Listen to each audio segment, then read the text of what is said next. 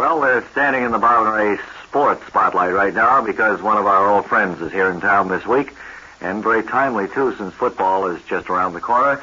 The head coach of the team at Indiana Collegiate University, Spike Sturdley. And, Spike, a real warm welcome is yours from Ray and myself as we see you once again for another season. How you doing, fans? How are things at ICU this year? Well, I think things are looking up. We had a shock here when I sent out the call for first practice.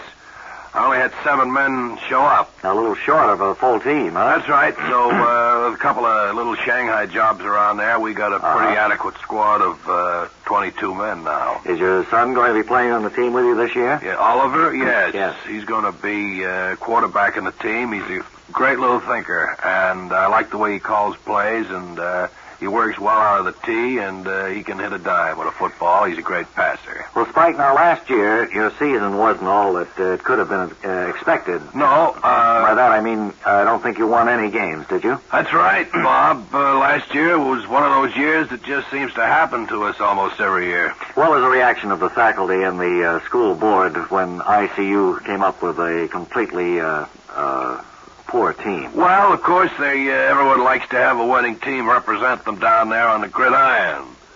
Well, I think most of the complaints came from most of the older graduates. The alumni agitated quite a bit for my scalp. Well, of course, years back, ICU was unbeatable, and then when you came to the school, the record, of course, began going downhill, and it's been going ever since. More or less coincided with my taking over the head coach activities out there at ICU, that their football, Well, wasn't part of this all due to the fact that between the halves you spent no time in the locker room pointing out errors that had been made, suggesting things that could be improved in the second half, that you spent your halftime selling soft drinks and hot dogs in the stands?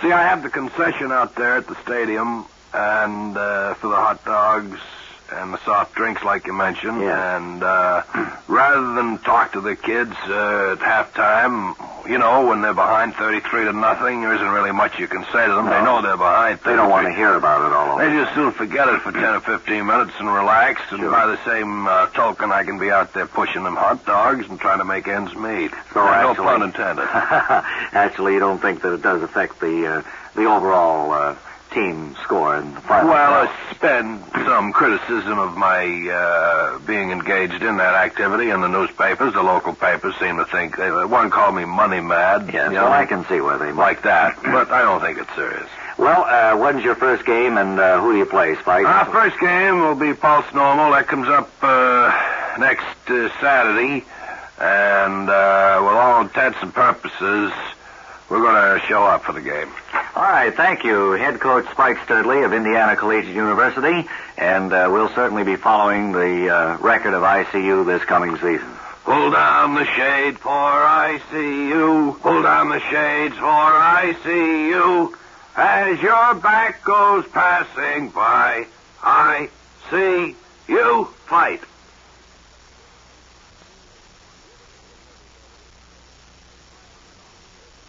I guess everybody is anxiously awaiting news of whether or not we're going to have the 11-inch gentleman here, and he is sitting right up, bright and cheerful.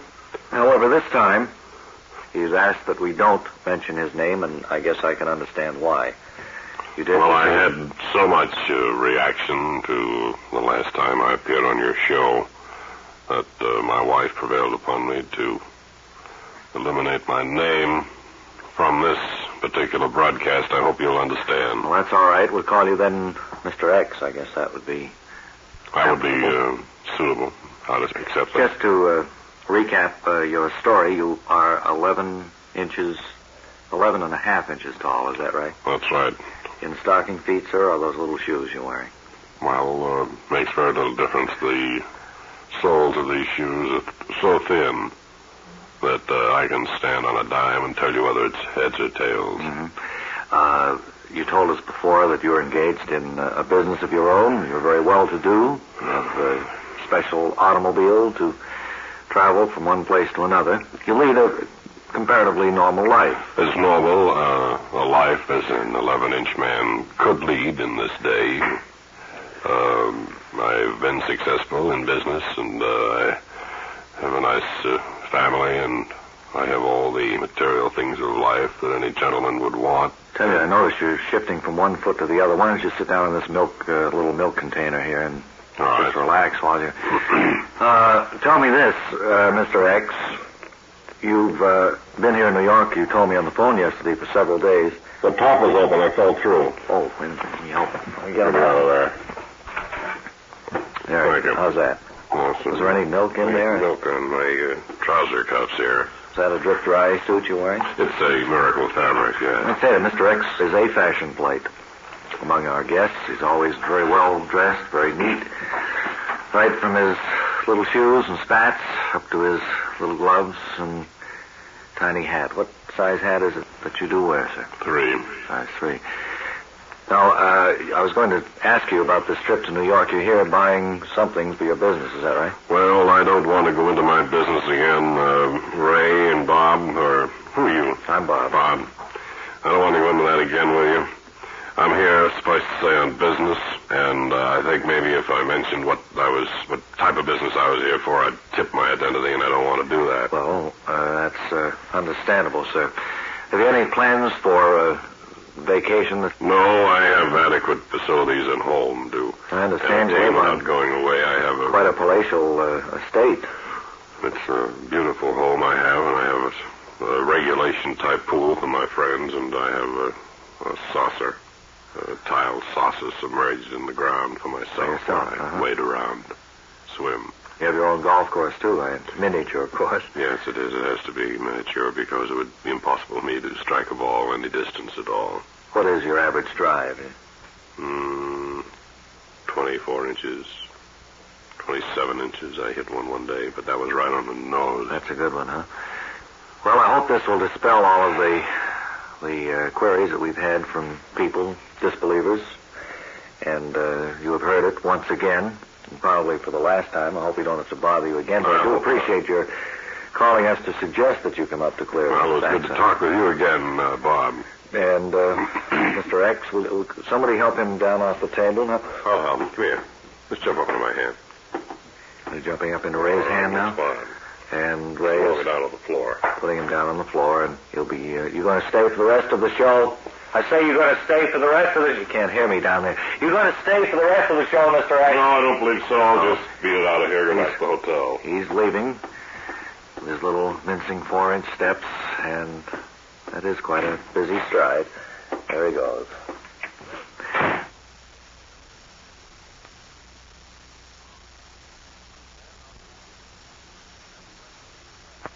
Webb, how are you this week? Webley Webster, ladies and gentlemen. Pretty good, thank you, Bob. And how are you this week? Fine. We haven't had a book review. Ray was just mentioning to me we haven't had a book review for several weeks now. And I noticed the players have assembled out there in the studio. They're all set to go with another dramatic episode of the book I've chosen to review today. Is this a current bestseller or something new? No, this is an old classic. An old classic. It's Dickens' Favorite Christmas Carol. Charles Dickens' A Christmas Carol. That's why. Certainly should be appropriate for this. Well, that's what I thought, Bob, being this season of the year. Is this the first time you've ever read it, or did you read it? Oh, no, I've read this, and I've heard it on the radio, and I've seen it in the movies, and played the record of it. And yeah. All that stuff. Well, okay, the players are ready, and I hope that we'll have one of the appropriate scenes. Yeah, so this particular scene that we've chosen to dramatize, the Webley Webster players, takes place about the third day at sea. Oh. And we hear But there's no... green old captain call out for the first mate. But a shipboard. Matey. Aye, sir. Is that any way to be talking to your captain? Well, ain't you ass up the wall? Oh, taking it easy, Captain. Up off the deck, matey. I came to bring the felicitations of the crew on this Yuletide season. Why, you... Bring any felicitations to your good captain, mate? You know better than that, laddie. All right, Captain. What me below for mess, mate? Well, we're having roast goose for Christmas dinner, Captain. Why, Maybe from now on you'll be checking with the captain on his choice. I thought you liked roast goose, Captain. I don't want you thinking what the good captain will like. You better check with him first, matey. The storm looks pretty bad, Captain. Only gonna suggest we hold in the main... Well, that's about it. And I think that's probably the most exciting episode in the whole book. I recommend it for the olders and the youngsters. But that is... Second Purple Power. Today's Saul Biffle. book review, Dickens' Christmas Carol, with the Webley Webster Players.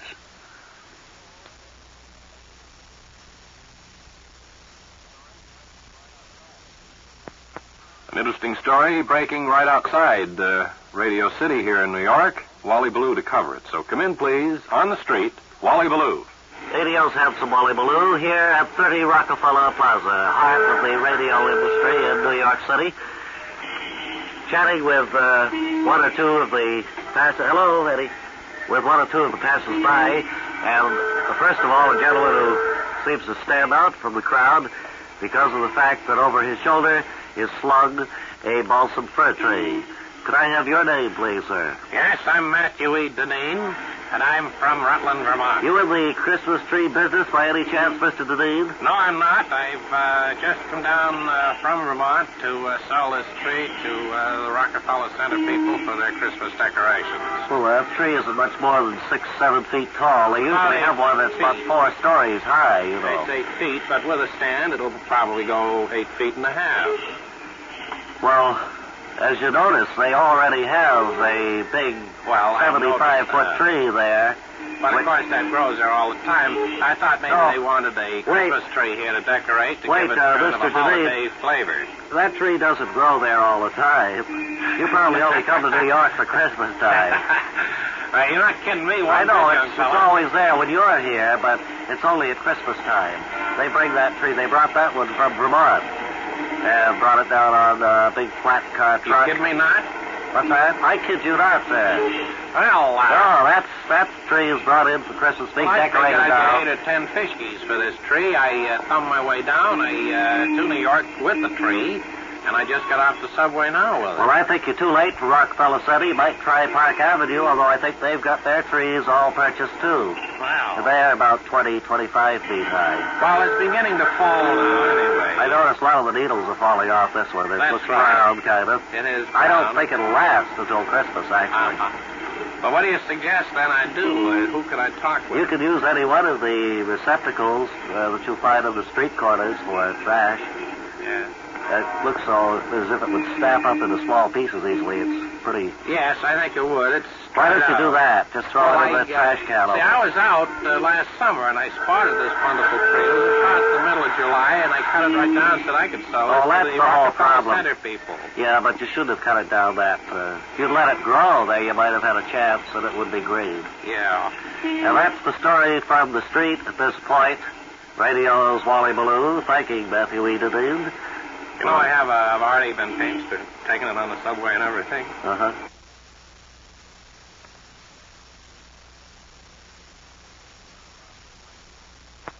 Here, seated at our Bob and Ray microphone at this time, is one of the world's outstanding... Well, just a minute, please. Henrik, the first name. Henrik. Mr. Henrik Wadley, who hails, I believe, from Cuyahoga Park... Wait, just a minute. Cuyahoga Falls. Cuyahoga Falls, Ohio. Ohio. And who has been billed around this country, and I believe in some foreign countries, too, as the world's foremost impersonator of George Brent. Sir, you are a man about... 53 or 54 years old? That's right. And may I call you Heinrich? Henrik. Henrik. How did you happen... Well, Henny is... people who know me call me Henny. How did you happen to take up impersonations? Were you dramatically inclined as a child, or what? Oh, I wouldn't say I was dramatically inclined, Mr. Bob. But either Mr. Elliot or Bob will be fine. Bob. You speak up, Hen. Can you speak up just a little bit? I said, have you done impersonations ever since childhood, or what? I remember the question now. No, and I wasn't particularly dramatic. It was just that I saw a George Brent movie once, and I just thought I'd try to sound like him, and that Could you give us a little bit of of George Brent, I think the folks would like to hear just how you go into this in your act. Well, I say, probably you'll remember this scene from a great movie. And then this is when I do this. This is what you do. Well, I'm home. Anything new? I don't remember the exact movie, but... I don't either. Neither does the voice sound too familiar to me. George Brent had quite a deep voice, as I remember. Mm-hmm. Have you lost the touch for it, or what? I mean... Well, I've been doing it so long, and naturally, my voice... How many years have you been impersonating George Brent? Over 30 years. 30 years. And, of course, I put a few gray hairs in my squash in that time, and my voice has changed. Do you do any other voices? Helmut Dantine. Could we hear a little bit of Helmut? What's going on in here anyway? Mm-hmm. That's Helmut. I see on the card here you do Claude Dauphin, too? Yeah. Could you do a little Claude Dauphin for us? Sure. Well, that's the way it goes, I guess, dear. So long for We've now. been chatting with Henny Wadley, the world's foremost impersonator of George Brent, with a few extras thrown in to kind of round out his entertaining. I want to thank you for coming all the way from Cuyahoga Falls, and let us know when your next appearance is. I certainly will, Mr. Bob.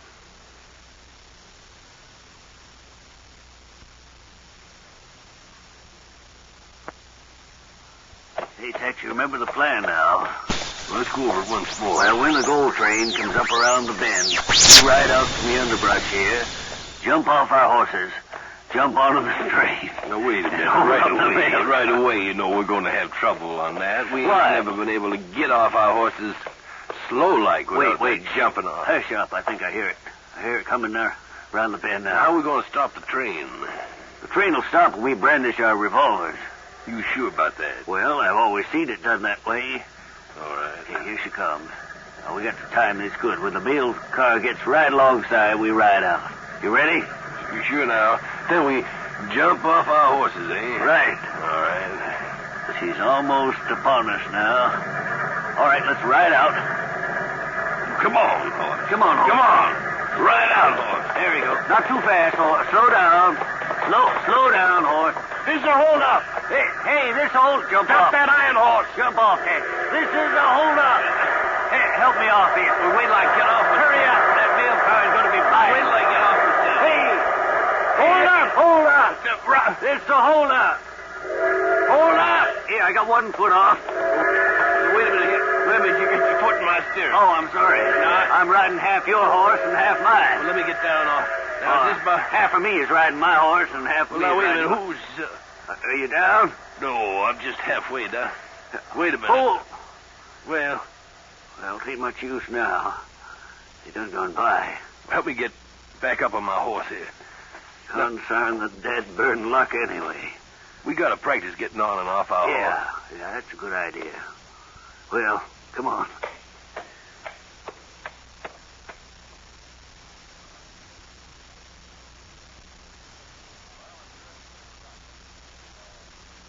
Well, I'm sure the Sitting Duck is pretty close to docking now. And for that story, let's call in Wally Ballou aboard that boat.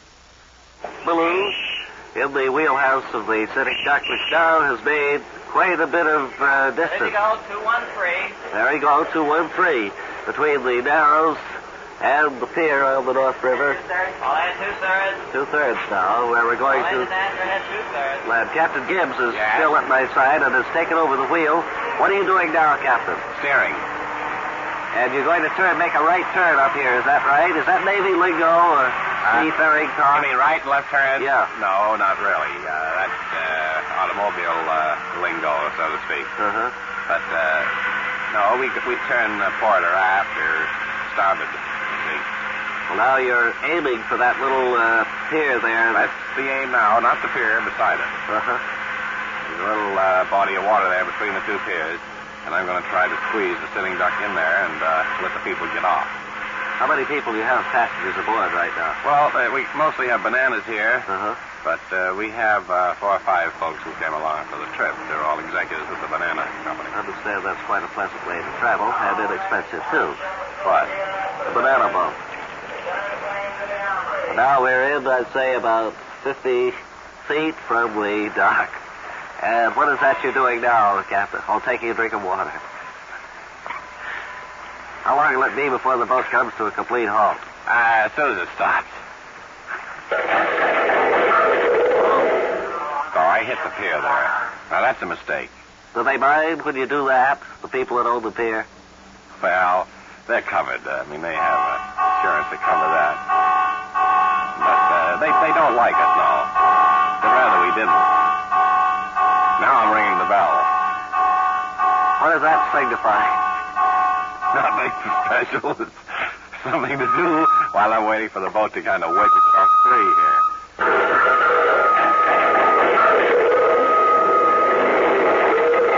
This is the worst, man. This is the worst I've done. Yes, I think it's being on the air. Yes. I was leaning over the side just as you brought the boat into a stop, and I had the microphone. You better get out. I'm going to get out of here. Captain, I'm getting out of here. I have my fingers not completely.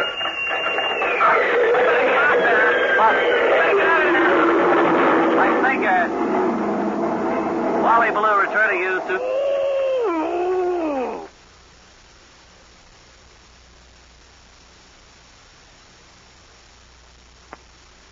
Again, we return to Wally Ballou, who is, I assume, still aboard the great ship Sitting Duck. Come in, correspondent Wally Ballou.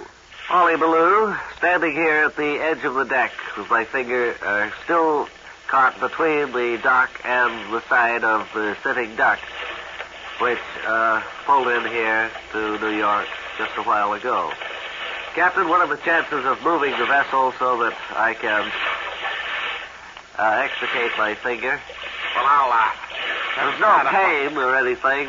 No, it's just a case of being stuck there, isn't it, Marlon? Right, and it's kind of awkward to carry on the radio broadcast in this shed. Ben, will you move the boat a little bit up there, please? 1/3. Yeah, back about a third. All engines anchor head 1/3. 1/3. 15 degrees rudder? Right 15 degrees rudder. That should do it because you sure they're going the right way now, away from the dock. Right 15. Yes. Be sure you're going away from the dock. 200.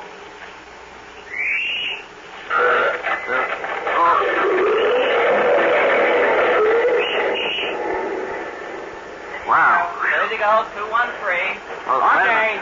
Hey, did you get your finger out? Yes, I did. Okay, you can bring it back in. Now, Boy, that's much better.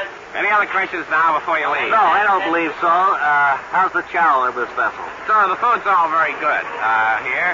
At sea, you have a great appetite.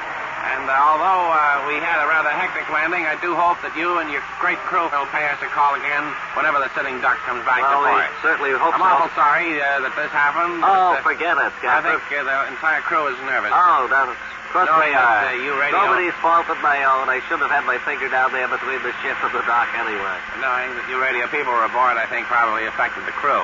But again, thank you, and we hope that you always consider the Sitting Duck as kind of a second home. Well, we'll certainly do that, Captain, and it's been a pleasure talking to you and to all of the men of the Sitting Duck. Anchor's away. What? Anchor's away. That's so. No, I'm giving a signal to drop anchor. Oh, and this is Wally Ballou returning you to New York.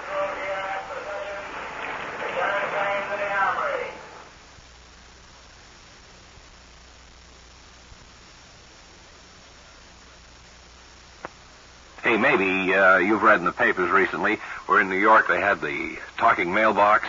Well, that set us looking around town, and we came across something that we thought might be just as interesting. Not far from Times Square is a talking soft drink dispensing machine, and we went there with our microphone. And would you spin that tape now so we can all hear it? Hello, everybody. I'm standing in front of a talking soft drink machine, and I wonder, sir, if you could explain a few things to us. Your order, please. What flavors do you have in there? We have imitation strawberry, imitation cherry, imitation cola, and very bad imitation chocolate drink. I don't advise the last one. Well, do I put a nickel in, a dime, or 15 cents, or how much is it? It's 10 cents for each one except the imitation chocolate. That's 15. I see. So I would put a dime and a nickel in. Is that Would you repeat that question, please? Would I put a dime and a nickel in the machine? If you had it. If you want change, put a quarter in, and there's a slight charge for that. You'll get 20 cents back. You charge a nickel in for making change. That's right. Is it rather cramped back in there, sir? No, I'm a small person of small build so that it's not too difficult. What are you, from out of town or something? Yes, I'm a stranger here, sir. This is the first time I've been by this talking. May I suggest the imitation cola flavor? Oh, how much is that? That'll be 10 cents. All right. Where do I put the money? Right over here? Right up there by my left shoulder. I see.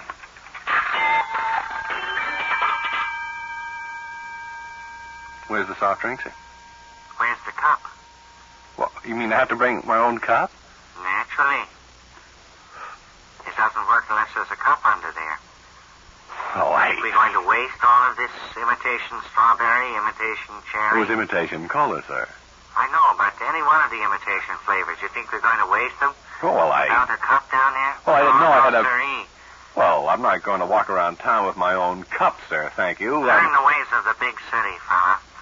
All right. I didn't come here to be insulted. It's been nice talking to you. Nice to do business with you. Do I get money back now? No, that's gone. I'm sorry. Do you work 8 hours, or... An 8-hour shift, and then I have a relief come on. Is he a small man, too? He's a little bit taller than I am. He has to kind of scooch down. I see. Well, it's been nice talking to you, sir. Friends has taken you to a talking soft drink dispensing machine.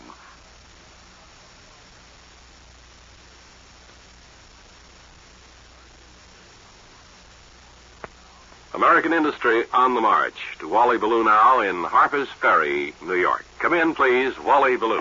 Please, blonde, blue-eyed Wally Ballou, speaking from Harper's Ferry, New York, home of the Waukesha Glass Fruit Factory, makers of some of the most beautiful centerpieces that grace America's dining tables.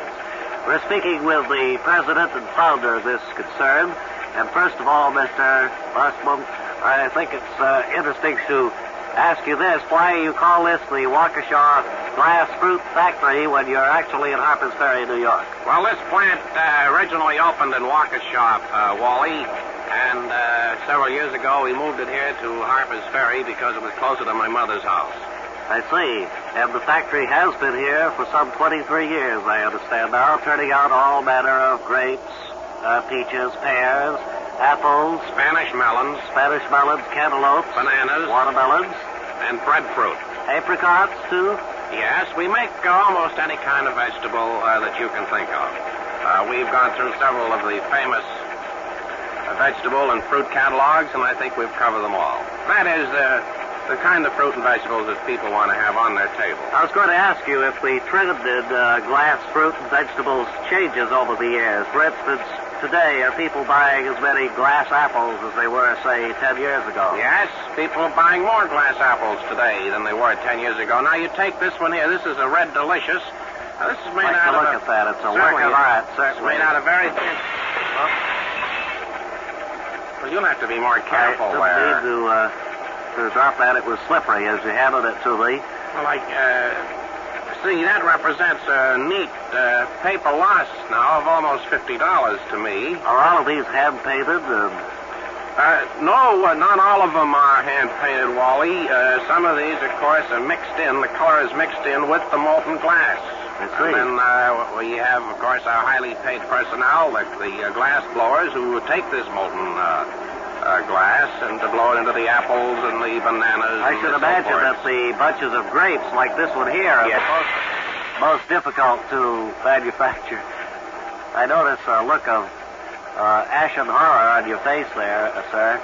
On my rugged features, you mean? Yes, I did. Well, I'm pretty upset about this, Ballou. I think you can take your microphone and get out of here now before you spoil the whole thing for me. I thought this was going to be a wonderful opportunity for me to talk about my products coast to coast. Well, it has. I'll never realize in actual return what I've lost here today. No, financially you have suffered a setback. I've taken a bath.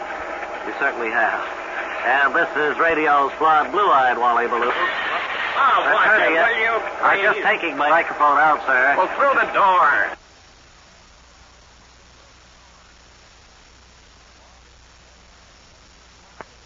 Well, Bob, it's that time again. The finals of the Bob and Ray annual Grand National Spelling Bee contest. Do you happen to have the regional winners there? Our 3 regional semi-finalists arrived in New York this past week, and I wonder if you would just step up to our microphone and identify yourself. You are? I'm Helen Ross, Fredericksburg, Maryland. And thank you, Miss Ross. You're the winner from the Middle Atlantic states, is that right? That's right. And Russell Flume, are you here? Russell couldn't be here. Well, Russell was the southern states... But he got sick. Well, I know, but he was the champion speller down there. Well, who are you, sir? I'm Benjamin Franklin. I'm from Altoona, Pennsylvania, and I'm going to substitute for him. Well, who do you represent? The southern I'll states? represent the southern states, All right. if I may. And our last contestant from the West Coast. Paul G. Revere. Paul G. Revere. Elmont, Utah.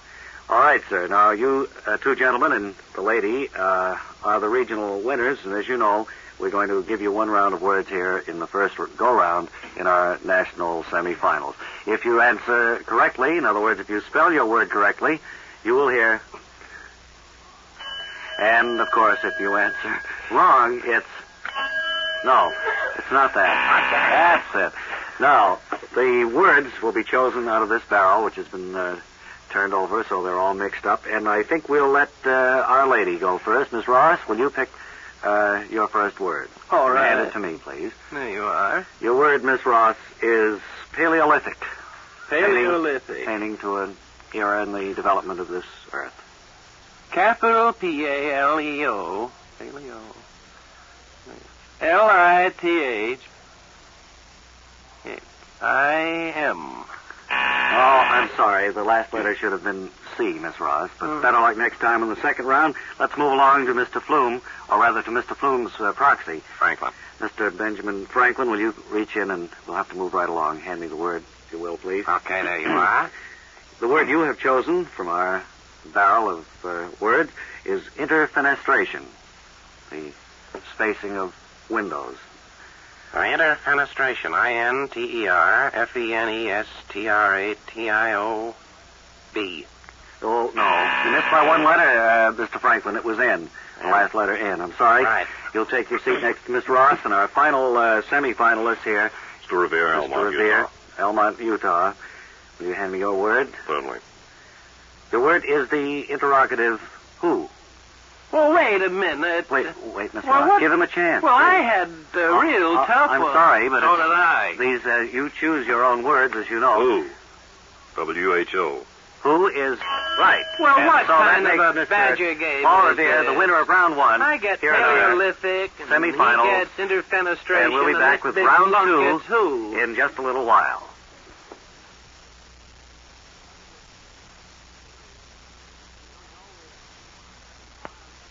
And here we go with our second go-round, the deciding go-round in our Grand National semifinal spelling bee with our three regional champions, Miss Ross, Mr. Revere, and Just Mr. because I get an Franklin. easy word doesn't mean it's phony. Our only. contestants are still bickering Sour among grapes. themselves about great. the unfortunate like I did, and fact that they drew, two of them drew hard words in the first round and one drew an easy word. Oh. Remember, for a right Maybe this spelling round it, will be on and the for a wrong spelling care if it is on the other foot. Here we go with our first. second round, and our lady, Miss Betsy L. Ross, is first. Right. Will you reach into the barrel, which has been spun, to certainly mix up the words chosen scientifically, and hand it to There me? you are. This time, Miss Ross, and this is the deciding word for you, your word is propinquity, or a nearness. Propinquity. Propinquity. Well, how come he got who and I get Let words me like remind that? you picked the word yourself, ma'am. Let's play the game Propinquity. fairly. I've All never good heard of it. sports. What's it mean? It means a nearness or a... Propinquity. P-R-O-P-I-N. G. No, it looks like a G sometimes when some people H, write. sure. Yeah, it's wrong, though, the way you spelled it. So I'm afraid you're out, Miss Ross, but our congratulations on putting up a good fight. I And didn't let's- put up any good fight. I'm just trying to save my skin. Let's move now to the regional champion from the South, being represented Hi. by proxy, Mr. Benjamin Franklin. I go along with Miss Ross to a degree. It seems like she and I drew the long straws. more Well, or you less, did get and a this other difficult fellow word here. as opposed to Yeah. an easy one for Mr. Revere in the first round. I'll take Let's my see if you do chance. any better this time, sir. Oh, okay, sir. You have chosen the word proximity, Proximity. closeness. Closeness. Go right That's a ahead. pretty difficult word, too. Go ahead, Mr. Franklin. Proximity. P-R-O-X-I-M-I-T. No, you were going to L. No, you were going to spell it wrong. I could tell. P-R-O-X-I-M-I-T-Y would be your word, and that You leaves could you tell out. he was going to spell it And that wrong. means You that- had the that buzzer means that going for our before he West got Coast- out 2 letters. I Our don't West know Coast what's going champion, on Mr. here. Paul G. Revere, can spell his word correctly. He Couple remains... sore losers there, Mr. Elliott. That's right, they are, Mr. Revere. Yes. You've chosen your word, and if you spell it correctly, that means you are the standard bearer, the champion in our Right. semifinals. We'll go on to our final round later to be held here in New York. All right, sir. Word you have chosen is far, the opposite of near or close. Well, wait a minute. Go ahead, Mr. Revere, if you Are will. you related or what? Please, Mr. Ross, Far. let's be polite. F-A-R. That is right, and Thank I you. want to congratulate you, and I know Ray does too. You bet I do. On having been, well, tell us what you do, Mr. Well, I Revere. own a theater out there in Elmont. That's right, and one of the most popular ones in Elmont, I understand. We're certainly looking forward to you two fellows when you come out there in Well, a we couple of certainly weeks. appreciated the booking when we heard from you. Thanks for being on our semi-final spelling bee, and you'll go along to the final, and I would think your luck will be pretty good, Mr. Revere. Best of luck to you. Thank you. Anyway, It's been wonderful being here with you. well,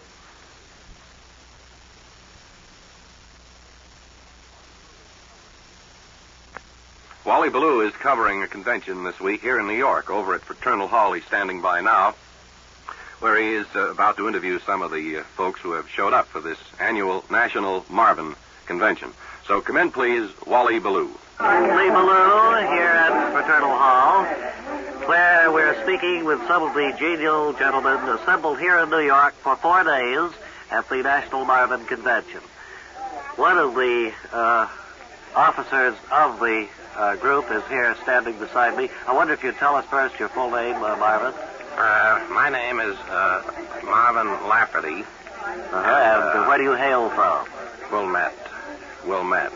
Just outside Chicago. I That's believe. right. Marvin, tell me when this organization first formed and what the aims and purposes of it are. Well, we first formed the Marvin group right after the last international misunderstanding, about 1946 and 7, and we've been meeting every year since then. Do you pick a different city every year to hold your Marvin convention, or Yes, we do. I suppose you've hit some of the big ones? Des Moines? No, we never did hit Des Moines. We've hit some of the largest cities: Chicago, New York, Philadelphia, Boston, Detroit. San Francisco? No. Los Angeles, Sacramento. Seattle? No. Buffalo. Eugene, Oregon? No. Well, now, are all of the Marvins here present No. at this convention? Or No, just, they couldn't all be here. You see, the purpose, actually, for founding this organization was to protect the name Marvin from jokes and be ridiculed. Well, of course, we certainly don't want to make any sport of it because that is the purpose of your meeting here. It's a very fine name.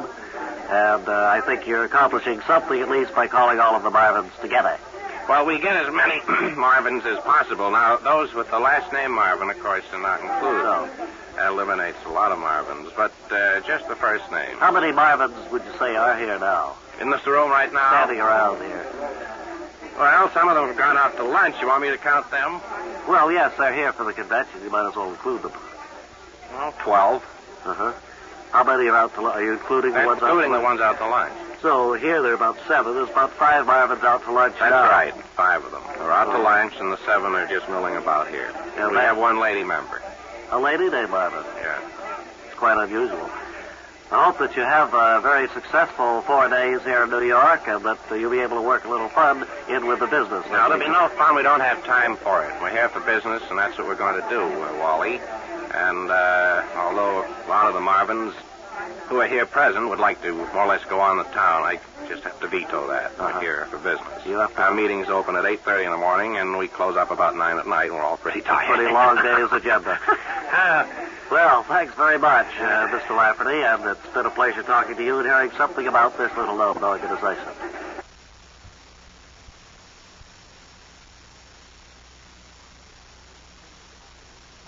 Once again, with the distinguishable measures of his theme, The Farmer in the Dell, it's time for the Bob and Ray Agricultural Director and leader at the Lackawanna, New York Field Station, Dean Archer Armstead. Dean, This being midwinter, I can't imagine what brings you to New York in the way of a farm program. Well, Bob, I come down here to answer several pieces of mail that I received at the film station. Questions that have... And I thought I'd take this opportunity to answer them on the radio on the Mount Vernon. Certainly be glad to go into any problems the midwinter gardener may have. Dean, what's the first one concerned with? The first one is concerned with care of the lawn while covered with snow. Care of the lawn while covered with snow. Well, just what care can you give a lawn when there are several inches of snow on it? Well, that's basically the problem. Although just because the lawn is covered with snow, it doesn't mean that we should forget it entirely.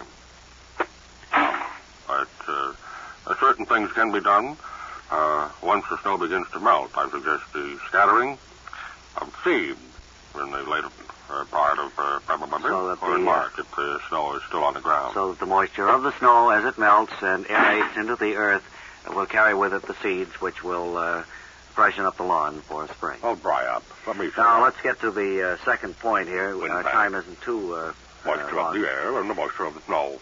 I'll answer the questions. This one is a trailing arbutus problem that a listener has. And they'd like to know just when would be the best time to prune the arbuti. Well, the time to prune arbuti would be, of course, in the fall. However, it isn't catastrophic. Too late, though? It isn't catastrophic if you forget to do it in the fall. You can do it in the spring, of course. The only thing is that I would hesitate in pruning the arbuti as far back in the spring as I would in the fall. Oh, it's not quite as short as in the fall.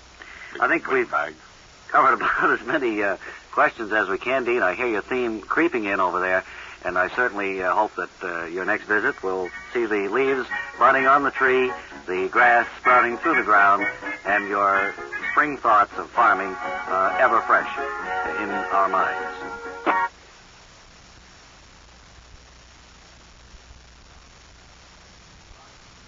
Down from his rocket launching center in Herkimer, New York, Professor Groggins, whom you're well familiar with, I think. Professor, what's new in the realm of space travel? Well, Bob, it's been a long time since I first started this rocket venture. I might point out, too, that it's the first time that I've been interviewed, I think, here in person.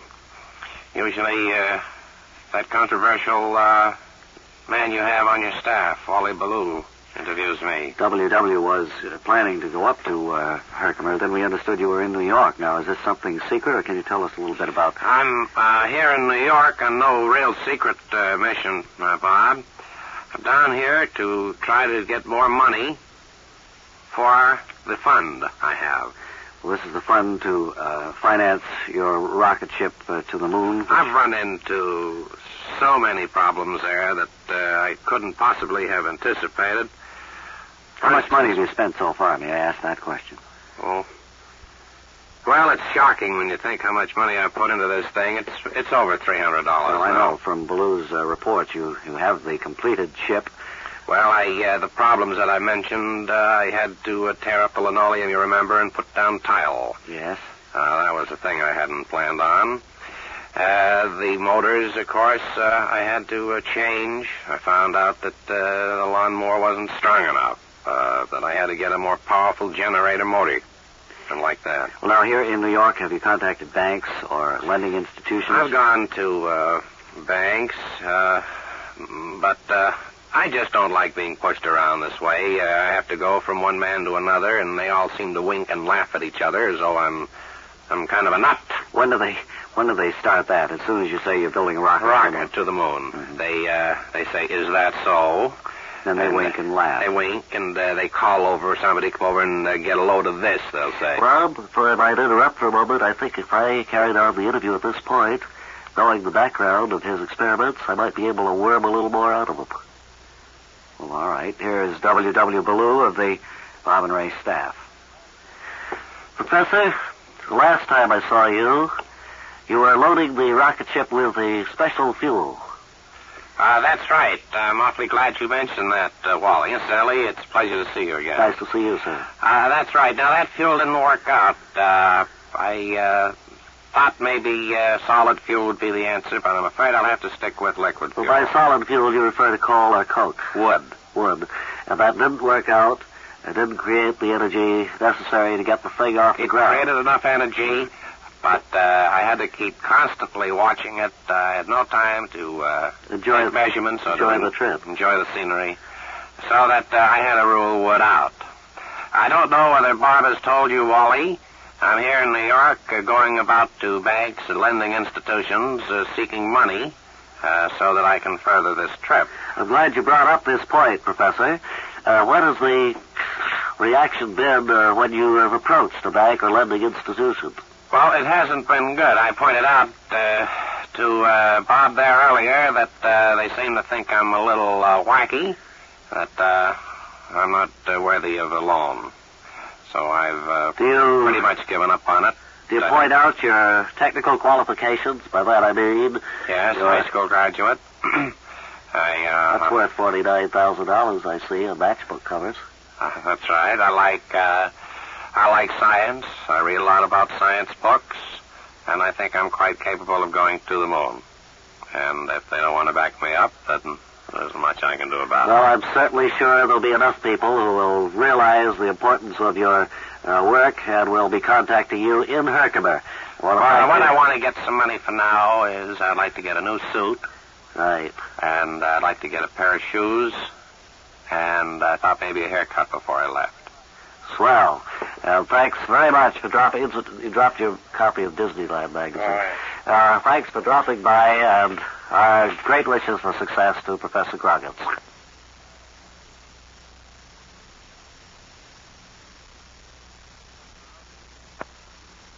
Time now to check with Bob and Ray's official weather forecaster, stationed atop Mount Washington in New Hampshire, at the Bob and Ray Weather Observatory. If you're standing by up there by the microphone, Cliff, would you come in, please? Stations of the season to you too, Dave. And I might say we're having very enjoyable weather. Well, Cliff, I wonder what the outlook is for skiers, and generally, what would be your prognostications for the rest of the winter preceding the vernal equinox? What was that again, Dave? What's the weather? We look for pretty generally good weather for the rest of the winter. A little bit of snow, some warm days, and some cold ones, too, I might add. How is the snow picture there now? The snow picture is out of focus at the moment, Dave. I can't see much beyond the area of our weather station. As you know, we're situated in rather a gulch just below the top of the mountain. I understand. Affording us not a very good view. In fact, no view at all of the skiing area. Well, Cliff, I don't think we planned it that way. We were to call on you... It was the best place we could get, Dave, right here in the gulch. Well, I know, but we can't get a very accurate picture of the snow and all, which is your reason for being there. That's what Mrs. Fleming was saying to me the other day. You can't get a very accurate picture, Dave, of the ski conditions, for one thing. Yeah. From your vantage point in the gulch there. Where's the old lady now, Cliff? She's away, Dave. Uh-huh. And has been enjoying a few days' rest. She had that mountain fever, you know. I know, it comes on. That's right. But the symptoms of that is what, you whistle between each word? Whistle every few words like that to demonstrate. Yes.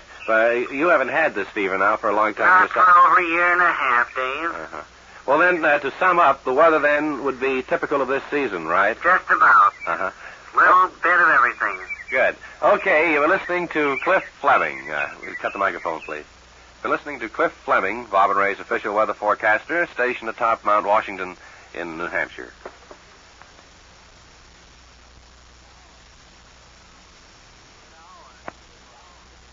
Here now are two of our musical friends, the world of entertainment, Claude and Clyde McBeebe, the McBeebe twins and their orchestra. And fellas, I presume you're appearing somewhere in the local environs here. You're wrong. We are not appearing at the environs.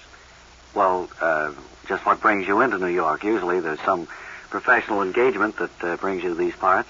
That's right. We are playing in a nightclub. You just picked the wrong one. Oh, you mean when I said the environs? Well, I just meant that as the local area. Where will you be appearing, McBeebies? We'll be playing at the Great Barn, which is in Queens. I don't believe I've ever heard of it. Is that Western-type atmosphere, or that's pretty popular these days, I guess? No, it's rock and roll. Rock and roll. Well, that seems to be a new departure for the McBeebe group. I know last time you were advocates of sweet swing and bringing back some of the old songs. You've changed then. Well, we had to get with it. We can't go playing those la-di-da songs and slowly starve. We have to get with it, so to speak. Mm-hmm. Well, in other words, you're keeping up with the trends, and I'm sorry that... we're keeping up with the trends.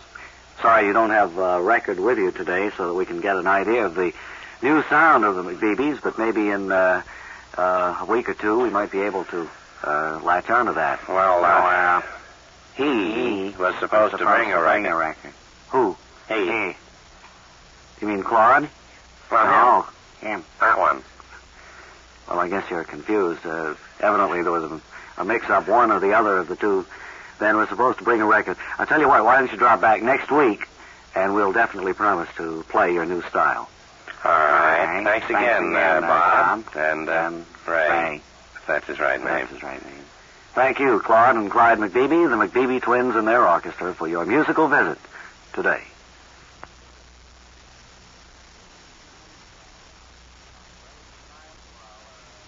Ray, is it time for our phone call of the week to one of our friendly stations along the line? Yeah. To discover what the top song is. Today we're dialing one of our neighbor stations, WTOK-FM, in the great Green Mountain State. We hope to be talking with the head disc jockey there. The phone is ringing right now, in any moment. Hello. Bob and Ray calling from New York. Is this Franklin Barnstop at WTOK-FM? Yes, it is. Franklin, we called to find out what your top song out there this week is in the great Green Mountain State. Gee, you couldn't have picked the worst station to call. What do you mean by that, Frank? Well, we don't play any records or any music. Well, you play something. You must have some kind of music of a sort on. No, we have a Star Spangled Banner when we sign on, and then we but play that when we plays sign records on. nowadays. No, you see, we're a hi-fi talk station. Well, what do you mean by that, Frank? Well, we talk all the time. We have the mayor and the school committee and professors and kids and people. We just talk. We have... You mean there's no music on your station, no jockeys or anything? Don't have any music.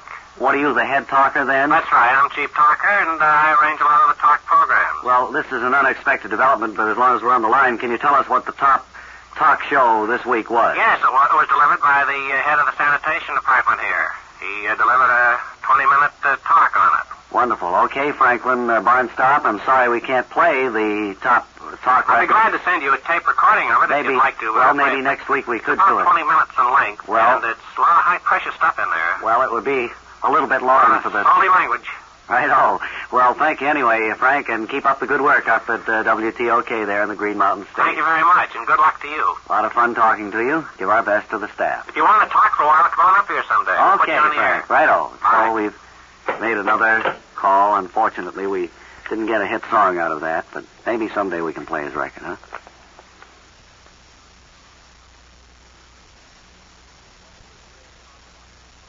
Industry on the March. Now to Wally Ballou at Dover, Delaware. Dover, Delaware, Wally Ballou speaking from the Furtive Greeting Card Company, and we're chatting with the president of the concern, Mr. Pauline Furtive. First of all, Mr. Furtive, I might mention that... Now, you can call me Pauline if you want. Isn't that rather an unusual name for president of a greeting card company? Well, it's our name, of course. It probably carries some overtones that people wouldn't understand, furtive greeting cards. No, I meant Pauline as a first name. What about it? Isn't that kind of unusual for you, a big, strapping, 6'8" greeting card executive? Well, I don't know why not. My aunt was named Pauline. Well, that would probably explain where I got the name. The family name. You're going at full tilt here at Furtive. And I wonder if you'd tell us just what you're doing. These are Christmas cards, and they're all printed with the person's name or names who have ordered them. Presses. And we have various, of course, messages and designs here, and they're all done in 4 or 5 colors. They're beautiful things to look upon, Mr. Prentice. Thank you very much. And I'm sure that the people who receive them, the Incidentally, recipients... I wish you wouldn't smoke in here. I beg your pardon. I'll put it out on the floor there. Thank you. I am sure I can understand your worry there with all of this paperwork going on and all of the... Well, I hate to throw a cloud on the interview that way, but it's something I usually do my interviews with a cigarette in my hand. Well, you're not going to do this one. No, well, I've put it out on the cement floor there. Right. Now, the people who have ordered these cards will, of course, be calling around probably by the end of the week to pick them up, get them addressed, and in the mail. No, what we're shooting for is the 22nd of December. We hope to have them in the mail to the folks who bought them, so that they have, 3 days to address them and get them out to their friends and relatives. So, well, I've heard that greeting card companies work almost a year ahead. But here you are working up about 3 days ahead of Christmas. That's what we're shooting for, the 22nd. Last year, fortunately, we got them out on the 21st, but I don't think we can match that record Can't this do year. quite that well this year. You think that will give the people enough time to get them into the mail, much less have them delivered? Well, my concern is getting them out to them before Christmas. Now, I don't care what they do with them. So long as my cards arrive at their home before Christmas, I'm happy. You're happy, You I get see. it? How about your own Christmas cards, Mr. Prentice? Have you got them all in the mail? Mine, yes, my wife takes care of that. They're all mailed about the 15th. I see. Well, it looks like you're going to have a year-end rush here, and then, of course, the slacking off period after the first of the year. But next year, the same thing, and the year after again and again. For many years to come, we hope. And our thanks for talking into our microphone here from Dover, Delaware. Well, it's been a pleasure having you down here, Mr. Ballou, and I hope that we've been able to fill America in on the great Christmas card printing thing. I certainly hope so. Now this is Radio's Wally Ballou, returning it to... What? I just talking to myself. I do that.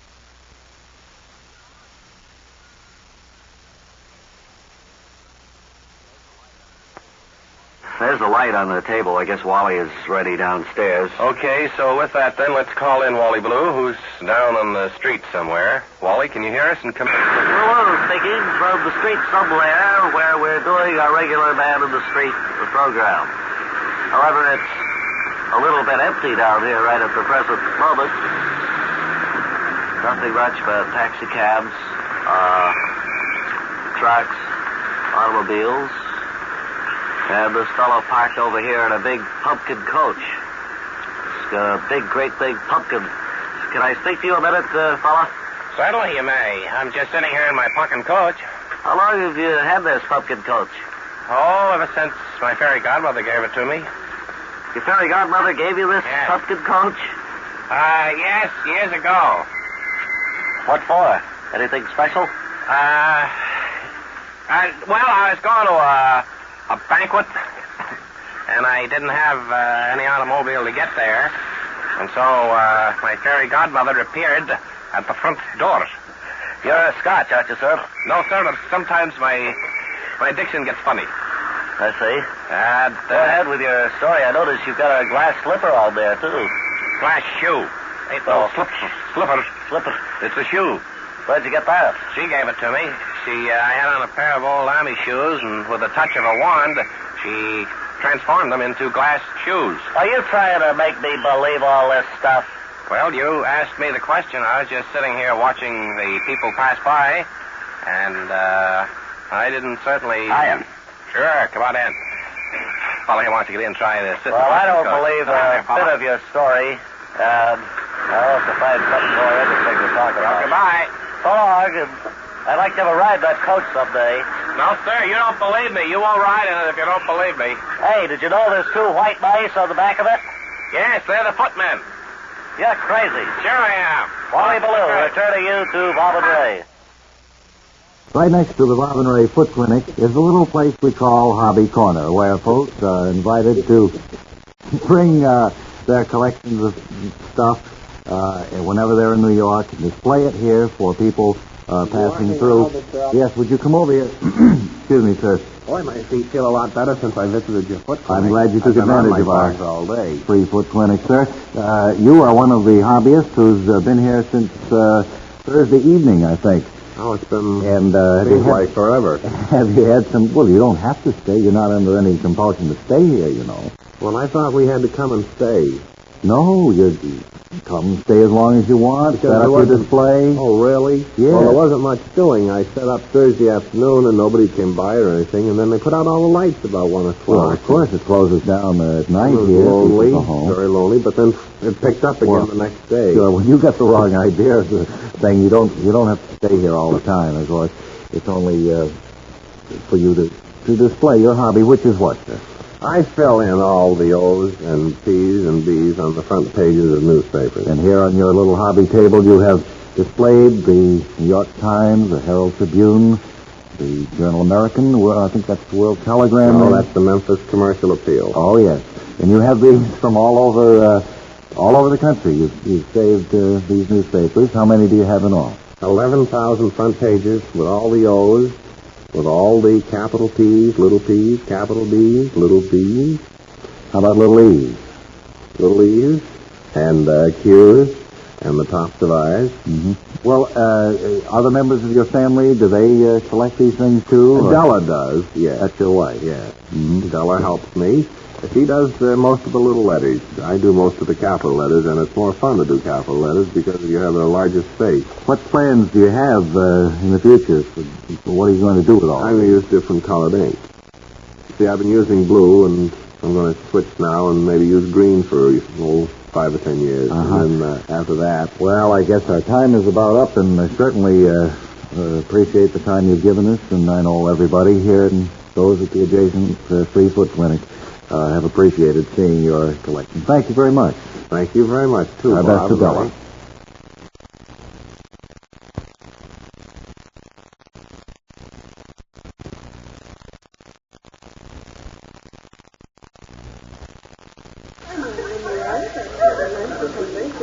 Hello, this is the Bob and Ray Banquet Corner. We're set up here at Ellen Wicker's Banquet and Other Facilities Hall, located in Hartford, Connecticut. And today we're going to hear a speech made by J.D. Balenwire, president of the Balenwire Thin Iron Fence Company. The occasion is prompted by the retirement of Bill Jester, an employee of the company. And now I see Mr. Balenwire is about ready. We're here tonight to do honor to Bill Jester, a man who, in my opinion, is about to retire. I feel the same way. Bill Jester was more than just a man. He was an employee. And as such, he was entitled to the very best. And I know there are those among you who would say that Bill was more than a man and an employee. He was a human being, too. Moreover, he was a man who never shirked his responsibilities, but looked them squarely in the eye.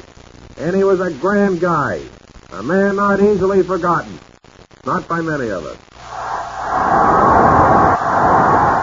And so because you're all those things, Bill Jester, because your services are no longer required by the company, I would just like you to know that your ace is high with me, and you can have a handwritten reference for me anytime you want it. But right now, for services rendered to the company, I want you to have this watch. Take it. Is it made out of gold? Well, why don't you unwrap the box and find out? I think you'll be pleasantly surprised, Bill. Okay, I'll look. Well, Bill Jester, is it made out of gold? No. What's more, it's not even running. Let me look at it. Say, it isn't running at that, is it? No, it looks to me like the stem was put in crooked. Once you try banging it on the floor, they start up that way sometimes. Well, I'd rather have you do that. That way, if it flies to pieces, I won't be responsible. Well, it certainly did fly apart, didn't it? Now that it's all apart, I can see a picture in back of the case. Looks like somebody's mother. Yeah, that wasn't a new watch, was it? Doesn't look like it, does it? No. Well, what do we do now? Do I get a new gift to replace the old watch? I don't think so, Bill. And the crowd seems to be in agreement. You're always kind of careless with equipment. I suppose that's why you're being retired at the age of 23. Now, the best thing you can do is leave this hall in a hurry before the crowd becomes ugly. And don't bother to scrape the watch off the floor either. You never know who's going to retire next week. I hope your factory melts in the hot sun. Get out.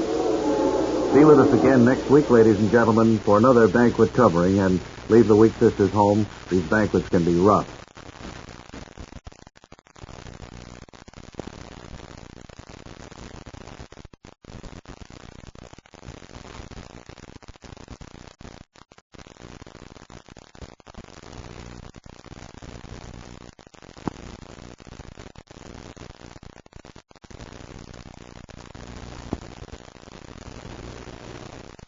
Welcome now to Open Minded, the hard-hitting program that avoids no issue, and the topics discussed here are meant to stimulate the listener, thereby force him into the good citizenship needed to run a city of our size. No subject is taboo. We operate in the earnest climate of frank conversation. We'd advise the home listener to do the same. We have two panel members with us today, Mrs. Malvina Marygrass of the Hudson School for Wayward Men, and Don Tanker, a writer for the Daily Trip, a vacation bulletin. I think we'll start things off today with Mrs. Marygrass. Can you think of a frank and earnest subject, Mrs. Marygrass? Yes, I can. And now, how about you, Mr. Tanker? Can you think of one? No, and you can't force a thing like that. It's just something that has to come naturally. Well, how come Mrs. Marygrass can think of one? Well, I don't know. I'd ask Mrs. Marygrass this, though. Did she come here prepared to discuss a frank subject? Mrs. Marygrass? Yes, I did. That answer your question, Mr. Tanker? Yes, it does. Well, maybe today's topic should be about divergent points of view, then. How'd that be? Well, that's not such a frank subject, really. Well, it's not calculated to shock, but so far the listener at home isn't being forced into good citizenship by the remarks you've already made, and that's the purpose of the program, really. Well, I certainly came prepared to discuss a number of things that might be considered taboo. I suppose... Anybody can do that if they prepare for it. Oh, what do you think of that, Mrs. Marygrass? Well, he's probably right. However, I would add this qualification. If someone is invited to a program such as this, I think they should be prepared to enter into frank and earnest discussion. And the clean, clinical air of honesty seems to be missing today. I would ask Mrs. Marygraff this question. Isn't there a good deal of impact of that which is left unsaid? And I would ask Mrs. Marygraff still another question. She says that the clean, clinical air of honesty seems to be missing. Well, could that be true because I was honest enough to admit that I came unprepared? Well, that's rather a loaded question, I'd say. Well, now, in the interest of good citizenship, I have to ask you not to evade the question. If there's to be a better tomorrow, we've got to answer today, right? Well, I wasn't impugning Mr. sorry, Mr. Tanker. All right. Well, I wasn't impugning Mr. Tanker's honesty. I simply made the point that he was unprepared for today's discussion. And he was frank and honest enough to admit it. On the other hand, Mr. Marygrass, you've talked a good game about taboo subjects. You said you were prepared to discuss, but as yet I've heard nothing. I'd look into her background if I were you. Don't worry, I will. Well, I've never heard of such a thing. I hold my reputation up for all to see it, and I'll stand or fall on it. Listen to her whine, Bob. Yeah. And so we bring to a close another session of Open Minded, and we hope that this hard-hitting program was an uplifting experience, that many of you will become good citizens because of it. Thank you.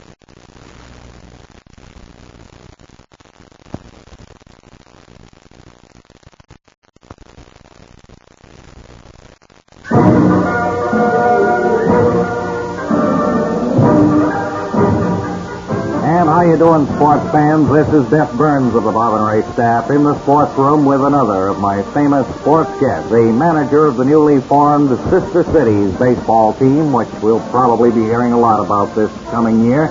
Manager Al Fezdesky. How are you, Al? I'm just fine. Biff, and I want to thank you for inviting me up here to talk to you and to all your listeners. Certainly a pleasure to have you here. The Sister Cities team looks pretty good this year, doesn't it, Al? Can you give us... Well, I don't want to make any predictions so early, except to say that I've been delighted with the way we have come around during spring training. Uh-huh. You'll be playing in newly built Fogg Stadium, won't you? That's right. That should help us, too, moving into the new stadium. And naturally, it'll give a lift to the club. And I'm sure that with the winds, the way they usually blow from left to right field, We're going to get a lot of foul balls up into the stands that way. Well, now tell me, do any of the youngsters stand out that you'd like to talk about? Any of them look like they're going to be real comers this year? Well, we have a young kid, Steve Pradlin, at shortstop. Now, he's got everything going for him. He got big hands. He can go to his left, go to his right. He can go into the hole. He can make the long throw. And he has big hands, I told you that. Yeah. And he's a good hitter. What I like about him is he can hit behind the runner. That's good. And get him around there. And I'll tell you this about Steve. He's a perfect gentleman on and off the field. Another thing, Hal Marmaroff, our catcher, I think, is going to get his confidence back. He had his confidence shaken last year, you know. I know he did, yeah. Got hit in a squash. I remember that. With a fastball, you remember. Well, now we took some movies of Marmaroff during training. Uh-huh. And we noticed that as the pitcher threw the ball, he was flinching at the bat. In other words, he was... A little gun-shy, so to Right. He was almost like he was praying up there. Uh-huh. And it was taking his mind off hitting the ball. So we showed him a movie, and he seems to be coming around. Now with him batting in the fifth slot, with young Crowley coming around the way we hope, there's no reason why we can't stay in the top of the second division this year. Wonderful. I certainly hope you do and want to wish you a lot of luck, Al Sosdetsky, and maybe you have some advice for the kids before you go. Well, I'd say that if they want to play ball, now's the time to do it, but play it every day. Play ball, play it honestly, play it fairly, play hard. When they grow up, they'll Time is up here in the sports room. This is Jeff Burns with thanks to manager Al Sosdetsky of the Sister Cities team. We'll be looking forward to seeing you this season. From Biff Burns, this is Biff Burns saying so long.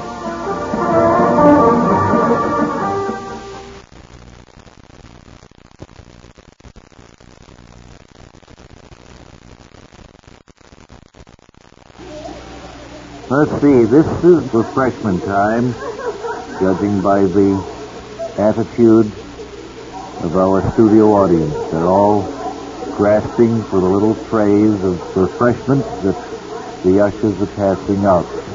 Tony, what do they have to look forward to today? What are the folks going to get? Well, Arthur, I don't know whether you'll approve of the menu I selected, Arthur. Well, it's been all right in the past few weeks. You've picked out some pretty good stuff. As long as it's safe for all the folks, that's our big concern. Well, they'll all get a paper cup filled with lentil soup. What's that? They'll all get the paper cup filled with lentil soup. Lentil soup? Paper cup filled What's with... that, like beans, isn't it? I believe so, Arthur. The only kind of soup I know is mulligatawny. They have mulligan stew, paper cup filled. That's good. They also have a paper cup filled with oyster stew, Arthur. And a paper cup filled with clam chowder, Arthur. Tony, how does it happen that all of the things that our folks get for refreshments this week fall in the soup line? I don't know, Arthur. It probably was poor planning on my part. Holy smokes. These people can eat only so much soup, so we don't give them an awful lot of it, but 4 different kinds. It's going to be a soupy audience. They're pretty soupy anyway, looking at them.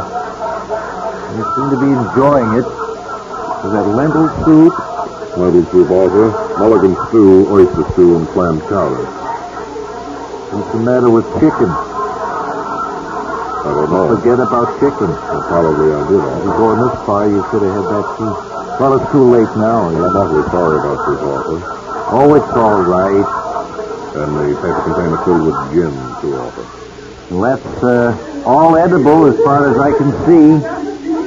You folks just eat moderately and enjoy yourselves. Remember to throw away the cups after you're through.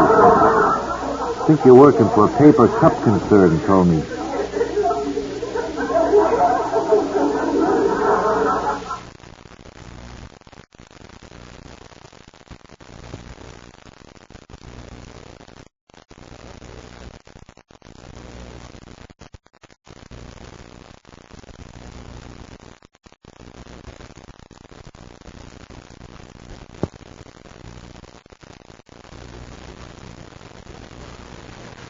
Now it's book review time, and our literary editor, Webley Webster, is here, and in another studio adjoining, the Webley Webster Players, to present a scene from the book to be reviewed. What is it this week? Rally Around the Flag Boys by Matt Dibble. Rally Around the Flag Boys. That's one that I haven't caught up with. I've heard it very highly recommended. It's a very enjoyable book, and I loved it. I really do. Matter of fact, I only review the books I like. The ones I don't even book them. Well, I think that's a good course to follow. There's no sense... Why review something that's, for the birds? For the what? Birds. Birds. The birds. All right, well, you do like this one then, and I guess the players are all set. Incidentally, we've got several letters from people wanting to know, Webb, if you write the dramatizations of these scenes from the book. Yes, I do. You take care of that. I write everything, and the Webley Webster Players are all set, waiting for my signal now to enact what I think is the highlight of the book.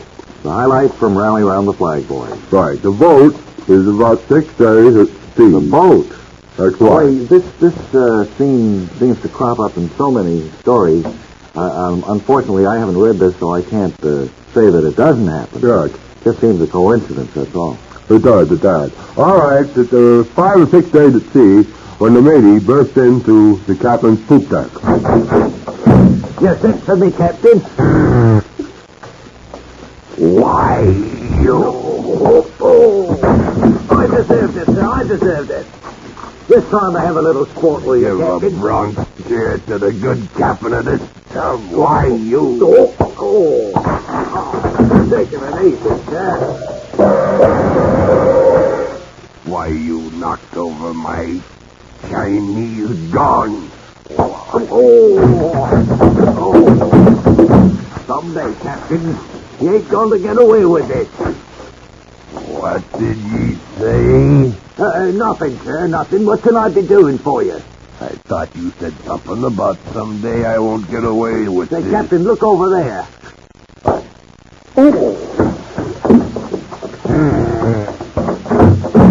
He ran out, the scalawag. I'll get him if it's the last thing I ever do.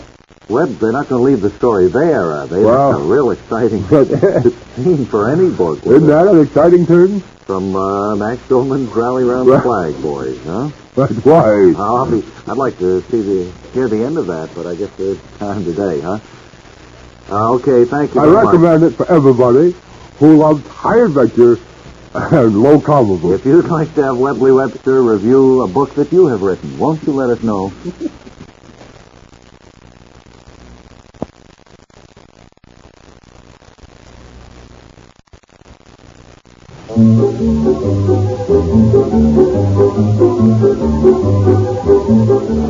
And hello, this is Harvey Swenson welcoming you to Let's Take a Tour. Today we're visiting the Coil Skinny Road Sign Company, and with me is Mr. Warren Sarko, the foreman, who's going to explain the technical equipment as we go along. Now, what's this interesting tool here, Mr. Sarko? Well, that's a hammer. It's for use driving nails, sir. Well, now, Mr. Sarko, would you care to tell us what that group of men is doing over there? You mean on the bench? Yes. They're having their lunch, Mr. Swenson. Now, the way they do that, the operation involved there is this. You see, the noontime whistle blows. Now, what's that room over there, Mr. Sarko? Now, that's the steak room. That's where the steaks are made. And the road sign is clamped onto the stake, is that right? No, the stake is clamped onto the road sign. Would you like to see one of the stakes, Mr. Swenson? Oh, very much, sir. It's something we're all interested in. Well, right here, this is a typical stake here, without the road sign on it. It's 41 inches in length, and it's got a point at the bottom. And that, of course, means that the roadside will stand 41 inches above the road. Is that right? No. We have to drive the stake 8 inches into the ground. Well, then, subtracting 8 inches from the stake, the sign will stand 33 inches above the ground. Well, now you've got to take into consideration the sign itself. Now, it has height, too. How much, Mr. Sarko? The sign's 8 inches high. Then the sign will stand 41 inches above the ground. I suppose so. Say, Mr. Swenson, would you be interested in seeing our reject room? It's a pile full of signs that our machines ran off incorrectly. All right. Is it that small room over there? No, that's a boiler. It's over here, Mr. Swenson. And be careful not to step on any stakes. All right. Oh. Here we are. Yes, I did. Now, let me pull one of these signs out. Here. Now, take a look at this one. Hey, it says speed limit 200 miles an hour. Mm-hmm. The overhead printer went out of whack on that. It was supposed to read 20 miles an hour. I see. Now, take a look at this one, sir. Well, this says sharp groove ahead. What's the groove, Mr. Well, it was supposed to have read sharp curve ahead. Our typesetter got the axe for that one, I'd like to point out. Incidentally, a good many copies of this particular sign got by the inspector here and were placed on quite a few roads, unfortunately. No harm done, I hope. Well, now you'd be surprised how many people stop and get out of their cars and walk on ahead just to see what a sharp groove was. Is that right? Mm-hmm, that's right. Well, thank you, Mr. Warren Sarko, for showing us around the Coyle-Kenny Road Sign Company. It was informative and revealing, and it happened on Let's Take a Tour.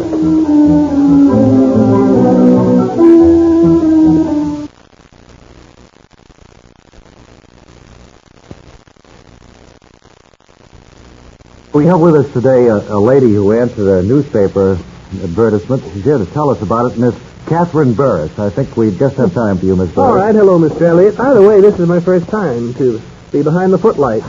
Well, we don't have footlights here. They're used in legitimate theaters only. Oh, is that where they're used? Mm-hmm. Well, that throws a different light on the situation. You walked right into that one, didn't you, Mr. Elliott? My, yes, you Miss did. Burris, which newspaper ad did you answer? Would you tell us? An ad which read, in essence, can you sing? Do you have hidden talent? And things like that. Write us and let us know if you have any talent, and if you have, we'll help you develop your singing talent, or for that matter, any other kind of talent you may have. Well, that was it, in essence. Do you have a hidden talent, Miss Burris? Well, I sing as well as Helen Going With. Who's Helen going with? I don't know who Helen's going with. I haven't seen her recently. Oh, mercy, you fell for those. Maybe I should be an MC instead of a singer. Did you send these people a letter telling them about your singing talent, Miss Burris? Well, I thought sending just a letter would be insufficient, so I went to the Penny Arcade and made a recording of Oh Johnny. How did it come out? Was it good? Well, it picked up the sounds of the rifle shots in the background, but I felt that these people would take the rifle noises into consideration and not pay any attention So you to sent them. the record along to them, huh? Well, I'm not afraid not. On my way out of the Penny Arcade, I accidentally stepped on the foot vibrator, and the record flew about 30 feet into the air. Smashed the record, huh? Only the part that fell on the floor. Oh, mercy, how you do set me up with those straight faces. Straight lines, Miss Burris. Well, whatever. At any rate, I said in my letter that I had a fine singing voice of the type that's so much in demand these days. Well, did it take a long time before you got an answer back? No, I got an answer from them the same day I mailed my letter, about 3 hours later. What did they say? Well, they said that my talent was being processed along with the talent of thousands of other applicants, and there'd be a long wait before they could judge my talent. Well, that's kind of discouraging. How long did you have to wait till then? Well, that evening I got a very special delivery, personalized letter from the president of the outfit. Personalized? Here's the letter. You can see where all those blank spaces are filled in with my name. That's personal, isn't it? Yeah. I noticed the letter goes on to say that you have a fine, I see, bass and baritone have been crossed out, leaving soprano. You have a very fine soprano voice. I certainly do. And it adds that you can have the use of their recording studio for $700 an hour. Well, are you going to take advantage of their kind offer, Miss Burris, do you think? No. And do you know why not, Mr. Elliott? Why not? Well, $700 is a little too high, even for a soprano. I declare, if you don't give me one of those straight laces again, Straight lines, and thanks for coming up here, and I'm glad you decided to turn down their offer. You have a lot of talent, ma'am. Good luck to you, Miss Burris. Go back there and sit down.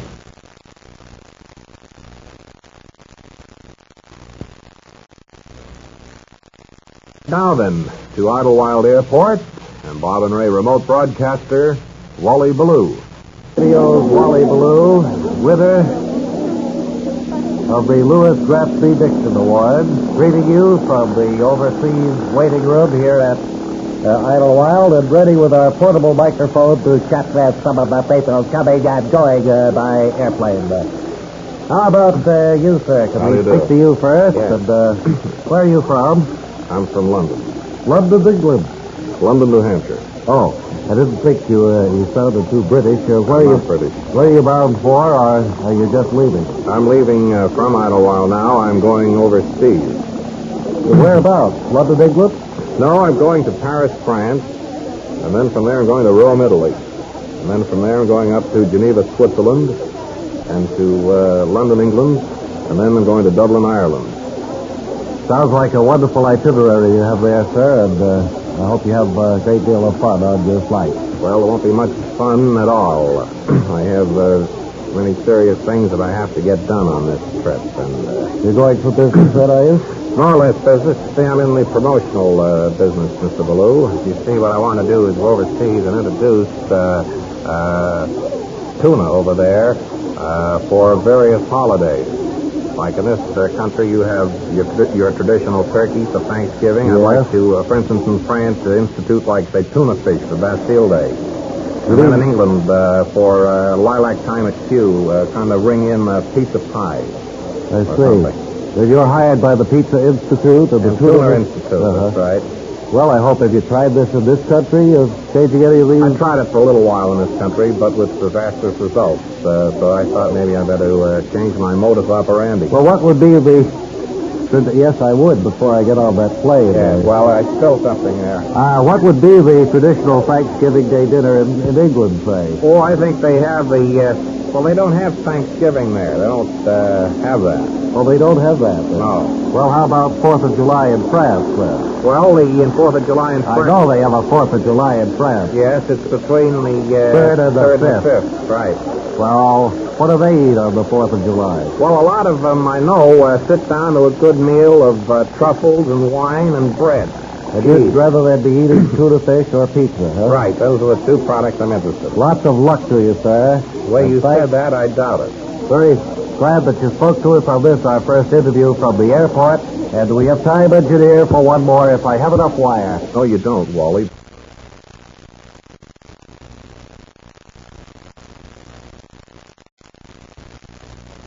Flaming, would you come over here, please? Ladies and gentlemen, one of the greatest acts to come out of the circus world, and one of the most exciting ones, certainly, that we've ever seen, Flaming Bombadine. After we talk a little bit, we would like to have you demonstrate your wonderful act.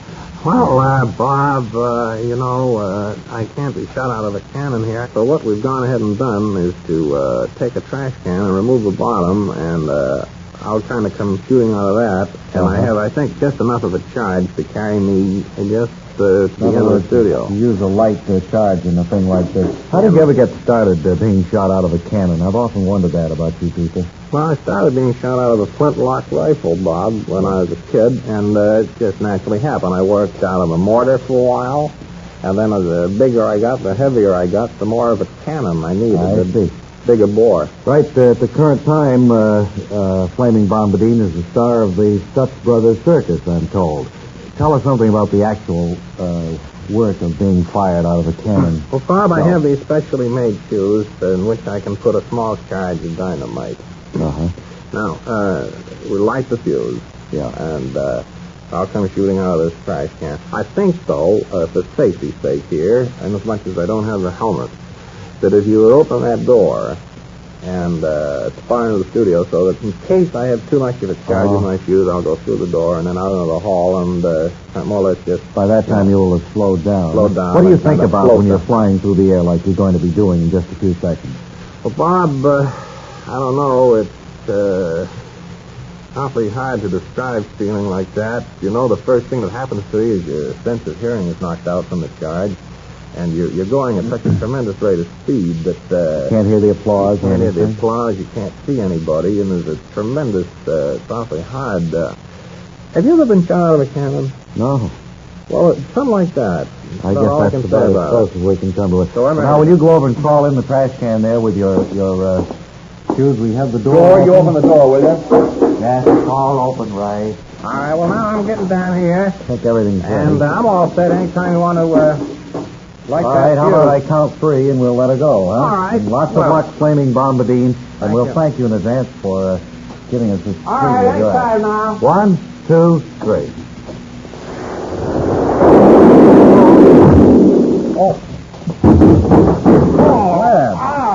Oh, I'm awfully sorry. Webley Webster just came in, ladies and gentlemen. And I closed the door. I didn't know that a fellow was going to be shot out of the cannon. He was right on his way out the door. He was slowing down. Flaming? What? I want you to meet Webley Webster, one of the greatest little guys in show business. Is he the fellow who closed the door? Yeah. Well, he came in. He's a bird brain, if you ask me. Webb, this is Flaming Bombadine. How do you do, Flaming? I've heard so much about it before. I bet that hurt, huh? He went headlong into that that heavy door out there. I'm going to sit down for a little while. I think maybe you've got... Do you have a headache or anything? Yeah. Mostly your ass. Well, Flaming, all right. I think he is. Would you like to sit down on the Bob and Ray couch, Flaming? It might be more comfortable. Flaming.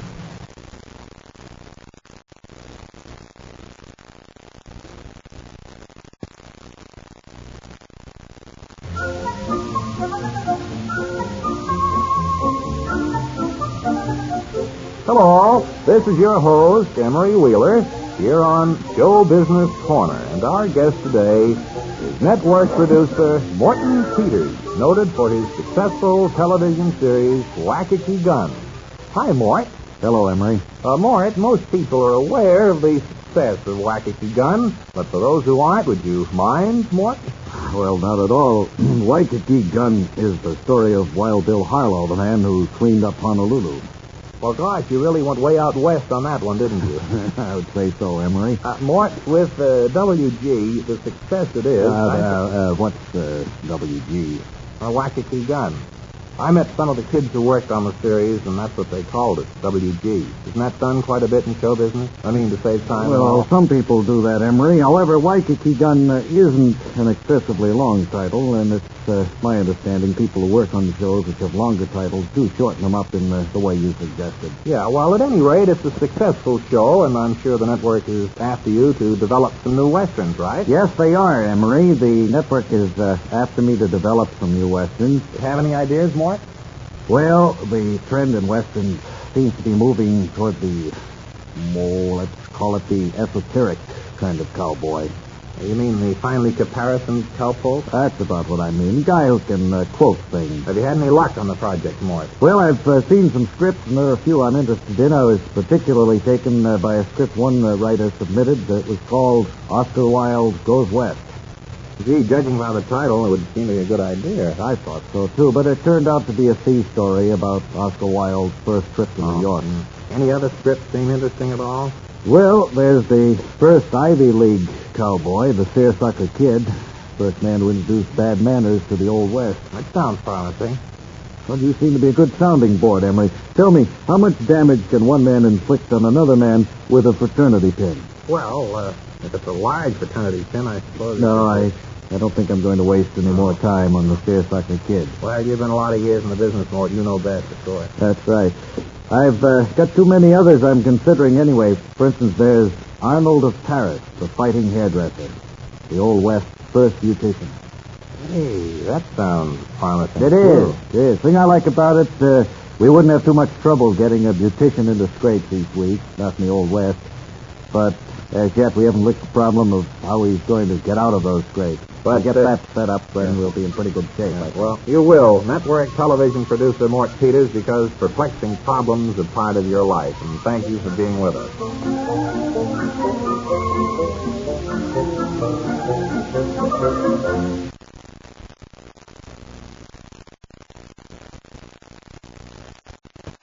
We said we're going to have a weekend feature, and that's what we're going to do now as we call in another of the Bob and Ray staff, who is somewhere in Texas, Scott Keogh. I wonder if you can hear me, Scott, with your man on the road weekend helicopter report. Please come in.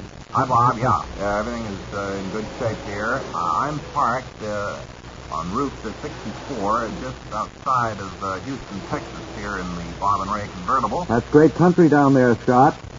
Yes, it is. It's a very interesting country, Bob, and we have a full report on the helicopter situation for you. Well, how is it right at the moment? It's very heavy in the sky southbound. I think probably have been 15 to 20 helicopters go by here in the last 15 minutes. Well, I can hear some of them overhead there. They sound pretty low. There's a slight tie-up westbound at the Sky Toll House, where there are several helicopters backing up there. I would suggest anyone in a private plane to bypass that. Do you find that the weather is good at the moment? The weather's very good, Bob. It looks like we're going to have a delightful weekend. Well, that'll everyone is taken to the air. Yes, that will mean the sky will be full of the whirling birds there, as they call them. Do they seem to be clearing up the situation that you mentioned a moment ago? No, if anything, it's getting a little more complicated and putted. I notice now Yes, here comes the state police trooper in his helicopter with the Oh, red good. flashing lights firing. He's going up to see. I think what's happened up ahead, southbound, is one of the helicopter's engines has boiled over. Oh, yeah. And you know, it's only a two-lane sky road. Well, if they get tied up the way you've described, I can understand how an engine could heat up that way. Well, that's what's happening, Bob. So I would advise, I think he's going to clear it up now. Yes, they're throwing up a sky hook. Oh, good. And they're going to pull the immobilized helicopter off to the side into the other part of the sky. Well, then, do you have any final word of advice to helicopter people down that way? Yes, I would. I would remind them all that the airwaves are filled with helicopters this weekend, and that unless they absolutely have to use their helicopter, don't do it. And again, the reminder that the traffic is heavy southbound and high up at the Sky Toll House westbound. Thanks very much for more fine reporting, Scott Keogh, and we'll see you again next week. Thank you, Bob, and 30. What? Thank you, and 30. What do you mean by that? I don't know. Is that mean, is it? Say something like that? I don't know.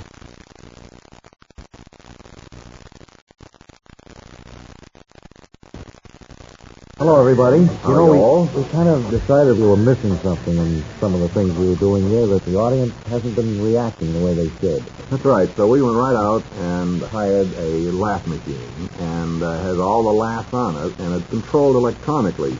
I think it'll punch up a lot of the humor that lies latent. Not only that, but you can take a dull script and make it sound hilarious with this particular tape we have. And we've asked Chester Hasbro Frisbee, who writes all our dramatic type things, and he said he'd write us a home type show, and we could use this tape and see how it worked out. How's that for an idea? That's fine. We got a good theme for it, so I think without further ado, we should get to it. All right, let's try it out.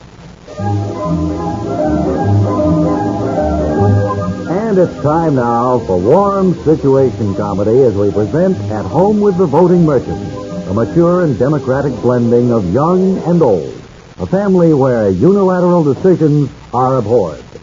Matt, Joseph smashed your car this afternoon and ran it right through the plate glass window at Nelson's drugstore. Well, Joseph, I suppose there's a reason for all that. Sure, Dad. I did it on a bet. I won 50 cents.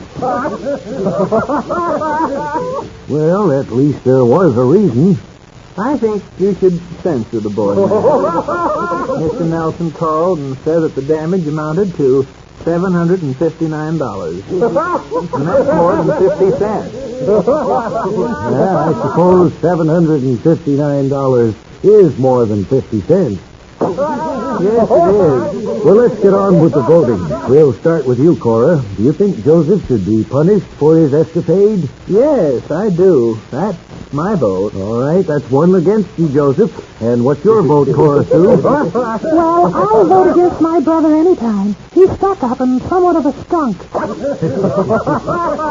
Well, Joseph, things aren't going too well for you here at the Murchison voting table. One more vote against you, and you're in for a censure. Well, I got a chance if you don't vote against me, Dad. I want you to know I put the 50 cents I won in the Murchison family kitty. Joseph, I didn't know that. I don't think your mother and Cora Sue knew it either. Now, do either of you want to change your vote? No. No. Gee, what a dinky family. Joseph, I'm going to have to vote against you, too. That's good. I think we nailed him good. Well, what are you going to do to me? I'm sure it'll be something for my own good. Well, Mother and I talked it over before the vote, and we decided to take away a few privileges. That's right, Joseph. Your father and I have decided it might be a good thing if you worked on an assembly line for 2 or 3 years. What do you think of that decision, Cora Sue? Is it fair? I think it's fair. Can I get on the phone and tell the kids about it? Certainly, Cora Sue. Well, don't stay on too long, though, Cora Sue. We may have to vote on you, too, if you do that. Son, when you come back from that assembly line, you'll have a much better understanding of automobiles. Well, then I'm glad I'm going. Can I finish my dinner now? Not until we vote on it, Joseph.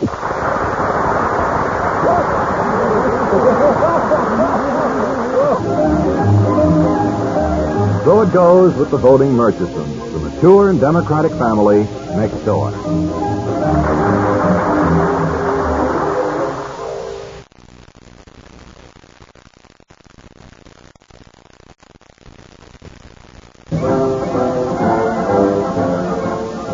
hello again, sports fans. This is Biff Burns in the Biff Burns Sports Room, ready to interview another outstanding figure in the sports world. In this case, our old friend Bill Hockey of the Indiana Mustangs, funky shortstop, who just this past week was sent down to the minors.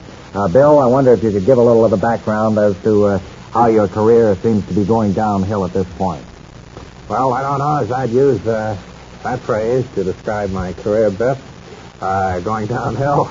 I don't like to think that that's what's happening to me. Well, being kicked out of a top-flight team like the Mustangs and sent down there seems to me to be a little of a setback. How long were you with the Mustangs, Bill? Well, I went to spring training with them this year, and they kept me up until they had to cut their roster back to 48. So to make room, they had to let me go. Isn't it true, as a great many of the sports writers pointed out, that you suffered a lot of head colds? Well, I seem to have been Kept plagued out with of it. spring training quite a bit, didn't it? I think that's probably one of the biggest reasons why I didn't stick with the team because of all my colds. And I have sore feet. I can't run very well, and my hitting has been off this year. What was your average when you left the Mustangs? 58. 58. You spoke of sore feet. I know the last game I saw you play in, you fell down several times. Well, oddly enough, you wouldn't think this would happen, but I had my right shoe on my left foot and my left spike on my right foot. You wouldn't believe that could happen, but I do in your case, Bill. I do believe it did happen because I saw it with my own eyes. Mm-hmm. Well, it was a rainy day, and we didn't know whether the game was going to be played or not, and the manager said, get in the uniform, hurry out in the field, so that's what happened. You look pretty awkward out there, I will say that for you. Thank you. Now, there was one outstanding play you made this past season, a running backhand catch. That was off the bat of who? That was hit by Lapp and Lou Jolly of the St. Paul team. He got a hold of a high outside pitch, Biff, and it was just a question whether it had the wings to get over the fence. So I backed up for it, and never dreaming you'd be able to snag it, huh? That's right, and it was probably one of the most, the nicest catch I think I ever made. Yes, but of course you dropped it after the catch, and the run scored, and it was the run that won the game.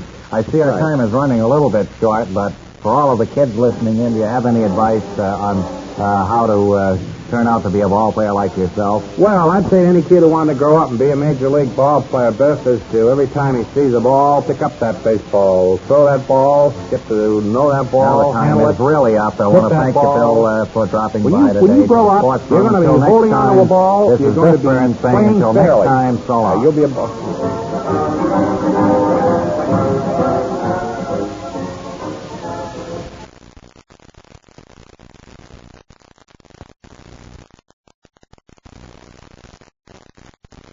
What? Yes. I hate to disturb you right now, but the painters are here.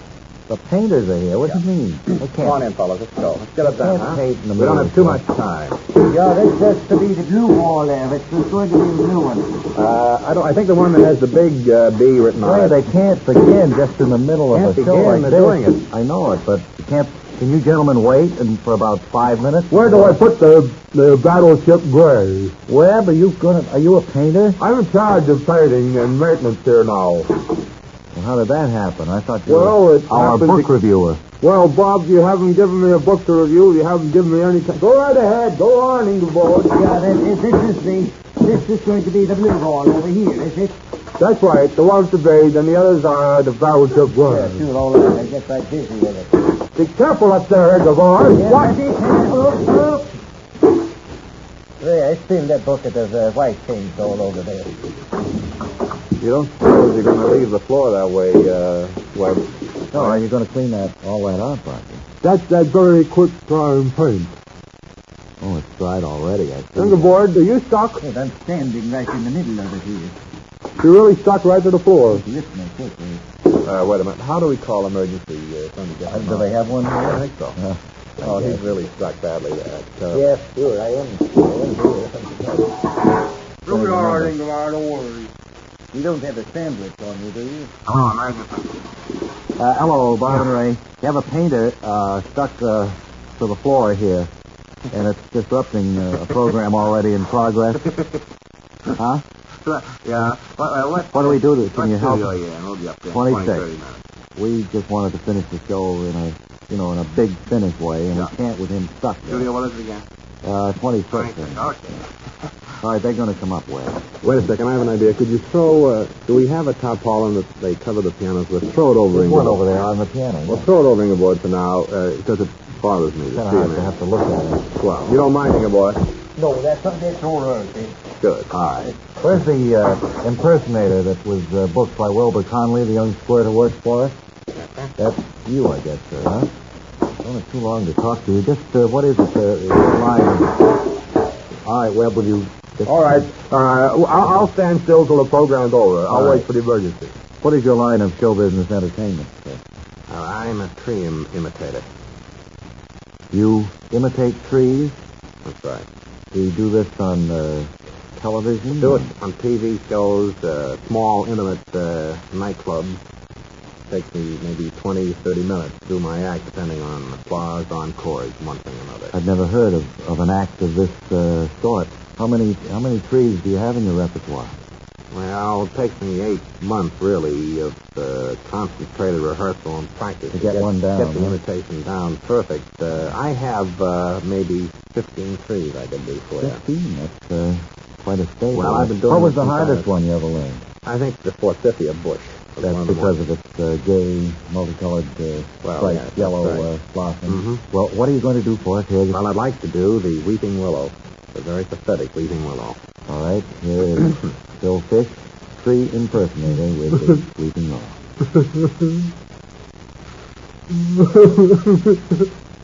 Like that, audience? Yes, they do. Very good. I wish we had time for more, but I see emergency is coming in the studio now. Thank you very much, Phil. Maybe we'll have a few more of your Good, impersonations wonderful. sometime. Thank you. He's over under the top hall.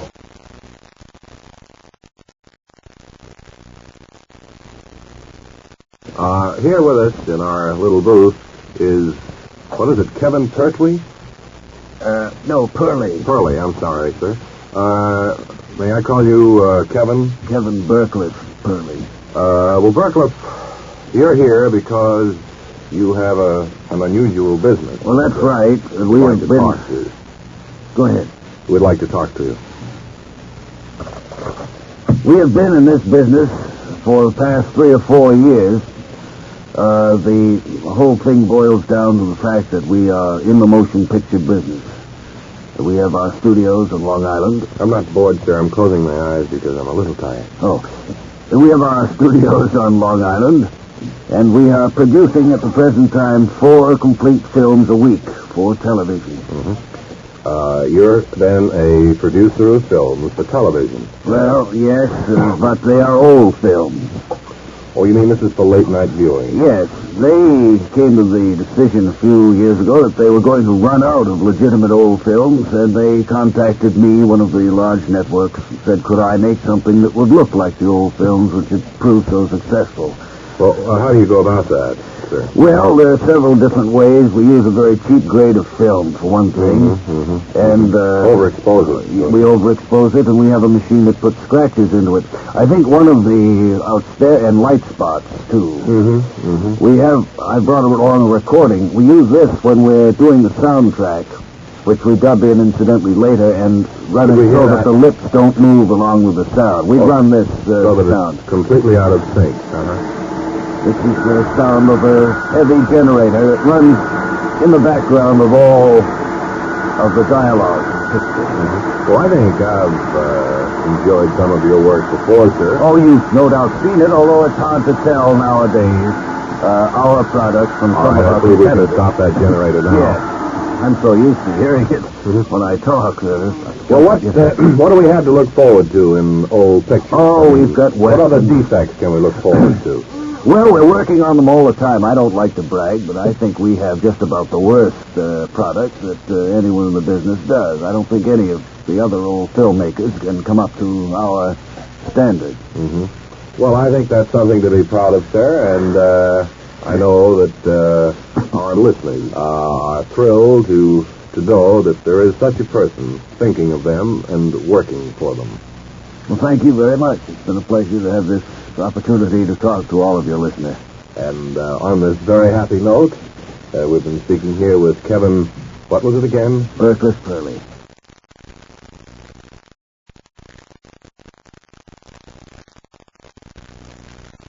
Are you going into the audience? I thought so. I can take this microphone, get down and talk to some of the folks. Now, let's see.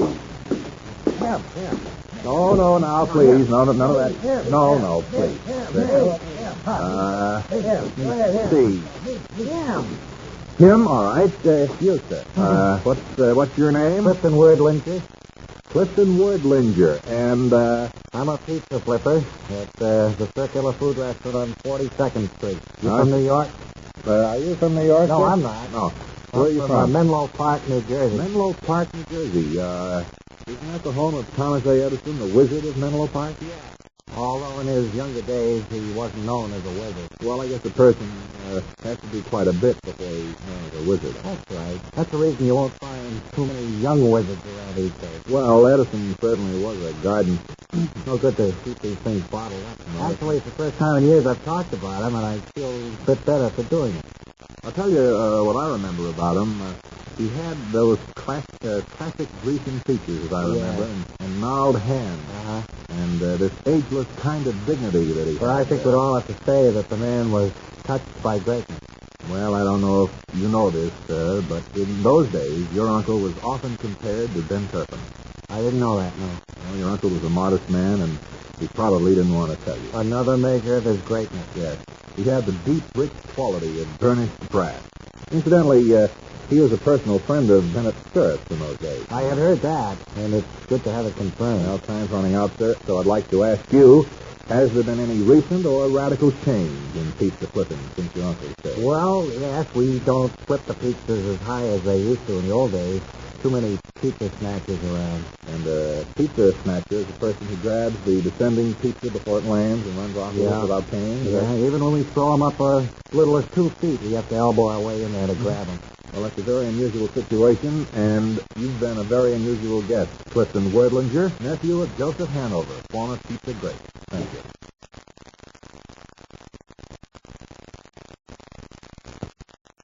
As we left Bob and Ray yesterday, you'll recall that Bob was down in the audience talking with a charming woman. He's back there today with that very same person. Bob, come in, please. Thanks for sending it over to me, Ray Goulding. And, ma'am, did you have a pleasant stay at the Bob and Ray Hotel last night? It was very nice. Didn't you find it lived up to all of your expectations? It wasn't as bad as I thought, although I would suggest that you put blankets in one of those bureau drawers. Yeah. I had to get up at night. It was chilly. It's been unusually cool for this month. Yes, I had to throw on the raincoat over the bed to keep me warm. But other than that, you don't have hot water. I don't know if you know that. Well, did you have the continental breakfast this morning, the donut and coffee? Man wouldn't give it to me. I got down there about 20 minutes to 10. Oh, no. The old Sergeant just said, nope, have it before 9 o'clock, you know.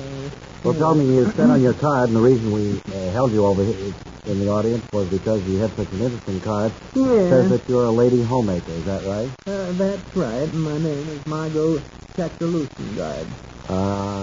What could I call you for short? Margot. I'll never remember that. Margot. Margot, where do you make your home? Well, I'm making my home right now on a 2-acre plot in Acton, Massachusetts. And find an old farmhouse or something? No, I just found a lovely little piece of property there. It used to be an apple orchard, and I'm saving many of the trees. I'm going to put up a little house there. Are you doing this yourself? Good level. Match my personality. You're doing this yourself, or what? Do you have help? Well, I'm sorry, I wasn't listening. Do you have a crew working up there for you? No, I do it myself. I'm a true homemaker. Really going at it. Oh, yes, indeed.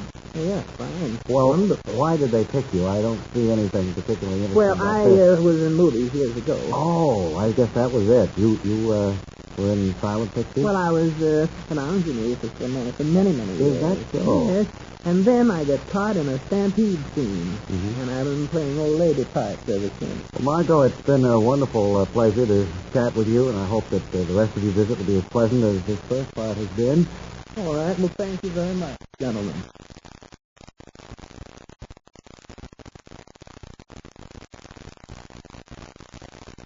I'm going down into the audience now to chat with some of the people visiting here today. I'm going to move over to another part of the other side of the audience here, across the aisle. No, let me take some... all right. Let me ask a question. Do we have anyone in the audience with talent that they'd like to display? Lester McAck. Yeah. McAck. What kind of a name is that? Oh, it's kind of Scotch and Peruvian. I guess some kind of a combination. Something like that. Yeah? I don't know. I remember my grandparents discussed it one night, but... They were disgusted one night by what? No, they were discussing it. Oh. And I couldn't make much head or tail out of it. Well, now, you said... Yes. You said on your card that you are a tap dancer. Well, I'm trying to be. Oh, you haven't become a professional yet? No, not yet, no. But Do you appear anywhere tap dancing? Well, I'll get up maybe down at the lodge. Tap, if I'm invited, but not too much. I do it mostly for my own enjoyment at home or on a subway. Oftentimes, I get a seat in the subway that way. The doors swing open and I step on tap dancing. Sure. I have that whole car all by myself. I can imagine. They all just file right out of it. Well, now our audience loves to have its own members show their talent, no matter how minuscule it may be. And I think right now, I say our audience members love to see one another get up here and perform, no matter whether they have talent or not. Oh, I like to say something about minuscule, because I'm Scotch. Oh, no. Well, let's hear you give us a little example of your tap dancing. Mr. Music, would you give him a little background, please? Very good. Trick step coming up now. He's not for you. Remember, the number to call is Lexington 2. We'll be checking through for an hour after the show. How long does this go on, Lester? I'm getting a little bit bored with it at this point. I can start. Do you have a big finish? I don't know how to finish it. I wouldn't advise you to go into this professionally, but... Well, thanks a lot. It's all right. I hope we've helped you on your way to stardom. Never can tell, but if I reach stardom, I'll never forget who gave me the start. Who? You fellas. Oh. Well, if you get there, be sure to have fun. Not bad when you think of it. Go down to the audience and find talent. Just sitting there like that. Very unusual and wonderful.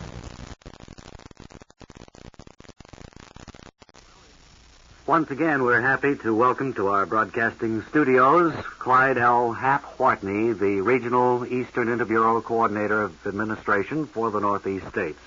I presume you're here with your report. I'd like to preface my remarks by thanking the company for making available to me this free radio time. Well, we're I always know glad how to do valuable so. it is, and I appreciate it very much. Bob, if you'll fire away now with the questions that I have prepared for you, Right I'll be on. very pleased to answer the questions that I have answered here thoroughly. All right. in It longhand. says, Mr. Whitney, do you have any immediate plans for the coming fiscal period in which we're just starting out? I'm glad you asked me that question. Fiscal has already started, Bob, and we're making great plans for it. Hap, I wonder if you could give us a little fill-in on what the field representatives have been doing as they have been traveling around New England and the southeast part of Indiana collecting the material which will later be collated for shipment to Washington. Later be collated for shipment to Washington. After they are collated, they will be shipped to Washington, where there will be a comprehensive collation done there, and a graph will be drawn so that we'll have a complete picture of everything. Well, then, after that report is submitted to Washington and returned to you, what do you do with it? What do I do with it? After that report is returned to me, I then give duplicates to all my field workers, who then go about the country talking with the individuals who are most interested in it. Most interested in it. Then what? After that, we return, or they return to my office, where we make a complete report in graph form, and then send it along to the Army engineer, to the Army engineer. It's been a real pleasure having you here, Mr. Whitney, and we certainly will look forward to your next visit when we hope you'll have more information along these lines. It has been a pleasure, as it always has been, to be here on the national companies, and thank you. Thank you, sir.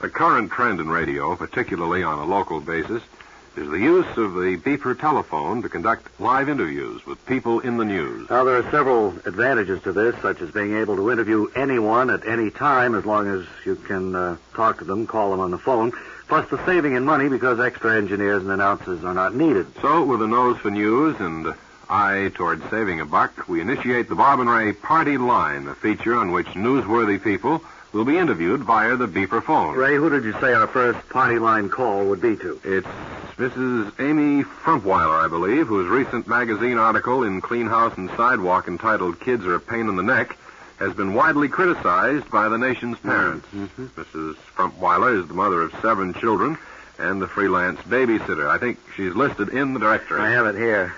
See, Frumpish, Frumpner, Frumpstein. Here it is, Frumpweiler, Mrs. Amy. The number is Warbucks 52194. And we'll hope to chat with Mrs. Frumpweiler in just a few seconds. It's ringing now. Hello? Hello.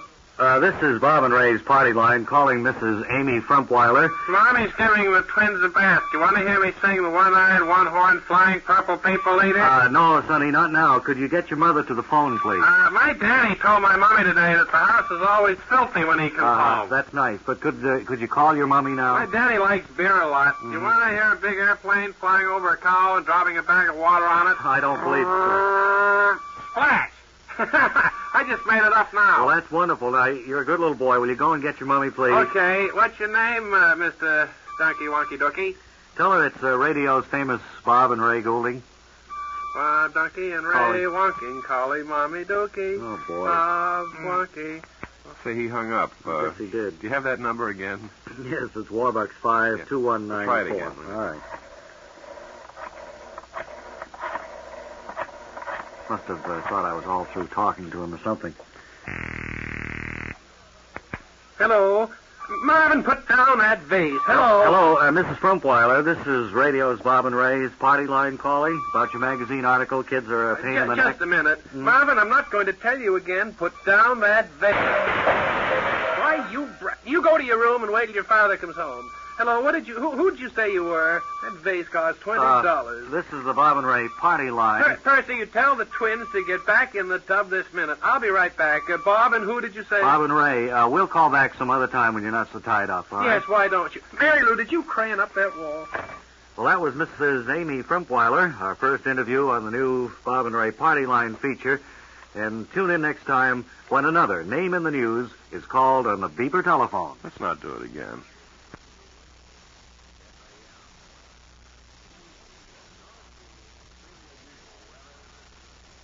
Say, welcome once again to the Bob and Ray Beg Your Pardon show. As serious news gatherers and reporters, we are prone to mistakes.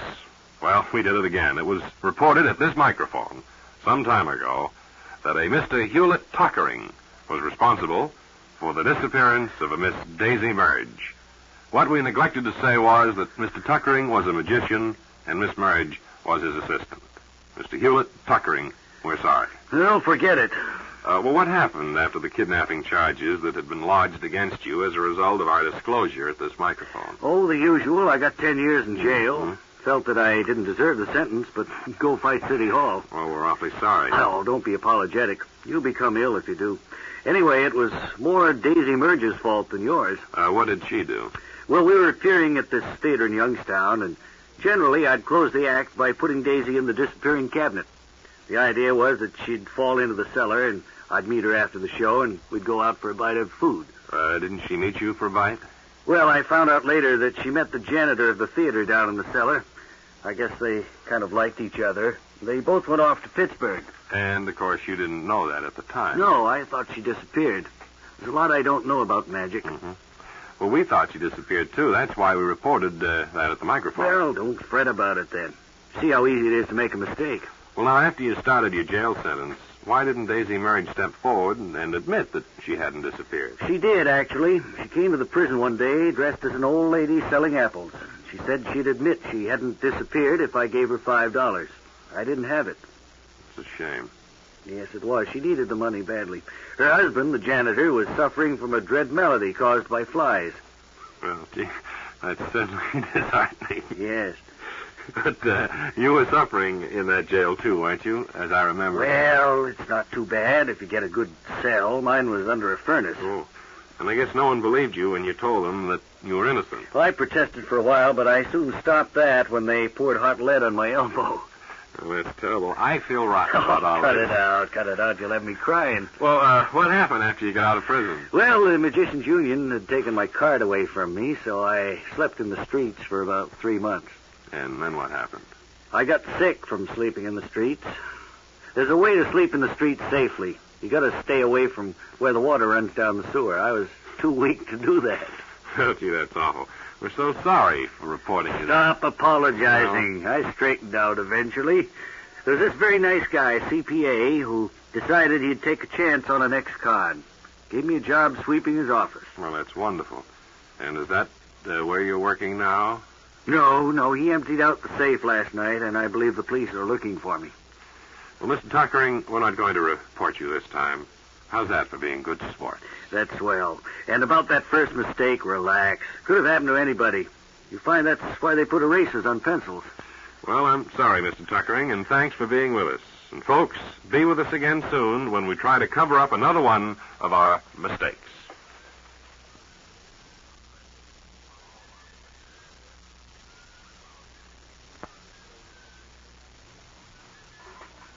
Wally Ballou is at Gopher Hole, Minnesota this week, where he's with Game Warden Lester Fink, who have a very exciting broadcast for us now. Standing by with our remote equipment way up there in Minnesota, Wally Ballou. Fink, king of the Forest Preserve here, and we're going to ask him a few questions to do with the whooping crane, which I understand, sir, is just about due. Well, we're due to see one for the first time. Wally, I'd suggest that you talk in hushed tones because we're going to get as close as we dare get to the whooping cranes. They have very sensitive ears, eyes, and noses. We'll try to speak as quietly as we can. We're standing on the edge of a clearing, and to the far end, there is a water hole, which, as I understand it, is where the whooping cranes meet and whoop it up. Oh, I stepped right up to my knees and help me out of this thing. Here. Right over the top of my boots. Oh, that's an awful feeling. Yes, we'll slosh around with those for the rest of the day. I think right now, if you look through these I can't bushes, see much of anything. you can probably see the whooping crane in their famous mating dance. I wonder if our parabolic microphone can pick up some of the... Let's just be quiet. I think now that's the male. You'll hear him dance about, and then he'll cry. Can we tell the difference between the male and female by the dancing of their feet? Yes, well, it's not you can't tell the difference. Well, I mean, are the females any lighter on their feet? Well, I would assume they are, but it would only be an ounce or so different. Yeah. Now, I want you to listen right here now. You will hear the famous mating call of the whooping crane when the dancing stops. All right.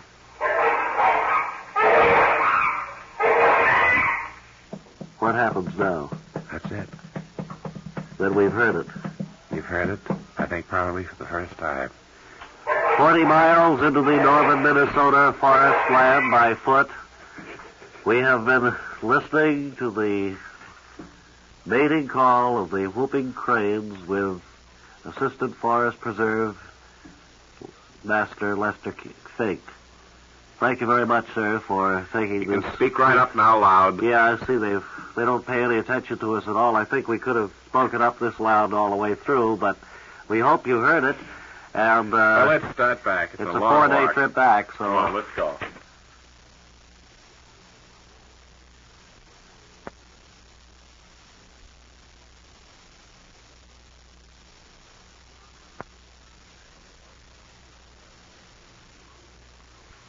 Welcome once again to the book review of the airwaves. Today's guest is Mr. Dylan Bellwether, author of How to Live Longer by Staying Calm in Certain Situations, which demand a good deal of tolerance and foresight. Say, that's quite a title, Mr. Bellwether. Yes, I got around to it by making my publisher print the book with 2 front covers. I had to fight them like Billy Mitchell on that count. Well, I read your book, and I can say it certainly is an aid to people who flare up at the slightest provocation. How long did it take you to write the book? About 8 years. I know that's a long time to write a book, but you've got to remember that the book runs a good 30 pages, and there were other reasons why it took as long as it did to write. Well, what reasons, sir? Well, the wife and kids were around a lot of the time, and that can be distracting. But, of course, with your background of knowing how to stay calm in emergencies, I imagine you just shrugged off whatever distractions there were and kept Some going. of them I did, but there were times when I got plenty angry, I'll admit. I once hit my wife with a broom. Why'd you do that, sir? Well, she provoked me one day when she asked me for $1 so she could buy a new dress. Well, I think any man would have done what you did in the same situation. Sure they would. And the kids didn't make it any easier either. Well, how did they try your temper? Well, I hate kids, so I think I might be a bit prejudiced on the matter. Nothing personal in it, though. Anyway, back in 1956, I was hard at work on my book, and I wanted to get rid of the kids. And I figured most kids seem to enjoy swamps. Get in all that muck, and they seem to have a real good time in it. So I was all for sending the kids to a swamp for the summer, and I sent them to one. 3 days later, they came back begging for food. Well, that would make any man lose his temper. Yes, the kids seemed to have an abrasive quality that grated on my nerves. It was a battle, all right. Well, the important thing is that you finished your book, and it seems to be selling quite well. Who told you it was selling well? Well, isn't it on the bestseller list? No, and it never was. Books on how to calm yourself are a drug on the market these days. And frankly, mister, I'd hoped you'd be a little better prepared for this interview. Well, I was given the information by one of my research staff. Usually, he's very dependable. Well, he's dead wrong this time. Mm-hmm, I had to fight the midtown traffic to get here. It's a shame you guys aren't more on the ball. I'd just as soon leave right now and let you fill in with organ music. It would serve you right. Well, now, calm down, Mr. Bellwether. We did the very best Well, we you could. think so. Let me tell you something right now. You're a clod. You always were and you always will be. I've listened to this program for years, and each time I hear your voice, I break the radio. Von Monroe does that, too. Don't get funny with me, mister. I'm more cracked than you'll get a smart rap on the nose. Well, sir, this is precisely the situation covered in the first chapter of your book, How to Deal with an Unprepared Radio Interviewer After Having Fought Midtown Traffic. I like to rip that chapter right out of the book. It's all nonsense, and so are you. Thank you for appearing at our microphone, Mr. Dylan Bellwether, author of How to Live Longer by Staying Calm in Situations Which Demand a Good Deal of Tolerance and Foresight.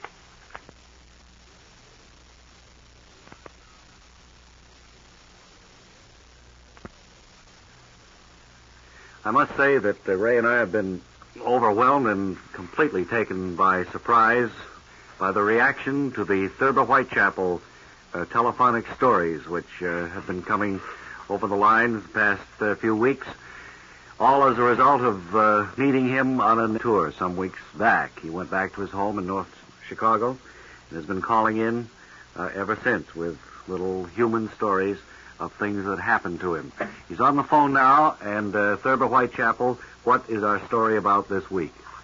Hello there, Bob, and hello there, Ray, and hello there, everybody who enjoys my telephonic stories. Well, a great many people do, Thurber. We've had letters and phone calls. People stop us on the street. They say, hey, how about those Thurber Whitechapel phone calls, stories? And we say, yeah, how about it? And they all seem to like them. So I guess we'll have to continue Well, that's the encouraging to hear. I'd like to tell the story of the time I was on a wine testing tour.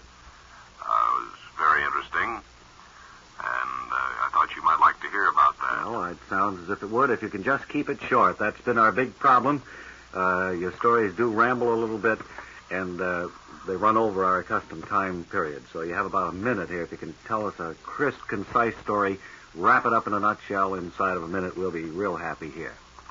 Well, I was on this wine testing tour through Gary, Indiana, about 3 years ago. We were trying to find a new white wine that we had heard rumored was being raised and grown there in Gary, Indiana. You mean the grapes for it were? Yeah. And I had this old Marmon touring car. I don't know if you're familiar with those cars. Yes, I remember those well. They were a very, very well engineered automobile, and they're antiques now. Well, there are several in good operating order. Well, this one wasn't. and that's another part of the story. Mm-hmm. I arrived in Gary, Indiana. It was about 11 o'clock in the morning, and I wasn't in the mood to go right out to the famous Gary Vineyards at that hour. A little too early to test the grape, huh? Right. So I went in town, and I don't know if I ever mentioned... did I ever tell you about Porky McNichol, fellow who usually travels with me on these... No, I don't think you've mentioned him, but I think you're getting off onto another story here, and we are getting the old speed-up signal, which means that we've got to draw this to a close. Can you finish it, or shall we call you back? Because I think you better call me back, because I've got Porky in here now, and he went off on a little side trip that I think is more than interesting. All right, swell. Thurber, we'll call you back in a little while and see if we can get the wrap-up of your story for this week.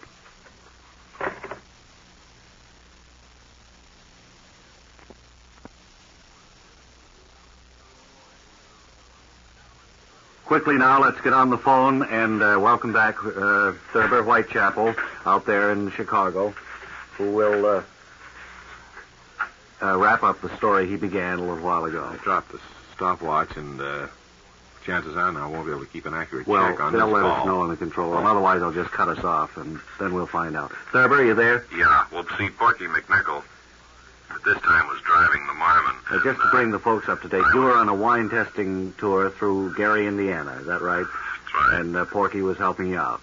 Porky and I were down there trying to trace this particularly delicious white wine. Now, you said Porky took a side trip, and that was quite interesting. Right. He let me off at, do you know Gary at all? Not at all. No, I don't. Well, it's a very nice city, and he let me off downtown in Gary, and he said, I'm going to take a little side trip, Thurb. That's what he called it, hmm? That's what he called me, Thurb. I mean, that's what he called what he was going to do, a side trip. A side trip. And he said, I'll meet you back here in about an hour and a half. I said, well, don't hurry back. I said, I'm tired now from the long trip from north of Chicago down to Gary. It isn't too long a trip, but it was enough to tire me. I said, don't hurry back, Porky. I said, I'm going to go up to the hotel room now. I'll check in for you. And get another stopwatch. I'll bring the luggage into the hotel. I said, and I'll get a little rest. I said, chances are that maybe today I won't feel like going out to the vineyards. Well, get that other stopwatch. Maybe I'll get the rest, and tonight maybe could go to a movie or something, and then tomorrow get up early and go right out to the famed vineyards where we hope to trace this white wine I was speaking of. Wonderful. Good news. Thanks, sir. And we've got about a minute left. So with that, I got out of the Marmon, and he handed, we have it's an old-fashioned touring car, this Marmon, and we had the luggage on the running boards. And just as I reached to take this handbag off the running board, he put it into reverse gear and let the clutch out rather rapidly. So it turns out I made this side trip with him. Oh, I see. You took the trip together, and did you find the new kind of grapes or whatever it was? And he didn't know that I was with him. Oh, I see. Thurber, here again we've run into the old problem of just no more time. Yeah. But maybe next week you can call back and continue it. Maybe not. Who knows? Well, thank you, and I'm awfully glad that these are being so well received by the people across the country. Well, I think very it's nice. very interesting stories, and for all I...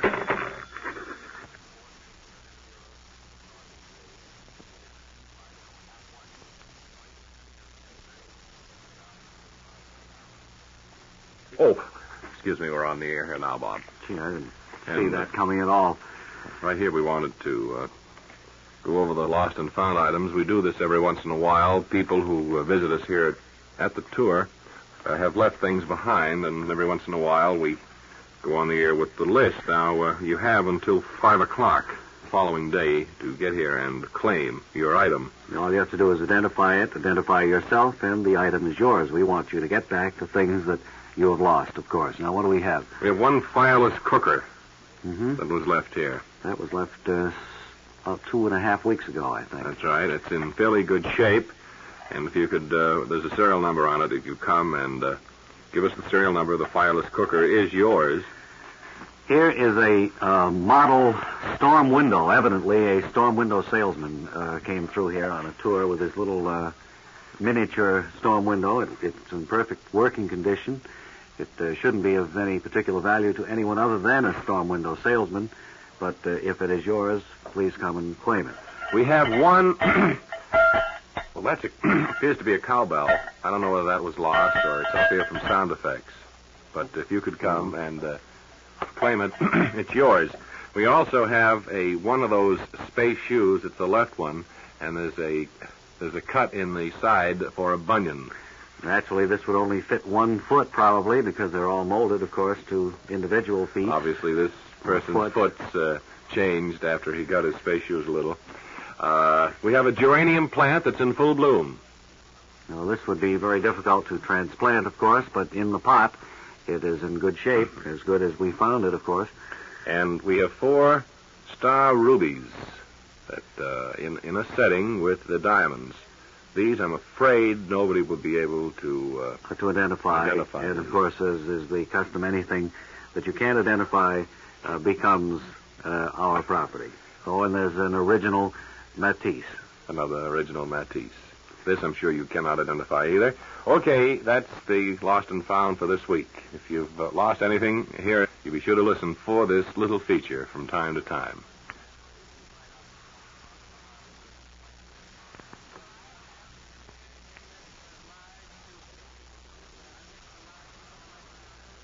How you doing, weather fans? Time now to take a look at it. The weather, that is.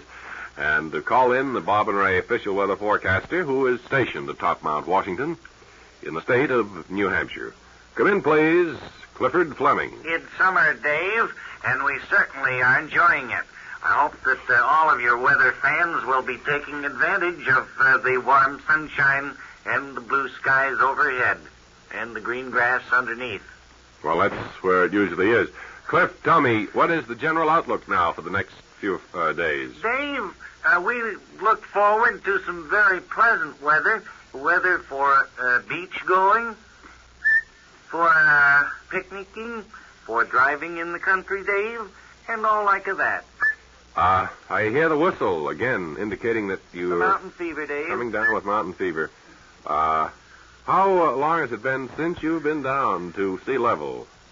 Dave, I think it was sometime in May was the last time. Uh-huh.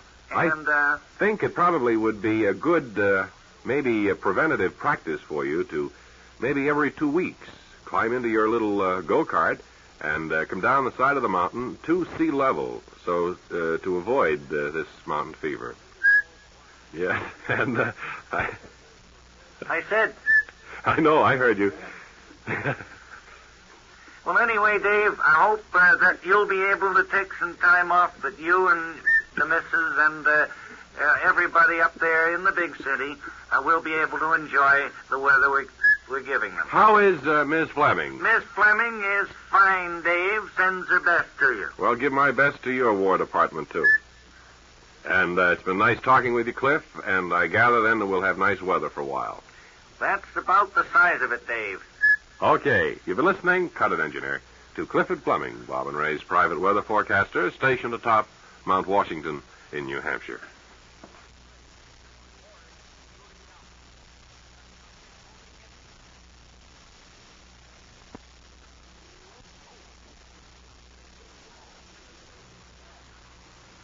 We have a gentleman here at the microphone now who claims to have a very interesting occupation. What did you say your name was, sir? Eldon Driftbank. And what is the occupation, please? I'm a lake remover.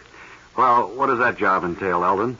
Well, for different reasons, people sometimes want lakes removed. I do the job. I'm in business for myself. You have a store? No, just a pump. That does the trick just about as well as anything. Is this a well-paying job? No. Actually, it's a losing proposition. There are a lot of expenses involved in removing a lake. Mm-hmm. The expenses of what sort? Well, the thing is, when you remove a lake, it had better be in the right direction. Well, why is that? Well, suppose I removed a lake, say, 100 yards from where it was. There'd be a new lake where there wasn't one before, right? I suppose so, yeah. Well, now, the lake would be sitting on another man's property, and suppose he didn't like the lake. Well, I see what you mean. You'd have to remove the lake again if somebody didn't like where you put it. That's the idea. What happens in a case like that? Well, nothing to do but just keep on going. With the same lake? That's right. It can get pretty rough sometimes. There was one time a man in Texas asked me to remove an unsightly lake from his property.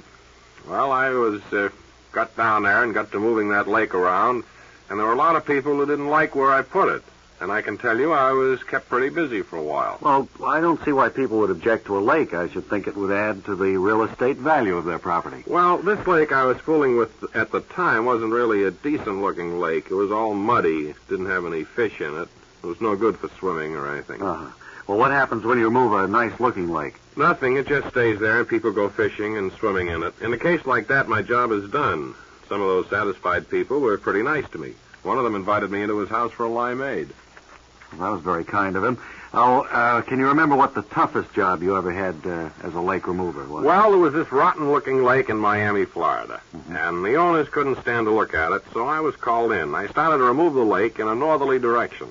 And I guess with a rotten lake like that, you had to keep going, huh? I sure did. Lucky thing I had my trailer with me. I did plenty of traveling that year. Where did the lake eventually wind up, sir? In Hudson's Bay in Canada. It was quite a trip. Must have been. Well, what happened when you got to Hudson's Bay? Did you find somebody who was satisfied with the lake? No, that was a bad lake. For a while, I thought I'd have to go straight on up to the Arctic Circle, with that baby. But the weather turned cold, and the lake froze. So I just picked up the pieces and threw them into a trash can. Good riddance, too.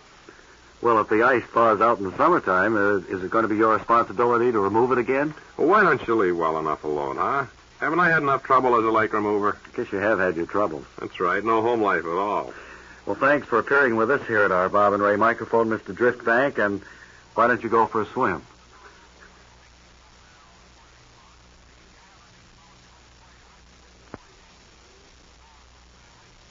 A very interesting remote broadcast now from Orient Point in Boston, where Wally Ballou is standing by to tell you all about it. Come in, please, Wally Ballou. Radio's ever-traveling Wally Ballou at Orient Point in Boston, Massachusetts, at the home of the rubber chopstick in America. Happy Charlie's Joke Factory, and Charlie is standing here with me now to explain some of the things that are turned out daily here for export to the Orient. Charlie, you are known as the king of the rubber chopsticks, is that right? That's right. We make all kinds of things here, little gags and things that sell very big in the Orient. Is that so? Certainly we've stumbled on an unusual branch of fun making, I would say. How long have you been in business here? Since the war. I got the idea when I came home one time, and some of the kids had put those rubber fried eggs on a plate for me. Oh, yes. I've seen those in our own joke shops.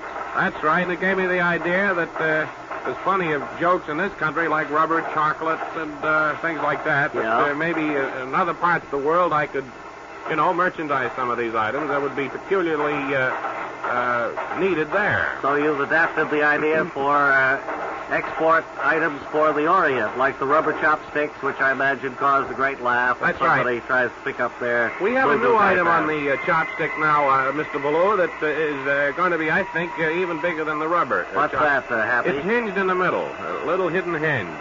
In the middle of the chopstick. In the middle of the chopstick, so it just breaks away there. It just kind of breaks away as they bring it up, bring the food up to their mouths. What are some of the other things you turn out here that get big laughs in the inscrutable East? Well, we have some plastic spare ribs.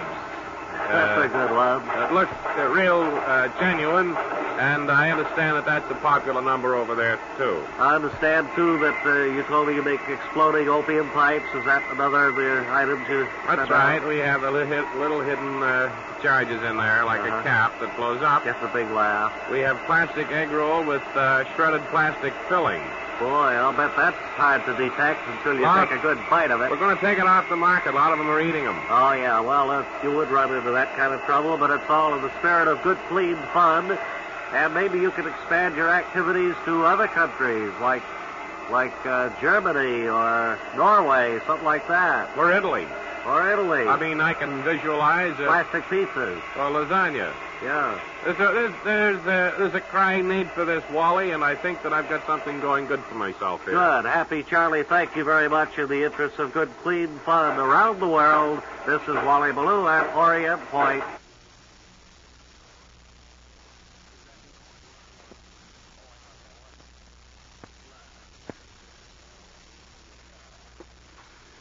Page 4, entertainment. And here are Claude and Clyde McBeebe, the McBeebe twins and their orchestra. Hi, fellas. Hello there, Bob and Ray. It's good to be back here in the big city. Well, it's wonderful to have you here, and I presume that you're right in the middle of your busy season traveling from town to town with your new augmented orchestra, the new sound of the McBeebes. The new sound of the McBeebes, Bob, is the bell on our custard truck. What is what? The bell. The bell on our custard truck.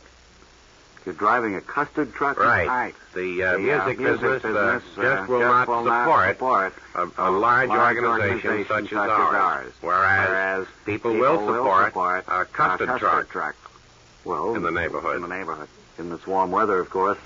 Frozen custard, I presume, is what you're talking about. It's a very welcome sight to see that wagon, but it's quite a far jump. Chocolate. And strawberry. Tutti frutti. What? Strawberry. Tutti frutti. Strawberry. Let's get together. Tutti frutti. He's right. It is tutti frutti this week. It'll be strawberry next week. You're kind of jumping the gun on the specials there, I guess. Do you find that you miss getting up there on the bandstand every night and waving the old batons? And No, we still do that. The one who isn't driving gets up on the seat and more or less leads the bell with a baton. Well, it must look rather humorous. I suppose it does attract business, though. It does. We're a welcome, happy sight when we turn up Pine Street about 6:45 at night, right up by the firehouse. We sell probably 11 or 12 right there. Well, that's 7 cents. 7 cents. How much do you? How does your take from the custard wagon, for instance, compare with your take on the road with a big band? Can you give us any figures? Yes. If you go back to the halcyon days of name band, when we had our name band, we used to make $3,000 to $8,000 a night. Now, of course, we make $15 to $20 a week. There's a difference. A week. Well, that is rather different, but you're happy. We've adjusted to the cut in income, and we're now finding happiness in other things. Eating a lot of ice cream. Okay. I hope that maybe things will look up for you and that you'll be back there swinging out with that new sound. The McBeebe twins and time can tell. Thank you very much. Thank you.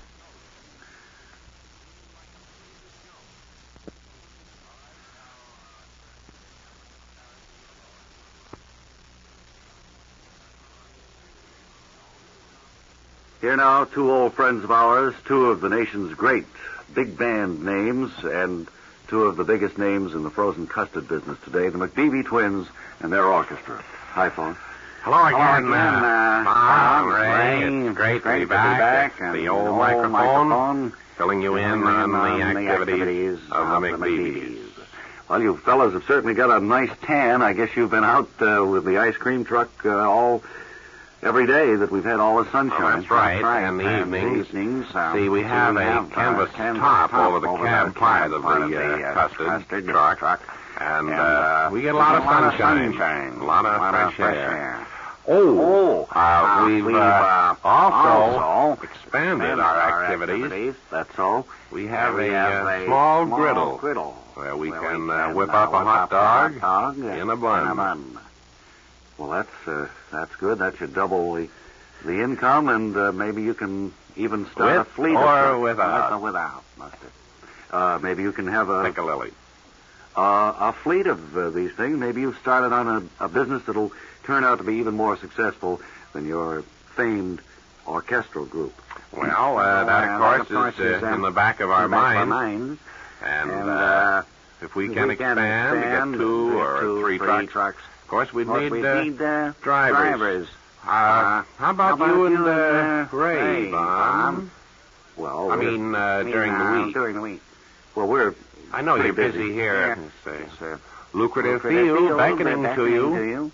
Well, I appreciate the offer. I'll speak to Ray about it when he turns up, but I don't think I would count on it if I were you. We do have to sit around and do a lot of writing and preparing, staff meetings, board meetings, things like that, even though we are only on the air these few hours, you see. Well, then can we look for you next Monday in that case? Well, I guess so. As I said, I'll speak to Ray, and I'll give you a call. Well, glad to have you aboard. Glad to have you aboard for the pie wagon. The McBeebe twins and their custard pie wagon, and we'll report to you later on how we made out. So long, and 78.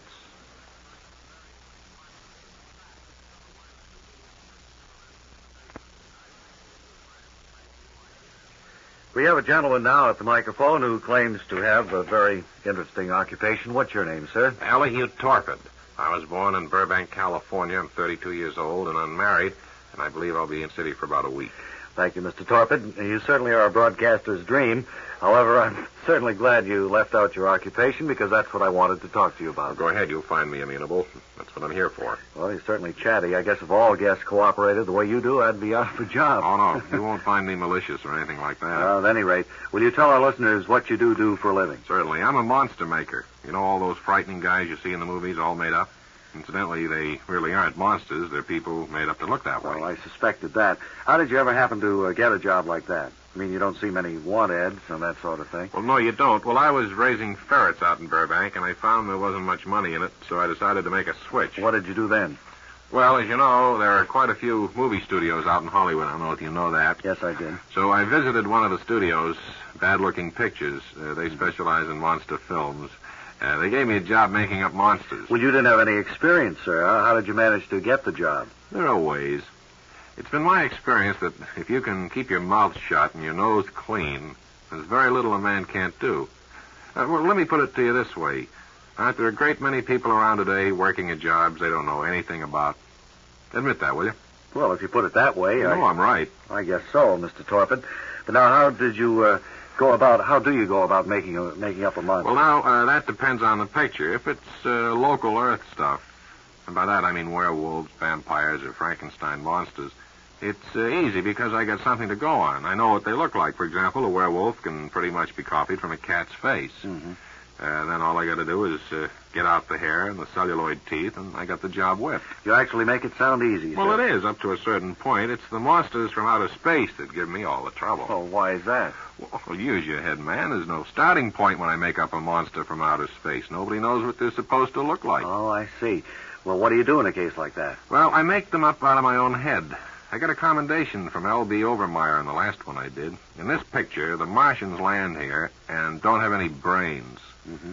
And it was my job to show that they didn't have any brains. Oh, that must have been quite a challenge. How did you do that? I made their heads out of plate glass, and you could look right in, not even see a single brain cell. It was a coup, all right. It certainly was. I've got to admire you for your ingenuity. I suppose your services will be in great demand when this picture is released. Ordinarily, I would agree, but this picture isn't going to be released. Why not? Well, the story department fumbled this one.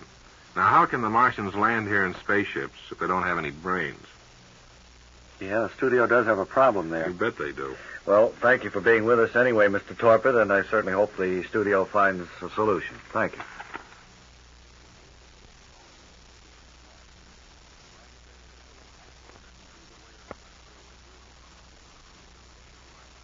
And now, time for another remote broadcast with Wally Ballou. This time, Wally is in Clinton, Massachusetts.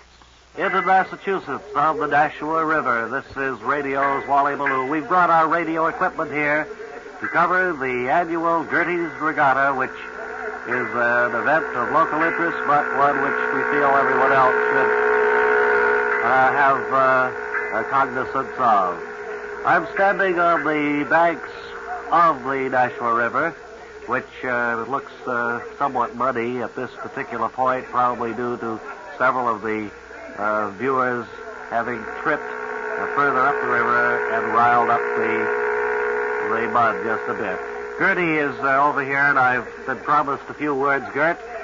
You are somewhat of a local character, is that right? Well, that's right. Most people figure me for one of those local nuts, but I do good things. Well, you're lovable. Thank they you. have named this annual event after you, of course. Can you tell us a little bit about the regatta and what we can look for? Well, Gertie's Regatta started back in 1905. So that would make it 53 years old. Is it really? And right now, as you can see down here from your vantage point, the famous dinghy relay is on. I see. That's the opening portion of the entire day's activity. That's right. And then we have a regular raft race.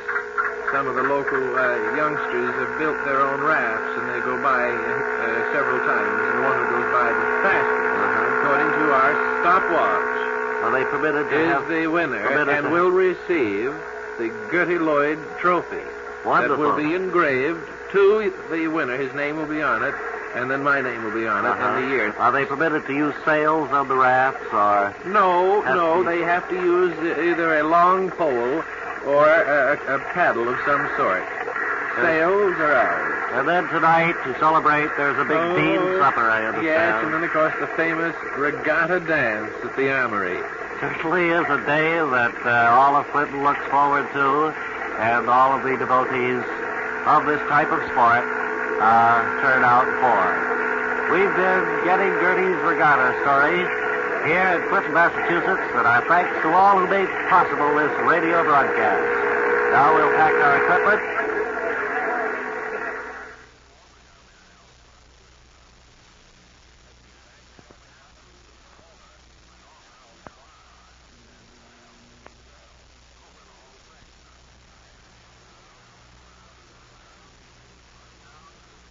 Welcome now to the Bob and Ray Geriatrics Corner, the feature that attempts to create better understanding between employers and some of our senior citizens.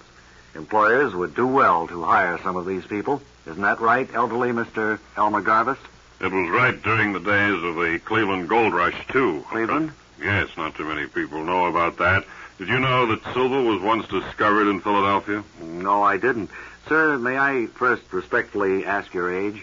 Well, I'm a bit vain about that. Let's just say that I'm over 98 and under 120. Well, Mr. Garvis, to what do you attribute your reaching the age of 98 or over? Work. Keep working. Right now I'm doing some freelance longshoreman work down on the docks. Wasn't that kind of strenuous work for a man of your age? Not if you know how to swing a bailing hook. There's a trick to it, you know. What is the trick? You can go whistle in your hat, sonny. I understand, sir. Mr. Garvis, are you married? No, I divorced my wife about 80 years ago. Actually, the divorce isn't legal yet. I'm waiting for the final papers to come through. Then you'll be a free man. Free as a bird. Is there any chance for a reconciliation, do you think? Not as far as I'm concerned. I met her recently in a Cuban hotel. That's when we were having the trouble down there about a battleship that was blown up. Mm-hmm. She carried on and all like that about her wanting to stay married, so I got her a job on a sugar plantation instead, and I've had no trouble from her since. You mentioned before that you were doing freelance longshoreman work. Do you look for other jobs in your spare time? Yes, I do. Do you find employers hesitate in hiring a man over 98? They sure do. Yes. Well, what do you think the reason for that might be? Well, it's hard for me to say. Just last week I applied for a job as a typist and got turned down. That seems unfair. Not really. You see, I don't type at all. But when you get on, the idea is to keep busy. Ephraim Stoker taught me that. Boy, he works like a beaver. Who's Ephraim Stoker? Well, he's a friend of mine, twice as old as I am, and he really gets around. What sort of work does he do? He's in show business. I believe he's scheduled to appear here at your own Latin Quarter next week. Boy, it's hard to believe a man that old can be in show business. What kind of an act does he do? Well, first he comes out and shows some relics from the old days. Muskets, powder horns, things like that. And then he hits them with the one line in his act. What does he say? Well, it's more for historians than a nightclub audience, but he tells them that at the Battle of Yorktown, General Cornwallis had rickets and was unfit to fight. Well, thank you very much, Mr. Garvis. And incidentally, do you want to be driven home in a magnificent limousine provided by the self-drive people? No, I think I'll run up to Washington Heights. That's where I live. Well, suit yourself, sir.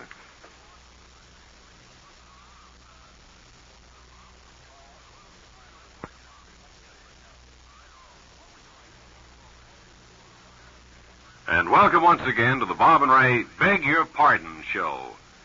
As serious news gatherers and reporters, we are prone to mistakes, of course. Names and addresses can be quite important in reporting a story. We get it wrong a lot of the time. And sometimes people's lives are affected by these minor lapses. And so we thought a public apology to some of the innocent people who were hurt by our irresponsible reporting deserved a public apology. And we have one of these damaged people with us today. Mr. Edgar Forney. We're sorry, sir. Well, that's all right. Right here, I'd like to tell our listeners that we erroneously used Mr. Forney's name in connection with a bank holdup 6 years ago.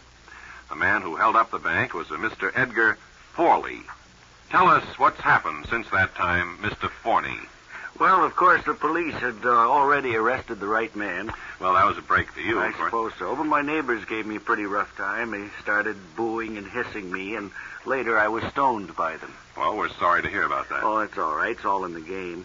I don't trust a man who's never made a mistake anyway. Well, what happened after that? Well, I lost my job at the department store. A lot of angry people threw bolts of silk at me in that instance. I hope you'll forgive us. Oh, it was an honest mistake. Forget it.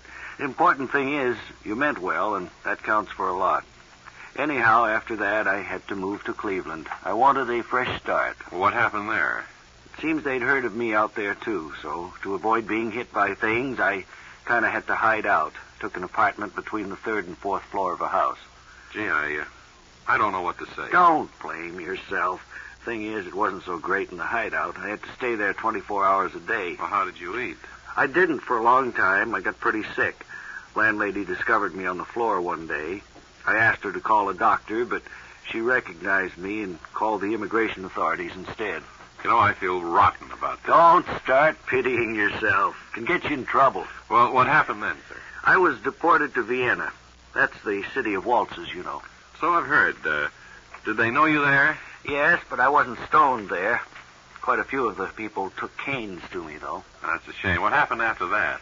Well, I bummed around quite a bit, trying to find a place where I wasn't known. Well, what are your plans now that you're back here in the States? I really don't know. I might settle in St. Petersburg, Florida. Most of the people who live down there are well into their 80s. They're a little too weak to do much damage. Well, is there any way we can make up for what's happened to you? We readily admit that it was all our fault. Look, mister, stop blaming yourself. Keep on doing that, you're going to have a breakdown. What's done is done. Forget it. Well, in that case, all we can do here on the Beg Your Pardon show is offer a public apology. And we humbly do so. We're sorry, Mr. Edgar Forley. I accept your apology, and incidentally, the name is Forney, not Forley. I'm sorry.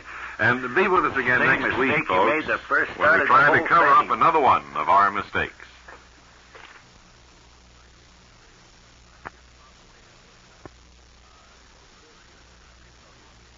Our researchers have come up with another very unusual occupation, and to tell us about it, will you step up to the microphone, Mr. Edgar Verfile? Well, I'm glad you said it was an occupation. There are lots of people who'd call it an avocation. There's a difference, you know. I know it. Mr. Verfile, would you tell the listeners at home what you do for a living? Sure. I'm a movie wit. Organizations hire me to haul a different sayings in the movie house to pep things up. Well, like what, sir? Well, like in a war picture, say there's a destroyer chasing a submarine, and the commander of the destroyer gives an order to throw out a few depth bombs. Mm-hmm. Well, as soon as the depth bombs are released, I holler, "Look out! Here they come!" You just shout it out, is that it? Well, I give it more emotion in a movie house. Well, you can understand that. Yes. What happens when you do shout like that? Well, it intenses the audience, gives them a few laughs, and we can all use a few laughs. Yes. Oh, well, there are a few people who complain to the usher, but he's usually told in advance that I'm there as a professional, so I'm left alone. When did you last work at your job, sir? Last night at the Bijou Theater down in Baltimore, I was hired by a fraternal organization known as the Blue Knives of Maryland, and a tougher job I never had. Oh, that's so? How come? Well, it was a movie called Camille that was playing there, and we all thought it was one of those French imports from the sound of the name, you know, but it wasn't. It was a very sad movie about a girl with a cough. I think I saw that one. Well, it put the organization in a pretty bad mood, see. Everybody was getting restless. A few were even weeping softly, and it was up to me to stop that sort of thing. Gee, from what I remember about the picture, there were very few openings for the sort of thing you do. Yeah, it was tough. I finally had to resort to one of the oldest tricks in my business. What was the old trick you resorted to? Well, in this picture, see, this girl with a cough, has a pretty steady boyfriend who keeps coming around to see her.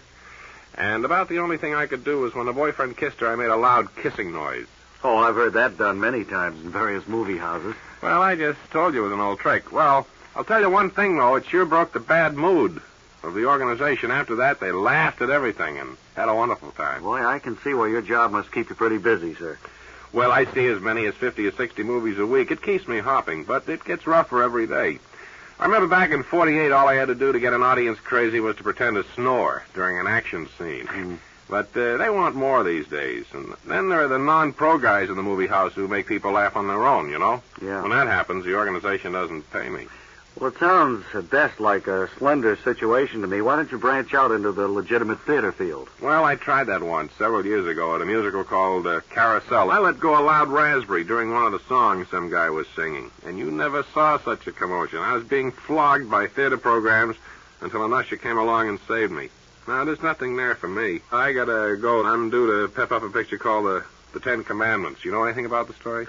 Yeah, I don't think you better make any noises at that one, though. But thanks for being with us today, Mr. Verfile, and very good luck in the near future to you.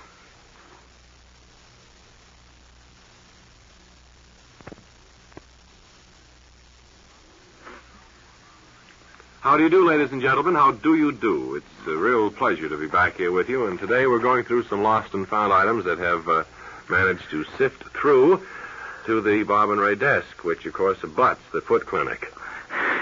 The summer season, of course, is always great for visitors, and unfortunately for some of them, they have in great abundance left things around, which, as we say, are here on our lost and found table. Here's something here that could be of some value to the person who left it, I'm sure, is a bag, an insulated bag filled with mushrooms. Of course, there's the possibility that they are toadstools, and we don't want to eat them ourselves, but this would be a problem. They are highly perishable. So will the toadstool fancier or the mushroom eater who left their products here please call for it by tonight midnight. Another item here, Ray Goldsmith. It's probably something of great value. I don't know just how much. It's an original publisher's edition of Walden's Pond, and it has Thoreau's autograph in it. Bob Aarons, we have something else here that I think it's a charcoal cooker. It's a small one with, looks like it would probably do maybe a half a dozen hot dogs or 3 or 4 rather plump hamburgers. Well, if anybody wants to get any use out of that before the summer's over, they'd better claim it right away. There's a fifth of Old Tanglefoot. It's an American bourbon type of refreshment that was left here, and well, if the rightful owner will pass by, give the serial number of it, I'm sure they can have it back. We still have, and we have had for the past several months, this picture of Frank Gallup that nobody seems to claim, and it's in fairly good shape.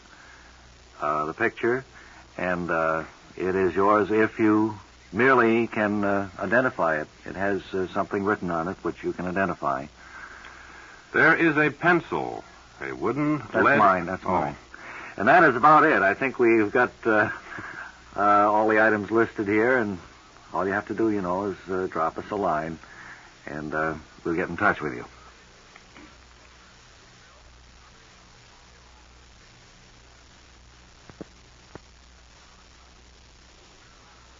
Welcome to the used car lot of the air. Yes, today's the day we're going to wheel and deal. Ray, what good buys are there on the lot today that are going begging because of foolish resistance on the part of the consumer? Well, we have a 1924 Hupmobile that's been on the lot for a while, and the low price on this model is only $12,000. Now, this is a steal. Automatic wheels, removable fenders, self-oiling seats. It's really something you can't afford to overlook. Isn't that the model that comes with a picture of Calvin Coolidge on top of the gear shift stick? By golly, I think you're right, pal. Mm-hmm. And that alone makes it an irresistible buy. Incidentally, this car was once owned by Fanny Warden, the heiress. Really? Yes. Once? Yeah, and legend has it that she used to hide all her money in the gas tank. Lee, I didn't know that. Let's look in the tank now. No, whatever is in the tank belongs to the buyer of this beautiful, magnificent, mechanic-gone-over Hupmobile. Truly, it's a car that will give you many, many happy hours of motoring in your driveway. Ray, should I tell them about our next giveaway? Or let them think about that one for a while? No, you don't. That's my own car, and I refuse to give it up. But I see you're champing at the bit, so go ahead and tell them. Well, this happens to be Ray Goldman's Ray Goulding's Goulding. own personal car. And wild horses have been dragging it away. So, no, I think you meant wild horses couldn't persuade me to give up the car. Well, whatever I meant. We're wheeling and dealing on it. It's a foreign import, an Italian libretto, and a real beauty. Seats 1.5 people with ease, gets 300 miles on a gallon, and a special fixture prevents the car from going down a sewer while driving in this city. Yes, this Italian import is striking to the eye, too. It stands a neat 14 inches above the ground, and you'll find the disposable clay wheel handy, too. And the handsome interior, lined with specially buffed sandpaper seats, will give you a ride you won't soon forget. Yes, and you'll find that the non-working speedometer in the libretto will save you many hours of needless worry. And, too, you'll be interested in the automatic oil reminder. When you're running low on oil, the engine lays a piston in your lap. And say, Bob, did you want to tell them the color of the car? Sure. It's a beautiful, colorful, monotone gray. A color selected by the Duke of Alba to match the interior of his son's playroom. And now, how about the price, pal? We're charging $60,000 for this spirited little number, and it's worth twice that much, but... But what? But since the average motorist has little use for a gold-filled crankshaft, we're willing to remove it at great sacrifice to ourselves and replace it with a wooden one. And that would lower the price considerably, wouldn't it? Yes. It would drop the car down to the range of the average buyer, $412.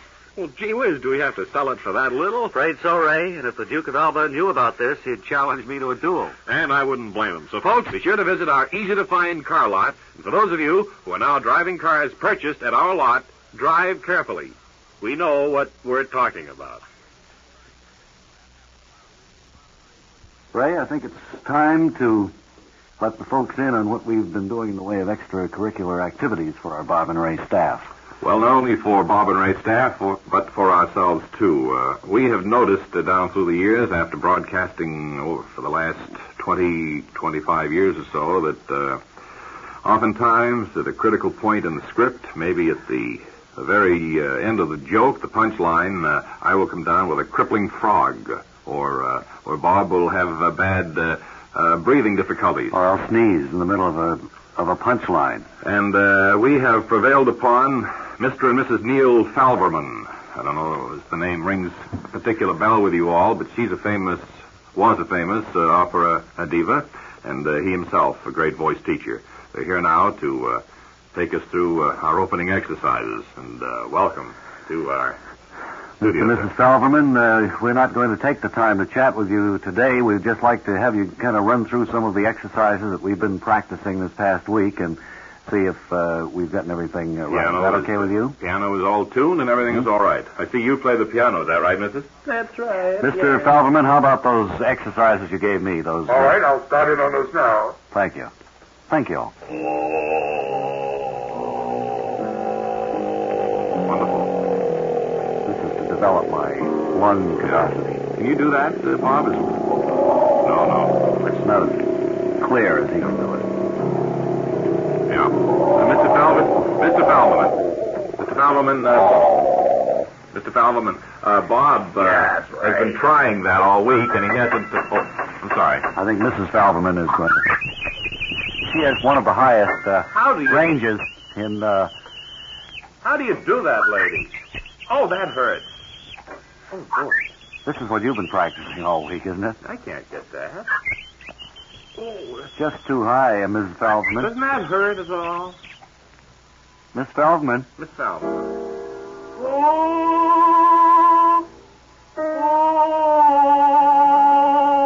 He has quite a sweet voice, I think.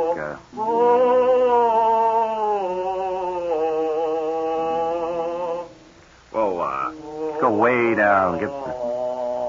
Why don't you call Dr. Green? He always helps you. Little joke I borrowed. Yeah. Wait a minute. Oh, does he need help? Oh, that hurts. Yeah. Bob. No, he really needs help. I'm going right over. Oh, I'm sorry. Yeah. Oh. He's all right. He's all right. Mr. Falverman. Oh, Mr. Falverman. Mr. Falverman. I think maybe we'd better... Mr. Falverman. I think maybe we'd better call off our vocal lessons until next week, folks. Mr. But and Mrs. Neil it Falberman. was real nice having you both here, and back to our studios now. Remove his false teeth. Mr. Falberman.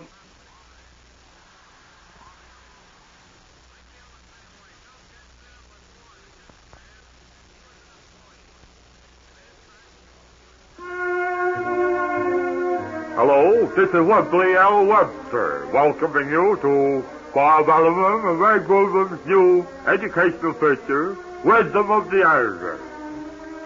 We have with us a panel of distinguished scholars who are going to use their wisdom, their sapience and profundity, to give you, the listener, something to muse about, to ruminate over, if you prefer. The first guest to my right is Roland T. Droff, the Dean of Wisdom at the Drexel School of Agriculture. Yeah, how do you do, yes? Sir, you don't have to smile particularly. This is just radio. Yes. Poetess Layla Levinson, whose current book of poems, Rhyme on My Hands, is a glut on the market. It's not a glut on the market. The note says it was just put on the market. I'm sorry. And lastly, Starch Vanderluden, who used to study Sigmund Freud. No, I used to study Hans Christian Andersen. Well, I knew it was one of those foreigners. Yeah, boy. But now, panel, it's time for you to philosophize, and I should like first to look at Starch Vanderluden. Who's he looking at, do you Starch know? Vanderluden. Oh, yeah, well, I believe it was Confucius who once said, water can both sustain and engulf a ship. Yeah, I think Samuel Johnson said nobody is always wrong. Even a stopped clock is right twice a day. Yes. I'll always admire William Shakespeare for saying there's small choice in rotten apples. I would like to object to a point here. I think the poet George Burns once said, water can both sustain and engulf a ship. What insight the poet Shelley Winters had when he said, never argue with your doctor. He has the inside information. A memorable line from Shakespeare's comedy As You Like It was, laughter greases up the engine of worry, enabling you to slide merrily on your way. Ginger Rogers, in a moment of great insight, once said, nobody is always wrong. Even a stopped clock is right twice a day. I think it was Ginger Rogers who said that water can both sustain and engulf a ship. Charles Dickens knew from whence he spoke when he said the famous words, water can both sustain and engulf a ship. Wasn't it Kaiser Hoyt Wilhelm who said there's small choice in rotten apples? I'll always remember Rudyard Kipling's immortal words, nobody is always wrong, even a stopped clock is right twice a day. I have always tried to live by the words of J.P. Morgan when he said, put your money where your mouth is. Yes, and he's a good singer, too. I think our time is about up. I wonder if I might just add one note to try to clear things up. I think that several quotations here, it's all confused, and I think we might have to rebroadcast this. As you know, this program, Wisdom of the Ages, is a copyrighted feature and cannot be rebroadcast without the express consent of the now defunct Continental League. Now then, this is your moral wisdom, working out Webster, staging in the words of Jerome Crawford Ross. Leave taking to the ways of partners. Let up a fight or quietly. Thank you. Goodbye.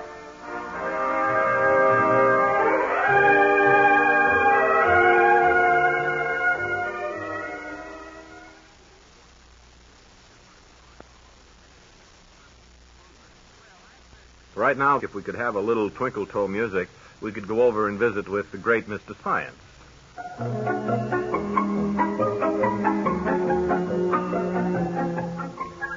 Well, bless my boots, it's little Jimmy Schwab. Come right in, Jimmy. Hi, Mr. Science. Holy cow. What scientific experiment are we going to have today here in your workshop? Well, here in the laboratory today, Jimmy, I want to take up a subject which every young boy should know something about. You've heard the expression, the bigger they are, the harder they fall. Holy yeah! Gee willikers, I've heard that, Mr. Science. Well, I guess you know by that our subject today, Jimmy, is going to be gravity and how it works. Oh, boy. Wait till I get back to school and tell all the kids I saw the law of gravity working. Well, we're going to try and make it work if we can, Jimmy. Now, just take Gee, this... Willikers is the science. Wait till I tell my mom and pop. Yes. Take this pencil here, Jimmy, and roll it off the edge of the tabletop. Okay. Wow! Closely. It fell right off the edge and hit the floor. That's exactly right, Jimmy. Wowee! Wait till I tell the gang I saw that. Now, do you know why it fell to the floor?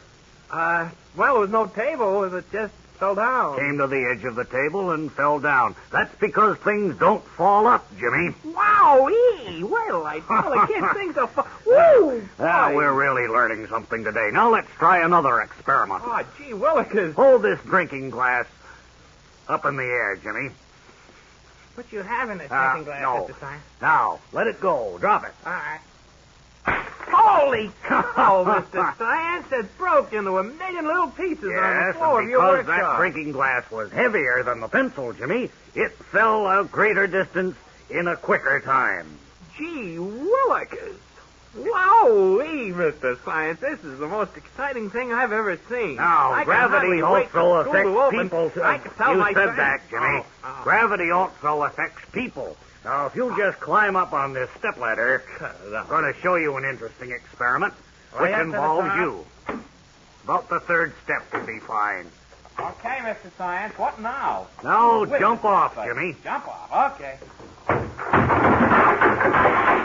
Are you all right, Jimmy? Gee whiz, Mr. Science. That hurt. Well, what? I'm going to tell my Reverend Father about wait a minute, Jimmy. Big bully. Wait a minute. Yeah. Come back here, Jimmy.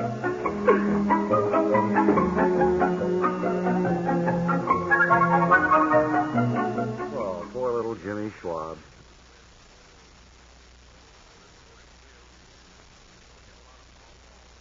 We have with us a gentleman who has appeared in many a Broadway production. He's been an actor for some 23-odd years, I believe. And he has appeared in 14 motion pictures. And last week, he opened in a theater near New York.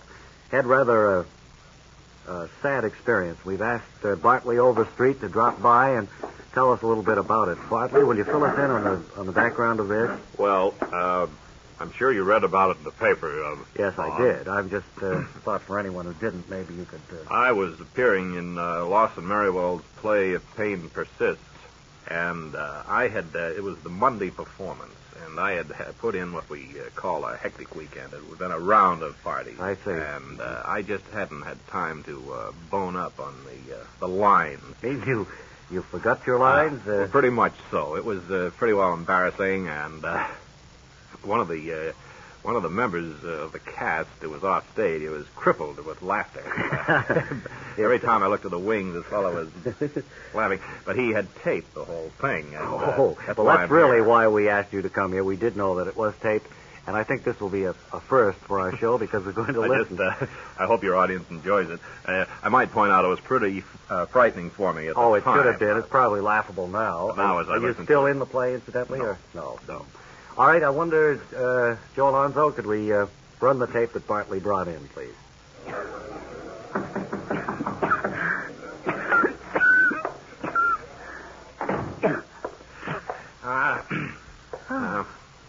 Hi. Oh, boy. What's the matter, Bartley? I bought some new shoes today. What do you think of it? Of them. Think of the, hello, what's my line? Hello. Hey, hello, what am I supposed to say? I feel silly up here. Huh?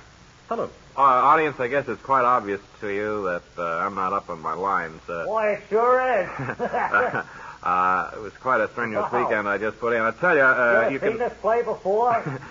You can all get your money back, or if you don't mind, I can finish out the play if you wouldn't mind my holding the script here in my hand and reading from it. What do you mean? You want to read it? Yeah, it's the only way we get through. Either that or you get your money back. You want the money back, or can we let him... Oh, let him do it. Yeah, Come on, let him do it. Okay, then. All right, Tillo, go ahead. I'll get the script now. Oh, I won't be able to find it. Can't find it. I'm in love with you. Really, I am. Whereabouts are we? I can't find it. All right. Well, yeah. I don't blame the audience.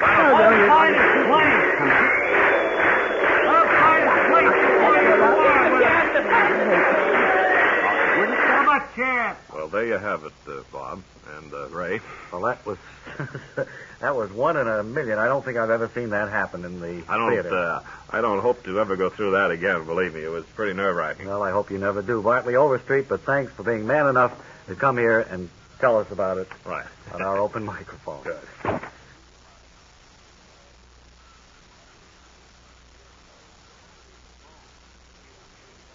Here on today's show, we had planned to present the first episode of the Traveling Bedloes. Well, this is radio's first 3-minute situation comedy, but we thought it would be nice if we told you a little bit about the show first. And we thought, too, it would be a good thing if you could meet the members of the cast assembled here on stage. Mm-hmm. Well, first, the show. The Traveling Bedloes live in a trailer, or a mobile home, if you will. And they'll be the family next door. Of course, as is the case with most families who live in trailers, the families next door will be an ever-changing parade of mirth-provoking ordinary people. Even as you and I. Right. And so much for the show. Now the cast. First, there's Henry Bedloe. He's the husband of Norma Bedloe, father of Sandra Bedloe, troublesome teenager. Ralph Bedloe, a teenager who's quite troublesome. And finally, 6-year-old Jill Bedloe, who has a problem growing up. First, let's say hello to all the people we've mentioned thus far. And here's the man we've selected to play Henry Bedloe in real life, the great actor Parker Donovan. So, hi, Park. And are you looking forward to doing the show? Sure. Gives me a chance to grow. An artist can stagnate doing plays on Broadway. That's why I'm happy this thing came along. For you folks out there, Parker is using his own voice now, but it will be different on the show. Yeah. Can you give us a sample, Park, something from the first script? Sure. Hey, Norma. Slow down when you go over the bumps. I've got egg on my face again. And they have a sample of the voice Parker Donovan will be using when he essays the role of Henry Bedloe. And also a sample of the humor you can expect, too. Now it's time to say hello to real-life actress Lucille Amy Packard, who will play the part of Norma Bedloe, Henry's wife and mother of Sandra, Ralph, and Jill Bedloe. Hi, Lucille. Thank you. Hello, Bob. Say, this role is a wonderful deal for me. Good. I know my agent gave you a difficult time, but what with all the wonderful offers I got, breaking all at once, you can understand my agent wanting the best deal for me. Yeah, well, he mentioned the fact that you were a mediocre actress and said he sincerely hoped that things would work out. He's a wonderful man, wonderful. Lucille, would you preview your Norma Bedloe voice, the one that you'll be using on our new show, The Traveling Bedloes? All right. This is the voice I plan to use on The Traveling Bedloes. I'll read part of the first script, all Okay, right? good, sure. Ralph, as soon as we come to the first stop signal, I'm going to have your father give you a lecture about hanging around the house in the afternoon. You know,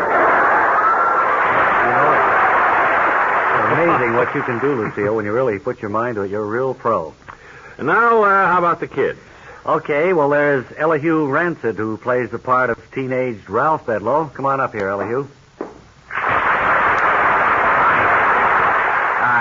Say, this is the voice I'm going to use on the show. So, can I scram now? I got to pick up my dog. He flunked out of obedience school, and the headmaster can't get him to leave the place. Sure. Well, that also is fine fit, as we say in the trade. So you can see how funny he'll be with qualified help. And, I don't know if we have enough time, but we have to get already. introduced Sandra Bedloe, the other troublesome teenager. Oh, wow. And then there's Frank, the handyman, who Yeah. putters around inside the trailer, and there's Cora, the Bedloe's maid. And don't forget Eddie Balfour, Norma Bedloe's worthless brother. Yeah. Dad Bedloe, the philosophical father of Henry Bedloe. And Aunt Hattie, the troublemaker. Oh, Bob, that's about all the time we have now, really. guess it is. Suppose we let our audience meet the balance of the Traveling Bedloes cast on one of our subsequent shows. Meanwhile, I think this is a good start. Thank you, everybody, and hope you enjoy it.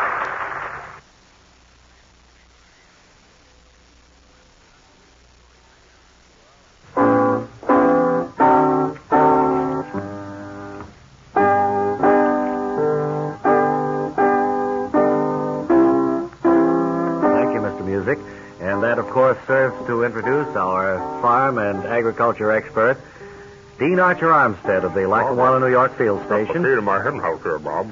Well, that's very timely, the key to your hen house, because I understand today you're going to answer some of the foul questions that have been written to you. Is that Did you right? think of that yourself, Bob? No, but you said the subject would be foul. Well, I thought you... Well, that's pretty funny, Bob. To be serious, To be serious, though, Bob, Yeah? I have brought along with me Robin Pickett. You remember Robin? Yes. Come on up, Robin. Hi, Robin.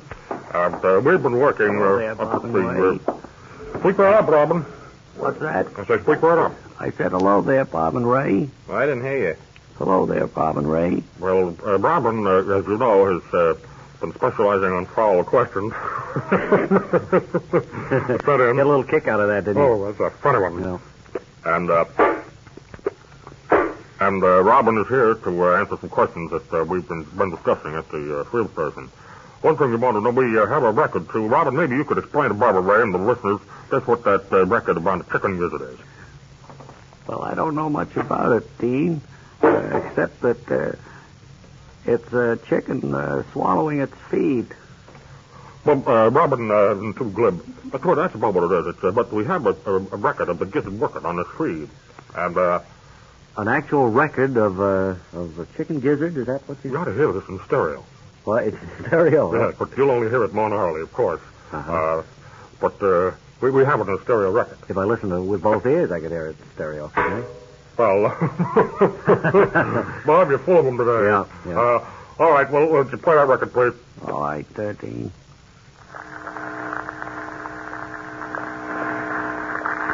Hear it? Yeah. That's the gizzard. Now, that hum, of course, is electrical. Fire chicken. That's enough. That certainly is amazing. We've been working 12 years on that. Well, what else is new at the field station? Anything in particular? Not too much, Bob. I thought if you had some questions here, maybe I could answer them. Well, there aren't too many here. The usual questions that crop up concerning how they can get their lawns ready. Is it too early to start on that? Well, no, it is, yes. I'd wait the top dress your lawn. Scratch it down seed, put a little fertilizer on it, if lime, if the soil is acid, and of course, it's always time to keep that compost heap working. What would you say? Well, thank you both, you and Robin I. Pickett, for... Robin, you've been a great help. You didn't say yes, I, or no during the whole show. Dropping by today. Right, you 400 miles down here in the station wagon. Until next time, when Dean Archer Armstead will be our guest, he says... So long until tomorrow.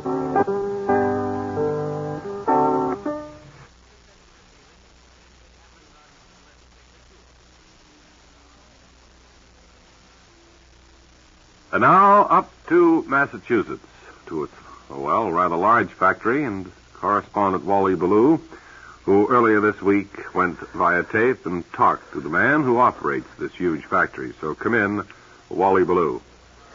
Speaking from the Wentworth Pincushion Manufacturing Company here in Massachusetts. All is heavy business here. Everybody tending to their own work, their machines, the lathes, the giant punch presses, the drills. Let's have her over here. And here is the gentleman, Go get me a Stilson wrench. Fentress Wentworth, who How do you established do? this business after his father established it before him. Mr. Wentworth, or Fentress, if I may call you by your first name. I'd prefer you call me Mr. Wentworth so long as some of the men are standing around. Could you tell us just what the operation is here that we're standing in front of? This is the operation where we push the stuff into the cover, like. It makes it round, soft for pins to be stuck in it. I had thought up to this time that pin cushions were made pretty much by hand, but I see Are it's you become a crazy? great big industry. You must be crazy or something. No, these pin cushions have to be made. It's classified as heavy industry. Is this the stuffer over here? This gentleman? That's right. That fellow stuffs the stuff in it. How long has he been stuffing pin cushions? How long have you been with me? 14 years. 14 years. 14 years, huh? Right. Now, after the pin cushions are stuffed, what's the next step? Well, after that, we send it down the line to the tester, who sticks a couple of common pins in it. And if they stick in okay, then we stamp it approved by Inspector number 13. What if they don't stick in? Well, we say approved by Inspector number 14. And then they're returned after their purchase, I suppose. Usually, some people don't bother. Do you get many complaints from the buying public about your pin cushions? No, we have very few complaints. Sometimes a patent falls out of it. Huh? Sometimes they say the patent falls out. Sometimes, by mistake, we'll put like a wrench in it. And when you stick a needle or a pin in it, it'll bend. But that's the rarity, Mr. Below. And it's only happened maybe 1,000 times. And I understand that you have a wonderful employee relationship here. You have a cafeteria for your pincushion stuffers. You have a fine medical department to take care of any eventuality. That's right. We got a good morale here. We're going to keep it that way. Everything is going along fine. Well, I want to thank you for coming by. Certainly been a pleasure to visit here at the Wentworth Pincushion Company. Our thanks for your cooperation. And this is Wally Ballou returning you to...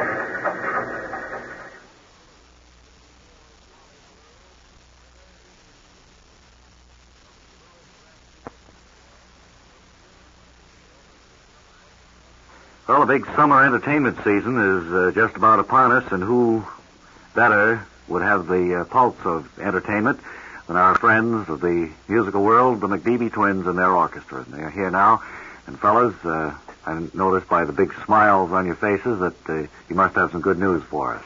Well, yes, we have, Bob and Ray. We have just signed for some wonderful dates for our orchestra. Good. That means that you're going to be busy this summer playing for dancing.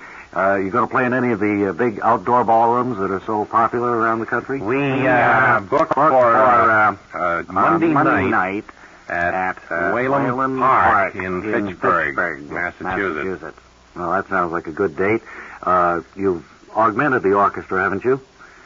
You mean paid them? No, you've added a few men for this summer season. Yes. We had to add a tuba and a piano player. You mean you didn't have a piano before? No. Well, isn't that one of the most important instruments in any dance orchestra? Did you stop to think of that? Well, no, we never did stop to think of that, Bob and Ray. But we have been getting along just famously without a piano for so long. But that will be... Don't think that we should do it. Have had it. Well, I guess with the piano and with the extra men, the tuba player and so forth, you're going to be turning out some real good sounds, and we want to warn all the dancers around the country that the McBeebe Twins Orchestra may be playing at your favorite ballroom. If so, you'll be able to see them in person. Anything else to add, gentlemen? Well, the Monday following our Whalen Park date, we're booked into Kitty City in Douglaston, Long Island, New York, USA. Kitty City. It caters to a rather young crowd, doesn't it? Yes. A young crowd that caters to. Well, we'll be playing from the it's a truck. And they take the sides down, and we play, and people just walk by and look at us. We make a fast getaway. Well, okay. Thank you, and look for that big McBeebe Twins truck. Thanks again for dropping up here today. It's always a pleasure to drop up here. We feel it's our second home. Goodbye.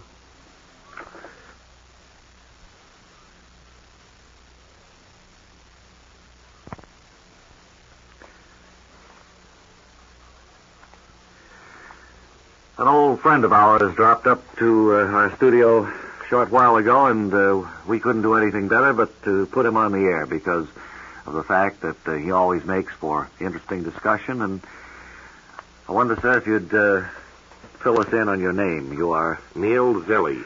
Mr. Zilli, we haven't talked to you for about a year and a half, I guess, or Neil, if I may call you that. I wish you would. Most of my friends do. Are you still in the singing game, Neil? That's right, I am. Neil is one of the foremost quartet singers in America. Also engages in two-part harmony. However, he does the harmony portion of a song, so it makes it a little bit unusual. You've never learned these songs by their real tunes. No, I never have.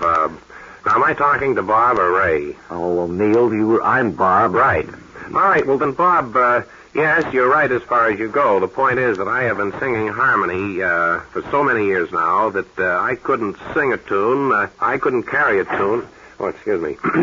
In a wheelbarrow, so to speak. Do you enjoy popular songs or any kind of songs? Do you enjoy them for their melody or for the harmony part? The harmony part is where I get my kicks. I noticed that on the card here it says you've joined one of these new modern quartets. Has this put any special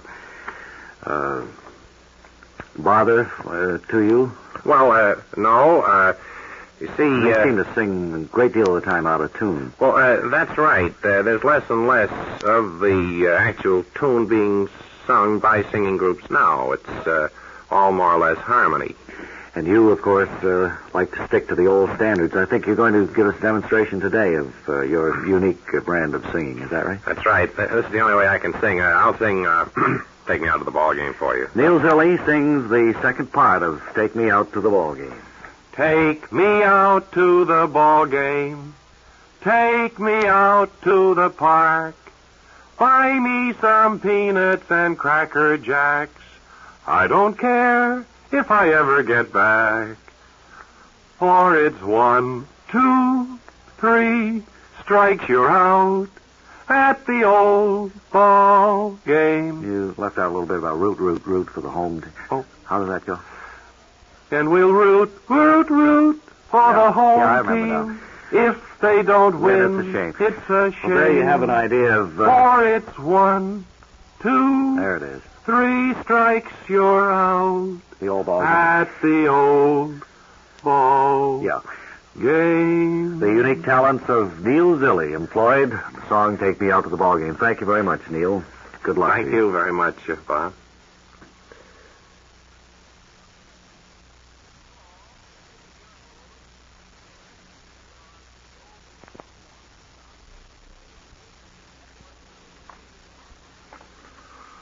Wally Ballou is standing by to interview what we think would be a very interesting person.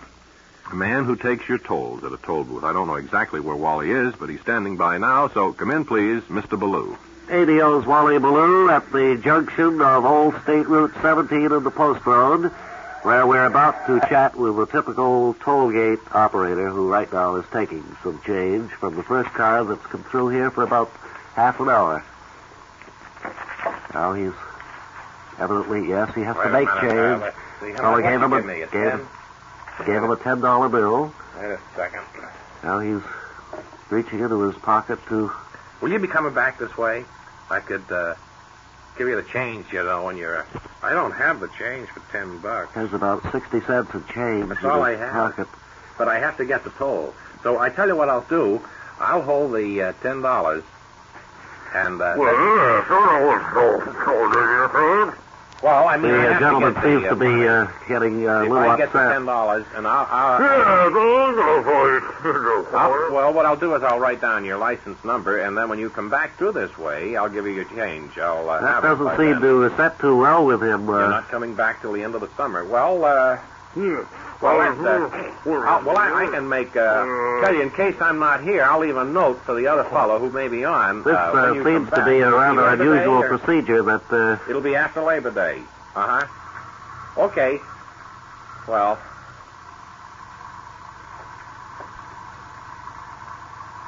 He's just standing there looking at him now. The fellow has a perplexed look on his face.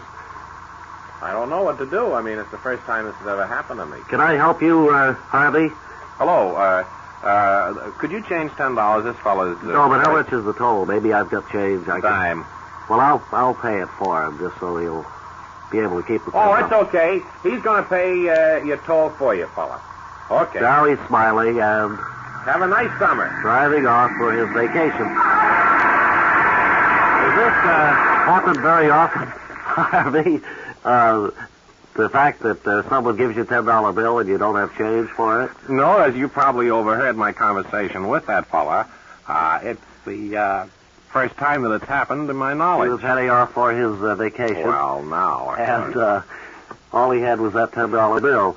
You don't seem to have too much traffic. Oh, he had more. He had more. He had several $10 bills. Yes, there. but nothing smaller, I No. Has this ever happened to you before? No, that's the second time you asked me that, Mr. Ballou. It's never happened to you before. No, it never has. Or did you say it had? I said it never had happened to me before. Well, here's another, What? Oh, that one went right through while you were standing here looking, I gotta talking call to the me. police. Well, I guess we can't take up any more of your time. Wait, now, really, you're really ruining my day. I think I've riled Take you your a core little bit. engineer, all that stuff out of here, please. Okay, Eddie, let's pack up. We've been looking at a toll station in operation, and this is W.W. Ballou returning it.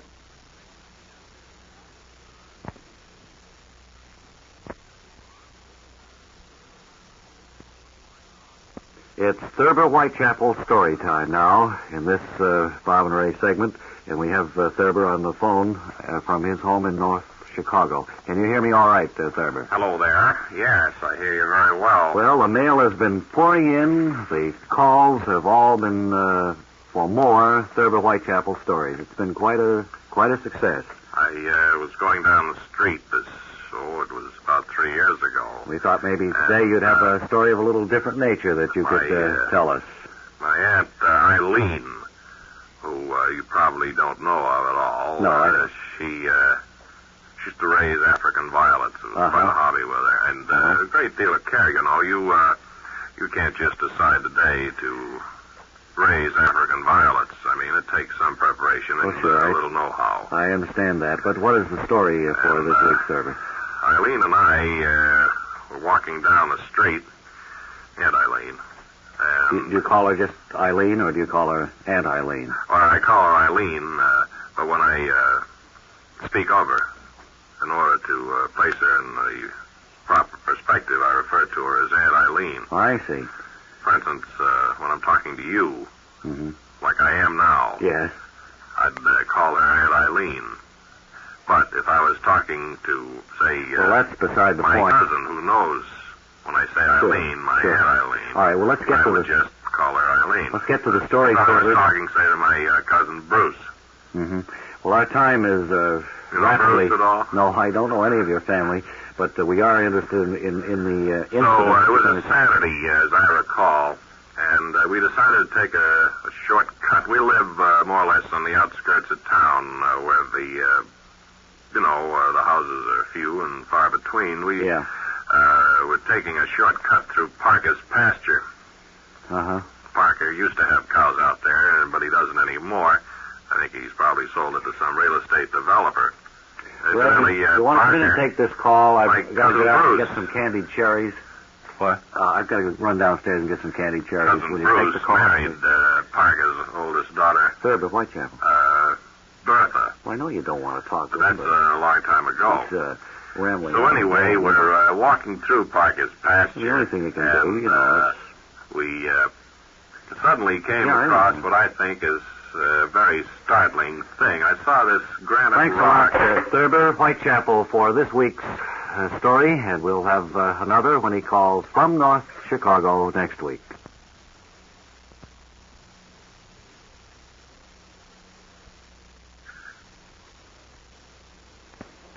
Had a couple of minutes here, and we don't do this very often, so it might be putting those 2 minutes to good advantage if we kind of read over some of the letters that have been piling up here, huh?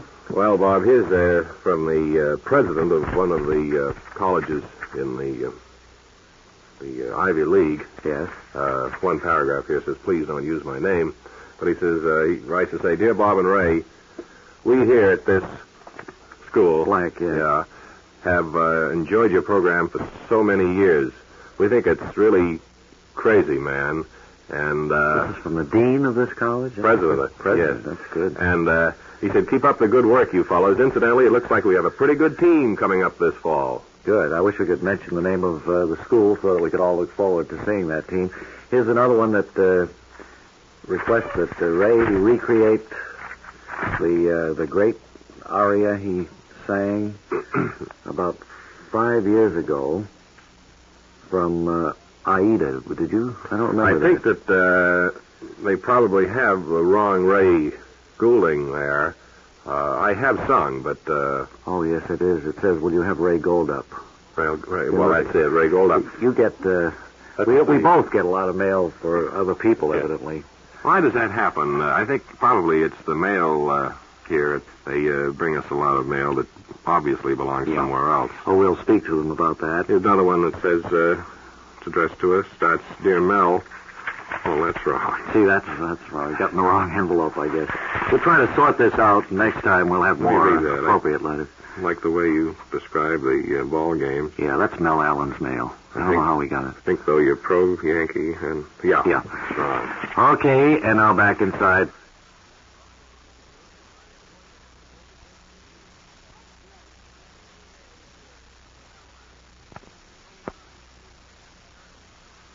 There has been a recent trend on the part of many manufacturers to put out their products, no matter what they may be, in push-button pressure cans. We've sent correspondent Wally Ballou to the Squirt Pressure Can Company in Rumney, New Hampshire, to see what's behind the push-button can fad. This is Wally Ballou, four-time winner of the Elkhart P. Loftus Award, speaking to you from the filling room of the Squirt Pressure Can Company, and with me is the department foreman, Wolf McInerney. Mr. McInerney, what's going on here? The little red buttons go on here after the cans are filled and pressurized. Can you tell us some of the products that are put in pressure cans by Squirt? Well, many things, Mr. Ballou. We can your shaving creams, your insecticide sprays, your toothpaste, your spray deodorants, your hair sprays, your car waxes, your cleaning fluid, your paint sprays. That's quite an array of items canned by Squirt. How is something put in a push-button can, Walt? Well, right now we're running off a batch of insecticides. The stuff is sent to us in drums by the manufacturer, and then we put it in the individual cans with a big soup label. So then the cans come into this room for the compression that makes it squirt out. That's right, Wally. The top is screwed on the can, and it goes over there. You mean where those 100 or so men are lined up working? Well, they're called the blowers. Now, they attach what looks like a straw to each can, and they blow into it as hard as they can until they can't get any more breath in it.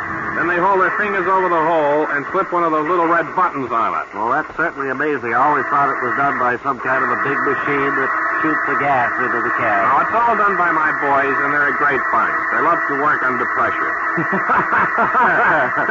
That's kind of a joke we tell our Very funny, but don't they get headaches and dizzy from blowing air into those cans all day? Well, they did at first, but they have lungs like an elephant now. Now, you take Eddie Brewster, for instance, the fifth one from the left. Boy, can he really go at it. Well, he's great. Do you ever get any complaints from consumers on the pressure cans you turn out here? Well, we did at first. People would complain of strange smell coming from the can.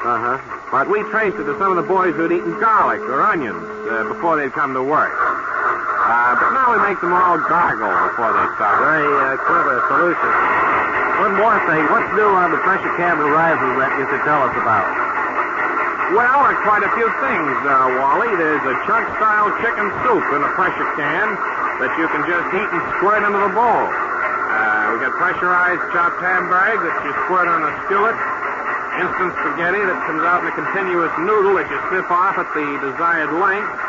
And there's one with just plain air that you can use to fix flat tires with. Items for the not-too-far-off future. And thanks to you, Wolf McInerney, for this illuminating tour of the Squirt Factory. And now back to Bob and Ray.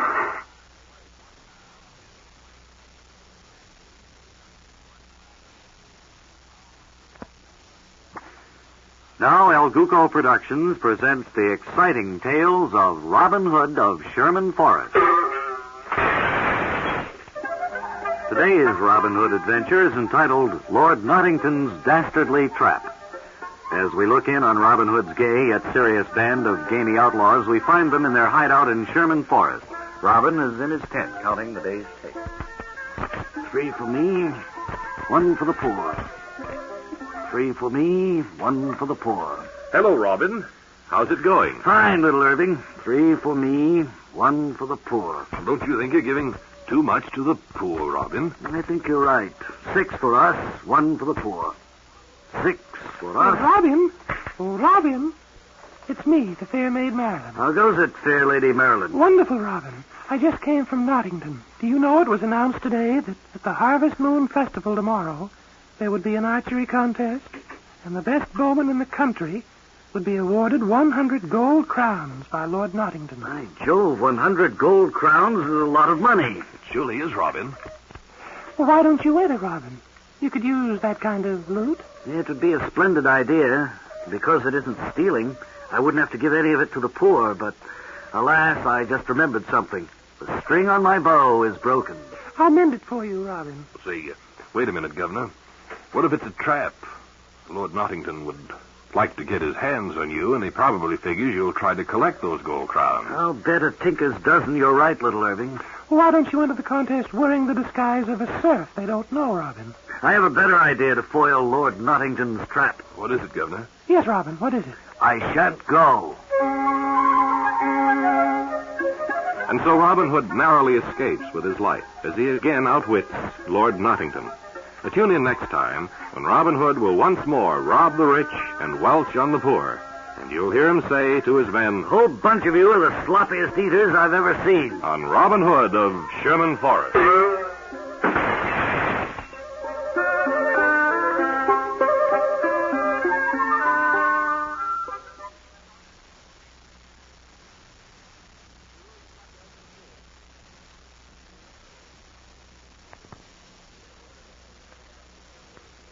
We have with us right now a gentleman who claims to have a very unique occupation. I didn't get your name, sir. Senor Jim Mendez. And you're one of our good neighbors from down Buenos Aires way. No, actually, I'm from Hammond, Indiana. I got the name out of a pulp magazine. I liked it, and I just kept it. Well, it is a colorful name. I think so. That's why I kept it. Well, senor, would you tell the radio audience what you do for a living? Well, sure. I'm the cigarette-smoking champion of the world. You mean you smoke more cigarettes in a given period than any other man alive? Well, I guess that's about the size of it, sure. Well, how do you know you're the champion? For all you know, there might be somebody, say, in Canada who smokes more than you do, and he might not know it. That's always a problem in any competitive sport. There might be a better boxer than the present heavyweight champion somewhere in this world, but if he doesn't lay claim to the title, he has to be discounted. And there's a good reason for that. He might not exist. Have you been challenged by another heavy smoker anywhere? Well, the only serious contender is Richardson. He's down in Peru, and I beat him in the finals last month. Incidentally, the match was telecast. You happen to catch it? Well, we'll get to the match in a minute. I didn't know. Before we do, how did the business of your smoking a record number of cigarettes get started? It's kind of funny. It's paradoxical, actually. I was kind of a confused kid, discontented, you might say. I didn't know what I wanted to do. Mm-hmm. I hadn't chosen a profession yet. Well, I started smoking a lot of cigarettes during this crisis. I smoked 6-7 cartons a day, and I wasn't even aware that I was approaching a record. How'd you find out? Well, when I got a cigarette bill from the candy store. It was kind of high, so I knew something was up. Well, how did you capitalize on this talent, senor? Well, I found that people would pay to watch me smoke. I never did understand that, I'll be honest with you. I once watched myself smoke in front of a mirror, and frankly, it was pretty dull. Well, it sounds very dreary to me. One night an agent came in and caught my act, and he gave me a suggestion that put me into the big time, nightclubs and theaters and What did he suggest? Well, when I did my old act, I'd wear a white shirt. Uh-huh. I thought I'd be easier to see that way. But my agent told me to wear a black shirt, and it really helped the act. Really did, how? Well, when I exhaled, say, the smoke was being lost against the white background of the shirt. Don't you see? And the smoke showed up better against the black background of the shirt, huh? Yeah, it gave the act more body, yeah. Well, now, about your match with Richardson, how do you hold a cigarette smoking match, actually? Well, it's quite simple. First of all, the TV studio set was all in black. See? Your agent suggests that, too? That's right. And then Richardson and I got as comfortable as we could. See, I do my best smoking in a sling chair like this. Uh-huh. Richardson favors a divan. Well, then we get down to the business of smoking. We had 8 hours of air time, and during that period we smoked as much as we could. I whipped him by a carton and a half going away. Well, that must have been a tremendous strain.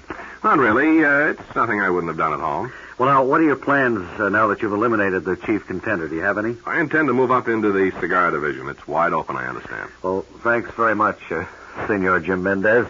And I suppose we'll be hearing from you in the world of cigars one of these days. Probably.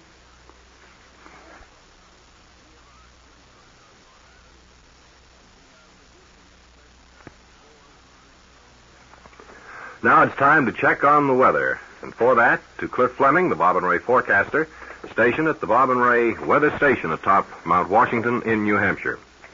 So come in, please, Cliff Fleming. Perfectly, Dave, and a very good day to you and your friend Chuck. Swell. Who do you mean, my friend? Your partner there. No, that's Bob, Cliff. Right. Well, I imagine it's rather warm up there, isn't it? Dave, there are a few breezes here on the mountain. The weather has been warm temperature-wise, however, but it's about all we can expect for this time of the year. Folks on vacation are probably enjoying the warm air if they're at the beach where there's some cool air. Did you manage to get down off the mountain? I noticed the whistle is back.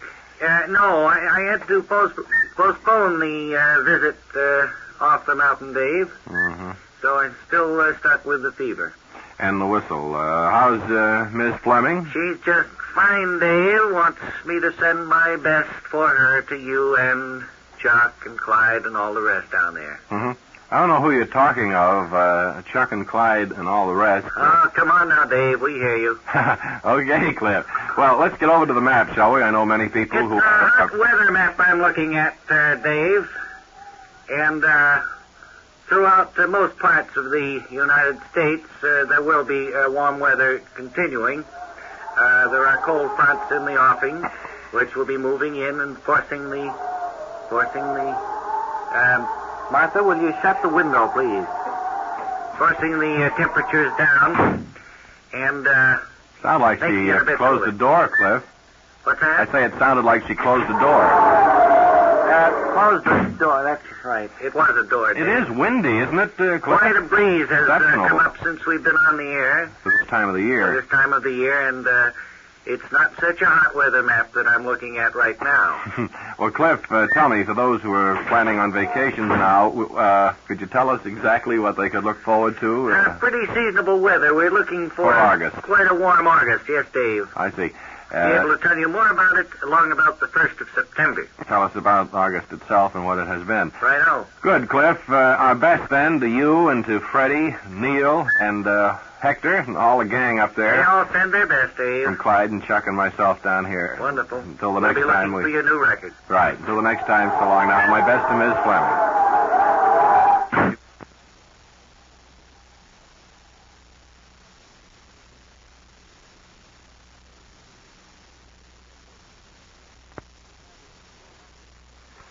We have with us today a group of Norwegian jockeys who are visiting racetracks in this country. And their spokesman is at our microphone now. And I think you said your name was it Jens Oster's Way? No, it's Jens. The Y is ja, and it's Oster's V. The Z is pronounced V. Fine. Yeah, but... And my card here says you're from Bergen, Norway. Yeah, that's right. Well, not much has been heard in this country lately about Norwegian jockeys. Perhaps you can tell us why you're here. Well, we're here to visit your racetracks and see how you do it in this country. What are some of the tracks you visited here? Yeah, we have visited Jamaica, Hialeah, Gimlico, and Monmouth Park. Monmouth. What track in Norway do you race at? Mostly at Oslo Downs. That's the main track. Well, why is it that your group is so interested in how our system works? Does it differ from yours? It's very much faster in this country. Well, what do you mean? In Norway, we only have one race. One race when you go to the track, and that starts on a Monday. Starts on a Monday? Yeah, all our races are 6-day horse races. They start early Monday morning and end late on Saturday night. Well, I've heard of 6-day bicycle races, but I've never heard of a 6-day horse race. We've been having them ever since the Vikings discovered America. It was Columbus. I give you 4-1. It was Leif Erikson and the Vikings. Well, you're on. Tell me, does the fact that all of you must weigh around 300 pounds have anything to do with the type of race you run? Yes, it does. The horses are also very fat. They look like hippopotamuses. Well, why is that? Well, before a race, we all fatten up because you don't get much chances to eat for 6 days. But when the race is over, you get skinny jockeys and skinny horses, and then we fatten up for the next race.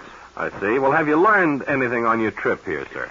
In Norway, there are a lot of complaints about our system. Not too many Norwegians can afford to take a week off to go to the track, and we can't have a daily double. Only a semi-monthly one. Besides, it takes too long to lose your money. Do you think you'll adopt our system in Norway, or what? We'll see that when we get back to Oslo and report our findings to the Norwegian Racing Commission. Well, if our method is adopted, it will probably mean that you and the other fat Norwegian jockeys will be out of work. Probably. Well, I want to thank you, Jens Ostersvay, and your group for this interesting look at horse racing in Norway. Have a pleasant trip home, you hear? Cool.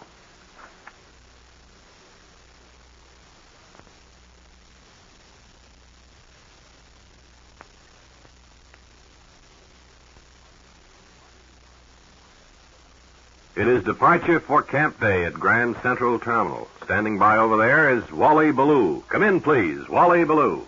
Radio's Wally Ballou, winner of the Gormley Diction Award, standing in what is apparently pandemonium as thousands of youngsters prepare to leave on their summer camp vacation. I've been trying to find someone in authority who could give us a little fill-in, a little background. Let me through here, please. A little background on the work that goes into getting all of these trains out of the station and having all of the kids on the trains at the same time. There's a gentleman here who looks as if he is an authority. Could I speak with you just a second, sir? Certainly you may. I am in charge here now of getting all the kids on the right trains. Now, where I'm standing, you see that group over there that's milling about, yelling, carrying on? All those kids are going to Tickawah, Makawah, and Littapay. Is that 3 different camps or one, sir? That's 3 different camps, but in the same general vicinity.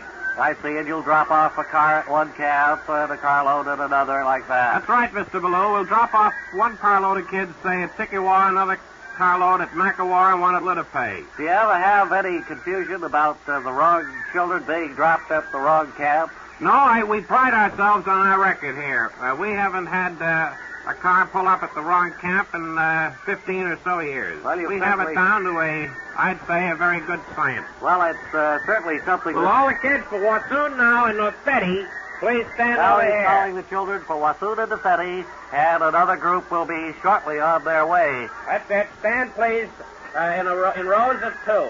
Now they're standing in rows of 2, facing the... Hold your lunch boxes. Remember now, you're all responsible for your own lunch. He's telling them they're all responsible for their own lunch. You should be in Tickawah line.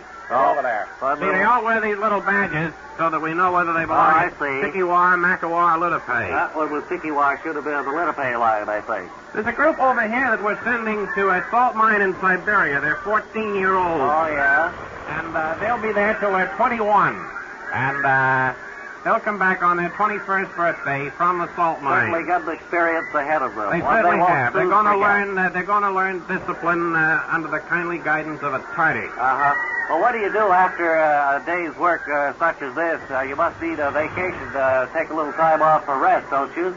Well, I really suppose I'd need it, although I won't be going on my vacation, Ballou, for another maybe 2 or 3 weeks. Well, then maybe you can I make have up to for it. start planning to get them all back now, come the end of August and the 1st of September.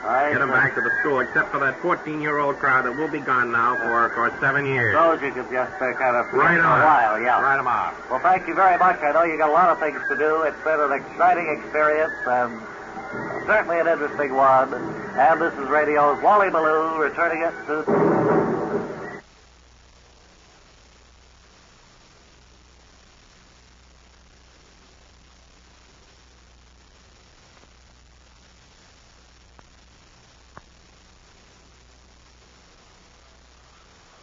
Ready to sign in on our Bob and Ray guest blackboard is Mr. Carl K.H. Ricky Bollinger, who is an expert on matters of the sea. Is that right, Ricky? Thank you very much for asking that question. So I haven't asked you any question. I just said, is that right, that you are an expert on matters of the sea? Yes, I am. I should like to point out that I am indebted to the Museum of Science, Boston 14, for some of the information that I have here. Well, now, just what information is it in line with... It's about algae. In connection with seaweed? That is right. You see, seaweed can be a very interesting hobby, Mr. Elliam. Will you go right ahead, please, Ricky? Right. Picking your art from the ocean can be a very rewarding hobby. Now, the seaweed itself can be mounted on corrugated wood or on cheesecloth, old newspapers.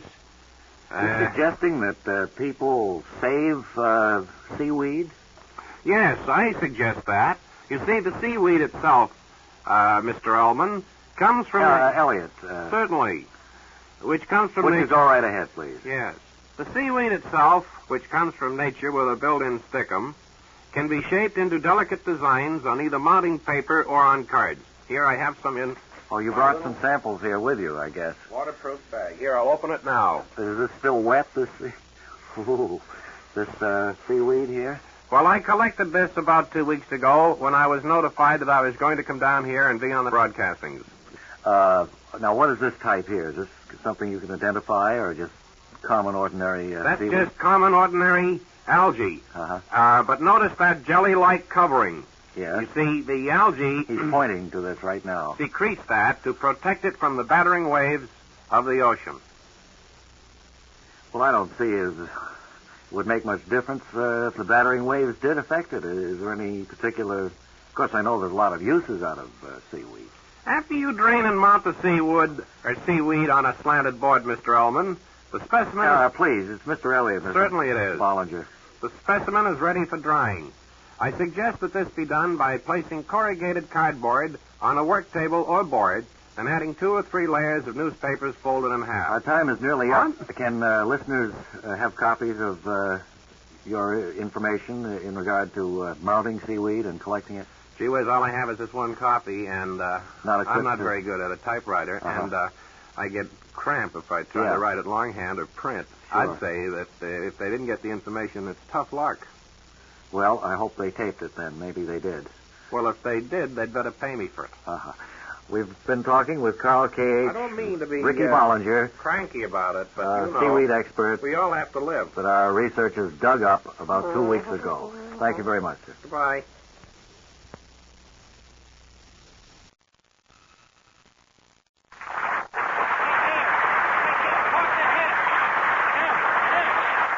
All right, with you, I guess they were pointing at, sir. Would you like to be held up for ridicule? Yeah, I wouldn't mind. Okay, would you stand up in the aisle here? Okay. Wow. Well, I guess we all can see why they... But he has little bells on his shoes. On his No shoes wonder there. he's being held up for ridicule. This, what's the reason for this, sir? Well, I don't know. It's kind of an attention-getting device. Plus, I can always get a seat in the subway. When the doors swing open, I step on with these shoes with bells on them. Everybody gets right out of that car, and I have it all alone. I can well imagine. All by myself. Well, thanks for coming here today, and I hope you enjoyed the show.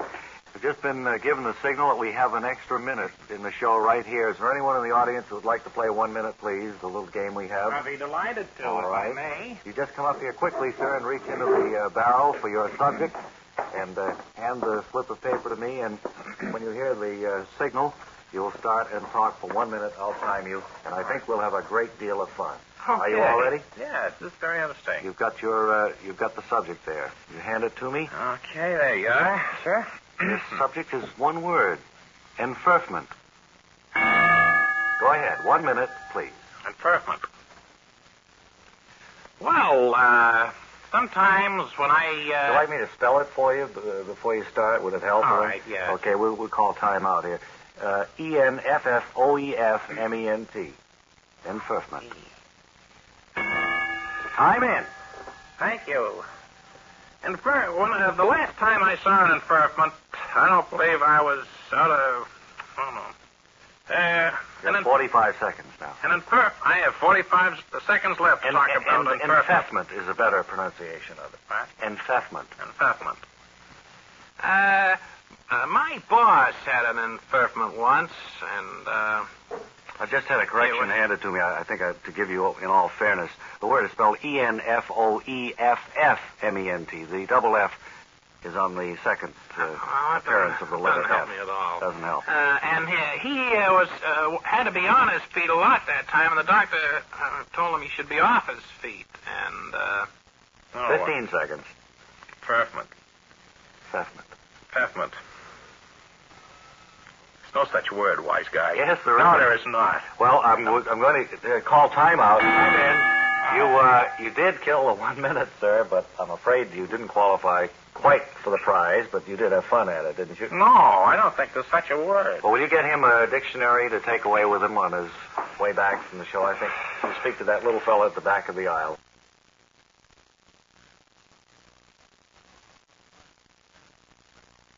You're in time. You're at the Bob and Ray Show that presents the great Central American Tightrope Walker. The gentleman who, as I understand, is chairman of the statehood for British Honduras Committee 2. He's here to publicize that. The great and wonderful Senor Miguel Honduras. Thank you, Ray. And it is very great pleasure to be appearing here on you. To be appearing here on the program. Well, now, as I understand, Senor, you have the rope strung. I guess you can all see that. It is strung in loose rope fashion today. That's right. Oh, you're not going to do the tightrope. This is what they call the slack rope. Slack wire. And this is, I think, much practice to it. I think this is more difficult, really, than the tightrope, isn't it? Well, when I climb down the tightrope, it is a different feeling, you understand, than climbing down the slack wire. You put on weight, Senor, since the last Just a few pounds. Well, you're all set to go. I wonder Wait just a minute. Poopy, are you ready with the guitar?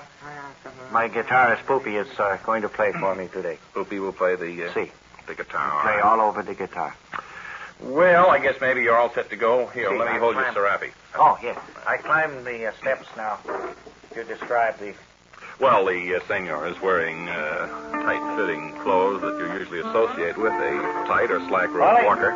He's saying "Olé" now, and he's going to the top of the ladder. Then he's stepping out on the rope. He's now testing the slackness of the rope. Is that slack enough? It's very slack. It's very slack, which means that it's all set for him. Here I go. Good. And now the senor is starting out on the rope. I might point out it's about 60 feet long, the studio, so he should go 60 feet. Why you look so sad, Poopy? Long face on it. Senor? Yes? Could you do the rest of the act backwards? See, it's difficult to turn in the middle of the slack wire. Well, I know it is, but actually it'll be a more daring act that way, and it's almost a necessity that you do that. It's more dangerous, I grant. I'm teetering back and forth. How near am I to the end? You're more than halfway now. You're more than...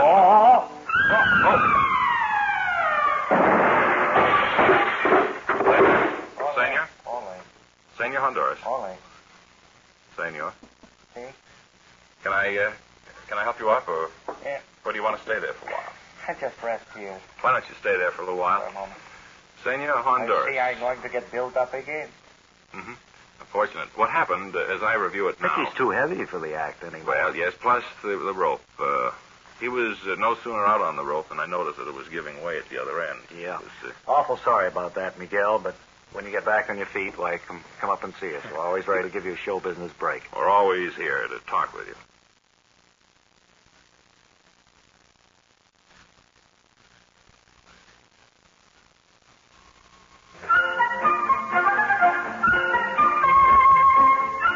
Hello again, this is Tom Lowell, your world-renowned travel man, here to answer travel questions sent in by listeners on this, the World of Travel. Are you ready with the questions, Ben?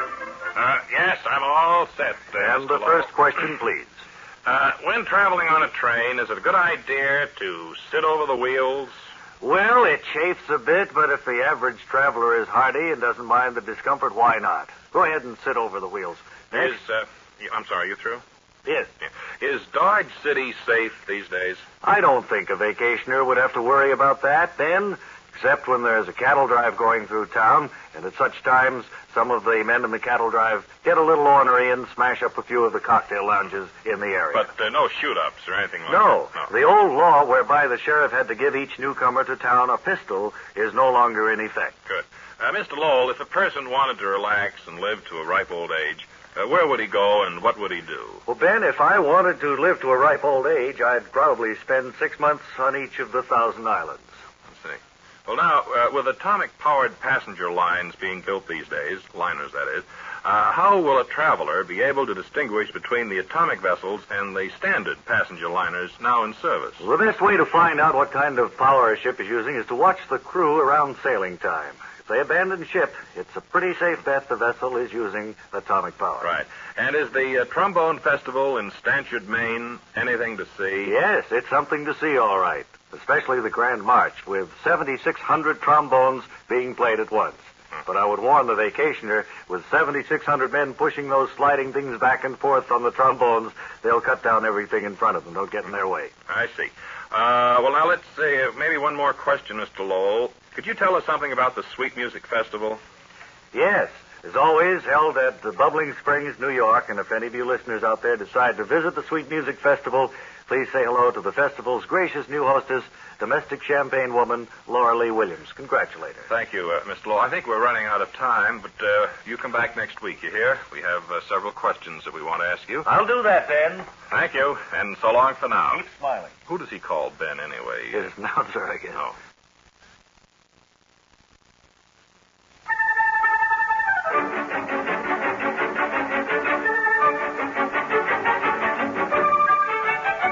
Yes, we're here to help you, the ordinary employee, with our Bob and Ray employment problems on the Employment Service of the Air. And it's our hope we can dip into our extensive files and come up with a better tomorrow for you people seated on the hardwood bench. Would the first job seeker please step up? Hello, Elliot. Could I have your name and occupation, sir, please? I'm Scarf Johnson, barnstormer and crop duster. You got a job for me? Well, not so fast, Johnson. Do you own your own plane? Yeah, I own a Spad. What do you have in mind? Well, if my memory serves me correctly, there's a kennel 3 miles north of Jamestown, New York, and the owner of the kennel, Mr. Ogden, would like to have the whole place dusted with flea powder. Well, I've mass powdered before, Elliot. When does he want this job done? Well, wait, it's not that easy now. Mr. Ogden would like to interview you first and see if you're the right man for the job, Johnson. Well, I've had plenty of spraying experience, so... Well, you still have to see Mr. Ogden before the job is secured, and I'd like to give you a few interview tips. All right, well, shoot, Elliot. Well, when you're in his office, don't lean on his desk while you're talking to him. They hate that. Who? Any prospective employer. Okay. See, I'll write that down in my logbook. And I'll remember that when I see this guy Ogden. And call him Mr. Ogden, because familiarity breeds contempt. You're not going there to be a pal. You're after a job. Yeah. So be as friendly as you can, but at the same time, be as remote as possible. You think you can do that, Johnson? Well, I think I can handle it, Elliot. Yeah, I'll talk to him from behind the closed door of his office. Well, that might not be a bad idea, but I think you should enter Mr. Ogden's office. Okay, I'll go in and then turn my back to him. We'll chat that way. Good. Now, you'll have to get longer puttees. The ones you're wearing only go halfway up your legs, and prospective employers are always concerned about neatness. Well, now, these are the only puttees I own, and if I roll them all the way up to my knees, there'll be spaces showing, you know. I have some ball players' knee-length stockings I could wear. Don't you have any boots, Johnson? I did have, but my Batman, Corporal Rollins, stole them several years ago. Maybe you'd be better off just to wear Oxfords and socks with clocks on them. That'll look neat, huh? Will do then, Elliot. Okay. And how did your swagger stick get bent, Johnson? Mr. Ogden will notice that right off. Well, it got bent for many years of slapping it against my thigh. You can see here where my right thigh is worn away a little. Yeah. Well, I hope Mr. Ogden won't notice that. We can do something about it, though. When you enter Mr. Ogden's office, kind of walk sideways, kind of, you know. Wait a minute. You mean sidle in? Left side featured? That it, Elliot? That's it. Yeah. Feature your left side. Right. And that's about it, Johnson. After you sign several employment agency papers here, you can be on your way to Jamestown. And how much am I going to get for the job? You know, Elliot? Well, it's piecework. We're going to charge by the dog. If you get the job, see that your aim is good, Johnson. The rest of you folks on the hardwood bench go home. Go back after we've had a chance to study our extensive Bob and Ray employment files.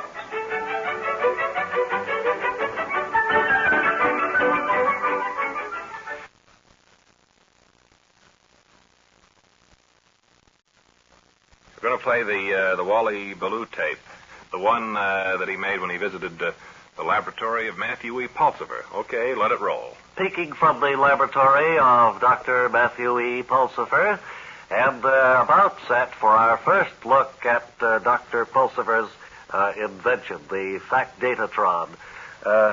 Doctor, I wonder if you could give us a little background material on the machine that we're going to see demonstrated very presently here. Now, what I do here is I can feed certain information and data to this machine. Uh-huh.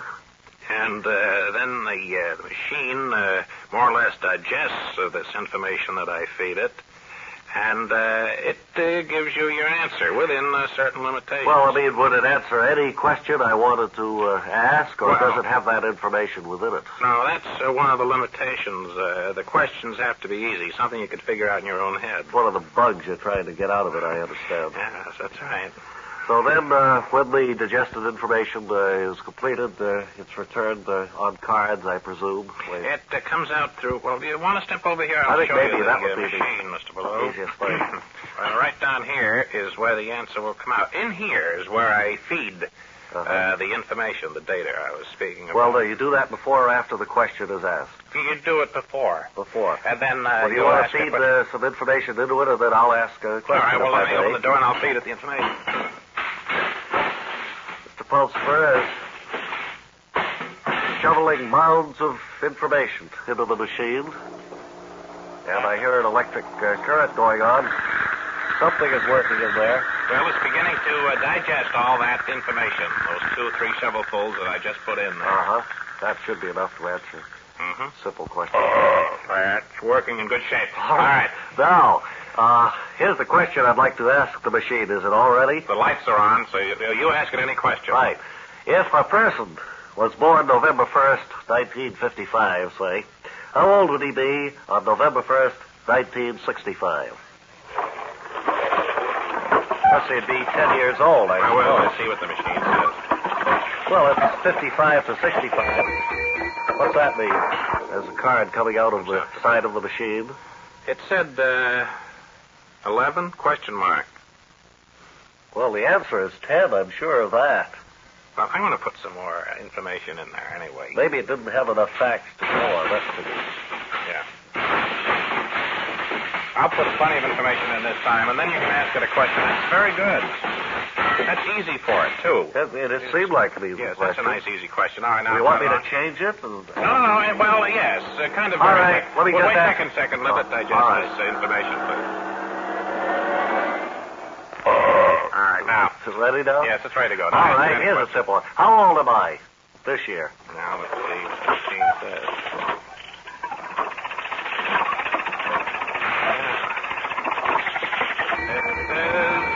41 question mark? No.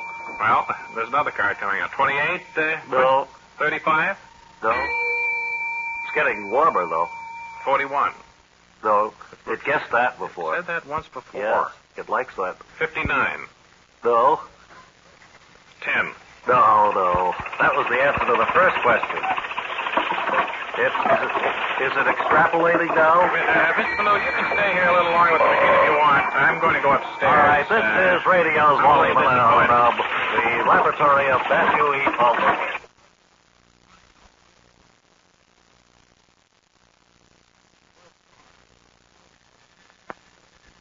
Word Carr is out in Hollywood right now. He's talking with, you remember Barry Campbell, the famous movie star who's appeared on our show numberless times. He is out there now filming the new movie, If Pain Persists. And Word Carr is standing by now, all set to interview Barry on the set. Come in, please. Word Carr. Thank you, Bob and Ray. Word Carr speaking on the set of If Pain Persists. And I'm talking with Barry Campbell, the star of the picture, and in just a moment we're going to watch one of the crucial scenes being shot. Barry, this is the charge of the cavalry scene, I believe. That's right. I see all of the horses and the extras are lined up over there.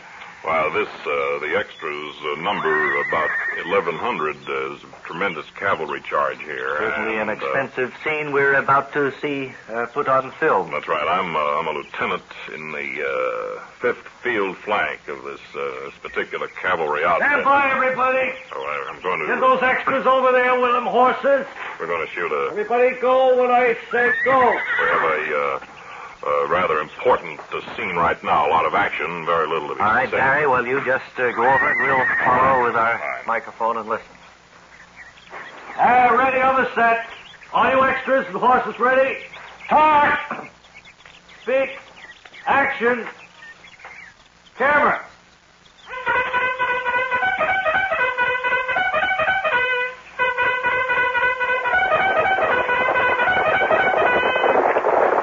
I knew your father, Fergus. Ferguson. You're the first Ferguson in the 5th field flank to fail to fulfill the fundamental functions of a field flank front runner. Colonel Frisbee, that's a awfully fragrant... Hold it! Get the horses Sorry, back. I'm sorry. That's okay, Campbell. We don't make mistakes. We'll try it again. Tongue twister. All right. We got all the horses lined up on the other side. The extras. Horses are okay, yeah. Talk. Speak. Action. The tape.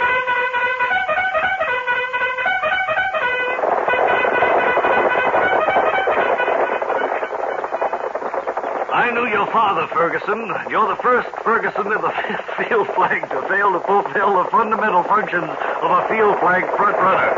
Colonel Frisbee, that's a fragrant...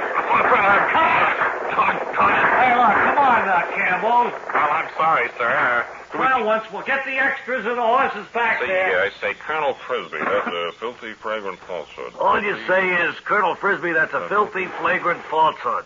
Bob and Ray. All right. Bob and Ray's announcer. Action. Turn it back right away. This is Word Car. And back here just in time, too. Gee, that was exciting.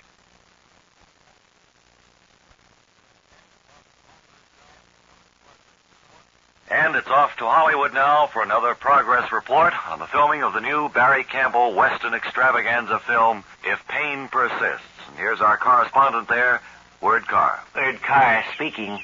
They're ready now to resume shooting on If Pain Persists.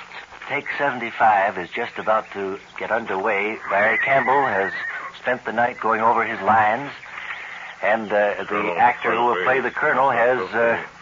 perhaps you can hear Barry in the background as he... Colonel Frisbee, that's a filthy, fragrant falsehood.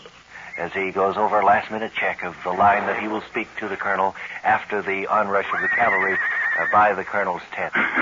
A scene like this, I was told by the director, costs $20,000 every time the camera rolls. And they've reloaded the film. Stand by. 14 times. There's the signal to stand by. Colonel Frisbee, that's a... We've done this thing 75 It's times. a tongue twister. Get the horses back there. I know this is kind of a tough scene. I know you've been working all day on it, but we got to get it before the sun goes down. Look, I'm a nervous wreck, sir. Is there You're some a pretty way... bum actor, too, Campbell. That's beside the point now. To me, this is impossible. It's a tongue twister, a spoonerism that I just cannot utter. Look, Campbell, all you say is, Colonel Frisbee, that's a filthy, flagrant falsehood. Let me hear you say it. Colonel Frisbee, that's a filthy, flagrant falsehood. Right. Now, what's so difficult about that, I don't know what it is. The minute I see the cameras rolling, I don't know. It's just the combination of flagrant and fragrant and falsehood somehow. That's the way it's written, Campbell. Can we change the Colonel's name? I want to try this just once more. If you don't get it this time, then we'll rewrite the thing. This is take 75. Action! I knew your father, Ferguson, and you're the first Ferguson in the 5th field flank to fail to fulfill the fundamental functions of a field flank front runner. Falsely, filthy. This is a fragrant... Falsely. You're right, Campbell. We got to... The false. Bring the horses back. I can't even say my name now, Director. All right, quiet down now. That's so funny. Everybody's under a strain. I do see the humor in it. $1 million worth of boots here, and they're all laughing. We got time for about one more take. How about if you start the scene, Campbell? Come in and say something like, did you call for me, Colonel Frisbee, or... I think maybe that would do it. I'd come in, rather than the Colonel speaking first, I'd say, right. Did you want to see me, Colonel Frisbee? Then he could give that speech. That's what I was thinking. All right, I think... You got that, Colonel? Yes. All right. Everybody ready? Speak. Action! Action! Camera! Did you want to see me, Colonel Frisbee? Good. Wonderful, Campbell. Oh, good! What are you doing, Colonel? Well, I'm sorry. I just completely forgot. I was so surprised at the clean, straight line coming out of Campbell there. Well, I'm sorry. My apologies, Campbell, for ruining your scene. Well, I guess we better knock off for the day. We'll finish it off tomorrow. All right. This is Word Car again. I'm going to try to get a few words from Barry Campbell before returning it. Barry, over here for the radio. Oh, hi. Had rather a trying day, didn't you? trying as blindly Do you think it'll be any easier in the morning? well, possibly a night's Oh, yeah. sleep. Well, you'd better get a good night's rest. Right. And we'll be back here on the set tomorrow morning. Good. And now, this is... I am truly, really tired. This is Word Car, returning it now. Thank you, Word. That would really be something to see when they get that scene finished, if they ever do.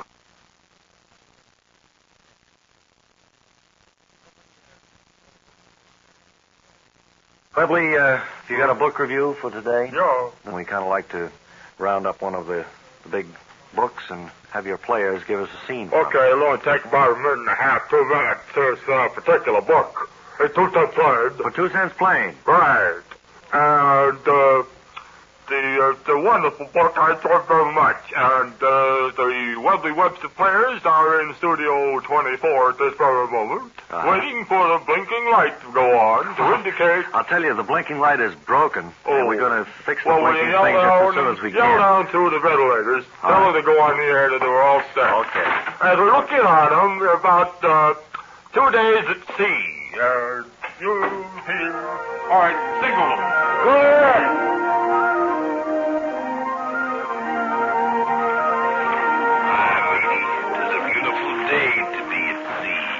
Aye, sir. I can't get over how pleasant you seem today. The white caps are dancing against the blue background. Watch out for that boom, Captain. The boom is heading your way. Oh, that's too bad, sir. Let me help you up. There we are, up, Sir Daisy. Why? Oh. Taking it easy. I thought you'd keep a civil tongue in your head when you're talking to the captain of this town. Look out, Captain. The boom is swinging back. Oh. Let me help you up, sir. Well, matey, why don't you go get 2 glasses so we'll each have a draft of the captain's port, huh? You mean you're inviting me to join you, sir? Why not, matey? How could I run the good tub without you? Kind of surprised at your attitude, sir. Look out for the boom. It's swinging back, Captain. Oh, that's worse than the other 2. What do you do with the captain's port in your hand? Will you...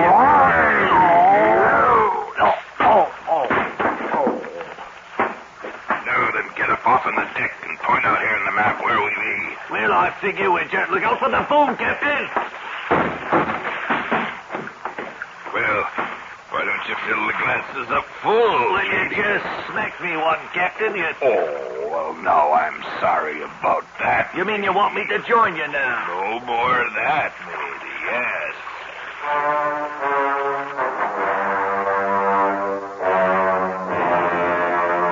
That's it. 2 cent plain. I don't remember that scene, and Not only was that scene not in that book, but the book is fairly old. Webb, we don't like this kind of work. We'd like to see you in the office right away. Well, okay, then. I just thought that maybe once in a while you'd like to hear some. I'll be right in.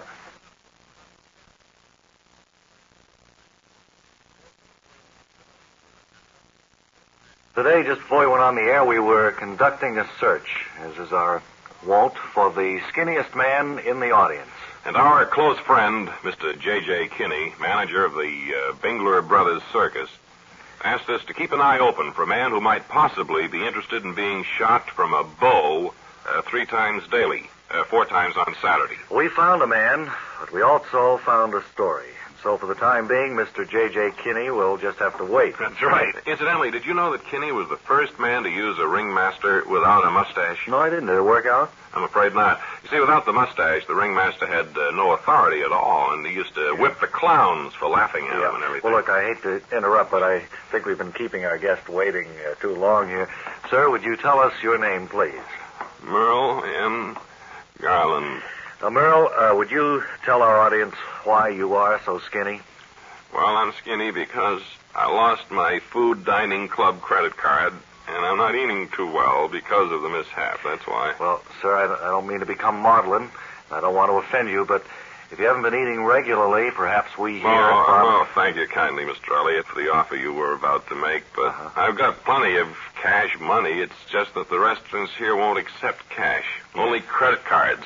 Money's too much of a bother, I was told. I know. Well, how did you lose your Food Dining Club credit card, Mr. Garland? Well, actually, I was held up, and my wallet was taken from me. That's too bad. Well, I was hoping the crook would overlook the credit cards in the wallet and just take the $14,000 I had in it, but no luck. He took the cards and left me the money. Well, Mr. Garland, when you say cards, did you have more than one credit card? I had dozens. The only one I've got left now is my Air Transport credit club card. I took the precaution of painting it so it would look like a $100 bill, and the crook overlooked it. Can I ask you how you're managing to stay alive without a food credit card? Well, I used my Air Transport credit club card. I had to fly to Copenhagen last week so I could get served a meal on the plane. What were you served, Mr. Garland? Beef and noodles. Mm-hmm. But that was last month, and I'm hungry again, so I made a reservation on a plane for the night. Going to Australia, so I'll be served 2 meals. Yeah. Australia's pretty far. Oh, I'm certain it is, but if you can't hold out until then, I know an airline that flies from Larchmont to Scarsdale. It's a 2-minute trip, and you get served an orange section en route. No, I think I'll wait for the whole meal, Mr. Well, suit yourself. Now, do you want to describe your Food Dining Club credit card to our listeners in the event it turns up somewhere? Well, it's 2.5 by 3. It's blue and yellow, and there's a picture of 2 halves of a hamburger bun, slightly separated, where my name goes. Merle N. Garland, between the hamburger buns. And the card is torn around the edges. Guess it was an old card, huh? No.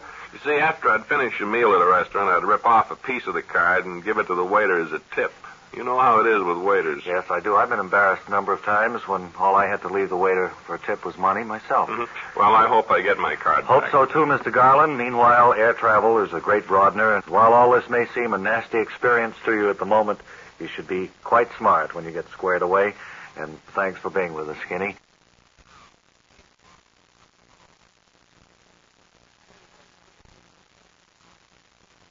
Say, have you been reading in the paper about the bird fell off in New York? Yeah, I did. It seems that Mount Vernon, New York, has been plagued by a flock of starlings, and they engaged a gentleman at a pretty good price to... I think $4,000 if he could get rid of all these starlings. And he uses 2 metal strips and pounds them together, and then he has a little gentle chime, and he says it has worked before. However, so far, it hasn't scared the starlings off permanently. They fly away when they hear him coming down the street, but then they come back after he's gone. But he says it may take 3 or 4 treatments before it's all over. It's been very interesting. Wally Ballou is up in Bronxville, and I think he has a follow-up story to all this bird talk. So come in, please, Wally Ballou. Similar follow-up story here in Bronxville, where we're about to chat with a gentleman who has been engaged for the same purpose, to rid some of the townspeople of some of these birds. This right now is a veritable birdwatcher's paradise. Birds of all type and description are making themselves available to the watchers. You may hear a lady guide over to my right who is identifying some of the birds for the people in her group. Baltimore Oriole. He just pointed out a Baltimore Oriole, and a while back we saw a ruby-throated hummingbird. Wood thrush. There's a wood thrush just Come on, lady, let's go. out of the bush. Come on, lady, let's get these birds out of here. Here's the gentleman we came to. All right, let's go. Come on, birds. Would you, sir, tell us how you're faring in getting the birds out of Bronxville? I use a different system. I don't use any metal clanking or bells or chimes or guns or anything. I just yell them out of the trees and tell them to head off. Could we have a sample of... It's better. Could we have a sample of how you work, or... All right. Is it too early? Now, you see this one tree up here? It looks like a pin oak. Now, you notice there's a bunch of starlings up there. Now, I think they're down from Mount Vernon. I see. You're going to try to head them back that way? I don't care where they go, just so long as they leave Bronxville. All right. Well, now we'll hear a bird chaser as he goes to work. Okay, get out of there! Come on, birds. Hit the road. Let's go. Hey, come on. Well, it seems to be working. Don't get me mad, buddies. Let's go. He's shooing the birds out of the tree. Hey, you look, one Still one left there. Wise guy. Come on, I see you. Come on. He's telling the bird he sees it. Come on, get out of there now. Come on. See There it goes. I think you've been successful, sir. And they did head back in the direction of Mount Vernon. Well, they can have them back there. We don't want them here in Brocksville. Where's your next job? Are you lined up for another engagement? From here, I'm going to California. A lot of birds out there. Busy season out there, huh? Well, good luck, sir. Certainly your work is here. Cut out for me. For the birds. And now this is Radio... Wait a minute, there's one there still. Well, we can't wait. You may be here all night. This is Radio's Wally Ballou, returning it now to... Thank you, Wally, for an interesting sidelight to the bird story.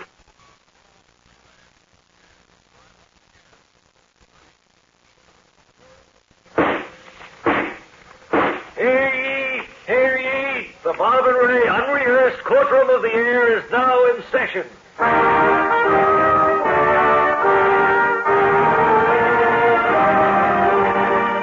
In a moment, you'll be hearing unrehearsed courtroom dramas involving live actors who will be doing away with the technical know-how of real-life judges, genuine lawyers, legitimate district attorneys, and the rest of those tedious law people with years and years of solid knowledge. And now, Superior Court 3, County of Henderson, Superior Court Judge Presser presiding. So, my good man, I have no recourse but to sentence you to not more than one, or more than 20, no more than 20, and far less than one. No, that's not it. And so, my good chap, you're going to get a flat 15 years. Hey, silence. Hear any more noise, I'll have another demonstration. I have a few words to say to the prisoner before I remand him to the custody of the country, city. Silence. Speak up, Bailey. It's bailiff, not Bailey. I got something to tell you. Well, if the Bailey has a complaint, he can see me in my personal chamber later on. Now, I have a few words to say to the prisoner. No, kid, not. You ought to listen to me, really. Prisoner, 15 years is a long time, but you deserve it. Never in all my years on this seat have I heard of such outrageous conduct. Your callous actions, your heinous, absolutely ruthless... All right, you're sentencing the wrong guy. He's the district attorney. I tried to tell you. It's the DA you got there. However, some new evidence has been introduced that might shed some new light on the case before me. Oh, you'll never get out of this, Art. Waldo Vincent, you stand before me a convicted man, a man about to be sent to the reformatory. And yet, it's my belief that the scales of justice are tipping your way. No, it'll never work. A few minutes ago, you were about to go to prison, but looking at you, I wonder if jail is really the answer for you. Oh, I'm not condoning what you've done, mind you. Manslaughter can be serious sometimes. You said it, Art. So, keeping that in mind, you seem like a very decent chap. Now, Waldo, we've all done things we're ashamed of. Like you're doing now, Art. So, I'm going to put it to you this way, Waldo Vincent. While the court cannot completely forgive the prisoner for his crime, I'm going to do all that's in my power... Careful now, Art. ...to ease the burden of your sentence. I believe the only way I can do that is to set you free, my good man. Now, see, I told you it wouldn't work. Now, how are you going to stop the courtroom spectators from demonstrating? And everybody in the court is hereby sentenced to 10 days in jail for snideness, contempt. Take them away, Bailey. Oh, I'm going to hand it to you, all right? This session of the Bob and Ray unrehearsed courtroom of the air is now closed.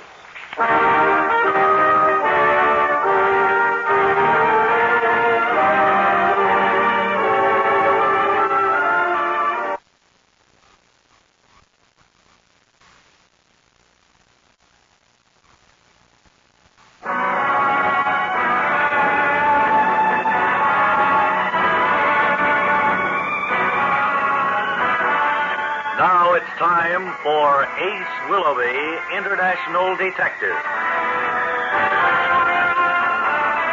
world is my feet. My passport is nothing more than a ticket to trouble. Senor Willoughby, good to see you again. What brings you down here? Well, Captain Otero, my client, in a certain matter, is a Mr. L. Mr. L? But I thought he... I know. So did everybody. Otero, would it surprise you to know that I have Mr. L's key? The key? Surprises you, doesn't it? Well, it's this way. The key means a lot to a great many people. Mr. L wants to know who they are. But how will you find them, Willoughby? Terrell, I'm not going to find them. They're going to find me. I've already started things. I'm registered at the Panama Hotel as Ace Willoughby, care of Mr. L, keeper of the key. I think the hotel clerk noticed it, too. Willoughby, a word of caution. There are many who seek the key. Be careful. Relax, Carlos. I can take care of myself. If anything comes up, I'm headed back to the hotel. And Carlos, you ought to take care of the flies around here.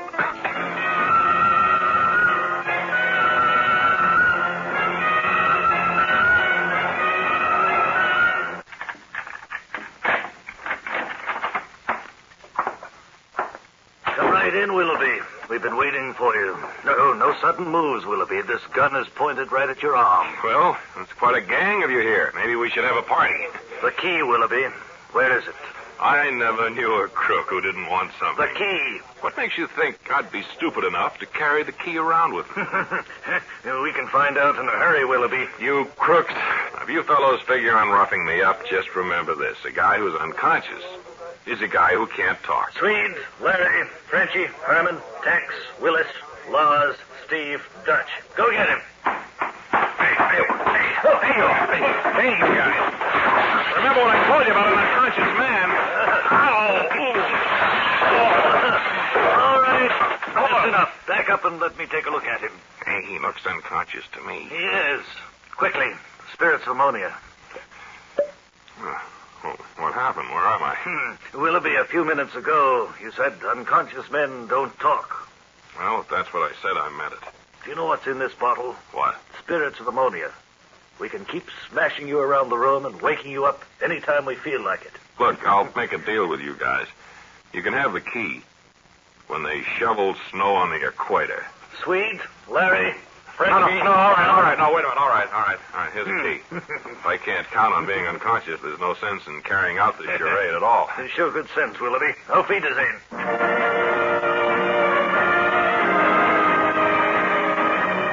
You know, a wise person in Spain once taught me that a man who overeats is a man who's had enough. Adios.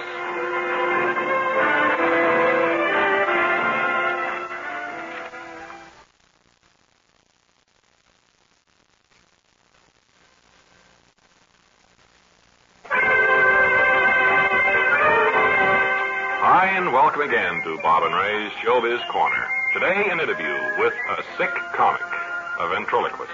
Let's say hello to Eddie Ha-Ha Bostwick and his dummy, Eric. Hi, Ray. Eric is an unusual-looking dummy, Eddie. Is there a reason for that? You mean the horn-rimmed glasses? Well, that's part of it. And then there's the receding hairline, the shadows under his eyes. Well, you know, he looks altogether jaded. I get lots of humor out of him with wry comments. Comedy hits much harder when a person isn't expecting it. Where did you and Eric last work, Eddie?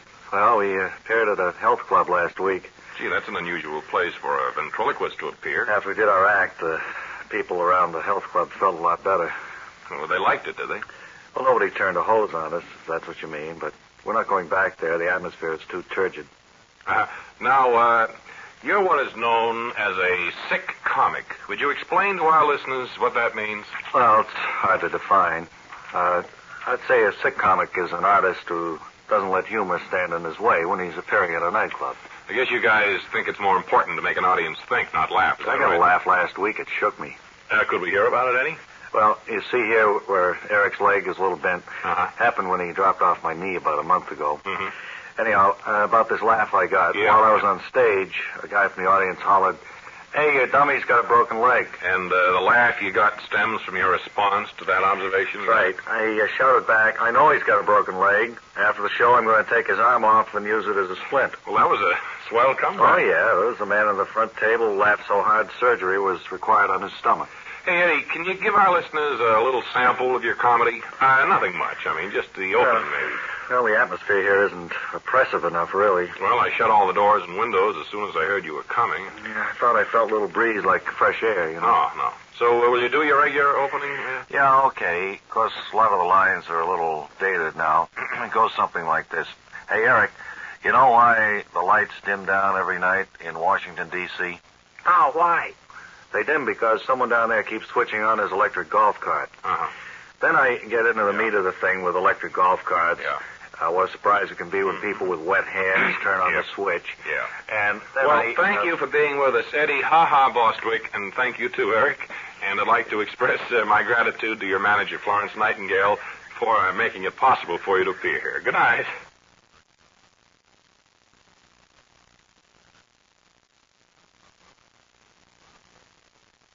Welcome to the Bob and Ray Show. Do you know who that box of bonbons is for over there that came just before the show?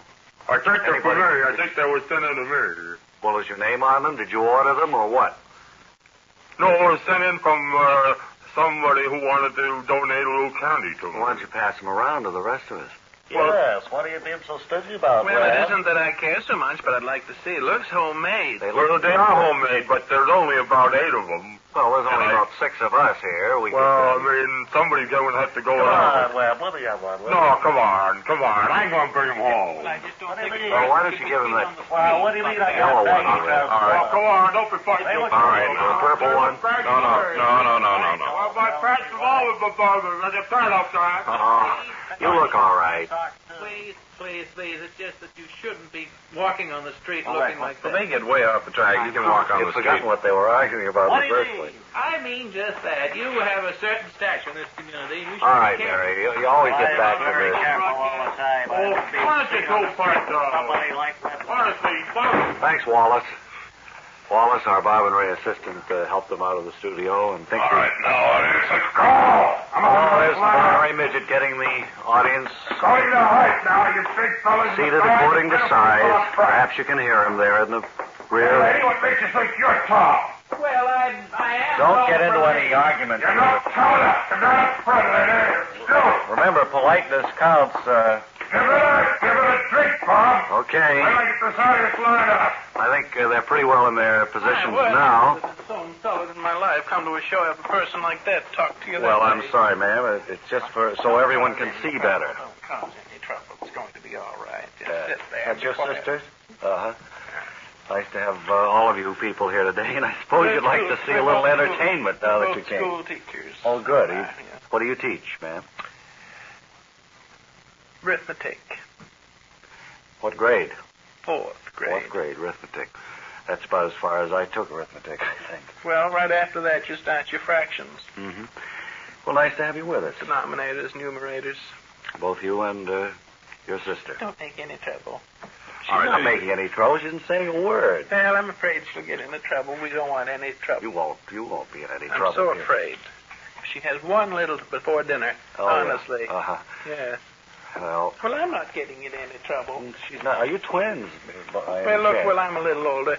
No, I'm a year older, but we do look quite a bit alike. Yes, you do. Why don't they dry up, Bob? I wish they would. Suddenly because they're, the rest of the audience is getting uneasy. I can The see. entire program, my word. Land of Goshen, I think we're just going to have to put our foot down on having audiences in the studio while we do these vignettes. Now there's no time for Hilaire and his minor birds.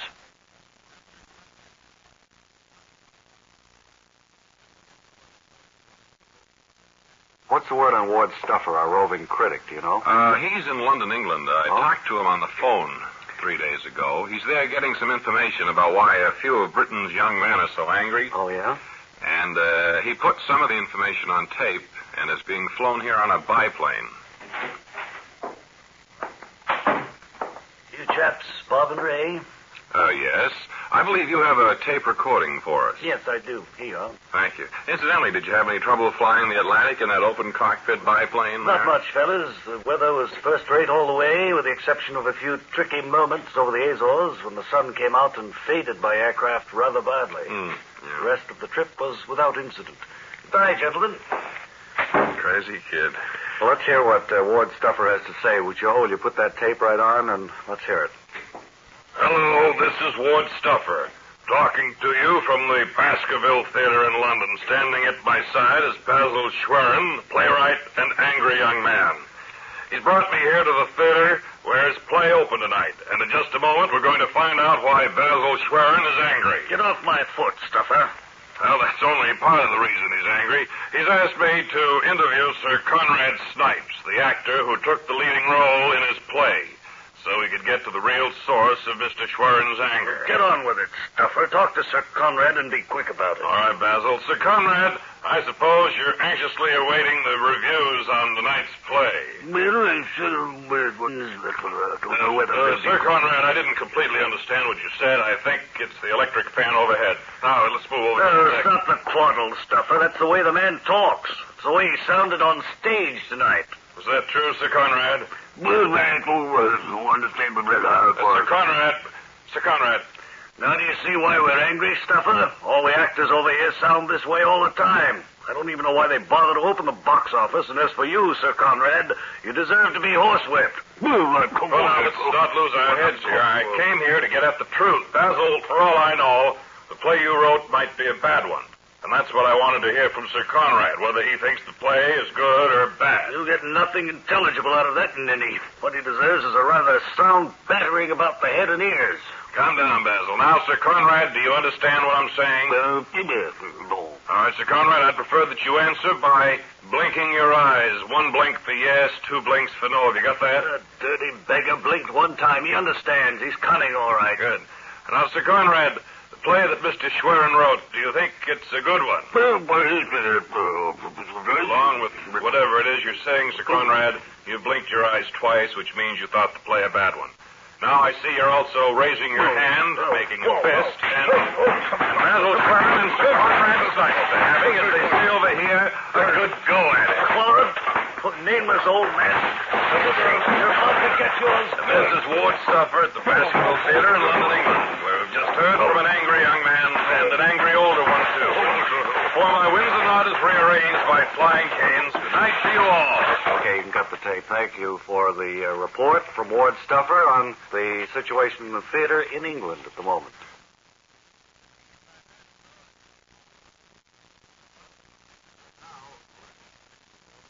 Right now, we were going into the studio audience, but I don't think we'll have to select an interesting guest, because that man down there, the one on stilts, looks as though he might have something to say. Let's get him up here. Come on. Sir, on the stilts there, would you come up to our Bob and Ray microphone, please? Well, I thought you'd notice me. Hey, I think I'd like to come up. Take you very long to get up here, do you think? Well, if I don't hit the ceiling. Might be a good idea if you took off your top hat there. Okay, will do. Keep an eye on the Bob and Ray small man on your way up. He turns vicious about height, you know. All right. Do you think you'd try anything nasty with a man wearing Uncle Sam outfits don't mean a thing to him, so watch yourself. I'll let you know this time, buddy, because of uniform, but that's all. Well, I'm surprised he's going to let you by there. Must be a case of patriotism, being the last refuge of the scoundrel, I guess. Well. Sit down here. Well, you can't sit down, but...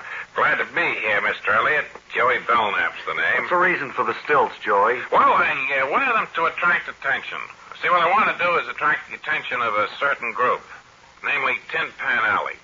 Well, now, most musicians I know wouldn't notice a man on stilts. Why do you want to be noticed by Tin Pan Alleyites? Well, you see, I've written a song, and it's kind of hops. It's a hoppity-hippity song, and I can't get in to see the big guns at the recording company, so I thought wearing stilts would open a lot of doors for me. Well, even if it did, how could you get through the doors wearing stilts? You may be kidding, but that's a real problem. Sure. Like I got a break yesterday, and I almost couldn't capitalize on it. What happened?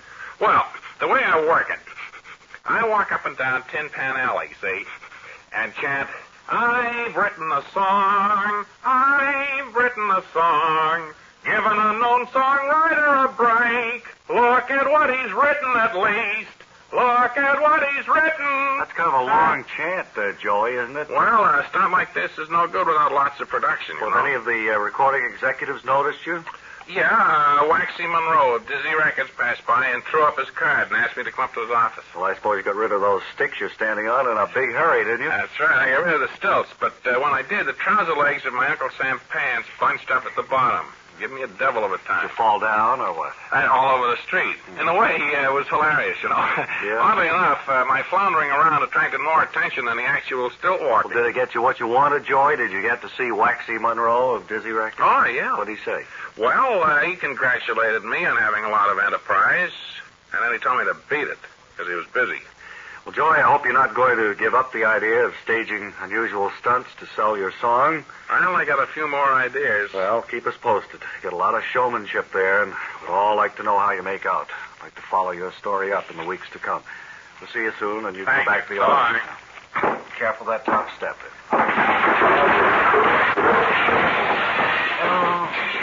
I fell.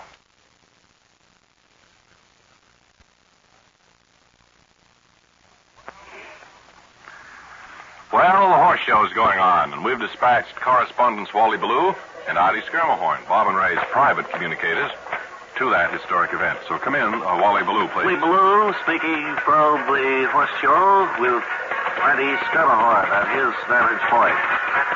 So far, some amazing exhibits of equestrianism. And Artie, you've got a better view. I'm backstage where I can't see much of anything, but if you can hear me, come in. No, and I can see very well here, Wally. They've just concluded the famous dance where the horses have gone around and danced to a tango tempo. Standing beside me is a man in jodhpurs, wearing a tall silk hat, and looks to me like a pair of discarded army shoes, sir. That's right. Tell us just what's going on here at the horse show at this moment. Well, they're going through the various different maneuvers, which, of course, make up the standard horse show, the various jumps, the obstacle courses. Will there be an obedience test here today, sir? Yes, we'll have an obedience test later this afternoon, I believe. I see. I haven't got the schedule here with me right now, but I'm sure that all lovers of horseflesh will be able to take that part of the show in, too. What is the thing there? What is they call that event when the horses carry around looks like a small sulky of some sort, and there's a rider on there? Just what is that event? Well, they usually call it a flop because it doesn't get too much attention. I see. It's been very interesting talking to you, sir. Are you an official here? No, I was just over there back of the corral cleaning up. On this happy note, then, here at the horse show, this is Artie Skirmahorn returning you to...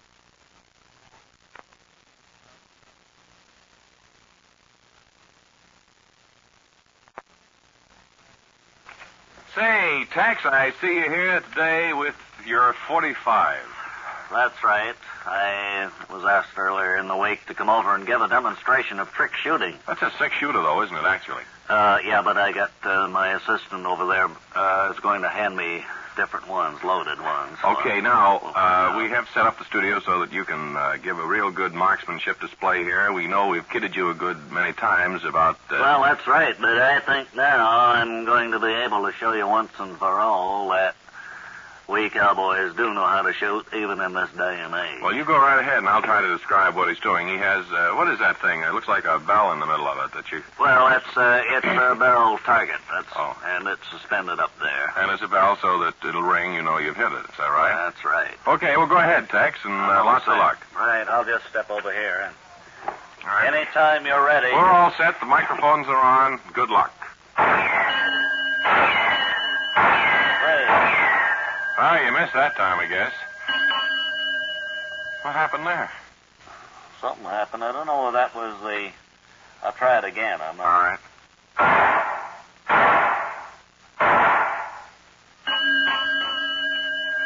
There, that's 3 in a row. Okay. Still one extra there someplace, though. Well, keep going. Do you need any more bullets in that thing? There it is. Yeah, let me have another pistol here. All right. I'm all loaded up. This is going to be a little more difficult. I'm going to throw plates up in the air. Oh, I see. All right. Here Go ahead. goes the first one. I missed it, didn't I? Mm-hmm. Completely. I'll try another one. What happened to it? I don't know. He threw a plate up. Oh, there it is. All right. Try one.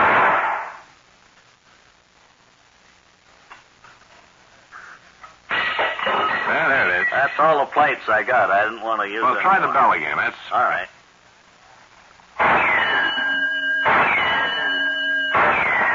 Well, Tex has proven conclusively that he is certainly a marksman of repute. And it's very we're a happy Bob and Ray to make this announcement. Next week I'll do some rope tricks. All right. Thank you.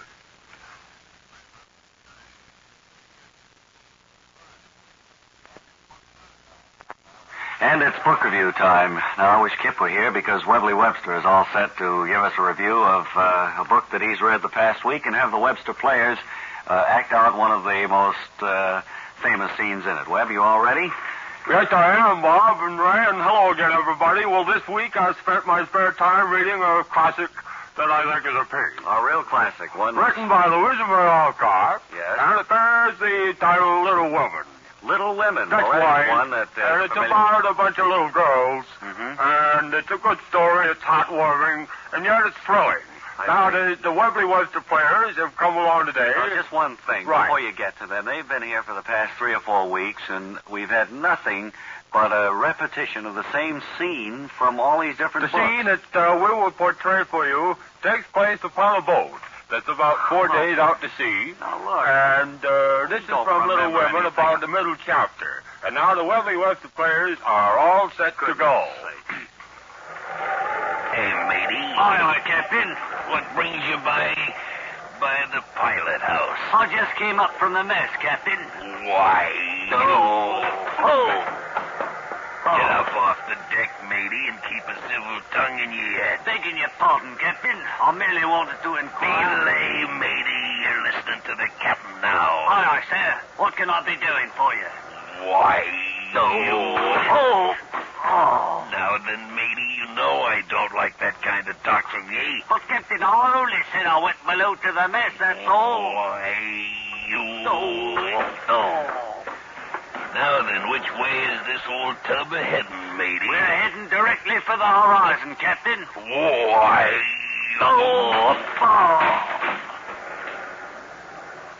So you can see that along with the heartwarming parts, there's a lot of action and adventure in Little Women. Where do they come in?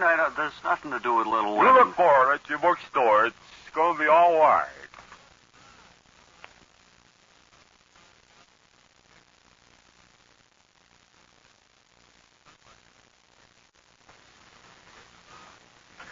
A couple of days ago, I discovered I had a short in my electric watch, and I wanted to know what time it was, so I picked up the phone and dialed the number, which gives you that information. Tape recorder was running, of course. And here is a recording of the very nice lady operator who answered. At the tone, the team exactly will be 12:23 and scented wagons. Peep. At 12, tone will be exactly 20 decades and times 30. Peep. At the tone, the exact tone will be 12:22 times and assorted seconds. Peep. Well, she went on and on like that, and needless to say, I was quite taken with her delivery. She's here with me now as our guest, and I believe you said your name was Bonnie Bonwell, is that right? That's right, Mr. Elliott. And I'm from Beatrice, Nebraska, born and brought up there. I understand, and with good reason, too, that you're no longer a time signal lady with the phone company. No, I was permanently relieved of my duties there after a very short stay from 12 noon on Wednesday to approximately 12:30 p.m. of the same day. Well, why did you make so many mistakes reading a simple thing like a time signal over the phone? Well, it was my first job in the big city, and with several hundred people calling and listening at the same time, I got a little nervous and fluttery. I suppose that's too bad. What did you do before your job with the phone company? I worked as a lady tobacco auctioneer in South Carolina. Well, why'd you leave that job? Well, I didn't exactly leave that one either. There again, the crowds and the excitement and the auctions all upset me, and I made a few mistakes in the prices, thereby losing a small fortune for my employer. That job lasted about half a day. Well, now, have you had any other jobs that you've held for any length of time? Well, before that, I announced train departures at a large Midwestern rail terminal. But there also the crowds flustered me, and because of the confusion that followed my first garbled announcements, I was fired summarily. Well, tell me now, why does somebody who's as nervous as you obviously are, why do you take jobs that require you to speak publicly?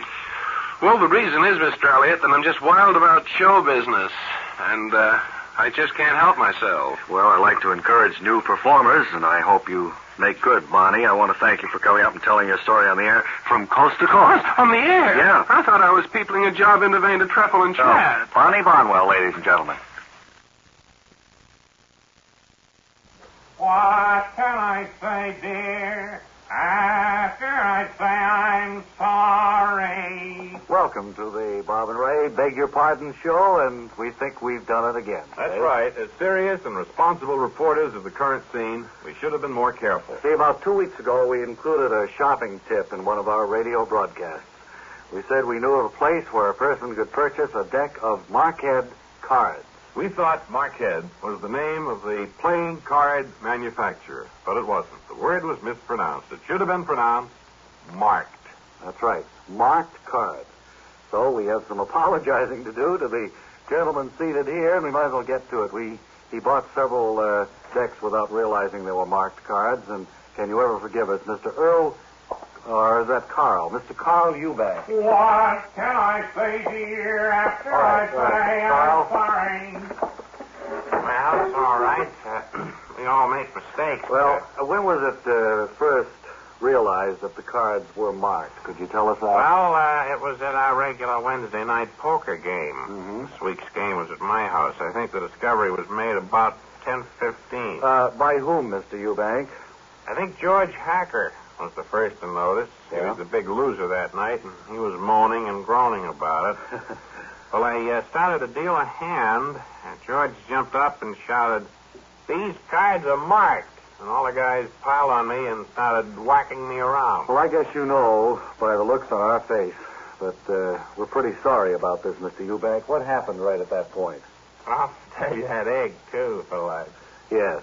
Well, I got up off the floor, and I was in pretty bad shape. I got off the floor, and I said to George, I'm going to cry, I'm afraid. No, pull yourself together, because we do want to apologize publicly and make everything a clean slate for you.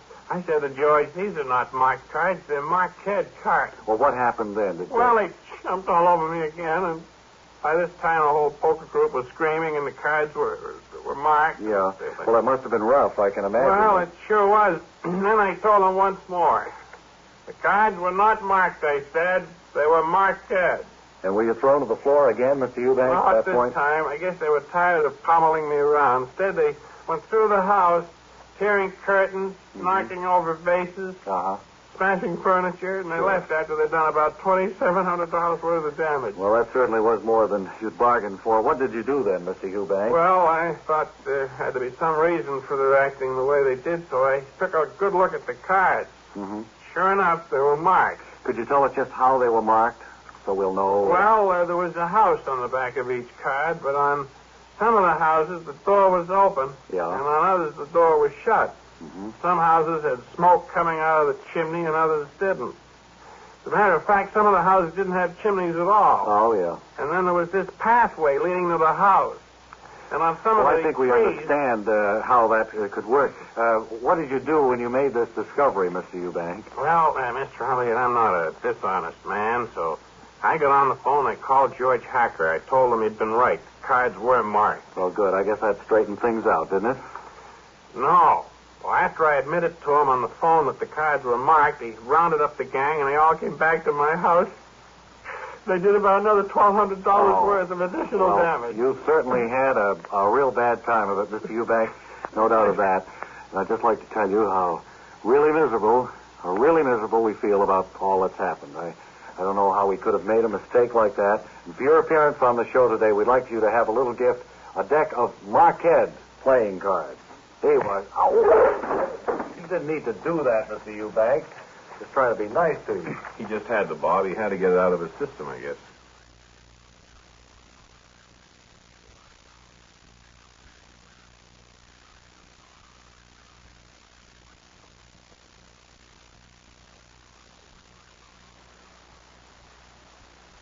Friends, we've really done it this time. Oh, boy, I'm telling you, the walls of the Bob and Ray overstocked warehouse are banked with sets of books, all the way to the ceiling and back again. Row upon countless row of magnificent sets of the Encyclopedic Book of Wonder. 40 volumes to the set. That's right, friends. Approximately 140 pounds of illuminating, exciting, thought-provoking facts. And each book is covered in genuine pigskin from pigs selected at birth and nurtured along on the finest slops available.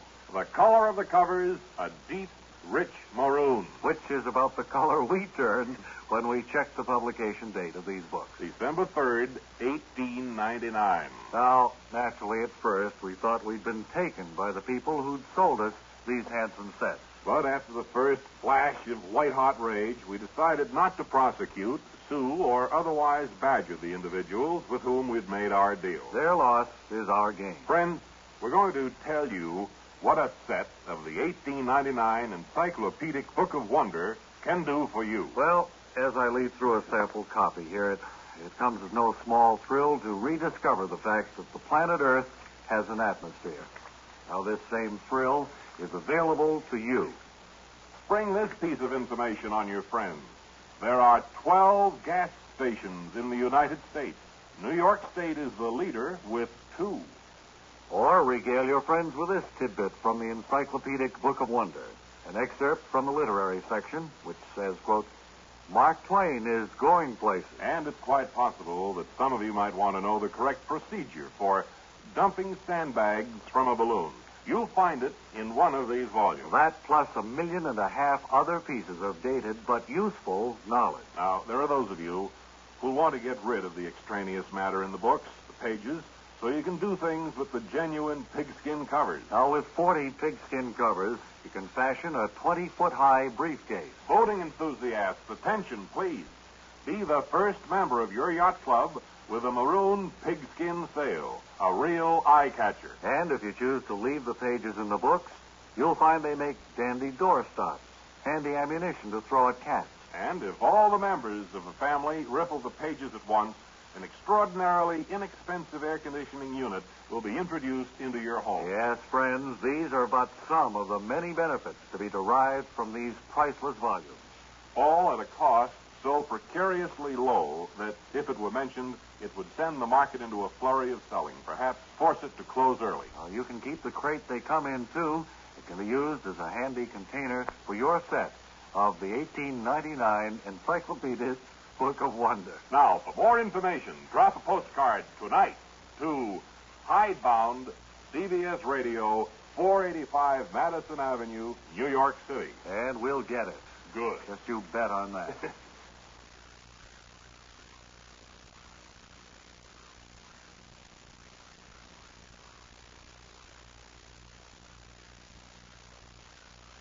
Bob, we have a thrilling new Private Eye series. I think tonight will be the first and last installment, according to the advanced previews I've heard of it. And it's called Johnny Crescendo.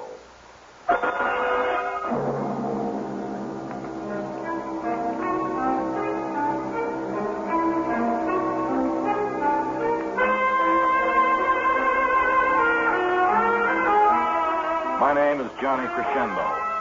You don't like it? Tough. That's my name, and I like it. And I fight to keep its good name, too. I like to hang out at a place in the village called Chico. I don't own it or nothing, but it's kind of a nice, warm place. Chico ain't a bad sort and lets you run off a tab of a few bills. My occupation, sitting at a piano stool, noodling around, playing some real cool chords. Occasionally, I like to work out for $100 a day plus expenses, tracking down some fink. It was a wet night about 3 months ago. I was sitting at the piano. This creepy-looking figure came in the door and moseyed over towards me. I figured I had a real live one coming along, and...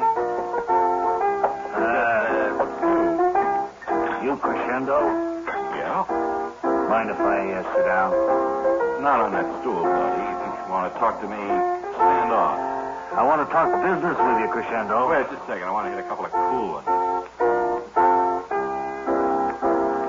Do they always do as bad business as this in here? Chico ain't in this for money, buddy. Now, what do you want to see me for? Well, let me tell you my story and see if you can help me. I don't know whether you can or not. Hey, just a second. Turn around. Yeah. What I thought. What? Somebody pasted a kick me sticker on the back of your coat. Oh, would you mind taking it off? What kind of an idiot are you anyway? I wondered why folks have been kicking me all Here, the way. I'll take it off. There you are. Must have put that on in the parking lot. See, I went to pick up my car about an hour ago, and I discovered the hood ornament was missing. Yep. 2 of the hubcaps gone. Right. Well, will you take the case? What do you want me to do? I want you to find him, Crescendo. Well, where we parked? Over in the parking lot on 12th and Main. You know, I come fairly expensive. 100 fish a day plus expenses. 100 fish a day, you're kidding. You laughing at me or my piano buddy? Either way, you're going to get a fat lip. Well, I guess you know $100 a day to find a hood ornament and 2 hubcaps is pretty steep. Well, Go ahead, go play some more. Don't mind me. I was going to say... Let's talk this thing over. Well, I was going to say, how about $90? Oh, come on, Crescendo. This job, you ought to be able to work this out in 2 or 3 hours' time. I think I know who did it. The kid in here a few hours ago, nervous type, looked like a fellow who'd grab a hood ornament. Is that so? Did he have anything with him that looked suspicious? He had a kind of a hood ornament on his jacket. Yeah? At the time, I thought it looked like something that would come from a shaped like a big bird? Yeah. I can put my hands on that right away. How about hubcaps? Did he have any of them with him? I couldn't see that. How about $30? Oh, come on. If you said something like 5 or 10, hey, is that the kid over there, the one with the... I'm not saying till you give me my $2. Oh, wait just a second, Crescendo. Hey, kid. Where'd you get that hood ornament? It's the way it goes for me all the time. I'll be back again next week. Don't you miss it.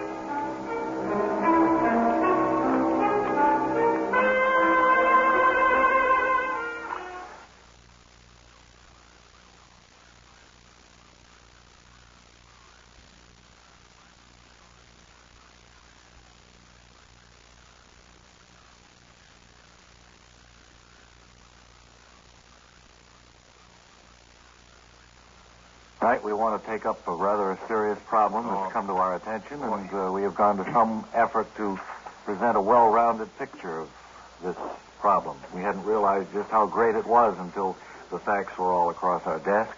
Here we are now, then, with the Bob and Ray Report.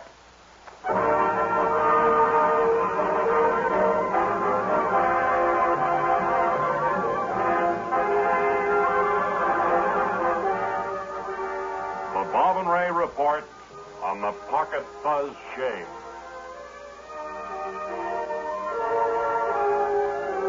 The shame of pocket fuzz in our nation today is one of the greatest problems we have to face. And to delve into the various aspects of the problem, we've called together our Bob and Ray correspondents and experts in the matter to try and find a solution.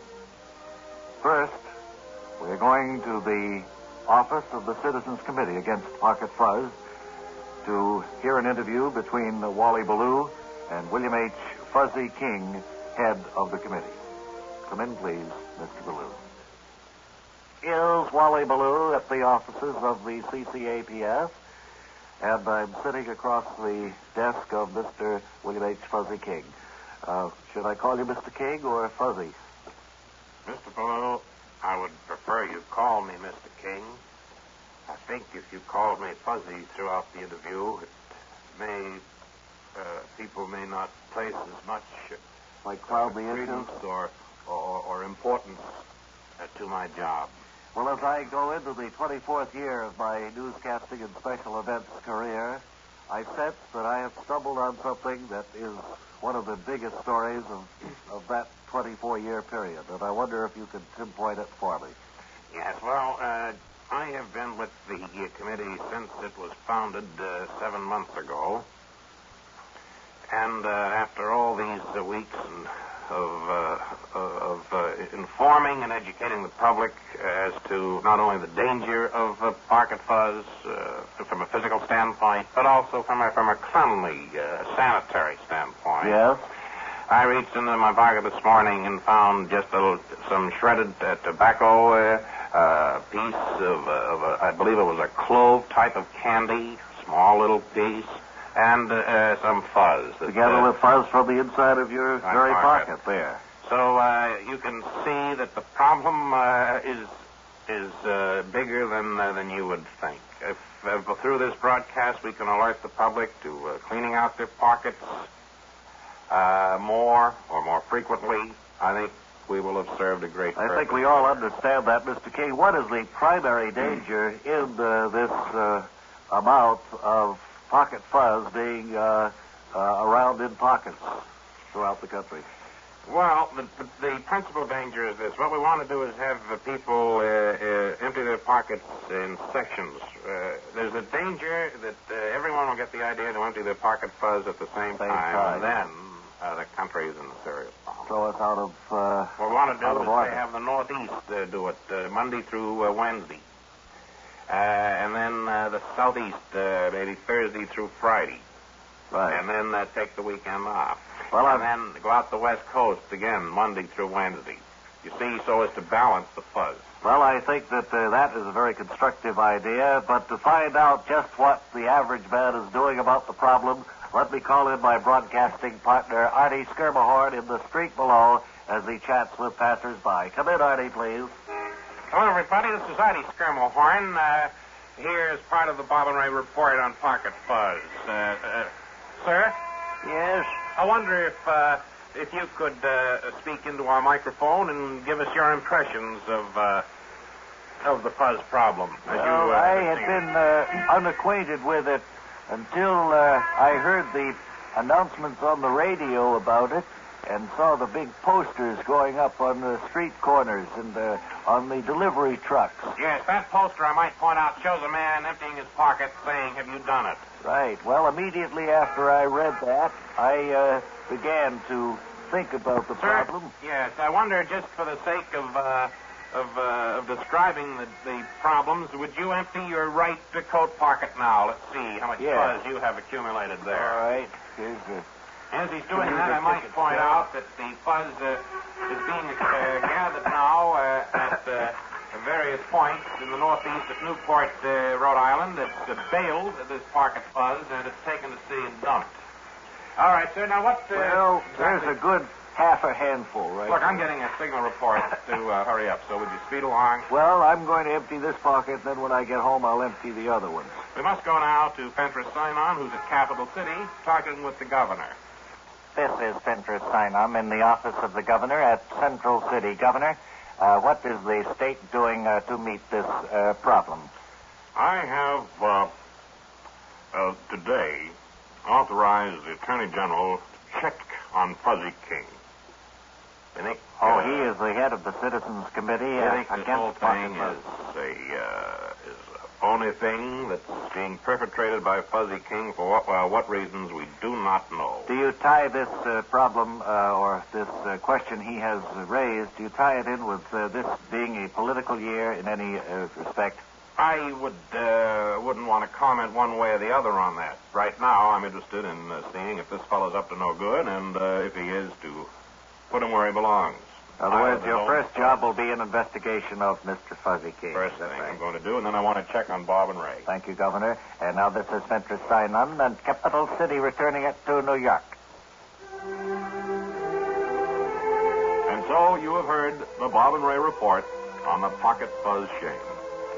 The pity.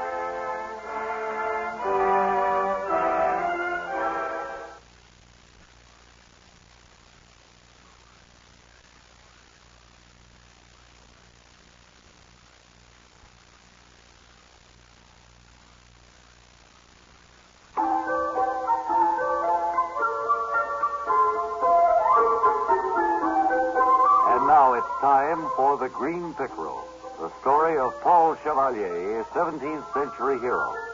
As usual, France was in a state of upheaval when Chevalier, fop, charlatan, or whatever he was, heeded the call of his people. Chevalier, I beg of you, do not make this journey. It is a fool's errand. Freedom, Raoul Martignac, is not to be held so lightly that it should not weigh heavily on one's mind. No, Raoul Martignac, I must go to the tavern of the two intertwining roads to see what I can learn. The tavern is filled with the minister's secret police. No place for the green pickerel. It will mean your neck, your caught, Paul. The guillotine holds no fears for me, Raoul Martignac. It has already been used on me several times. I must go now. Goodbye, Raoul Martignac. Good fortune, magnificent fool.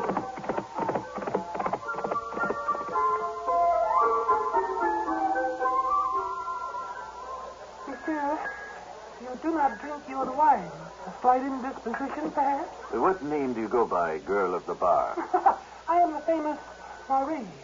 Everyone knows me. I will sit in your lap, no? Mary, a lovely name. And your face, it is the face of justice.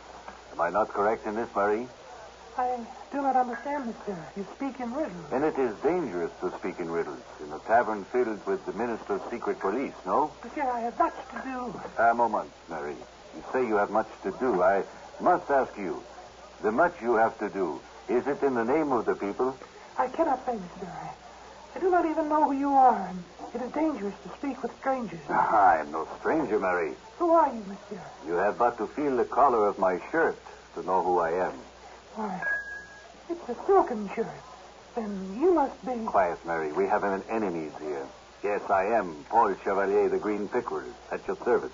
I need information, Mary. Do we understand one another? Perfectly, monsieur. Attention! Attention, Minister Secret Police. This fox in here is none other than Paul Chevalier, the Green Pickerel. Get on, you're here, the Green Pickerel. Come on, let's get him. You will pay for this, Mary. What's the exit? Well, come on, Minister Secret Police. Take me if you can. Chevalier, give you what's number 20 to 1. Come on. 19 to 1, my fallen friend. There he goes up the stairs. Here, after him. Don't let him kick the first man down the stairs or he'll fall on the rest of them. Oh, you look here. On the chair. Before he jumps through the window, his horse waits below. Adieu, Oh, wow! Oh, Chevalier, it is I, Raoul Montignac. I was worried, so I followed. But why are you lying on the ground? Raoul Montignac, I left my horse here when I entered the tavern. Have you seen him? Yes, the Green Pickerel. He seemed restless, so I took him yonder to graze. Fool!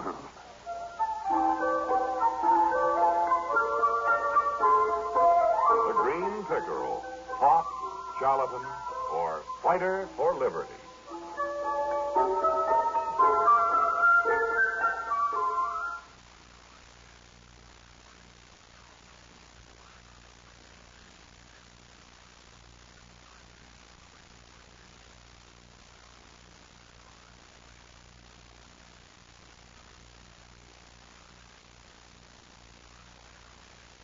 Now Wally Ballou is at International Airport out in Long Island, where he's about to interview somebody live and on tape. So come in, please. Wally Ballou. Wait a minute. Engineer's nodding. What's the matter? He hasn't made contact with him yet. Well, it's only out to Idlewild. It's what? I don't care where he is. You have to have contact. There they are. Go ahead. Dubs like that, what do you expect? Oh, this is Radio's Wally Ballou, greeting you from the airport where arrivals of transoceanic airplanes are a commonplace thing. One has just arrived now, and I want to chat with a couple of the passengers. A lady, very attractive lady, has caught my eye over here to the outer rim of the crowd. Ma'am? Yes? I wonder if you've just landed here from overseas. That's right. I just arrived from Amsterdam. I have hidden about my person $4 million worth of diamonds. I see you. Then you are a professional smuggler, is that... That's right. I get a percentage of the amount I take in. I've always wondered about the cute ways in which smugglers manage to bring in contraband material like that. Could you tell us? Oh, there are many ways. For instance, on this trip, I'm using hollow shoe heels, and I have a drop-away bottom in the bag. Uh-huh. And this is a fake nose I got. And, loaded with diamonds. Is that if I could sneeze on you like that song says, you'd be a millionaire. Yes, sir. Well, it's rather difficult, of course, to go into a line of work like this. You must have had to spend quite a while making contacts, both in foreign countries and here at home. Yes, on both sides. I have to establish contacts. It's something that you can't go to school to learn. It's only through experience. You have to be able to get wind of a copper almost instinctively. There's a lot to learn, but there's a good deal of satisfaction in I should imagine. You can sit at home at night knowing that you've done a job well. Yes. Have you ever had any close calls, any times when you thought you were going to be arrested? I thought this time I might be caught because my heel caught in one of those gratings over the hot air system. And you know, these narrow heels that we're wearing. Yes. Well, I got stuck there, and a nice customs man came over and helped me out. Didn't break the heel or anything. No. Luckily for you. He did never notice at all. Although it took two men really to lift my shoe. It's that heavy with diamonds. I see. Must be kind of difficult to walk. But he didn't notice, yeah. Well, good luck to you. And where will you be going from here? To meet the fence and get rid of everything? Yes, I go from here by cab to a fence in New York City. Then from there I go out to San Francisco. And from there I'm going to the Far East to do some more smuggling. So I'll be busy now until my vacation in August. What's that, engineer? Oh, there are two gentlemen over there are beckoning to you, ma'am. I think they just want to say hello. Oh, coming. And there she goes across the lobby here at the airport and is having quite a serious discussion with the two gentlemen who, I wonder, sir, you are one of the two who was talking with the lady? Yeah. I'm Wally Ballou on the radio. I'd like to have you come along, too, Ballou. Fine. And nothing serious. We don't have anything on you. No. Just want you to more or less, confirm what we heard on the radio. Yes. Okay. Always glad to do my best. All right. And now this is Turn it off, buddy. radio's Wally Ballou returning it to our studio.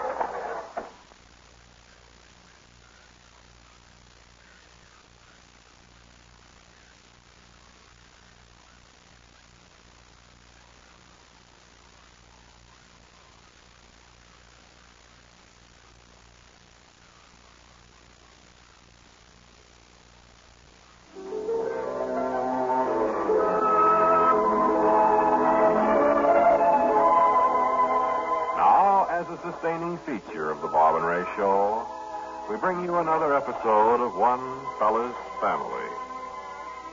Today's episode, entitled Foggy Day at the Seawall, is taken from Book IX, Chapter VI, Page 1. It's mid-morning as we look in on the family. Father and Mother are standing looking out the kitchen window. Father saying, Sandy? Yes. Perhaps it would be a good day to take a stroll down by the seawall. So foggy. Yes. Well, I always like to walk in the fog. Yes, there's something about the fog that... mysterious and nice. Why don't you slip on your trench coat and we'll walk down the path. All right, you hold it for me. Here. There we are. Here. Oh. All right. Right down this way. It is foggy. Careful, I can hardly see my Careful, there are front of my face. three steps there. Yes. There we are. Now it's a clear path to the seawall. Well, except for the fog. Yes. I often wondered how a sea captain feels out in the deep fog. Sick. Yes. Sick sound, too. I mean, that's... Yes, I've often wondered how ships can navigate in such fog as this. Wouldn't be good for a little boat to... Well, they have radar now, you know. Yes. Hey, you hear anything? Certainly no big boat. That boat would not have radar. Yes. Hi, Mom, Jack! It sounds like Jack in his runabout. Oh, it is. Out in this fog. Oh. Jack, my boy. I can't hear you. He's gone way out. What's he doing on a day like this? Going around in circles, but that's been his life history anyway. Going around in circles since he learned to walk. Yes. Jack? Hi, Ma. Hi, Dad. Bring your runabout in this moment. Can't hear you with that motor going, Pa. No, I guess he can't. Well, perhaps the fog will lift and he'll be able to see where the dock is. I don't like to have him out there, though. He's been out for how long? What? Was he in the house last night, or has he been going around all night? I think he was there this morning, yes. He should be due back in. Maybe he's coming in now. I hope so. Come in now, Jack. Too far. Yes, he's coming in now. Jack. He's coming in now. He's landed now. Jack, you'd better get up to the house and get some warm clothes. That's what happened on a foggy day at the seawall.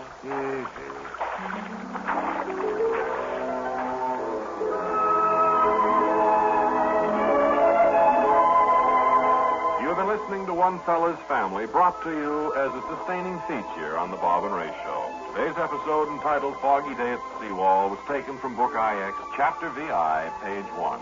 One Fella's Family is written and produced by T. Wilson Messy. This is a Messy production.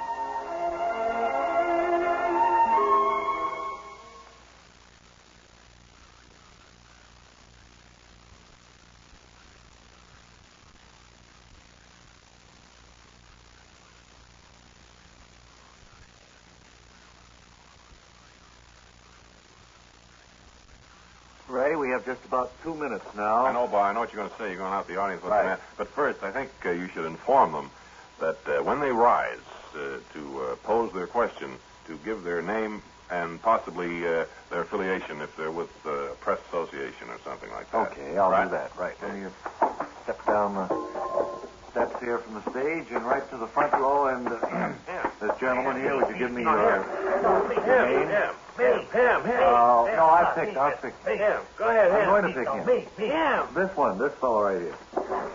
Could I have your name and affiliation, please? Yes, my name is Alan Bunshaft. I'm with the Finley Quality Oh, Network. now wait. I can't talk to you, sir. We've I'd like to ask this question. We've had too much of bothered that. me quite a while. If you say something on the air that shouldn't be said, can you call the transmitter and have them stop it before it goes up the tower? Yes, as a matter of fact, the speed of sound, sir, and I don't want to get too technical for you because I don't think you'd follow me. Well, we at the Finley Quality Network never mind have often that. wondered Yeah. about this, and I we know. don't know who to talk with. No, it's a very the simple head problem. engineer at Finley Quality Network told me that he wasn't Well, I'll really try up to on answer that. the question for you if you just stop throwing that name in. The speed of sound is quite a bit overrated. If we say something we want to go on the air, we merely pick up this phone here. We call Master Control in through that window. We say, hey, Joe, will you catch that last thing that went out? And we tell him what it is. I see he has a direct line All to the right, you've transmitter. answered him. How about some By the others time- before you say it? All right. Run out. Okay, you have one quick question Helen there. Smith of the Finley Quality Network. Oh, look, what have we got for an audience here? I would like to ask you this. What's a good way to cook cabbage without having the odor of cabbage bother you? Well, I don't know. Do you have the answer? A clothespin over your nose. Thanks very much, and give our best. We have that at Finley Quality Oh, Network yeah, all all right. the time. Well, back on stage now.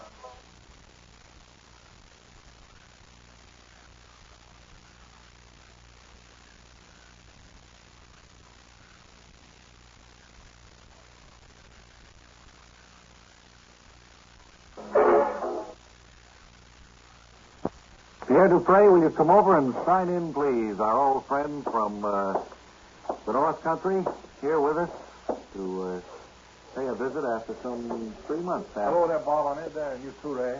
Pierre, it's wintertime here in the States. Well, it's winter time on top of the North Hemisphere there. I was reading the paper where there was have a heat spell there underneath Australia on it. Yes, well, this is their summertime, of course. But Oh, is that right? that isn't what we're here to chat about. It's this little item in the newspaper which says Pierre Dupre, log rolling champ, plans to roll a log across the Atlantic Ocean. What is it of this story, Pierre? Well, it's true on it there, Bob. I was going to get on a log there with my hobnail boots there.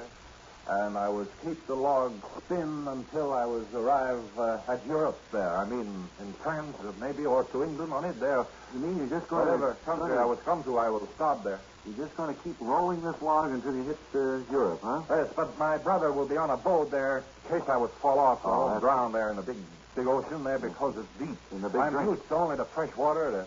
Well, that's what I was going to ask But this you. is salt water. There's a difference here in the buoyancy. Yeah, well, we have a tank set up for you because I thought you might like to demonstrate for us and for the people in the Well, studio. in as much as we're indoors on it there, Bob, I think I'll take off this jacket there and do it just in my shirt sleeve. All right, there's a big log already in there. I don't know how you're going to get on it. You would but, put salt in the water there? salt water, been... It will be the first time I was due to salt water. I was been do this good on the prairies there. well, I think it's time you began to practice, you know. Salt water there is stronger than the prairies. Climbing over the edge of the tank now. The log is... Well, all right. Got 1 foot on the log, and there he goes.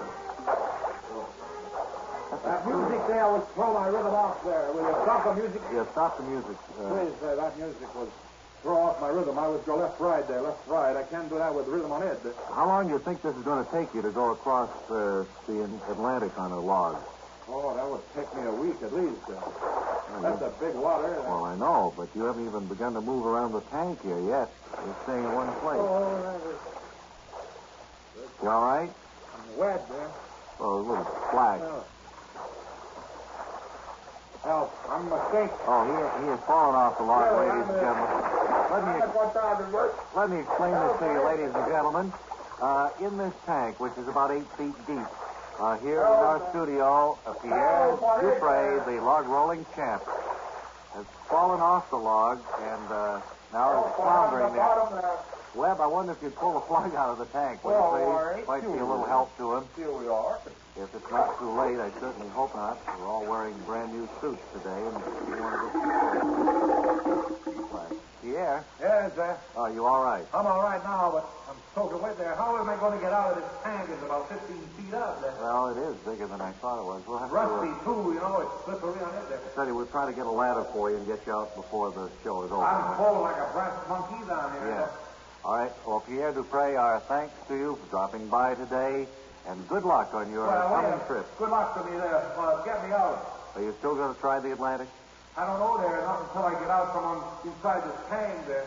Oh, Webb, can you help him some? We have other work to do here. I'll do the best I can. I'll drop him down some bouillard. Well, that would be very helpful of you. Maybe a blanket or something would be good for you. Make it the pea soup. Pea soup, Webb, make it. Okay.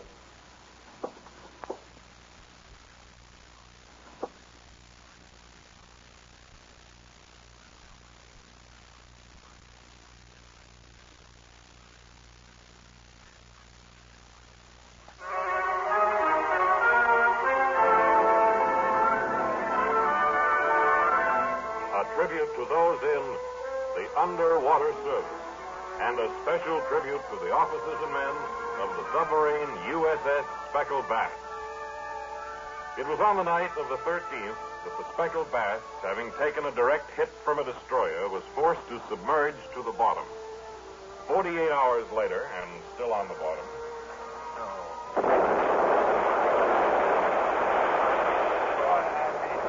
That was a little too close for comfort, Skipper. We can't take too many more like that. Why not? Well, because we're in pretty bad shape around here, especially the morale of the crew. Then pass out some chalk and let them write messages on a few of the torpedoes.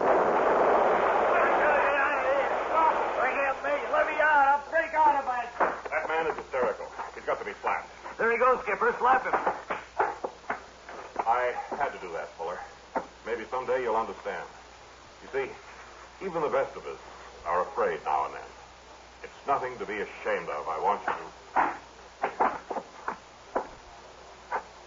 Fuller, we're going to forget that you punched me. Now get back to your depth gauge and watch that needle. See what I mean about the morale of the crew, Skipper? All right, Lieutenant. Tell the crew I've got something to say to them. Men, hold it down. The skipper's got something to say to you. Men, hear this. The lieutenant tells me your morale needs a boost. Well, here it is. Szymanski, I want you to break radio silence to send this message to Fleet Headquarters. USS Submarine Speckled Bass tired of being sitting duck. Intend to surface, engage enemy, and do a little shooting on our own. All right, Fuller. We'll forget that you did it again. Sir, I think the men were looking for another kind of... Szymanski, cancel that last message and send this one instead. USS Submarine Speckled Bass, too proud to be on bottom. Going to top where we belong. Here comes Fuller again, Skipper. Better fend for yourself. I'll do my best. Here's a morale message for you, Skipper. Oh, I gotta get out of here. I can't take it anymore. I don't care about this old stuff. I gotta get out of here.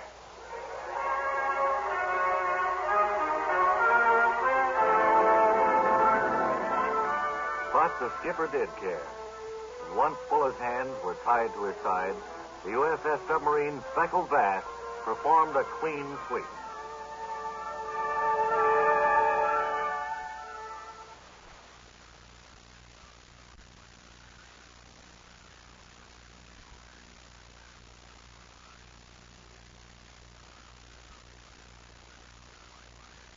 We saw an interesting thing the other day, and fortunately, we had our wrist tape machine with us. Boy, those come in handy, don't Oh, they? boy, we just turned it on and caught this wonderful thing. It was in a restaurant not too far from Midtown here. So you start that up. Let's listen to it, shall we? Yes, sir. How many will you be, please? Well, just one. All right, right this way, please. How will this be? This is fine. You seated. If you will, I'll get you a menu just a minute. Thank you very much. One alone. Here you are, sir. Thank you. Anytime you're ready, I'll... Do you have a kiddie menu? What's that, sir? Do you have a kiddie menu? A kiddie menu. Yes. I like those menus. Well, this is our regular menu. We have a children's menu, sir. Could I look at it, please? Well, why? Well, I don't want to eat this. Just children.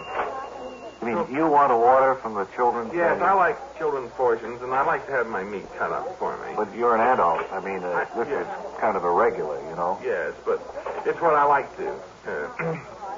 Could I have Don't you feel kind of silly ordering? Yes, but I wish you would make the people look just... Well, I'll have to ask the manager. I don't know whether we can let you order from that or not. Ask him if he has turkey lurkey with gravy. Well, if you'll wait just a minute. Because I I'll like speak that. to them. Sir, Mr. Furphy? Yeah. That gentleman over at table 25 wants a kiddie menu. It's never happened before. I don't know whether I should give it to him or not. There's probably some whack. Go ahead, give it to him. It's not any trouble. Yeah. All right, here you are. The manager thank says you. Oh, boy, let me take it. Humpty Dumpty egg salad, little Miss Muffet, curds and whey pudding, old Mother Hubbard's boneless chicken. You're bending the menu, the old woman in the shoe menu there, sir. That's nice, isn't it? We think it's rather cute for the kids. Well, I think that's what I'll have. I'll have the turkey lurkey with gravy and Captain Fiddle mashed squash. Turkey lurkey with gravy. And, how about winding up with a silver bell and cockle shell salad, sir? All right. And then for dessert, I think I'll have the curds and whey pudding with a lollipop in it. All right. I'll be right back. Thank you very much. That where the tape end, wasn't it? Right there, yeah. He was a whack. It turned out he was crazy.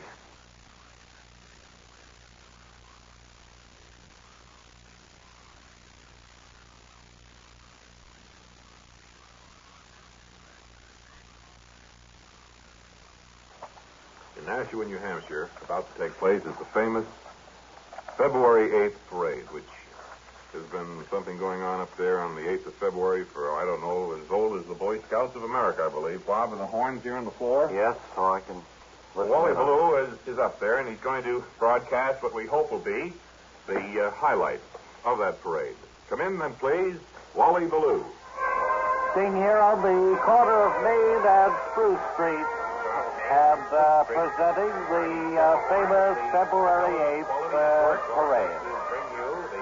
Just a few feet from me is my ex-broadcasting partner, Artie Skirmahorn, who's covering the parade for another network.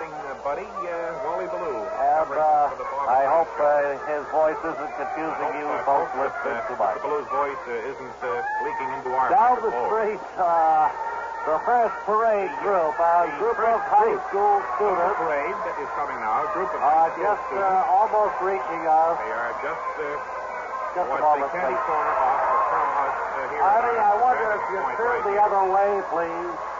We're picking you up, my engineer tells me. Well, ladies and gentlemen, I'm picking my engineer nods that we're picking up Wally Ballou on our network. a very colorfully attired group of high school I might students add at this point, carrying these a big kids have banner. spent many hours, obviously, getting their uniforms ready. They're beautifully attired. They're carrying a big banner that says February 8th, There's a banner that they're holding. Says February 8th, Now there's a tremendous ovation from the crowd here really, really loves it. as the group I call it a passes tremendous by. ovation they're receiving And as they go by. Artie, we're banner. picking you up again. Is that engineer?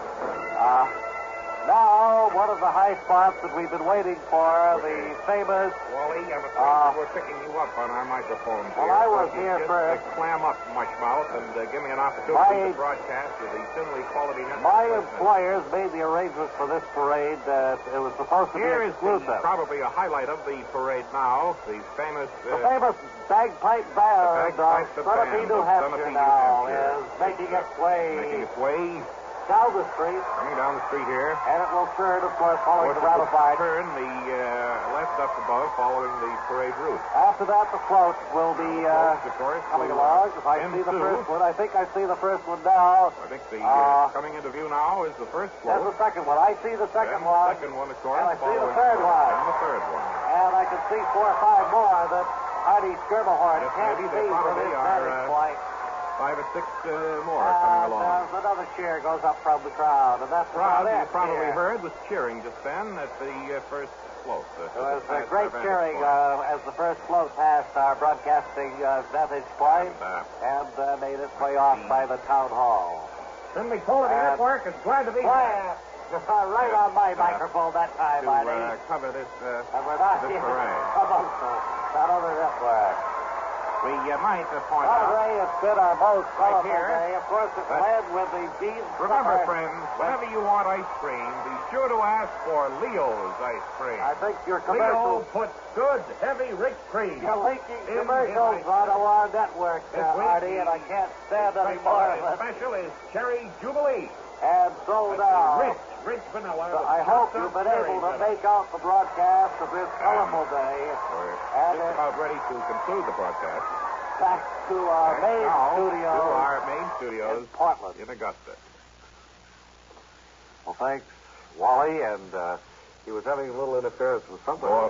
Addie Skirmahorn really has I guess turned the tables. we should have mentioned that Artie left our employers of the first of the year and went with the other network, and Wally may be running into trouble with him.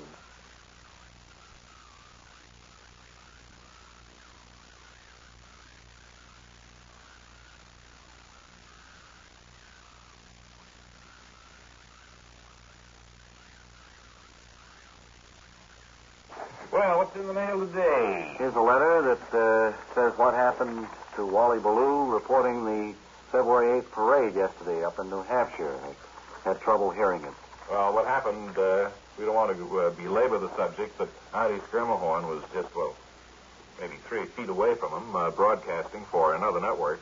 You'd think in a town that size, well, it's not a big town, but you'd think he would have been able to get another vantage point that wouldn't be picked up on my microphone. Well, it's not a one-horse marking village either, Wally. I know that. There's plenty of room there for another network. Even if it is the Finley Quality Network. Don't say that anymore. Well, anyway, we heard a big commercial for Leo's ice cream. Yes, I thought he did that very well. Well, it came on our microphone, too. Oh, you heard it, too? Oh, of course. And as a result, we discovered that Artie Skirmahorn is not only a terrific reporter, but a one whale of a salesman.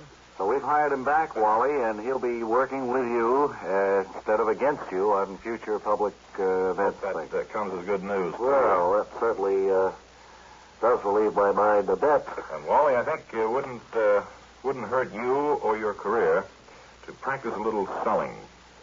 Uh-huh. Develop one of those salesman personalities. You know, the jokes or anything like that. Well, I can't think of any offhand, but I can look some up. Humor or anything like that would help a salesman. Are you Hale? Hale fellow, well met? Yes, but I make a good impression. I keep my shoes shined. But you're a 3-day with the same shirt man, Wally, and I never before wanted to talk about it. Go in selling. But if you're going to start calling on some of these fastidious time buyers, then you'd better sharpen up, buddy. Well, okay. You want me to sell them? If you could. Sponsors. It would help, because Artie... he's doing it. Yeah. All right, well... Artie's working for us on a remote today, I think, isn't he? I think he is right now, as a matter of fact. We got him right out on an assignment to City Hall, talking to a lucky youngster down there. You may have read about this, you folks in this Bay Area. So if you're down there, Artie, come in, please. Seated behind the mayor's desk here at City Hall is a youngster from Stephen Weems High School. His name is Edward Cruz, And his prize-winning composition on civic pride has won him the title of mayor for a day down here. It's all pretty exciting, isn't it, Ed? Well, so far, not too much has happened. Just a lot of handshakes from these people around here. Well, as far as you're concerned, Ed, the title of mayor is an honorary one. Honorary my foot. I didn't break my back for 6 months on that composition just so I could sit behind this desk. I'm looking for a little action here. Oh, now, Ed, that's all very commendable, but you don't have the maturity, the know-how to run this big, huge office. Hello, Captain? The newspapers called me again. They want action on Culver. Look, Captain, I don't care if you have to put 3,000 men on the case. I want Culver in the DA's office no later than 3 this afternoon. Now move. Mr. Mayor, the governor is here to see you. Take it easy, Irene, and send him in. You want me to leave? No, sit right over there. We have nothing to hide. Ed, we're in trouble. Real trouble. Lonergan called. Hal, sit down and take it easy. Drink, Al? Look, Ed, I don't think you understand. Say, who's that guy sitting over there? Oh, he's a reporter. A reporter? Ed, are you crazy? Why, if word got out on Al! this guy got the story? Al, listen to me and listen good. We've got nothing to hide, have we? But, Al, listen to me. Lonergan can't touch you. I sent Woody to the State House this morning to get the records. Ed, I don't like this. It's not the way to do it at all. Al, baby, play ball with me on this. We can come out of it hurting if you don't. All right, Ed. But I'd hate to be the one to tell Joe Denker about it. Well, we knew someone had to suffer, Al. Denker had to go. It was the only way we could. Mr. Mayor, it's Joe Denker. He's out here and... Al, Denker mustn't see you here. Take the back door. Be careful with him, Ed. I'll call you later. Mr. Mayor, I couldn't stop him. He's on his way in. It'll be all right, Irene. Well, produce that big man himself. Sit down, Joe, and let's talk this over. Who's the guy sitting over there in the corner? He's a reporter, Joe. Reporter? Well. Say, Mr. Reporter, how would you like to hear a story, a sad one? Joe, go home and get some rest. Story. You look tired. Here, Mr. Reporter. Mr. Mayor wants me to go home and get the rest. Joe, this isn't the place. It's the rest, he said. Now, that's what I call funny, Mr. Reporter. You know why it's funny? Because Mr. Mayor and his boys just socked to it that I'll be getting all the rest I need. Didn't you, Mr. Mayor? Joe, I know you're unhappy. Unhappy? You're crazy, Mr. Mayor. I'm glad to be leaving. It's the biggest break of my life to be able to get out of this black political ocean that covers and pollutes until a man loses self-respect and they're all go under. Unhappy, you say. Do you know what my eyes going to be singing from today? Happy days are here again. And I didn't expect this out of you. Why do you do it? It's the system that's rotten, Joe, not me. And this is Artie Skirmahorn sending you back to the studio. Great reporting, Arthur Skirmahorn, and a notable contribution on your first day back with the Bob and Ray staff. Last time you had a good scoop like that. Boy, hey, that was heart-rending and dramatic. Well, we'll read about Mr. Denker, I'm sure. He's going up for a long rest, as he says. Yeah. I got to talk to Artie about that. Yep. It'll be good to be working with him again.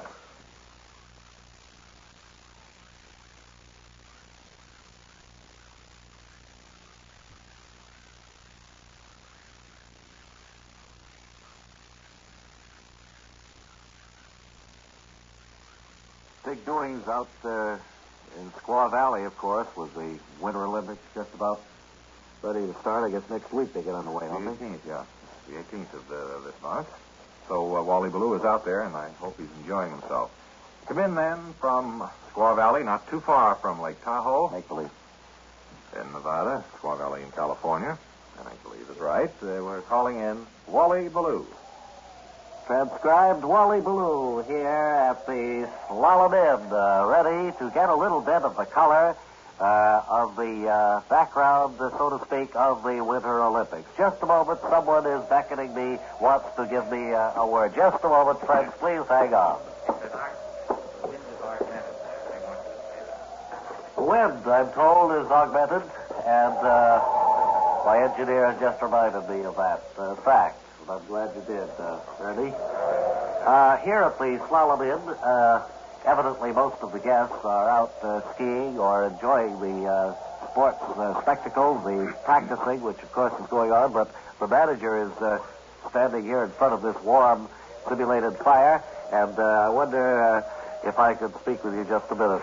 You are the owner of the inn as well as the manager, aren't you? That's right, Mr. Ballou. This is my inn that I opened 11 years ago here at Squaw Valley, and I think I was probably one of the 3 or 4 original people who noticed how nature had turned or made this valley into a beautiful winter sports area. Certainly was a good choice, and as much as now you're probably overrun with folks coming out here for the next week's event. Well, it's very busy now, and I have no idea. I don't do any advertising of that is in a large scale. I have a few stickers that I have one of the boys put on car bumpers out in the parking lot, but beyond that, there's no organized advertising campaign, so I have no idea. Unless word of mouth, of course. How many people are staying here right at the present time? I imagine you're filled to capacity. Well, we are. We're all filled up, and I'm more than delighted, and I can't understand it. I do notice a good many what I would call foreign languages and accents. I don't understand that particularly. That's pretty natural, yes. What do you mean? Well, with the Olympics, I mean. Now, getting on to some of the other sidelights, do you have any of the stars? Wait a minute. Let's go back. What do you mean Olympics? What's this? Well, the Winter Olympics, which gets underway here in Squaw Valley next week. Probably the reason why you've got such a full house and so many people speaking foreign languages. Because the world takes part in this. Winter Olympics? I've heard nothing about this. Nothing at all. Well, I'm sure they're going to be held here. I haven't heard anything to the contrary. Well, gee, that's funny. Has anyone mentioned it to you, sir? Not a word, but then I haven't been in town. I mean, I stay here, and I'm out in the kitchen most of the time. Well, I guess you've just been fortunate without even knowing it. Kind of stumbled into something. Well, this is very exciting. I did notice now, that sign, what does that look like? They have all those rings together and all. Looks like That's the symbol of it, yes. Oh, I think maybe you can... Well, that accounts for all those accents, doesn't it? That's right, yes. There are people here from all over the world. Well, I'll be hog-tied. Well, good luck anyway, and we hope to see you when we come back next week to cover the actual event. I hope you will, Mr. Ballou, and won't you be my guest here now for a blast? This is Radio Wally Ballou, standing in front of the simulated fire at Squaw Valley, returning you to New York.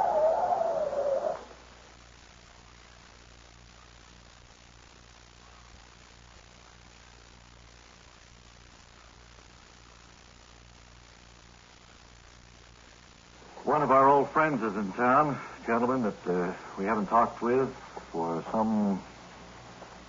several months, pretty near a year, I guess. Prentice L. Wilson, ladies and gentlemen, who tips the scales at what? You put on a little weight, Prentice. I have over the past year, Bob. Excuse me. I put on almost 3/4 of an ounce, and it really shows. Prentice stands 11 inches tall, and I wonder if somebody would help him up on the table here so that we can have a little Hi again, everybody. Bob, it's good to see you again. I've been listening to your program. How do you like them, Prentice? I know I've been very busy. You've been a fan of ours for some years. Yes, I have, and I still have a lot of mail, Bob, at home that my wife and I like to read, commenting on my last appearance. So many people around the country could hardly believe that a man my size could get about as well as I do and to be as successful in the business world. Mr. Wilson is engaged in manufacturing accessories for automobiles. Rearview mirrors, Bob, and all sorts of chrome items that people put on their automobiles. And despite his size, I will say for him, because he's quite modest, he does command a great deal of respect from those who work with him. As I've said before, though, I think a person commands as much respect as he deserves. You're a big man, Prentice L. Wilson, despite you. Now, wait a minute. Well, I didn't mean that. Don't start making those snide-type remarks. I didn't mean it that way. It slipped out. But sitting here as I am, and looking at you, it's difficult not to say something wrong from time to time. Well, as you know, Bob, I never come here to make a spectacle of myself, nor certainly to be ridiculed. I know, certainly, and... I could spend my time a lot more profitably elsewhere, if that be the case. I remember putting my foot in it last time you were here by calling attention to the cute little suits that you wear. And I know that brought a Well, flush you're of doing it anger again to... just by recalling these things, Bob. This is the type of thing I want to keep away from this time. Please. I believe you told us your wife makes those, doesn't she? That's right. She makes these from swatches that she gets from my tailor. See, I can't go in and buy a suit off the rack, being only 11 inches tall. Couldn't even go to the toddler's department, I don't think. You know what I mean. You really couldn't. You want me to go along, I gather, right? No, I don't. Because I'd be pleased to. My chauffeur is downstairs. I want you to stay, Prentice, believe me, and I know Ray would, too, if he were here. As I said, it's difficult to carry on a conversation with a man 11 inches tall without stepping on something from time to time. You see, now there you are again. I wasn't referring to you. I'm sitting here comfortably on the edge of your ashtray, and you're going to insult me now, I suppose, as long as I remain here. I don't want to insult you at all. That's the further. Let's change the subject altogether. He's delighted. Get off onto something else. Seen any good movies lately? Did you see Tom from? Did you see what other movie? Sky I saw. Yeah. I enjoyed it very much. Good. Ben-Hur I saw. Oh, certainly a couple of good ones there. Ben-Hur. I read that in one of the columns. Yes. How about your preferences in food? I think the folks might be interested to learn just what... Oh, I like a hero sandwich. Mm-hmm. And occasionally, Bob, excuse me, for a change of pace. And, I'm trying to think. Of course, I love Well, a good man-sized steak is something to... What did you say then? What did you say then? I said a steak is hard. Oh, you said man-sized steak. Yes, I did. Well, Bob, you're just trying to upset me. No, please, really. No, I'd rather stay longer, Bob, but I think it's just impossible for you... Oh, here comes Ray. Not to be antagonized. Ray's coming through the door now. Your attitude toward me. Ray, I wonder if you could help out with Prentice here. Hey, how are you, Tiny? Oh, no. I'm getting out of here. Ray, you've really angered him now. That isn't helping matters any. I'm afraid I kind of... What did you say to him, anyway? Well, I didn't mean... Mad. Well, I don't know. He's always had a good sense of humor before, and... He's a terrific, tiny little guy. Terrific. He doesn't like to be referred to as that. No, I know he doesn't. Doesn't like it. To say that Barry Campbell is a star of stage, screen, radio, television, and the orchestral world would be actually putting it mildly. Not only is he a star, but he's certainly beloved and owner of the title Mr. Swell Guy, very righteously so. Barry is here in our studio now and going to bring us up to date on his past activities, the past few weeks since his last visit. How does it seem to get back in Big Town, Barry? Well, it's great to be back, Bob. I always consider visiting you here as a second home. We certainly look forward to your visit. I've been busy. We just finished the Calvin Coolidge story. Well, that was finally completed, hmm? Well, as you know, shooting was held up when the gorilla took sick. I remember you told us about that last time. And then we've finished that, and that will be distributed in the fall. I'm working now on the Miles Standish story. That should be a good one. I don't really know yet. I've just seen the scenario. I've heard big things about a new picture that you may be starred in. I understand that you and Skeets Welch are in competition for the leading role in the upcoming Louisiana Purchase. That's right. I have my agent knocking on doors. I'd like to get that part, the lead part. It's fat and juicy, isn't it? As you know, the part of the president in that is the prize plum. It's a very juicy part. And I think everyone who is as good-looking as myself really is trying to get into that part. Well, I certainly hope you get it. And that we'll be seeing you on the screens in the role of President. Which president was it? Professor Grover L. Verbley. Yes, and we'll look forward to hearing whether you get the part or whether it goes to Skeets Welch. And at any rate... I might point out, too, that in the event I don't land that theatrical plum, I hope Skeets gets it because he's a real great actor, and I can't think of someone I'd rather see in that part other than Skeets. Well, nothing shows up the fact that you deserve the title Mr. Swell Guy any more than that statement, Barry Campbell. And thanks for dropping up here today. Good luck on all your future ventures. Thank you again, Ray. Bob.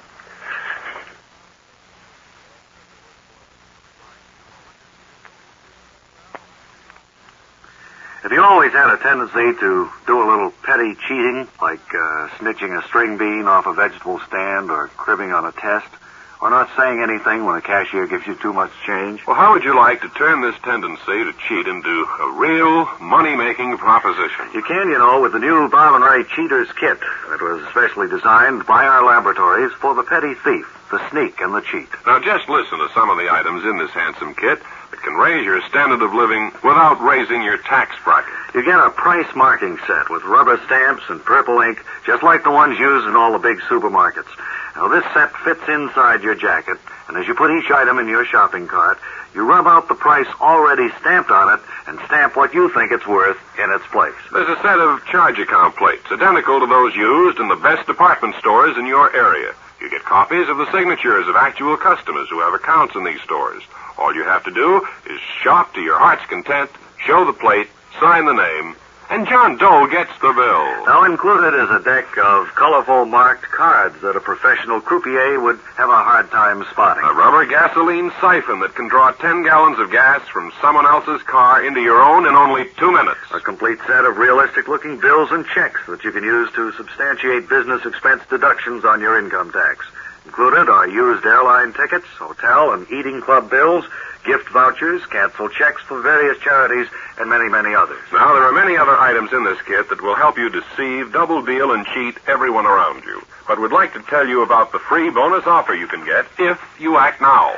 We'll send you free with each kit a copy of the colorfully illustrated and an enlightening book, Cheating is a Snap, with a foreword by a well-known charlatan who will remain nameless here, but you'll know him. Now, just listen to some of the chapter headings in this informative book. Chapter 1 is entitled, How to Victimize Friends and Loved Ones Without Being Conscience-Stricken. There's an entire chapter on how to secure a loan under an assumed name. Chapter 12 is devoted to the lost art of short-changing. A chapter is devoted to what to say and how to appear innocent and hurt when accused of cheating. And an interesting final chapter entitled, Why Not Go On to Grand Larceny? You can't afford to be without this wonderful free booklet, but you must order now. That's right. This offer won't last long when the Better Business Bureau gets wind of it, so act now. Just drop a line and mail it to Cheating Bob and Ray. The use of any item in this kit constitutes cheating only and does not violate any existing law if you live in Lhasa, Tibet. Therefore, Bob and Ray cannot be implicated in any legal procedure brought against a user of the Cheater's Kit.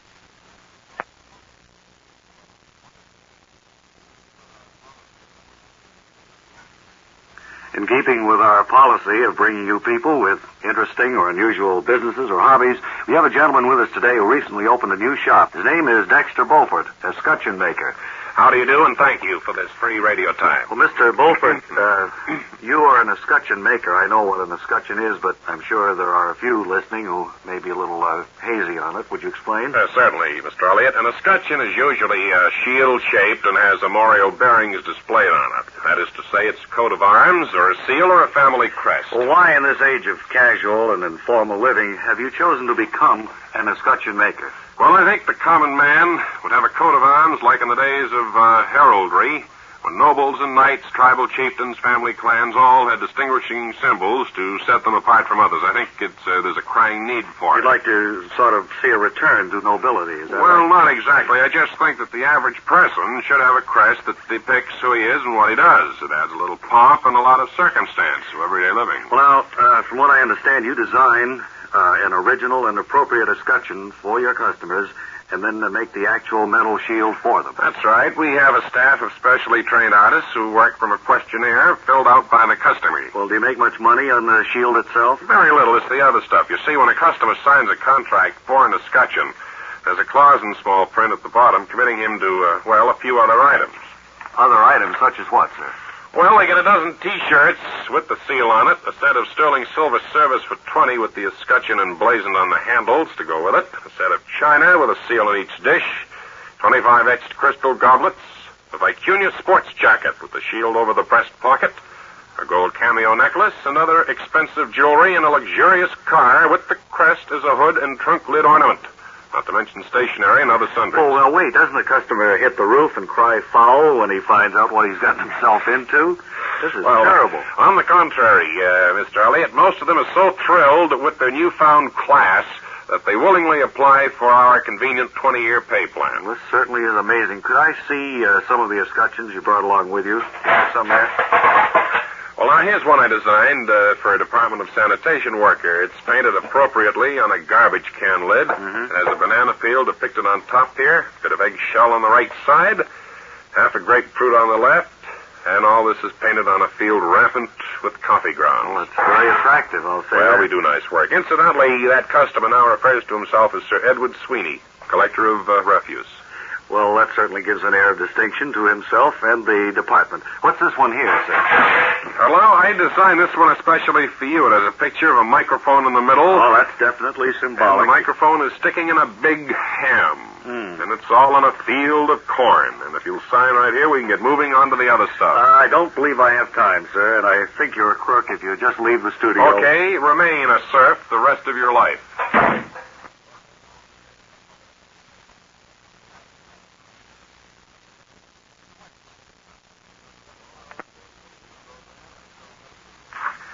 Time now for the interview program, Stand Up to the Press. Today's noted guest is the controversial Congressman Fabio Slusher. Our panel from the press consists of Beatrice Kilfeather, food editor of the Hibbings, Montana Gazette, Post and Citizen, Lance Cumby of the Baltimore Citizen, Post and Gazette, and Clarence Tessie, drain editor of the Plumbers Weekly Journal. Let's begin the questioning with Miss Kilfeather. You had your hand up, I think. Well, Congressman Slusher, on the question of foreign aid, I understand that you advocate as part of the aid program to undeveloped countries that we should build gambling houses and casinos in their major cities. I wonder, could you expand on that? Glad to. That's one of my pet projects. I think gambling houses would create a great reservoir of goodwill for us, not to mention the great savings in dollars, because as I told the Foreign Aid Committee, I can get all the one-armed bandits and roulette tables wholesale through some friends of mine. Well, but don't you think building dams and such would be more important for promoting goodwill? Certainly not. You get a Pakistani or a Cambodian winning a pile of rupees in one of our casinos, and you got a friend. But conversely, wouldn't you get an enemy should these people lose a pile of money they earn by sweating in a rice paddy or that's something? the trouble with you newspaper people. Always look on the negative side of things. Next question. Clarence Tessie, your hand was up. Thank you. I had planned to ask you about your attendance record in Congress, sir, in which time I understand you only attended 3 meetings. But first, I'd like to inquire about persistent rumors around Washington that your last election campaign was something, less than ethical. I'd be glad to answer any questions on that. But first, on the question of poor attendance, I'd like to say that I had several bad colds, a case of poison ivy that I got on a junket to Miami, and I have doctor's notes to prove it. I see, but is it true that you had the ballot boxes stuffed in your last campaign? Well, those stories are malicious lies and absolute falsehoods. I was backed in that election by several public-spirited syndicates through whose fine moral and financial aid I was able to win on the slogan, Slusher will pay $1 for every vote. Well, buying yourself into office is one way of getting elected. You certainly draw a complete blank as far as any knowledge of the issues goes. I resent that, you young squirt. I hate to interrupt you now, gentlemen, but I see our time is up, and I want to thank Congressman Slusher for appearing, also the members of the press, Beatrice Kilfeather, Lance Cumby, and Clarence Tessie. Tune in next time when another prominent figure tries to stand up to the press.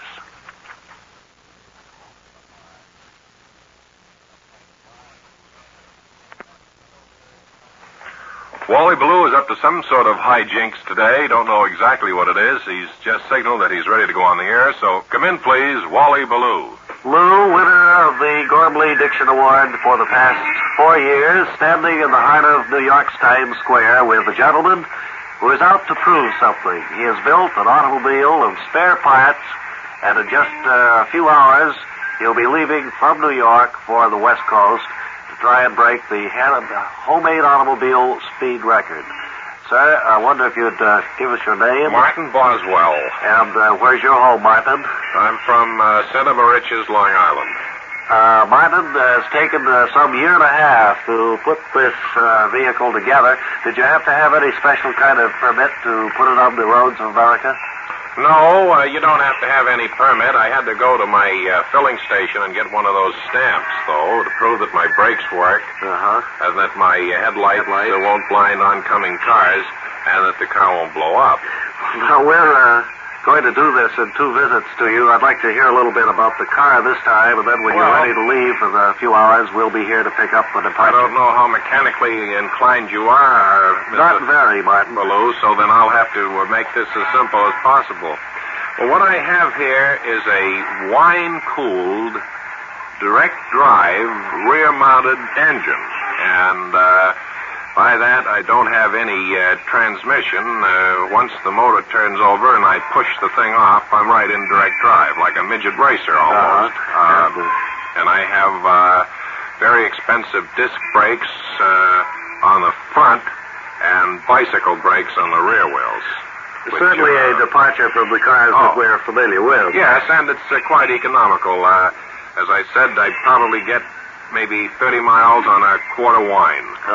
And you'll be carrying a supply in the car with you. Well, you have to. As I say, I've designed this wine-cooled engine. I've found that it keeps it cool, and, of course, the content there, I don't have to worry about the radiator freezing in the winter. Of course. Well, it sounds like a pretty good idea. What is the record for a cross-country hop of this sort? Well, you mean with a homemade car? I don't know what the record is. What I'm shooting for is about 2 months. Just to get there will be an accomplishment, I suppose. Yes. Not many have even finished it. Well, while you make your last go from here through the Lincoln Tunnel. You want to know the route? No, we generally know the way out there. Roads are pretty well marked. Down the New Jersey Turnpike. Turn left when you go through the tunnel. Right. And then I'll go over the Pennsylvania Turnpike. Then I'll connect up onto the Ohio Turnpike. Right out through the Indiana Turnpike. We know the way. Well, while you're making last-minute adjustments, Martin, we'll go back to the studio and hope to pick up your departure the next time we're on the air. All right, fine.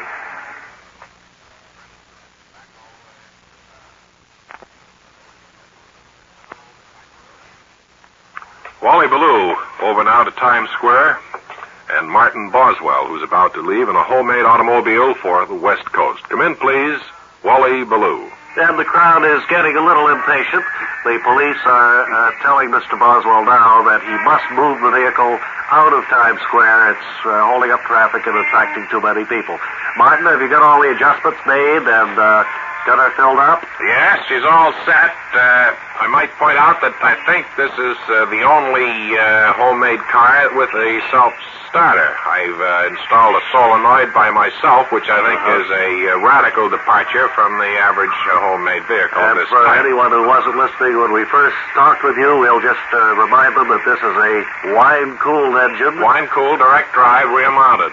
And that he's going to head out of Times Square and through the Lincoln Tunnel. Through the Lincoln Tunnel. Down the Jersey Turnpike. Right. Well, we know the way. Oh, all right. And will you get in now with our best wishes, and we'll hear the Thank start. you, Mr. Ballou. It's been a lot of fun, and now we'll start our... I hope we'll see you when you come back, Martin. Now I'll stand back here on the sidewalk as Martin prepares to leave for his cross-country job. Seems to be having a little bit of difficulty turning it over.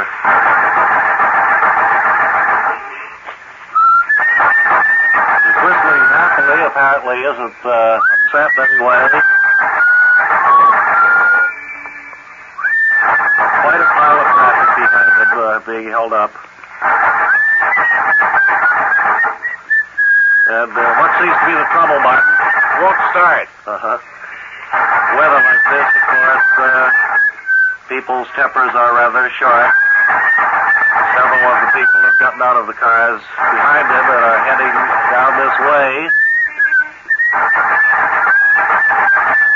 He's just sitting there, turning on the self-starter. See, what I'll do is I'll go through the tunnel, and then I'm going left. I'd like to go down the New Jersey Turnpike when I start this thing. I think those people are rather angry that are descending on you in a group. Would you give me a push now? And if that'll do any help, I will, yes.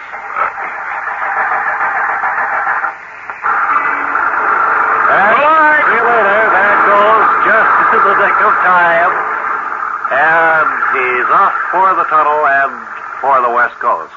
And this is radio's Wally Ballou standing on the sidewalk.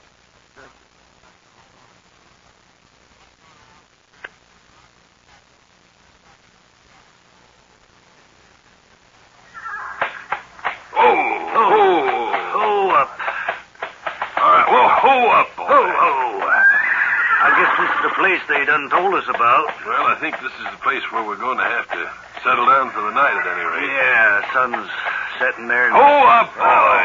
Oh, Steady she goes. Oh. Well, we got the old problem again.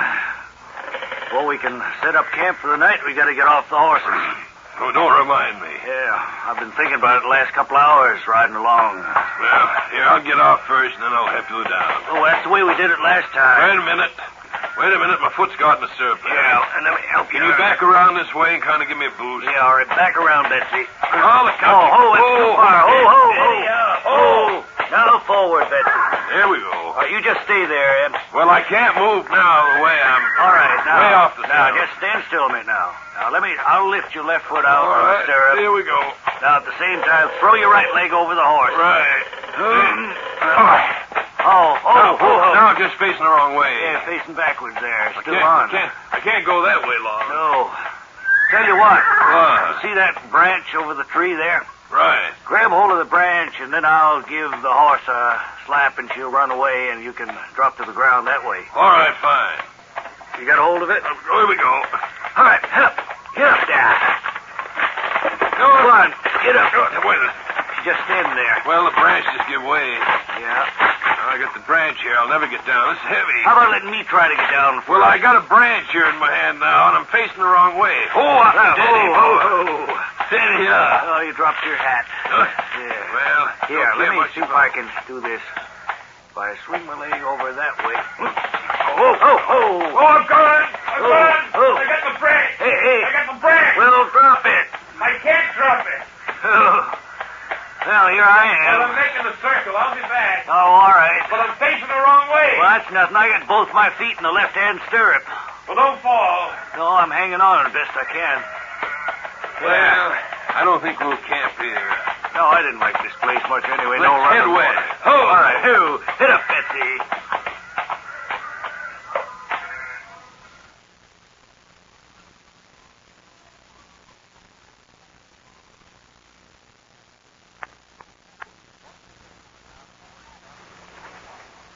Once again, we're down in the workshop of Eva Quam, the do-it-yourselfer. Eva, it was awfully nice of you to ask us back. Well, as a home handyman aficionado, you're always welcome to my basement workshop. I notice you've spruced the place up a bit, Eva. Isn't that a new living room suite? Yes, the furniture arrived yesterday. It's Swedish modern, and it cost me $6,000. Looks great, doesn't it? Yes, it does. All new and shiny and everything. No, I'm going to take care of that right now. I'm going to antique the whole suite, or suit, right here in my basement workshop. There's a man who runs an antique shop in Connecticut who promised me $5,000 for the suit if I did a good job. Mm-hmm. But doesn't that mean you'll take a loss of $1,000 on the job? I suppose so, but I take a good deal of pride in my work. You need good furniture if you want to make it look good. I see. Well, now, what's the first step in the antiquing process, Eva? Well, I was about to start just as you came in. I guess you noticed me holding this heavy chain. Yes, I wondered about that. Well, as someone who's interested in home craftsmanship, I thought I'd let you in on a little secret about the first step in antiquing. What's that, Ivar? Well, I'm about to beat this end table with the chain, and it's going to be much easier than it looks. Really? Sure, there's not much to it. Well, just move back, though. Sometimes there's a backlash when I swing the chain. That's good enough. Well, that looks like it's damaging the furniture pretty well. Yes, it's marking up nicely. Actually, I Should have my shirt off while I'm doing this. It's hot work. But the effect is the same, shirt or no. I think that's got it now. Well, I think it looks a little older. What's the next step now? Well, I've got to buff the top with a special mixture of barley water and commercial diamonds, being very careful that I use a lot of pressure when I rub, like so. Just what does that accomplish, Eva? Well, it dissipates any traces of newness. Commercial diamonds are very hard, you know. Yes, I know. Well, say, that's interesting. It's quite a trick to know just when to stop on these things, though, isn't it? I mean, you can go too far. Oh, yes. Well, the idea is not to completely destroy the furniture. If you do that, no one would buy it. You still got lots to do here, though. And if you like, you can help me in this next step. Sure, what do I have to do? Just start kicking the legs like this. Is this all right? Yes, you're doing a good job. Seems you've got a knack. All right, there. I think that's got it. Now it looks good, doesn't it? Yes. Is it finished? No. We've got to burn her a little bit. You have a match on you? I think so. All right. Here. Step back now. Sometimes these things flare up. I just set this match to it.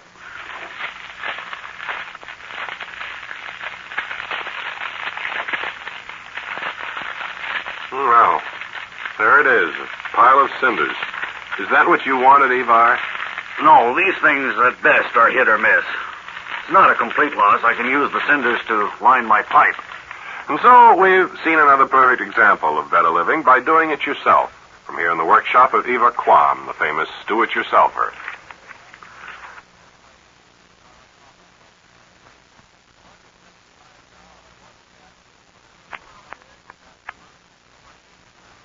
Hello out there. This is Smiling Jim Hardesty, who's here to give troubled phone callers a lift. If you've got a problem, pick up the phone and call Pickering 3-2000. For those of you in real trouble and don't have a dime for a phone call, write to me in care of this station, and an almost exact replica of a 10-cent piece will be sent to you with the head of FDR altered to suit the sponsor. Now, hello? Hello, is that Smiling Jim Hardesty? Yes, and what's your name, sir? Waldo Bigger. I'm in an awful lot of trouble. Well, don't worry about it, Waldo. Smiling Jim will straighten it all out for you. Well, I hope so. I'm calling ship-to-shore phone from my dinghy. And there seems to be water coming in, and it's up to my waist now. Well, how much time do you think it's going to take before you're completely underwater? Oh, any minute now. It's rising pretty fast. Waldo, don't worry. Tomorrow, first thing, I'm going to write the Aqualung people. I know the president of the firm, and I'm sure he'll send me an Aqualung in 2 or 3 weeks. And meanwhile, you just relax and take advantage of the fact that you don't have to work. So long, Waldo. So long. Smiling Jim here. Hello, Smiling Jim. My name is Mrs. Dolores Dover, and I'm in a pack of trouble. Well, the best thing you can do when you're in trouble is to face the issue squarely. If it's any help to you, when I get in trouble, I fly right out to New Braunfels, Texas, and stay there till things cool down. What is your trouble, Mrs. Dolores Dover? Well, when I first married my husband, I didn't like the way he looked. I liked the way Milton Berle looked, though. So I sent my husband to a plastic surgeon and had him made over to look like Milton Berle. Well, where's the trouble in all this? Well, he looks like Milton Berle, all right, but he's nothing like him. He never cracks a smile or a joke or anything. He just sits there, and I keep waiting for him to be funny and all that. I tell you, it makes me nervous. Well, it's a naughty problem, all right, but I think Smiling Jim has a solution. Do you know what James Mason of Hollywood fame looks like? Yes, he's broody and all like that, isn't he? Sort of. Well, now, if you took your husband back to the plastic surgeon and had him done over to look like James Mason, I think it might ease the situation at home considerably. But I warn you, if your husband objects to these operations, you may find him developing a wry sense of humor, and in that case, you might very well find yourself with a joke-telling James Mason. Oh, gee, nothing's easy, is it? Not if it's worthwhile. Goodbye, Mrs. Dover. Goodbye, Smiling Jim. Smiling Jim here. Say, this is Waldo Bigger again. Yes. I'm sorry, I don't mean to hog your program or anything like that, but I got to thinking after that phone call. Yes? I mean, it was nice of you to offer the help you did, and don't think I didn't appreciate it. But do you think you could get the Aqualung to me any sooner? I mean, I don't think I can hold out for 2 or 3 weeks. Mm-hmm. The water's up to my chin. Well, now, I won't make any promises, but I'll try to expedite things and rush it through in a week or so. Might be able to send you a pack of cigarettes in a hurry, though. How'd that be? Hey, that'd be swell. I'm dying for a smoke. So if you can't... So this is Smiling Jim bringing to a close another session of troubled phone callers. And please call. I can help you as I've helped millions of others.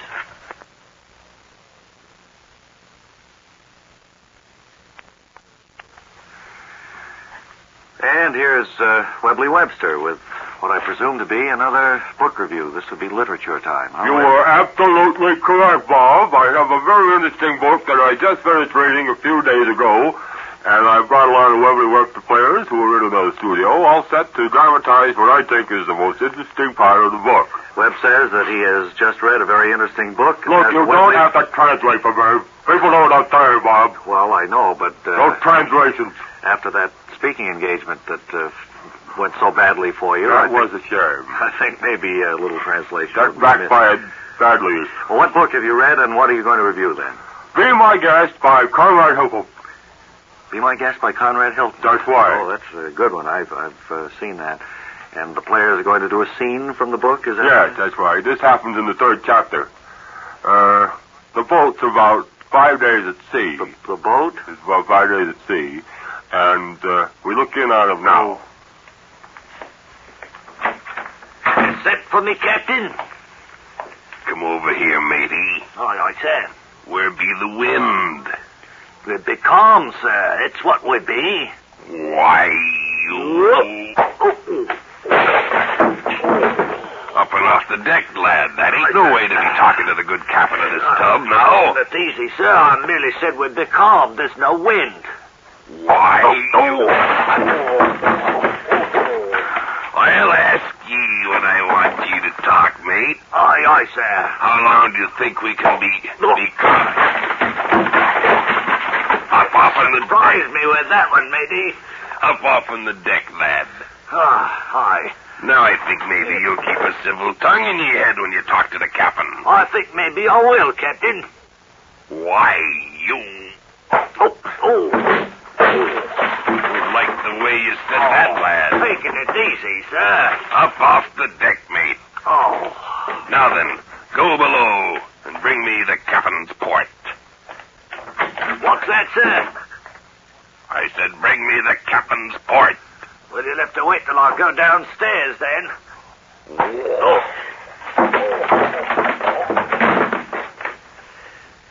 This was in the third chapter of Be My Guest. By Conrad Hilton. I don't know what versions of these books you get, but I don't Dad, I recommend this book for everybody who loves adventure and hotels. All right, we'll look for another book review from Webley Webster someday real soon.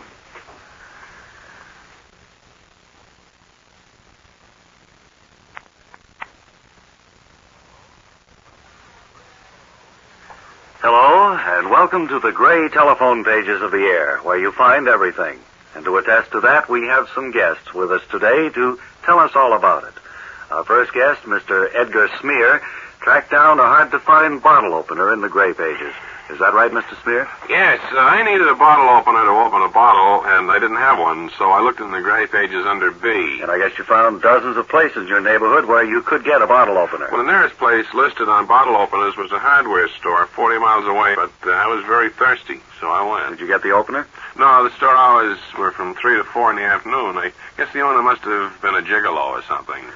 Well, what did you do then? Well, I thought I'd look at the gray pages while I was out in Newark, and I found there was a hardware store in Forest Hills that sold bottle openers. Well, that was lucky. It was right on your way home. Yeah, but it was late at night, and that store was closed, too. When I got home, I found that the bottle had cracked in the refrigerator, so it didn't make much difference anyway. Thank you very much, Mr. Smear, and I'm sure the gray pages found another friend in you. Sure. Our next attester, too, is a Mrs. I believe it's Mrs. Ethel Wellerwater. Wellarter?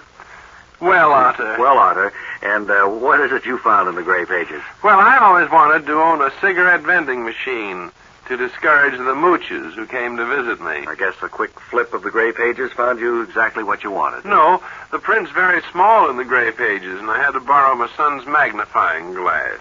So you peered through the magnifying glass and you found what you wanted. Is that the way it happened? No, my son was setting fire to a chicken coop with the magnifying glass, and it took all I had to get it away from him. we were both badly burned during the ensuing struggle. Yes, you had to look under P for physician in the gray pages after that. That's right. Those third-degree burns we got cost me a pretty penny to get us looked after. I had to forget the cigarette vending machine. Well, that's a shame, Mrs. Wellotter. Maybe you'll get it next year, and thank you for being with us today. That's okay. The doctor said I needed some fresh air. And our last user of gray pages for today is a Mr. Arvo Colt. And what is it you wanted to find, Mr. Colt? Nothing much. I was just reading it. Just for reading? It's a novel approach to the gray pages. Well, not when someone steals your private library, it isn't. I didn't have anything to read, so I read the gray pages. Do they make good reading? The book is trash. I'm a university-trained man, and I can tell you that the book is a mountain of nonsense. Well, all I know is it's helped thousands of people in finding what they wanted. Maybe there's nothing you want, Mr. Colt. Yes, there is. I'd like your name and address, young man, and when I get it, I'm going to send it and a lot of other information along to the local precinct and try to have you arrested for malicious conduct on the air. Goodbye. So we bring to a close another edition of the gray telephone pages of the air, and don't forget, use only the gray pages and beware of color substitutes.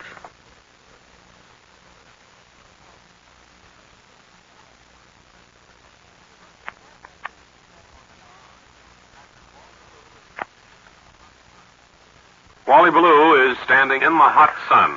Come in, please, Wally Ballou. Sun, and it is hot as we stand here trying to say hello to one or two folks who are making the best of the warm weather. How about you, sir? I wonder if you'd speak into our microphone just... Arnold E. Fenwick, Corporal, United States Army Reserve, retired. I noticed you're still wearing your Army suit there, Corporal, with the puttees and the Boy Scout hat. Is that a Boy Scout hat? Well, it's one of the Army-type hats that's no longer in use. Campaign hat, Campaign we hat. call them, fella. How are you making out in this warm weather? Well, fortunately, I have my woolen suit on, my woolen puttees, and my woolen long johns, as we call them, and my campaign hat. Doesn't that add rather to the... On the contrary, Wise. A lot of these people think that when the hot weather arrives, you should wear thin, light clothing. I disagree with that 101%. Do you mean that you keep out the hot rays of the sun by wearing all of it? I notice you're carrying your Army overcoat. Why don't you wear that, too? Don't get fresh with me, fella. Well, it's just you had all these clothes on. Our tempers are short in weather like this. And I must remind you that we are on the radio. And we don't want to get paid for it, don't you? I don't. Well, I know that, but I just can't see wearing all of this kind of falderall in weather temperatures like we've been having. And if you think it keeps you cool, I think you're off your rocker a little bit. Let's try this lady over here. Well, that's for me to know and for you to find out. Sticks and stones, well, I'll break my bones. And so this fist, fella. All right, back to...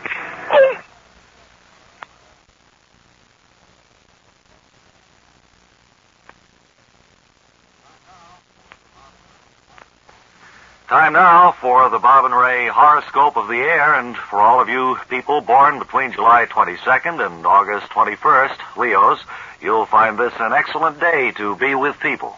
So go to the ballpark. But the evening hours for you Leos seem to be remarkably good ones for communing with yourself in the solitude of a movie. And be alert to purse snatchers. Now for the Aquarius people, January 21st to February 19th, today seems to be the day to accept advice from your close acquaintances and reject those who tell you that you have no friends. Yes, and in the afternoon, a number of showers will tend to put you in a splendid frame of mind. Then you can go out and be bent on pleasure. What's for the Aquarius people during the evening hours, Ray? Aquarius people will find that a trip to Switzerland during the evening hours would be propitious. But be back before midnight as your day ends there. And now let's move on to Pisces, February 20th to March 20th. Yes. And for those of you who fall into that category, today is a splendid day to get on with your associates at work. Also, it's a good day to ask your boss for a raise. You'll be turned down, but the splendid gesture will make many of your associates admire you, and this will give you confidence to ask your boss for another raise in the afternoon hours. You'll be fired for asking for a raise twice in one day, but you will have earned the respect of your associates. And you'll have a free afternoon in which to visit the museum. That's right, and you'll find the evening hours a good time to look for a new job. And don't get tired. And now for the Capricorn. Oh, today's a wonderful day for self-analysis. Try it and find out what you are. Yes, and if the results aren't gratifying, become a hermit. You'll find communicating with wildlife will add to your already splendid personality. But stay away from larger animals in the afternoon hours. You may find them intractable, and in that case, you'd stand a good chance of being eaten. What's next, Bob? Gemini, May 21st to June 21st. A good day to clear up any dissension between you and your wife. That's right, but you must do this during the early morning hours, and if you argue intelligently. It will be of vital help to you, especially if your partner has remarkable flashes of insight and decides it would be best to leave you. And in the afternoon, hide your wardrobe. It's a splendid day for having your suit slashed by your wife. And how about the evening hours, Bob? Well, I would think that would be a splendid time to make new social contacts. Also lay aside any home planning ideas you may have had in the past. This is a useless period. What's the next horoscope, Bob? Sagittarius, a bleak day for all concerned. So tie yourself to the bed when you get up in the morning, and don't struggle. All people born on this day will be hit by falling safes. That's right, and that about wraps up today's Intimate Horoscopes, but be with us again soon and find out what happens to you.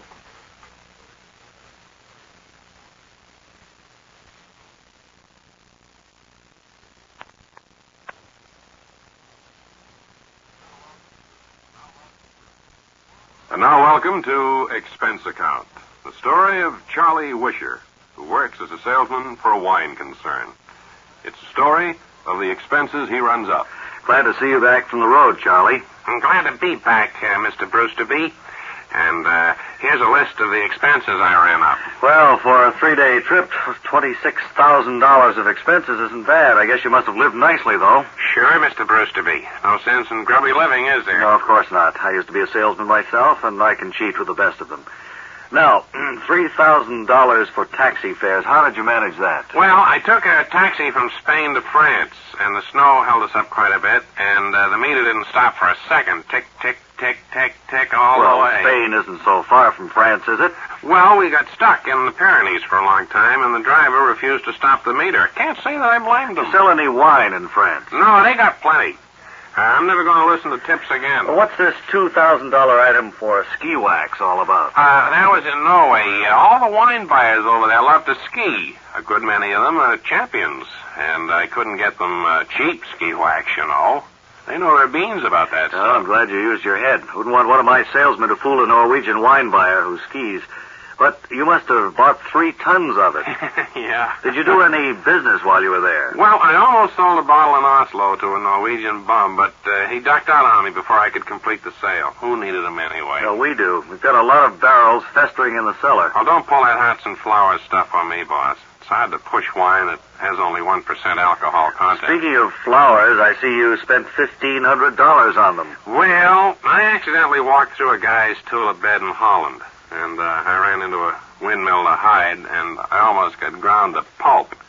I had to shell out when the guy threatened to hit me with his wooden shoe. Now, no job is worth that, boss. I guess you didn't do much good there either. Well, I got there at a bad time. See, water was coming through the dikes, and everybody in the country had to stand around with their thumbs stuck in it. I guess that included wine buyers. That's right. Good salesman would have gotten the high and low tide tables and checked on a thing like that. Well, I did get the tables. It cost $1,900. It's on the list there. I see. What's this $10,000 expense? I ran into a tin miner in Bolivia, and he sold me a secret map showing where Argentina was. Now, I couldn't pass a thing like that up, could I? Certainly not. Say, did you sell any wine at all on this trip? Not a drop, boss. I almost sold some to some pygmies along the Amazon. But they didn't know what it was, so they didn't want it. Your trip, then, was a complete loss. That's right, except for the fun I had with the expense account. Well, I like an enterprising man. So long as this firm is around, you've got a job. Thanks, boss.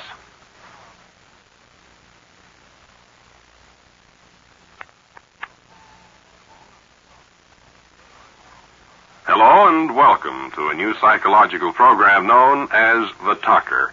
A grim study of a man who constantly talks at the wrong time. And it's our intent to show how this unfortunate affliction caused him to enter into a great many job failures, including his last job as a caddy. Hey, you're certainly not going to use that club, are you? Yes, why do you ask? Well, if you do, the ball will land right in the lake. If that's where you want it, you go right ahead and swing. Makes no never mind to me. Well, I've been National Open champ for 10 straight years. How long have you been a caddy? 3 days, but I know a lot about wind currents. I think you're standing on my tee. Would you step off it so I could Sure. I think I broke it. Either that or I drove it into the ground. I don't see it around. Want me to look for it? No, I got some more. I keep them on my hat band. You don't wear that hat in the city, do you? It'd create a lot of comment if you did. No, I wear a fedora-type hat in the city. Now, would you step back and let me tee off, please? Sure. But you're living in a fool's paradise using that club. Well, I'm not your keeper, so you go ahead and swing. I will. I told you, right in the lake. Better throw that club away. As long as you have it, there'll be trouble. I think it's jinxed, and you may be, too. I think we'd better get on to the next hole. Sure.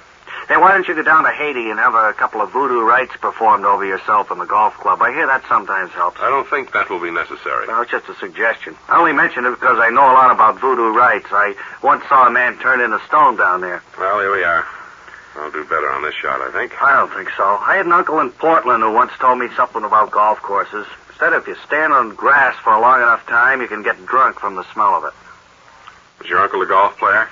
No, he's one of the best skeet shooters in the country. But I guess he knew a lot about other things. Better step back. I'm going to swing. You don't learn much from past lessons, do you? Well, I try to muddle along in my championship fashion. It's worked for me so far. Well, I guess that's because you've been playing against a lot of bums. I don't see anything so hot about hitting a ball in a lake. Look, I don't seem to be able to concentrate very well with you around. Why don't you go back to the clubhouse, huh? I'll carry the clubs myself. Sure. You're bad company anyway. Just pay me my caddy's fee plus a large tip and I'll be on my way. It's very depressing around here. Okay, here's your caddy's fee. Now I'll give you a tip. Start running and don't stop. Because if I ever catch up to you, I'm going to weld this club to your nose. Now beat it. Sore loser, bad golfer. And so we bring to a close the first edition of The Talker. Be with us again soon. You have my personal guarantee that the talker will lose another job at that time.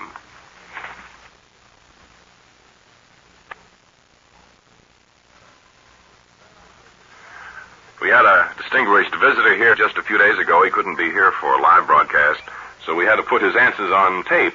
But it's the same thing, whether he's here now or was here just 2 days ago. And it's Wallace Benson, famous character actor who's appeared in numberless movies. Hello, Wallace, and welcome. Well, I hope you're right about that. Another 15 years of acting. I'll certainly look forward to it. Wallace, I don't know if you'd care to give us your exact age, but I understand you were born in Massachusetts.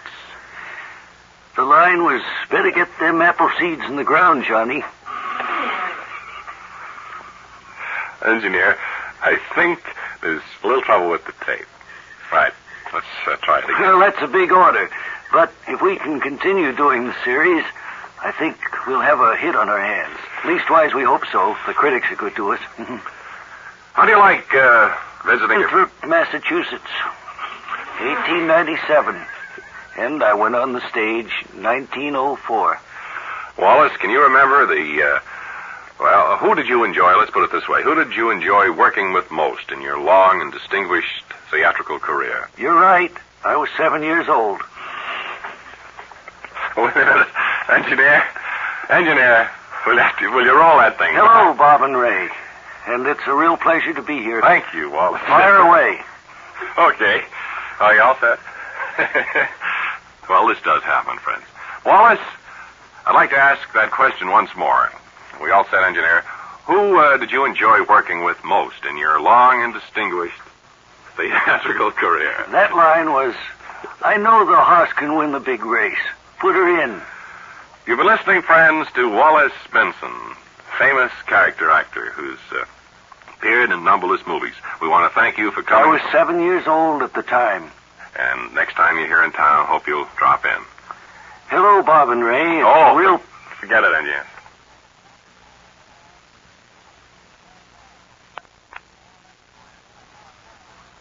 Here, we just got the go-ahead signal and a long-distance call. It came in about 2 seconds before, and I'm on the wire now. Operator, do you have the party there for us? This is Bob and Ray. This is a collect call. Will you check? It isn't Steve Bosco, is it? Because we've decided not to. No, it's not a Mr. Bosco. It's a Mr. Whitechapel, I believe. Mr. what? Mr. Whitechapel. What? Thurber Whitechapel, I think operator. that's it. All right, put him on. I suppose we can wrap this up once and for all. Hello? Hello? Bob and Ray here. Who? Bob and Ray. Well, what did you want? Well, we had a call from a Mr. Thurber Whitechapel, the operator. Speaking. Thurber, is that you? Yeah. I didn't recognize your voice. Who is this? This is Bob. Of what? Of Bob and Ray. Bob Elliam. Were you calling from North Chicago? No, I'm calling from Green Vista Hospital. Is this the Bob and Ray? Yes. Swell. I've been thinking about that story. I've had time to think it out now. What are you doing in the hospital, Thurber? Very little. I'm kind of more or less restricted in my movements. Yes. Pinned out, so to speak. And I remember last week I heard some commotion in the background when you were calling from home. I explained to the nurse how important it was that my call get through. Per our arrangement and agreement that you wanted to hear all the stories that I could send you. You sound so different, Thurber. They must be doing good things for you. We didn't make any arrangement, however. As I used to be. What's that? I'm not as excitable. Mm-hmm. No. We didn't make any... Beautiful here. Very, very nice. Very, very nice. Ray, did we make any arrangement with going to... stories? Nothing. I didn't think so. I'm going to be here for a few days, and then I hope maybe I could get... Hello? Yeah? Thurber? Yeah? We don't have any arrangement with you, sir, if you want to... I had a very interesting story on the way over here to Green Vista. Come over accompanied by two young fellas. Yes. And very understanding. And on our way over, we stopped at a red light. Now, I don't know whether you know that or not, but that means that you should come to a complete halt in an automobile. Green means go, and your red means... Just a moment, what, nurse? And I think we... What do you mean by that? Cut it off right now. No, this is what they want. They pay for this. We're paying... No, they pay good money for this kind of story. We don't pay money for any kind of story. Hello? Will you tell the nurse that your time is up, please? My time is up, nurse. And I hope you're feeling much better and that you're home very soon. Thank you. Goodbye, and keep the checks coming.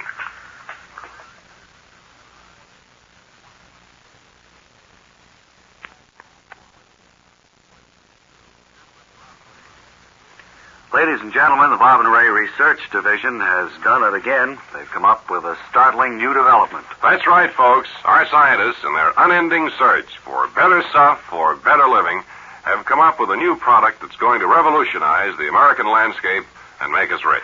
We now have available 3 warehouses full of our new product ready to foist on the general public. Enough of all the palaver, Bob. Let's tell them what it is. Well, you probably guessed it by now. They're artificial trees that come in over 150 varieties.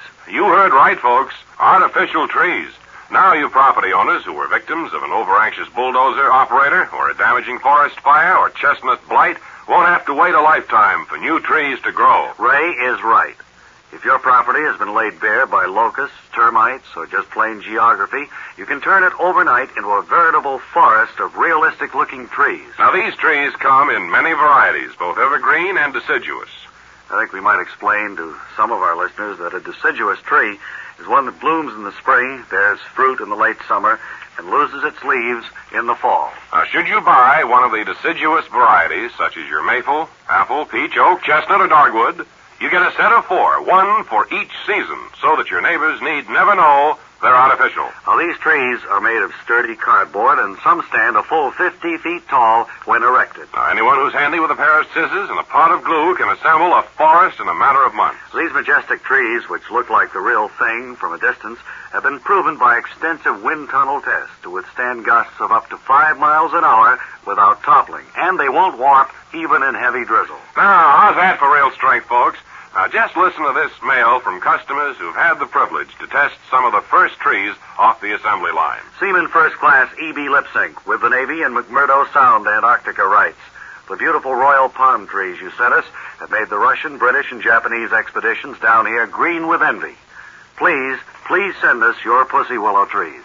A.P. Runty of Death Valley, California writes, nice going, Bob and Ray. I couldn't even grow cactus on my lizard ranch. But now, thanks to you guys, my place looks like the Garden of Eden. Well, we could go on like this for weeks reading mail, but right now I'd like to tell you how you can get these beautiful trees for your very own. You simply send for our free, colorfully illustrated catalog, which places you under obligation. And our courteous representative will call to help with your selections. and work out the financing best suited to your income. Just drop a card to Phony Tree Offer, Bob and Ray, and say, my land is barren.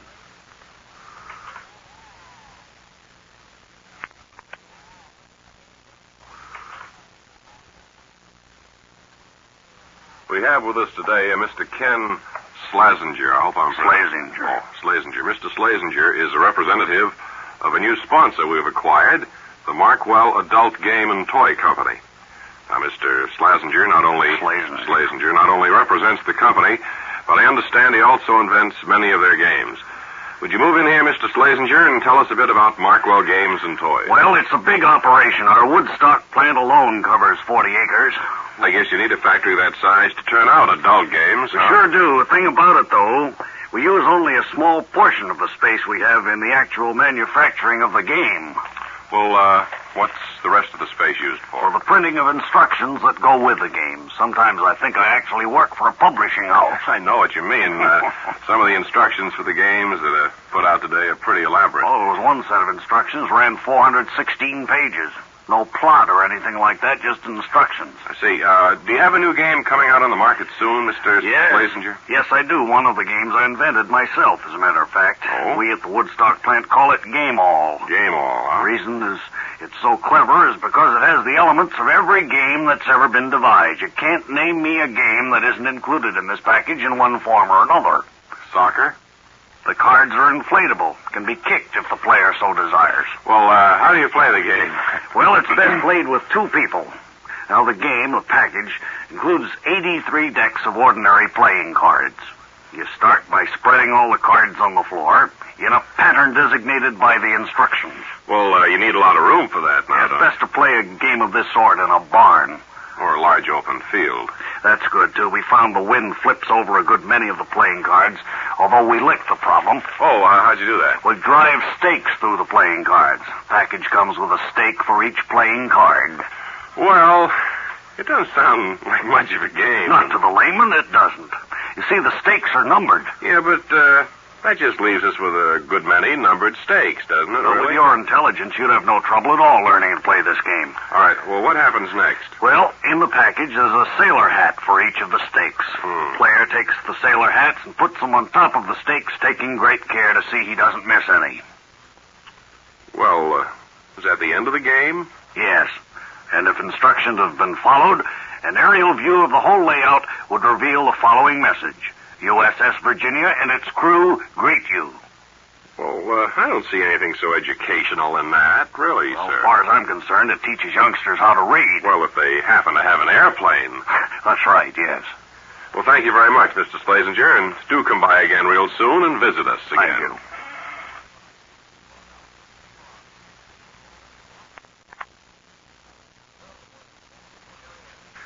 Welcome once again to the Geriatrics Corner, the show which attempts to create better understanding between employers and some of our senior citizens. Employers would do well to hire some of these people. Isn't that right, elderly Mr. Charles Belden? Oh, that's right. It doesn't take a cold shower to get me started in the morning. And I'm right on the job every morning at 4. What sort of work do you do, Mr. Belden? I work in a pig iron plant. My job, throw the ingots up on the truck. Well, that sounds like quite a job for a man who's 96. Well, sometimes it gets tough when I accidentally hit one of the truck drivers with an ingot and stretch him out. Last week, one of them chased me for 3 miles after he regained consciousness. Gee whiz. Mr. Belden, the purpose of this show, of course, is to create better understanding between senior citizens and employers. But you have a job. I know, but I'm not happy with it. I want the job I had during the Spanish-American War. I guess you were right up there fighting alongside the Rough Riders? No, I was in the Army Publicity Corps.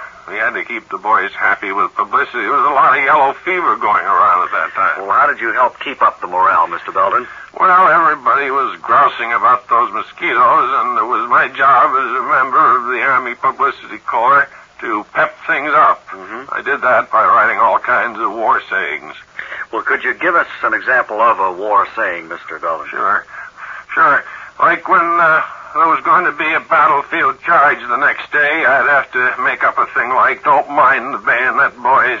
keep right on going. And you'd shout that just before the boys charged, is that No, right? not me. I wrote it on a slip of paper and handed it to the lieutenant who was going to be at the head of the charge. He hollered it out. And did it pep the boys up? Not that bunch. They turned on the lieutenant. Did you ever create any successful war sayings, some we might remember? Well, let me think. Oh, yeah, here was a good one. Don't fire until you see his head. Then give him some lead.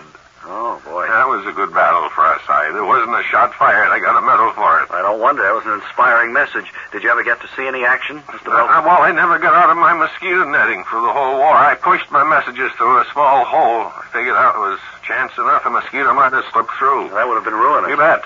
Well, Sonny, you heard some of my war sayings. Can you put in a good word for me at Army publicity? Well, I don't think I'd want to, Mr. Belton. Your sayings are just a little too crude. Well, then, here's one to remember from an old man. Ow.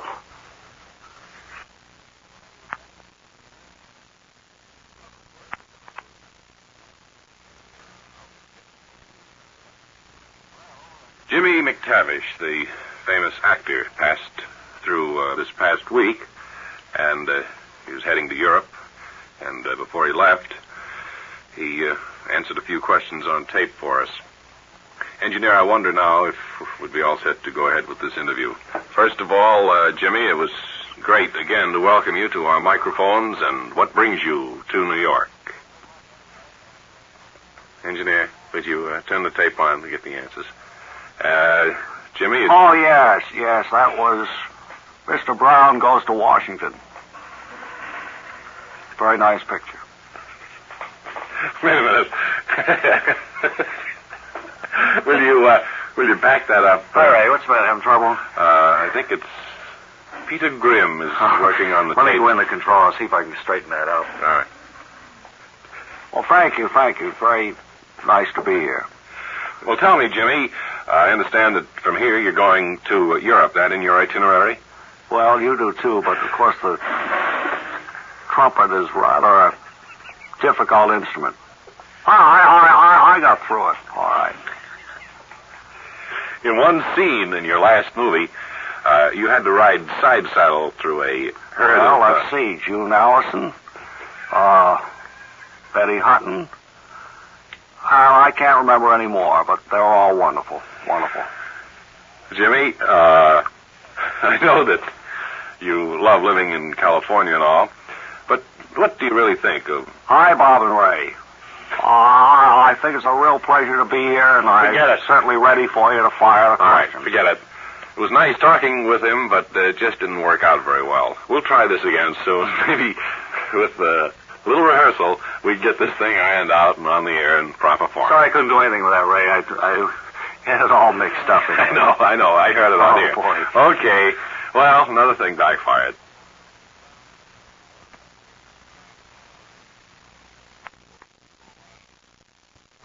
Today we have a gentleman right now with an unusual hobby.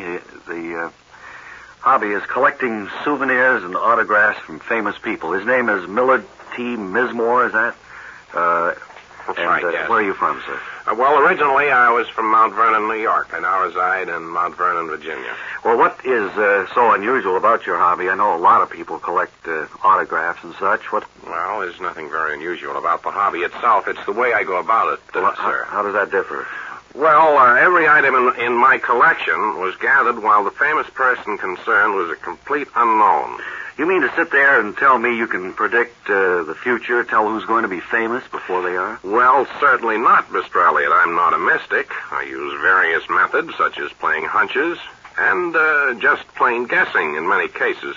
I find that an autograph or a lock of hair is much easier to get when you're dealing with an unknown. Well, could you show me some of the items that you have? I know you brought some with you. Here, explain how you got them, will you? Well, now, this is a shoelace here I got from Nelson Rockefeller when he just got out of college. Mm-hmm. I played a hunch there. This one is a long shot. Gary Crosby's belt buckle. He was 8 years old when I got that.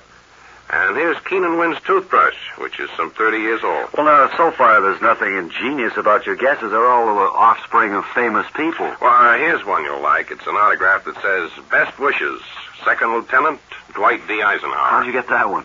Well, I attended the West Point graduation that year, and I like the cut of his jib, so I asked for his signature. That's amazing. That was a find. What are some of the others? Well, here's an old shaving brush from a barbershop Perry Como used to work in. I noticed him singing in there one day while shaving someone else a long time ago, and I just took a wild shot. This cufflink here looks familiar. Who does that belong to? I took that cufflink from you around 1941 when you were an NBC guide. I was on one of your tours, and I liked the way you talked and handled yourself. So when you lifted your arm to point out an old announcer named Frank Gallup, I grabbed it. Well, I'm astonished, almost dumbfounded at that one. I still have the other link at home. Has a big E on it. I thought you'd stand aghast, but I hope you're not mad. Well, I was at the time, but I've cooled off since. What are these items here? Well, now, this is a group of recent acquisitions that have not yet become famous. Now, here's a lock of hair from Harvey Grosvenor, who I think will be the first man to set foot on the moon. Who is T.T. Barnsworthy, I see here? Well, I have a hunch he'll be Secretary of State in about 25 years. Here's a doll belonging to little Sadie Granby, who's going to discover a cure for flat feet. Well, time alone will tell on these, Mr. Mismore, and I want to thank you for coming up with this very unique hobby of yours. This zip gun here belongs to a kid named Shifty Schwab, who has a great future up there in prison. Say, who's that gentleman over there reading? That's my partner, Ray Goulding. I like the way his eyes are set in his head. I think I'll try to snip his tie. Well, he's already famous. You can't... Oh, I never heard of him. Excuse me a minute. Ray, watch your tie.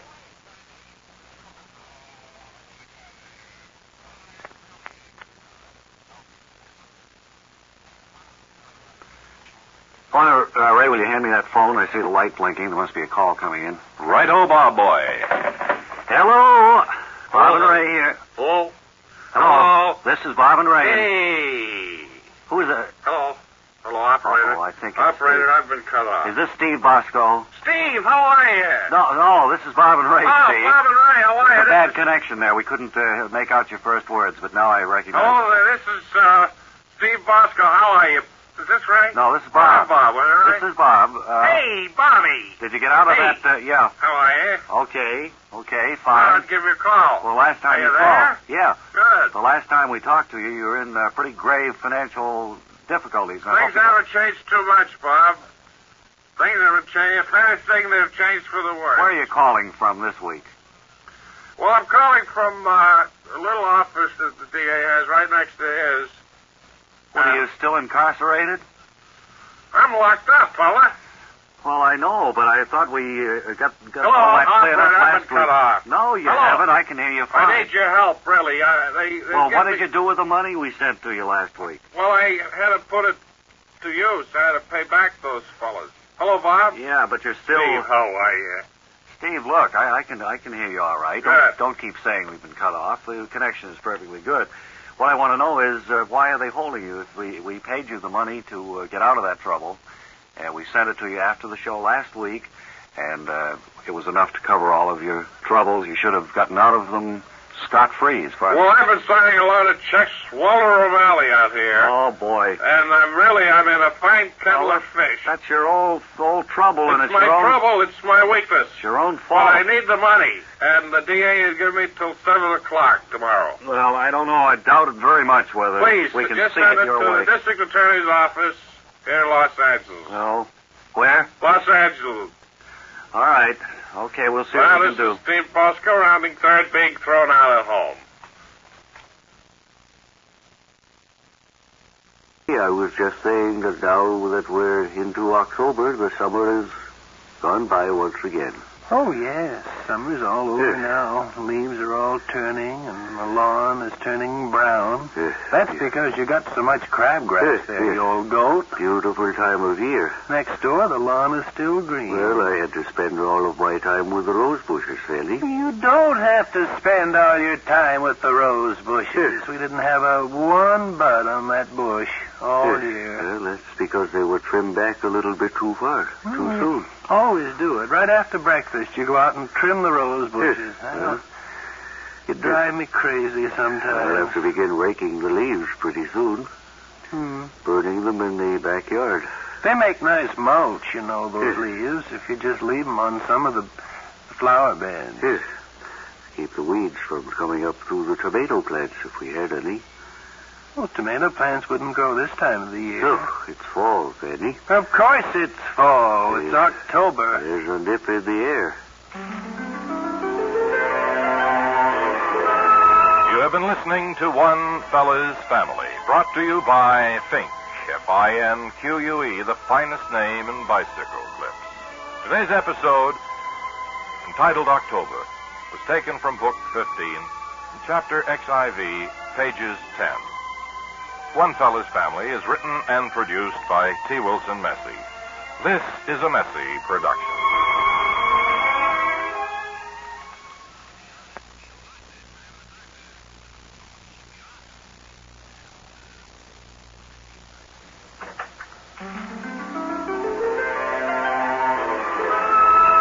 And now, One Fella's Family, brought to you by Fink, F-I-N-Q-U-E, Fink, makers of solid gold water faucets. Today's episode, entitled Cutting Wood for the Fireplace, is taken from Book 15, Chapter IV, pages 12, 13, 14, and the top of page 16. As we look in on the family now, we find them standing in the kitchen. Fanny, it's about time we selected a Yule log. Get it cut and brought into the living room. Well, don't get one as big as you got last year. You brought that fool old log in here and smoked up the house. Well, it was damp, that was why. Well, don't get one of those. Why don't you get a little sapling? Well, it wouldn't burn long enough, Fanny. We'll get several saplings. We don't have to have one Yule log. That went out centuries ago. It's a nice old custom. Well, I know, but it's impractical with the small fireplace we have and the poor draft and all. It fills the house with smoke. It takes me till February to get the smell out, you old gaffer. Get some little logs this year. Use your pumpkin for once. Huh? Use your pumpkin. You mean my squash? Well, whatever you want to call it, whatever there on your shoulders, you nitwit. Well, I don't see I'm sick and tired of you fussing around here, always trying to live 300 years ago. Fandy. Well, it's always this, cutting wood for the fireplace.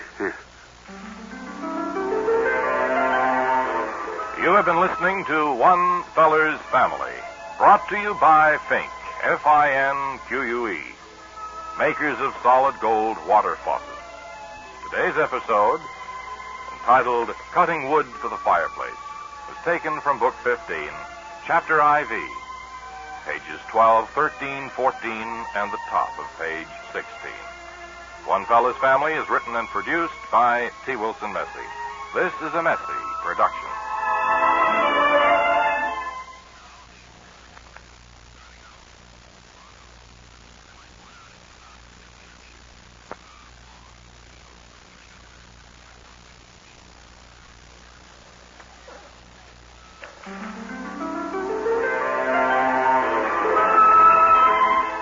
And now, One Fella's Family, brought to you by Fink, F-I-N-Q-U-E, a family-owned cartel. Today's episode, entitled Decorating the Christmas Tree, is taken from Book 11, Chapter 5, pages 14 through 19. As we look in on the family now, it's shortly after 7 in the evening. Well, Fanny, how does it look? Well, it seems to be just a little crooked. It seems to be leaning a little to the left. Let me see if I can straighten it up before we start to decorate it.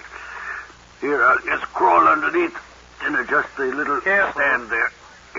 Why is it every year when you get the tree up, it always seems to lean a little? I don't know, Fanny. Certainly is a job, though. How does that look? Looks fine, but I believe it's the first tree that we've ever had fall so much. I mean, all the little things falling out of it so early. Yes, and the needles. Needles? I couldn't think of that word. Shedding. Yes, what? Shedding. Yes, I know. It seems to be so early that we've ever had a tree do that. Well, it may be a sign that it's an old tree, Fanny. You better get up from the floor there now, I think. There's a draft down there. I don't know where the draft would be coming unless you left the cellar windows open. Well, where are the decorations now, Fanny? Well, the box is right out here in the entryway. The tree is so pretty now. It's the most beautiful tree we've ever had, Fanny. We say that every year. Would you help me with the box of decorations? Yes, of course. All right. All right. Now, let's open them up and see if they're all there. Tree seems to be listing. Again? Fendy, Yes. Fendy. Look. Wally. Oh, isn't that a shame? You have been listening to One Feller's Family, brought to you by Fink, F-I-N-Q-U-E, a family-owned cartel. Today's episode, entitled Decorating the Christmas Tree, is taken from Book 11, Chapter V, pages 14 through 19. One Feller's Family is written and produced by T. Wilson Messy. This is a Messy production.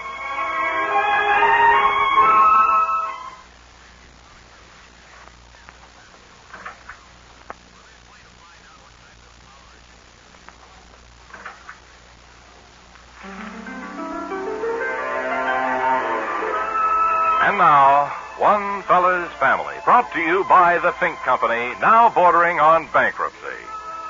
Today's episode, entitled Trick or Treat, is taken from Book 23, Chapter XIX, pages 11 through 16.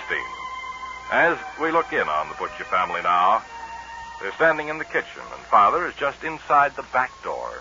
Sandy, I'm Yes? standing just inside the back door now. We'll close it. It's awfully breezy. Certainly is. It's a mighty cold day for... You put up a storm weld around that door like I requested. Well, I tried to put the fool thing up, but it's still drafty. Well, all you have to do is put up with some tacks, and it keeps the door snug. You know, this is the 34th Halloween that we have spent in this house. 34. That means 34 years we've lived here. Certainly have flown by. Remember when all the children were here? Yes, those were happy times then. Smanky and Lanky, Ricky and Mickey and Minky. and Sinky. We certainly had a house full in those days. All tricking and treating in the neighborhood. Used to come in with some mighty good tricks or treats, too. Well, they used to get candy bars and chewing gum. Candy-dipped apples? I don't remember that. I don't ever remember one of them coming home with a candied apple. 31 years ago. No, sir. Panky came home with a candied apple. He did not. No. Maybe it was 30 years ago. I've never remembered them getting a candied apple. Fendi. I don't want to fight over this. It's not that important. Well, I wonder... But I never remember any one of them coming home with a candied apple after tricking or treating, and that's final. Not worth fighting over, Well, I'm Sandy, not fighting, but I one of do them did wish come you'd... home with a candied apple. They did not. Fendi. A good treat. Announcer, do you remember the episode from 31 years ago when Panky came home with a candied apple? No, I don't. Oh. You have been listening to One Feller's Family, brought to you by the Fink Company, now bordering on bankruptcy. Today's episode, entitled Trick or Treat, is taken from Book 23, Chapter XIX, pages 11 through 16. One Feller's Family is written and produced by T. Wilson Messy. This is a Messy production.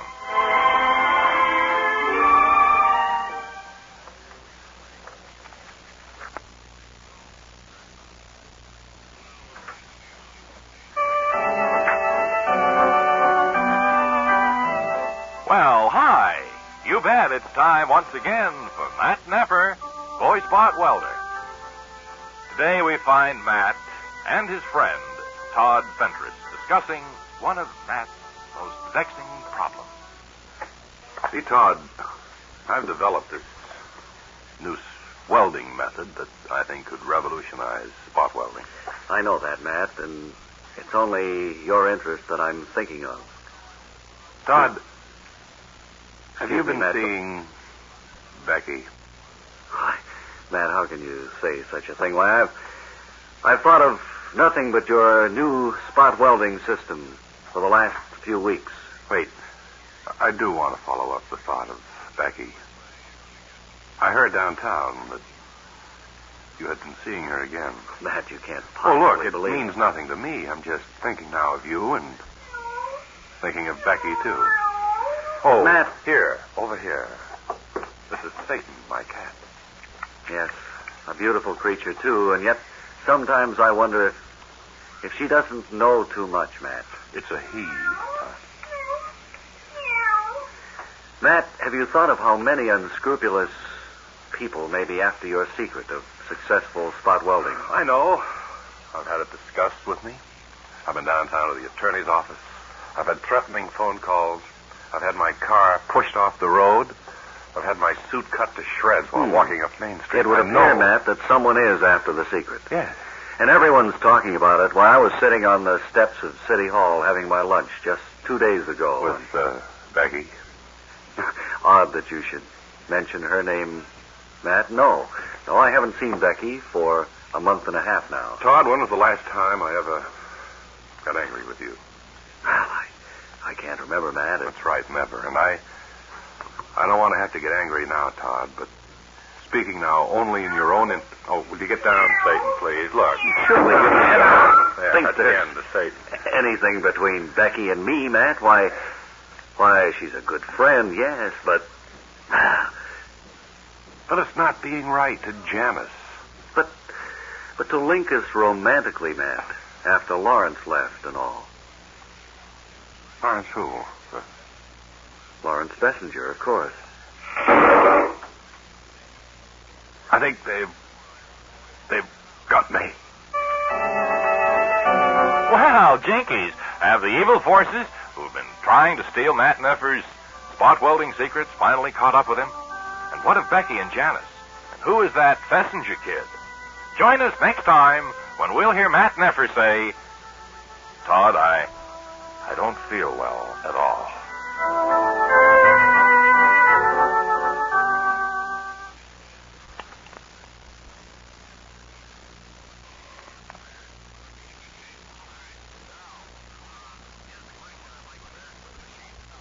And now, chocolate cookies with white stuff in between them brings you another episode of Lawrence Fechtenberger, Interstellar Officer Candidate. 18, 17, 16, 15, 10, 6, 5, 4, 3, 11, 3, 2, 9, 8, 10, 1, 0.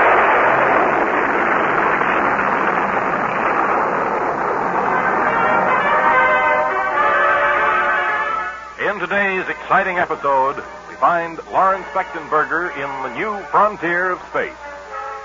Lawrence has just had lunch and a tall glass of water as his friend Mug Mellish enters the cafeteria. Where were you for lunch, Mellish? What's that, Fechtenberger? I said, where were you for lunch? You know the rules here at the Academy. All the candidates eat lunch at the same time. I couldn't make the mess call, Fechtenberger. Sorry about that. Well, if you think that you're going to get special consideration here at the Institute, let me be one of the first to assure you that you have another thing coming to you. Fechtenberger, you going to try out the new spaceships this afternoon? Yes, but you're not invited, Mellish. The last time I took you on one of these experimental trips, you tried to thwart my every effort. You afraid I'll do something to spoil the takeoff for this new ship you've designed, Fechtenberger? The way you say that would lead me to believe that's exactly what you had in mind. Your words make me recoil. You pass the ketchup, please. Yeah, here you go. Hey, that hamburger looks pretty good. It's too late for you now, Mellish. Yeah, I know that, Fechtenberger. You had to be in line with the rest of the candidates. I know. Now,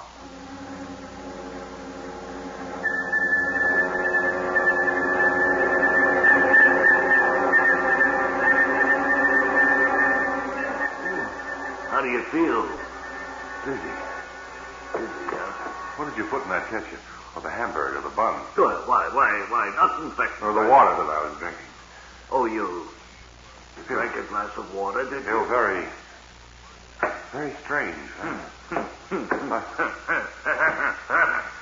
You won't get away with this, Mellish. Oh, no, Fechtenberger?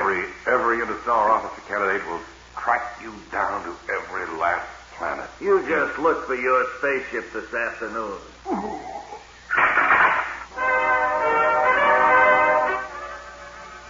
chocolate cookies with white stuff in between them has brought you another exciting episode of Lawrence Spechtenberger, Interstellar Officer Candidate.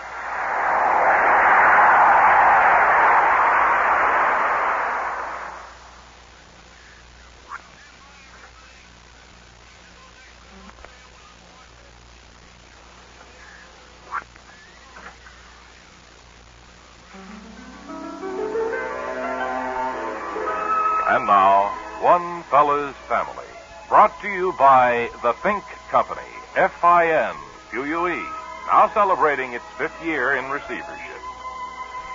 Today's episode, entitled Gathering Christmas Presents, is taken from Book 21, Chapter VII, pages 13, 14, 15, 16, 17, the top of page 18, and the bottom of page 19. As we look in on the Butcher family now, we find Father gathering a Christmas present. Sandy? Yes? How many more presents do we have to gather? Cut 4, Maury. Yes, that's a goodly bunch under the tree there. Yeah. I wondered if I should have bought a smaller tree.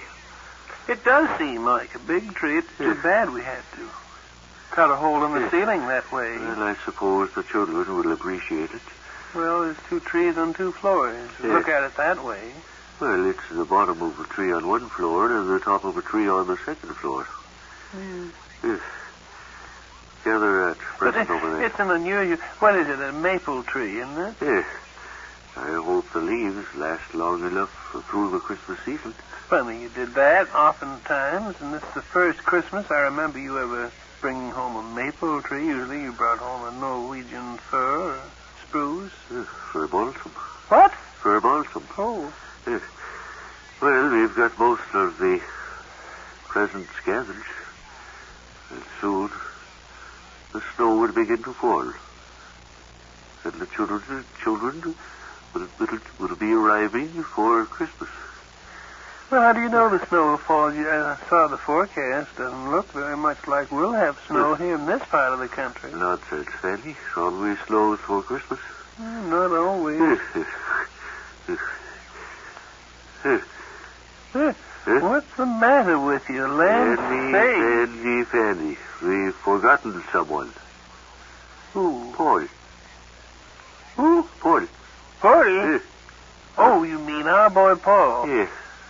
We'll have to get something for Paul. What do you suppose he'd like this year? Maybe a new tricycle. Have you flipped your wig? Do you know how old Paul is?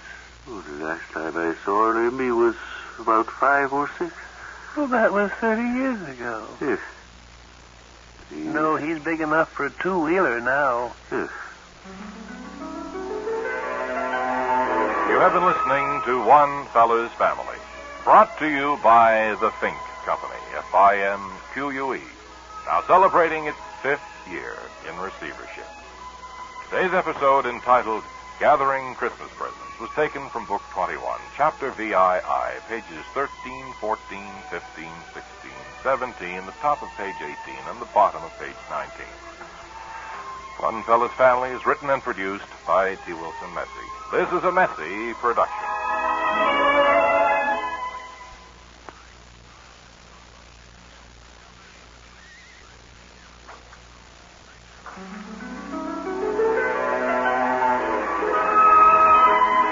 And now, One Fella's Family, brought to you by the Fink Company, F-I-N-Q-U-E. The Fink Company, a wholly owned family cartel. Today's episode, entitled Changing the Fluorescent Light, is taken from Book 10, Chapter IX, pages 7, 8, 9, and 11. As we join the family, it's shortly after breakfast, and we hear... Sandy, you seen my tool chest anywhere? Down cellar. Oh, what I thought it should be. Why don't you just go down instead of asking me? Sometimes I think you just like to talk, like to hear your voice. Well, I don't like to run up and down the cellar stairs unless it's absolutely necessary. Well, where else would your toolbox be if it wasn't down cellar? Well, sometimes it's here in the kitchen. Only when you bring it up, and I always insist that you bring it back down. You know that. Fanny. Yes, what do you want to do anyway? I want to change this fluorescent light. Oh, it has been flicking. Yes. Drives me nearly crazy at night. Well, I've got the fluorescent light out now, and now all I have to do is adapt the receptacle so that I can put this 75-watt bulb in. Oh, you're not going to put another fluorescent bulb in? I don't have another one, Fanny. Well, it isn't that simple, is it, Daddy-O, just to change from one to the other? Well, I don't know. Thought possibly if I had my tool chest here. Why don't you wait till one of the boys comes home? Let him do it. I hate to see you get up on a stepladder. I mean, you're so, well, unsure of yourself. Well, besides, I hate to fool with anything electrical. Well, that's another thing. Oh. What the deuce were you doing then? Slight shock, Fanny. Put my finger there in the receptacle. Well, you shouldn't do that. You should let one of the boys change the fluorescent light.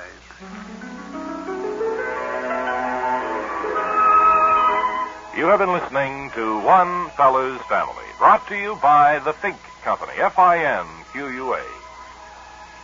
Q-U-E. Yes, F-I-N-Q-U-E, Fink Company, a family-owned cartel. Today's episode, entitled Changing the Fluorescent Light, was taken from Book 10, Chapter IX, pages 7, 8, 9, and 11. One Fella's Family is written and produced by T. Wilson Messi. This is a Messi production. This is Harold Messi speaking.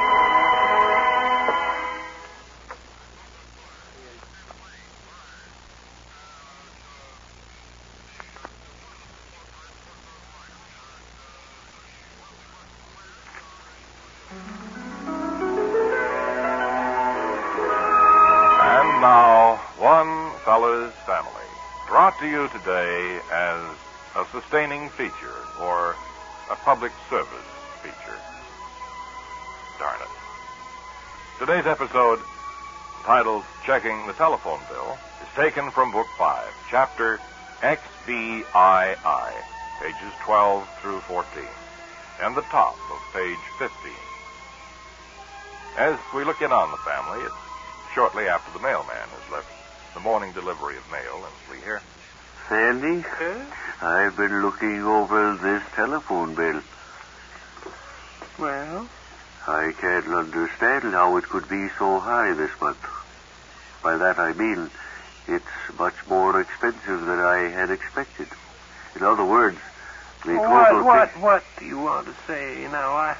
Just point out the various calls. Fandy. See if we can straighten them out. Well, for instance, who do we know in Austin, Texas? I don't know anyone in Austin, Texas. Well, someone in this household made a phone call to Austin, Texas. Well, I didn't make a phone call to Austin, Texas. Did anyone call us collect from Austin, Texas? I don't remember receiving a collect call from Austin, Texas. And this other one here, to Bend, Oregon. Where, Oregon? Bend. Bend? B-E-N-D, Bend. I'm sure we don't know anyone there that we'd be calling. Well, look here. Who do we know down in Taxco? Oh, that's tax. No, that's the tax on the other phone calls. Oh, that was a long We call. have 14 calls here to Spruce, Wyoming. Well, I did that. Well, who were you calling in Spruce, Wyoming? Miss Thurston moved to Spruce last fall. Fandy. That's no reason to make 14 calls a month. Well, it won't happen again. It's just that poor Miss Thurston is so lonely there. And this call from Punjab, India. Well, now that, of course, is from our own daughter, Punjab. Yes. From Claudia. Well, I accepted the collect call. Hey, where are you going, Fanny? Going to answer the Keep telephone. away from the telephone. Don't answer it. We can't afford it. All right, Daddy.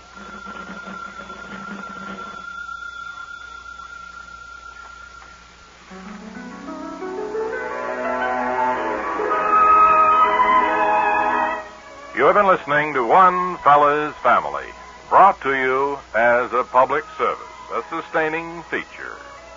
Today's episode, titled Checking the Telephone Bill, was taken from Book 5, Chapter XVII, pages 12 through 14, and the top of page 15. One Fella's Family is written and produced by T. Wilson Messy. This is a Messy production.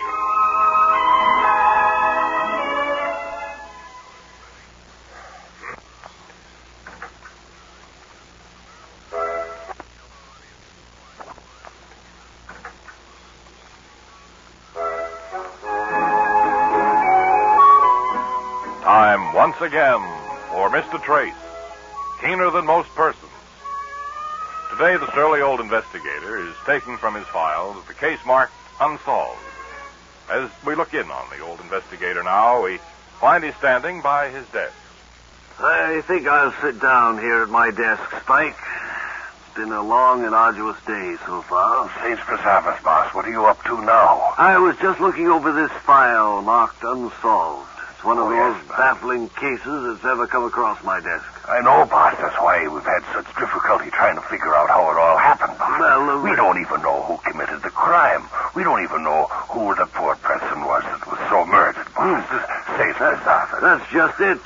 What did you say, Spike? Saints preserve us. That's just it. We don't know who did the crime. We haven't anything to go on. We can't solve it without clues, can we? Well, I'm parsing about that, Keen. I know I've been traced plenty of times, but I've never known any loster like that. No, well, unless we cheapo, we certainly won't be able to discover who did the crime. Saints preserve us, boss. You catching cold now. Have we had any phone calls from suspicious-sounding people? By that I mean, has the phone rung this morning? No, boss. Not since I've been here, and I've been here since 9 o'clock, boss. Saints preserve us, the phone hasn't rung it. One ring, boss, all day. Well, if the phone please stop the The phone is ringing now, boss. You would have been here. Why don't I be after it? Hello. State your business. This is Mr. Trace. He's keener than most persons. Tell them whose office they're speaking to, Spike. I just did. Saints preserve us. What is it, Spike? Well, you better talk to Mr. Trace. I'm just his associate. Be on the phone. Hello, Trace on the line. My assistant, Spike Delancey, who's been with me for a good many years, tells me that this is something I should talk to you about, whoever you are there on the other end of the line. Mr. Cheapo? Yes, I'm lost. I'm very, very old person, Mr. Cheapo, and I'm calling for your advice. You sound as if you're in trouble. Well, I'm lost, sir. In fact, everyone in my whole family here is lost. That sounds like a case that's very familiar to me. One I have on my desk at this very moment. How? The case marked unsolved. You've been listening to another exciting episode of Mr. Trace, keener than most persons. Today we heard all about the case marked unsolved. Today's episode featured Mr. Trace's assistant, Spike Delancey.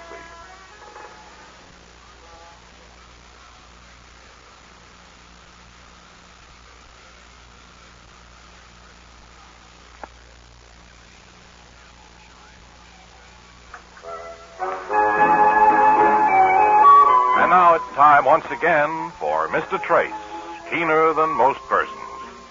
Today, the surly old investigator reaches into his file and removes the case marked The Pistol Upstairs Murder Clue.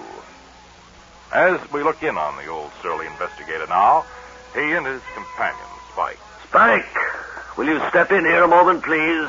Oh, sakes alive, boss. Now don't tell me something's gone awry. Spike, I am not sure whether something's gone awry or not. Look at this phone message taken by my answering service only half an hour ago, addressed to me, Mr. Keen, tracer than most persons. Let me see it, Mr. Most. It's certainly keenly of you to trace it. No, I'm person. Believe you traced me there a while ago. You can't keenly be person. I'm traced, you know. Well, personally to you. Just read the message. We're all lost here, boss. Concerns a murder, Spike. A murder that we've been asked to solve. Saints preserve us. What are you going to do, Mr. Person? Well, I'm going to try and trace the loster.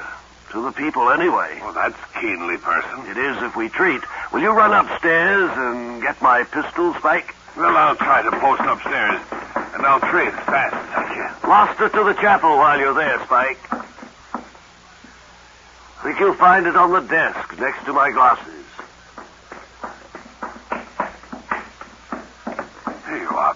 Well, that's peculiar. It's a pearl-handled one. Yes, and all of the cartridges have been removed. Now, who'd do that, boss? Someone with an evil mind, Spike. Someone who's trying to trap me. Why, that's certainly a person, Keeley. I feel lost and all over. Well, don't poo-poo. We'll just go after the person who probably left the pistol there and find him. Saints preserve us, you can't trust keenly tracely persons no more. You're absolutely cheapo. Warm up the engine, Spike. We're leaving. Well, that's it, mystery fans. Today's episode of Mr. Trace, Keener Than Most Persons. Today, we saw the old investigator reach into his file and remove the case he called the Pistol Upstairs Murder Clue. Both characters were impersonated.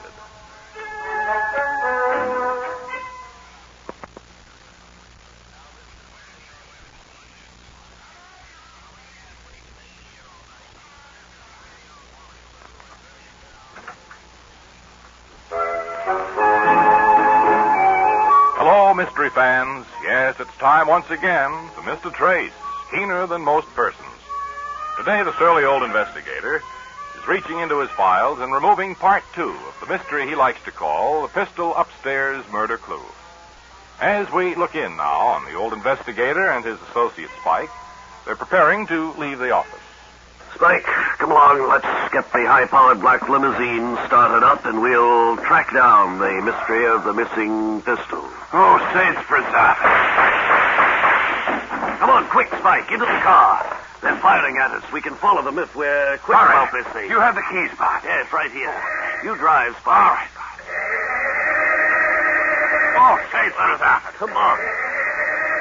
Not only... There we go. Oh, saints preserve us. Not only chance, Spike. Why does this always have to happen to us? I don't know. You've done no... They're gaining on us, Spot. Haven't you done any vehicle maintenance? No. I think it'll turn over now, Bob. They've got a good start on us, Spike. We've all but lost them. Saints preserve us, Bob. This isn't going to work at all. No, it isn't, Spike. Let's go back these to are the wrong keys, Bob. Here, try these.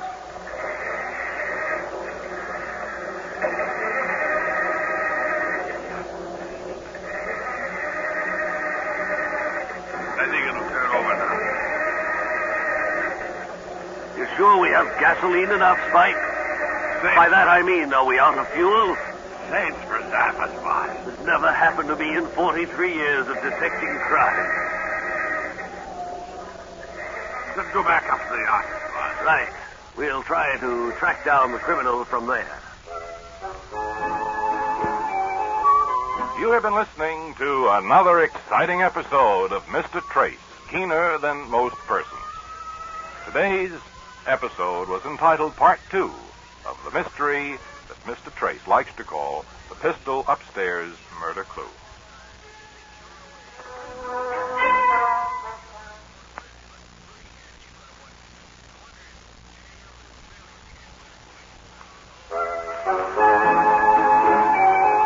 Hello, mystery fans. Yes, it's time once again for Mr. Trace, Keener Than Most Persons. Today, the surly old investigator opens his file door and reaches in and removes part 3 of the mystery he chooses to call the Pistol Upstairs Murder Clue. Today, we discover the surly old investigator and his companion Spike in the office. Spike, if we don't chapel to the lofter right away, we've probably lost complete track of the man that we're tracing. Saints preserve us, boss. Who do you think is in back of all this, boss? As soon as I receive this phone call, Spike, I'll know. What phone call? This one here. How did you know that was... It's my powers of... Hello? Mr. Trace, firstly on the line. Hello. I'm keener than most persons. Don't move. But... You're right in the sight of my high-powered rifle. Where are you? Across the street? I'm 3 blocks away from you. Did I get you? No. Spike, run downstairs. Yes, warm up the high-powered black limousine. I'll keep him talking. All right, Bob. Now, sir. What was it you were saying? What are you trying to keep me talking, huh? What do you want to know? I want to know, sir, if you have anything to do with the missing pistol upstairs murder clue. I just don't like the way you've been operated, Mr. Trace. Me and the boys that head the underground don't like it. Yeah? Wait just a moment. I'm going to walk to the window. I'll wave if I can see it. Spike, are you down there? St. Chrysostom's, boss. The car won't start at all. It did start, boss, but I turned it off accidentally. Well, what's the matter with it now, Spike? I don't know, boss. Unless it's the trunk key in the ignition, boss. I'll try to keep him talking on the phone. Hello? Yeah, what do you want? Can you tell me where you are, sir? Yeah, I'm about 4 blocks from here, and you're still in range, too. What do you want to know? I want to know what you plan to do. Did I get you that time? No, but you were closer. Missed, huh? Well, what else you want to know? Well, nothing in particular, I guess. Oh, boss! Yes, Spike? It still ain't started. Well, never mind. Come back upstairs. Want me to hang up now? Yes, you might as well, sir. There's no use trying to follow you. Yeah, I mean to try to keep...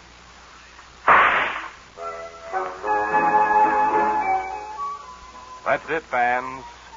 You've just heard part 3, the final episode of The Pistol Upstairs Murder Clue.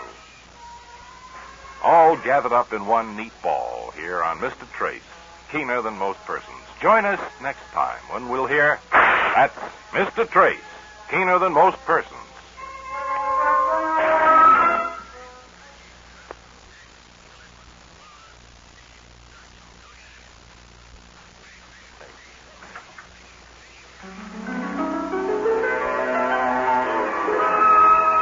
And now, One Fella's Family, again brought to you as a sustaining feature, a public service feature. Today's episode, entitled Phone Call from Clifford, is taken from Book 31, Chapter VII, pages 12, 13, 62, and a little bit of 84. As we look in on the Butcher family today, Mother is standing by the pantry door. Father is soaking his feet. I can't understand it, Felly. Then we hear Mother Butcher say... Can't understand what? Then we hear Father Butcher answer... The fact that we haven't heard from Clifford for a week and a half now. Then we hear Mother...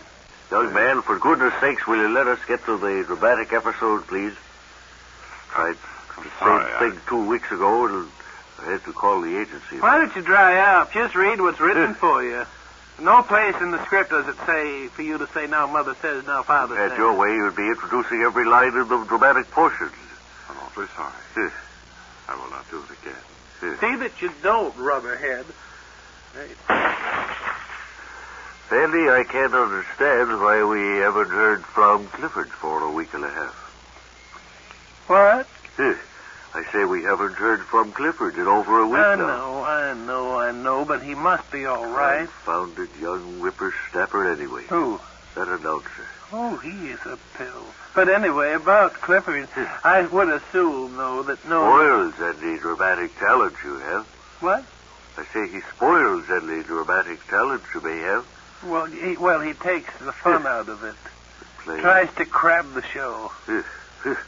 Now then, what were you saying? Something about Clifford. The more I think of that announcer, the madder I get.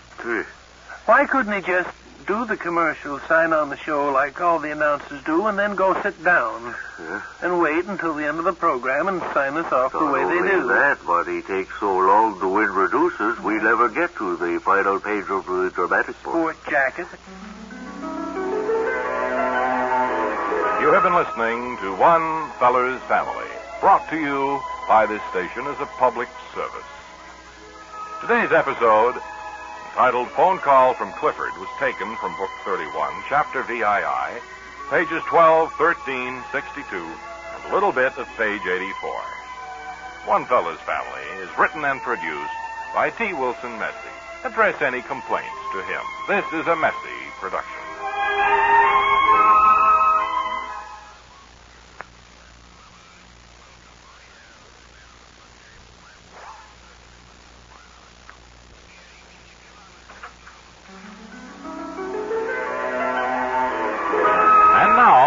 a public service. Another episode of One Feller's Family. Today's episode, entitled Changing the Fuse, is taken from Book 3, 105, Chapter CLVMX, pages 11, 12, and the bottom of page 4. It's dark as we look in on the family and... Sally, have you seen a flashlight anywhere? Well, now that fuse is out in the living room. We won't be able to sit there and read. Confounded little thing, anyway. I wonder which one it is. Well, it's down cellar in the fuse box. Well, I'll go down and see if I can find out. I left the new fuses on top of the fuse box. Yeah. Yes. Now I'm going down cellar. All right. You walking down the steps down cellar? Yes, I am. Where was the confounded fuse box anyway? I think I'll come down. Do you want me to check on the lights up here? You'd better stay up there, Sally, so you can tell if I find the right burned out fuse. Oh. Here. I'll just unscrew this one. Oh, now the lights are out all over. The hall, the lights are out. Well, it must have been the wrong one. Confounded darkness, if I could see what I'm... How is that? Well, now the light's out in the kitchen. Here. That's the fuse for the kitchen, then. Now, how about the toaster? Is the toaster working? Well, now, I'm not going out to try the toaster. If the light works, well, sometimes all right the toaster could be on a different circuit than the light. Well, we don't want the toaster going now, I'd like do we? some toast when I come well, you upstairs. You didn't go down to fix the toaster. Yes, you won't need the toaster till tomorrow when you can see what you're doing. How about this one? Oh, no, the lights are all out now in the dining room there. In the dining room, eh? Yeah. Well, I'll try this one then. Look. They're all out now. There's not a light on in the house. Yes. Not one light on. Confounded electrical system anyway. Not one light on in the whole house. How about the toaster? Oh, I don't care about the toaster. If the lights are out, the toaster won't work. Well, if... Oh. What was that? Finally, I put my finger in the socket. Confounded... The lights came on, though. Well, I'll stand here then. All right. See you in the morning. Call the electrician. You have been listening to One Feller's Family, brought to you as a public service. Today's episode, entitled Changing the Fuse, was taken from Book 3, 105, in Chapter CLVMX, pages 11, 12, 13, and the bottom of page 4. One Feller's Family is written and produced by T. Wilson Messy. This is a Messy production.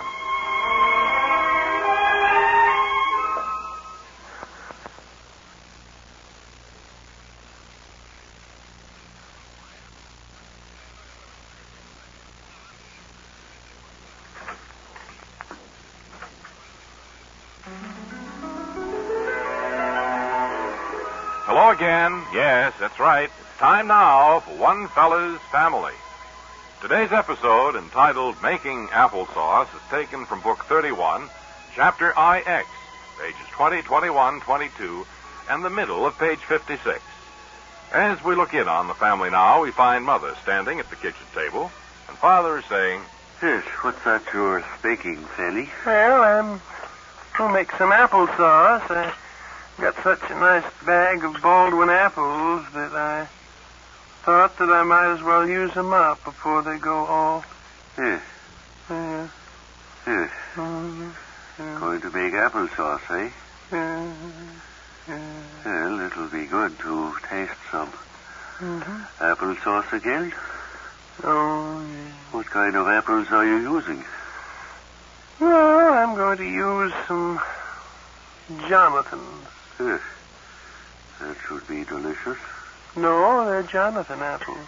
Oh. No more finer apple than a Macintosh. I know, but they're purely for eating. You can cook them if you want, but it's a shame to. They're best just eat them nice. Yes.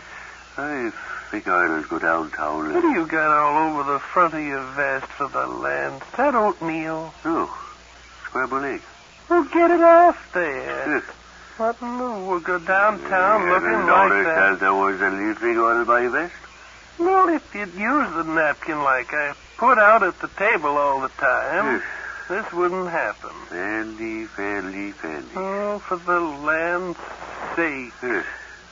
Hey, would you hand me that paring knife? Yes. Ooh. Don't you know enough to hand it to a person handle first? Yes. Never hand the blade to a... What in the world is wrong I was with simply afraid of cutting myself, that's all. you? You used to be so polite, act like a cavalier. Yes. Now you're just a big bumble. Yes. Fandy. Oh, dry up and bust. Will you? Are you going somewhere? You have been listening to One Feller's Family. Today's episode, entitled Making Applesauce, is taken from Book 31, Chapter IX, pages 20, 21, 22, and the middle of page 56. Copies of the recipe are not available. One Feller's Family is written and produced by T. Wilson Messy. This is a Messy production.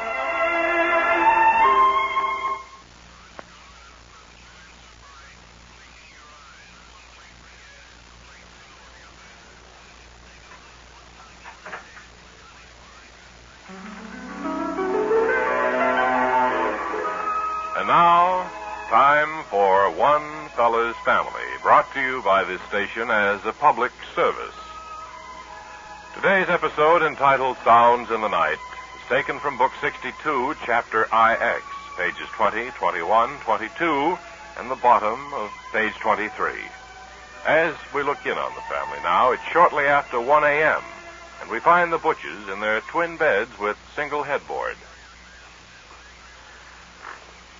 Hey, you wait. Yes. Huh? Did you hear a noise? Yes. Go to sleep, Fanny. Don't tell me to go to sleep. I heard a noise. I'll go to sleep when I want to go to sleep. Heard you call me, Fanny? Yes, I just heard a noise. I thought it would be nice if you'd... A noise? A noise in the night, you mean? Yes. Seemed like it was downstairs, down in the dining room. You don't suppose they're after our silverware, do you? I don't believe so. I locked all the doors before we came upstairs.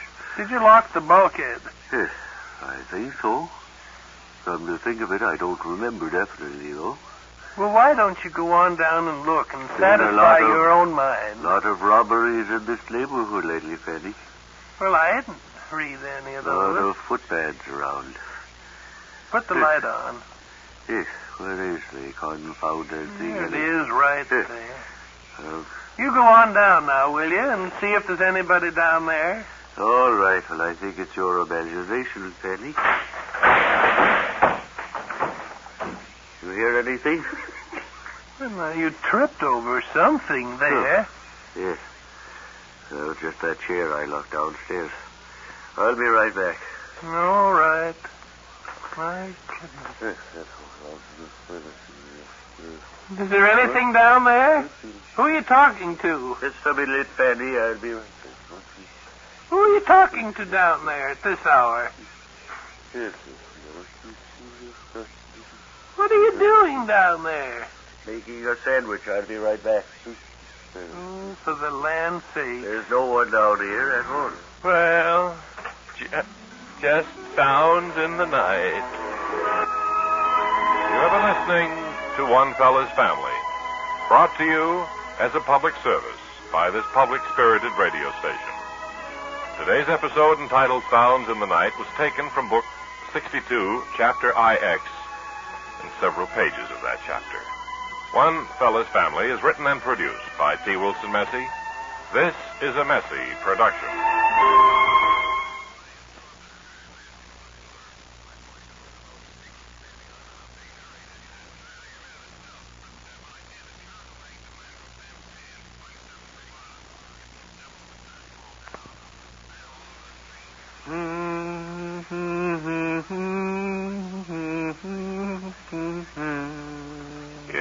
time once again for Just Fancy Dan, the barber of Hartdale.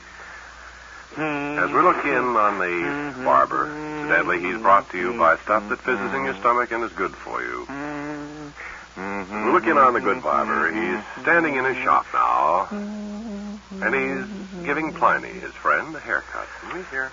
Well, Pliny, mighty good to see you again. Well, mighty good to see you. Oh, now, shucks, it's better for me to see you than for you to see me. You suede shoes, Fancy Dan? Yeah, them are yeller. How do you like them? Hey. I want to tell you a mighty good... Turn just a little bit to the right there, Pliny. There we go. I want to get that little shock of hair there over your ear.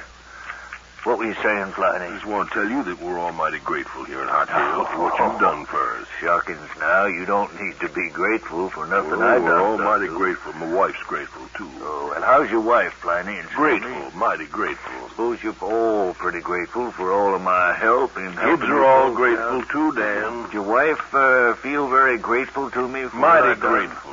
Yeah. She only echoes the way I feel. Well, kids all feel grateful. Nothing to be thankful for, Pliny. We want you to know we're grateful, Dan. No, I would have done it for anybody just the same as I done for you. It's all right. I often say if I didn't stick my nose in other people's business, I wouldn't be able to do them a good turn like this.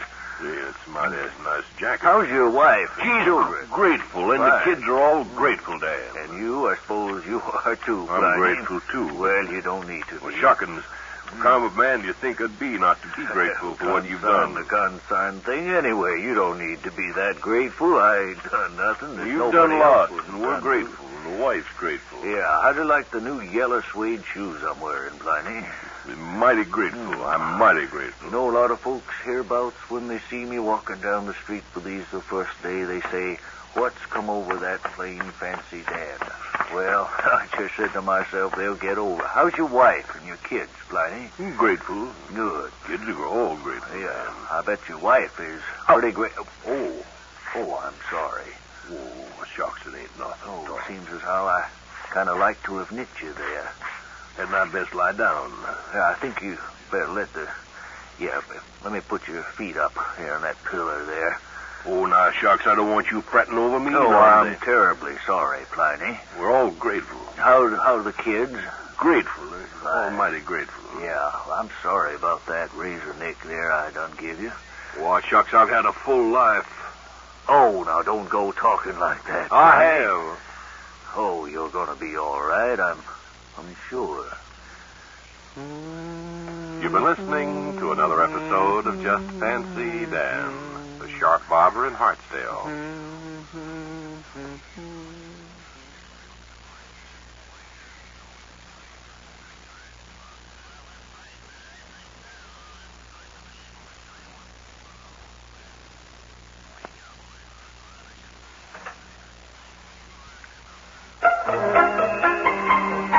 And hello again, ladies. It's time again for another of Aunt Penny's True to Life stories. This is Danny sitting in her kitchen with the sunlight streaming through the windows. And hello, Aunt Penny. Hello, Danny, and hello, story lovers everywhere. Hey, what are these ginger snaps you've just baked on? Yes, I certainly have, and they're made with digestible chicken fat. That's one thing you don't have to worry about, Danny. These are so thoroughly digestible, they set in your stomach like a half a dollar. Well, I certainly know that, Aunt Penny, and I'm sure all the ladies do. Everything you cook, bake, or fry should be fried. That's right, ladies. Nowadays, with the busy schedules that we all have, it's awfully nice to know that we can still enjoy fried foods and not worry about getting sick. Right on, Aunt Penny, and good for all the family, too. Well, now, we're all dying to see what our true-to-life story is going to be about for today. Well, it's the story... I'm going to help myself to another one of these ginger snaps while you're telling your story. Do help yourself, Danny. There's one thing about them. They're digestible. You can eat them to your heart's content. Thanks to chicken fat, eh, Aunt Penny? That's right. You don't get sick from eating too much. All right, now to the story of Mr. and Mrs. Fred Hopkins of Big Stone, South Dakota.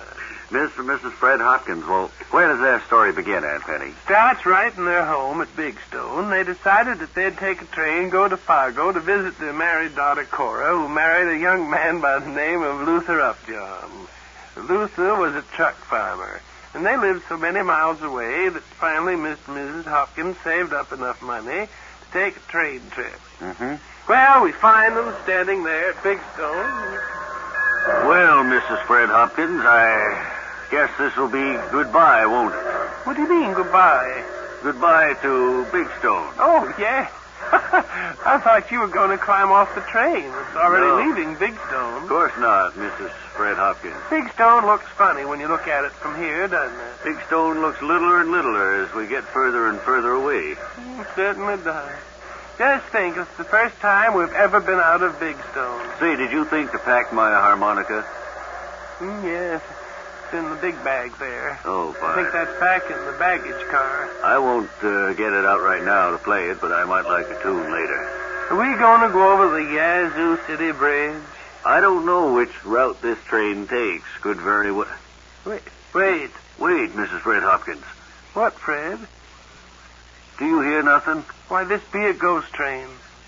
We're moving and there's no sound. Come on, let's get out of here.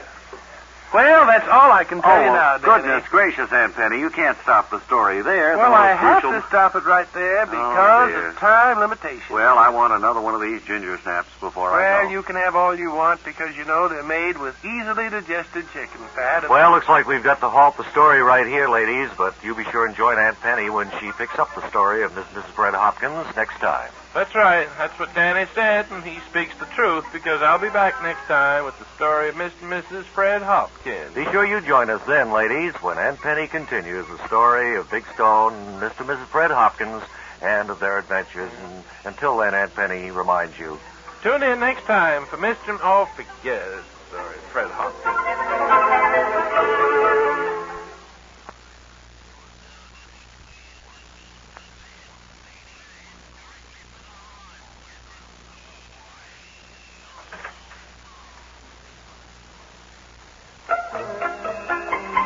Hello again, ladies. This is Danny in Aunt Penny's True to Life Sunlit Kitchen, ready for another True to Life Aunt Penny story. And I see that she just baked off some delicious cookies. No, they're not. No, I was just oven drying out some air conditioning filters. Don't want to eat those, Danny. The sunlight is streaming in through the kitchen window so much I'm going to pull the shade down just a little bit, if you don't mind, while I sit back and listen to your True to Life story. There we are. Put it up, Danny. It's too dark here. Now, I can't tell a story that way. But, Aunt Penny, it's... Put it up, I said, Danny. Now, I won't have you here doing that. Better. Now, Aunt Penny, the ladies and I are so anxious to hear what today's story is about. Hasn't it, Danny? Not as sunlighty as it was when I came in, Aunt Penny. Sun's going back of a cloud. Well, the we could really call it your sunlit True to Life kitchen. All right, Danny. Let me have another cookie, will you, Aunt Penny? Yourself, Danny. Now, Danny, did I tell you they're made of chicken fat? Yes, you did, Aunt Penny. Sit in your stomach like a $50 piece. I know. I like this kind with raisins on it. Yeah. Well, I didn't make any with raisins. Oh. Well, we're anxious to find out about your story anyway, Aunt Penny. Hey. Well, I'm going to just pull the shade down a little bit, Aunt Penny, because all right. the sun has come out again. All right, Danny. Not too far. That's far enough, Danny. Now, put it up a little, Danny. How's that? It's too far. Well, it's up to you. I just soon have it rolled all the way up myself because I like my sunlit kitchen just pouring in. Oh, looking at that old clock on the wall, Aunt Penny, I see our time is up for today, and I've certainly enjoyed it. Wait a minute, Danny. Will you put up the shade first, please, before you sign us off today? I'll do that on the way out, Aunt Penny. Well, join us next time, ladies, because Aunt Penny will continue the story which we're all waiting to hear. Don't forget to put up the shade before you leave. I'll do it on my way out, Aunt Penny. Now, this is Danny saying so long for Aunt Penny's True to Life story. Just wanted to remind you to be tuned for the story of Mr. and Mrs. soon.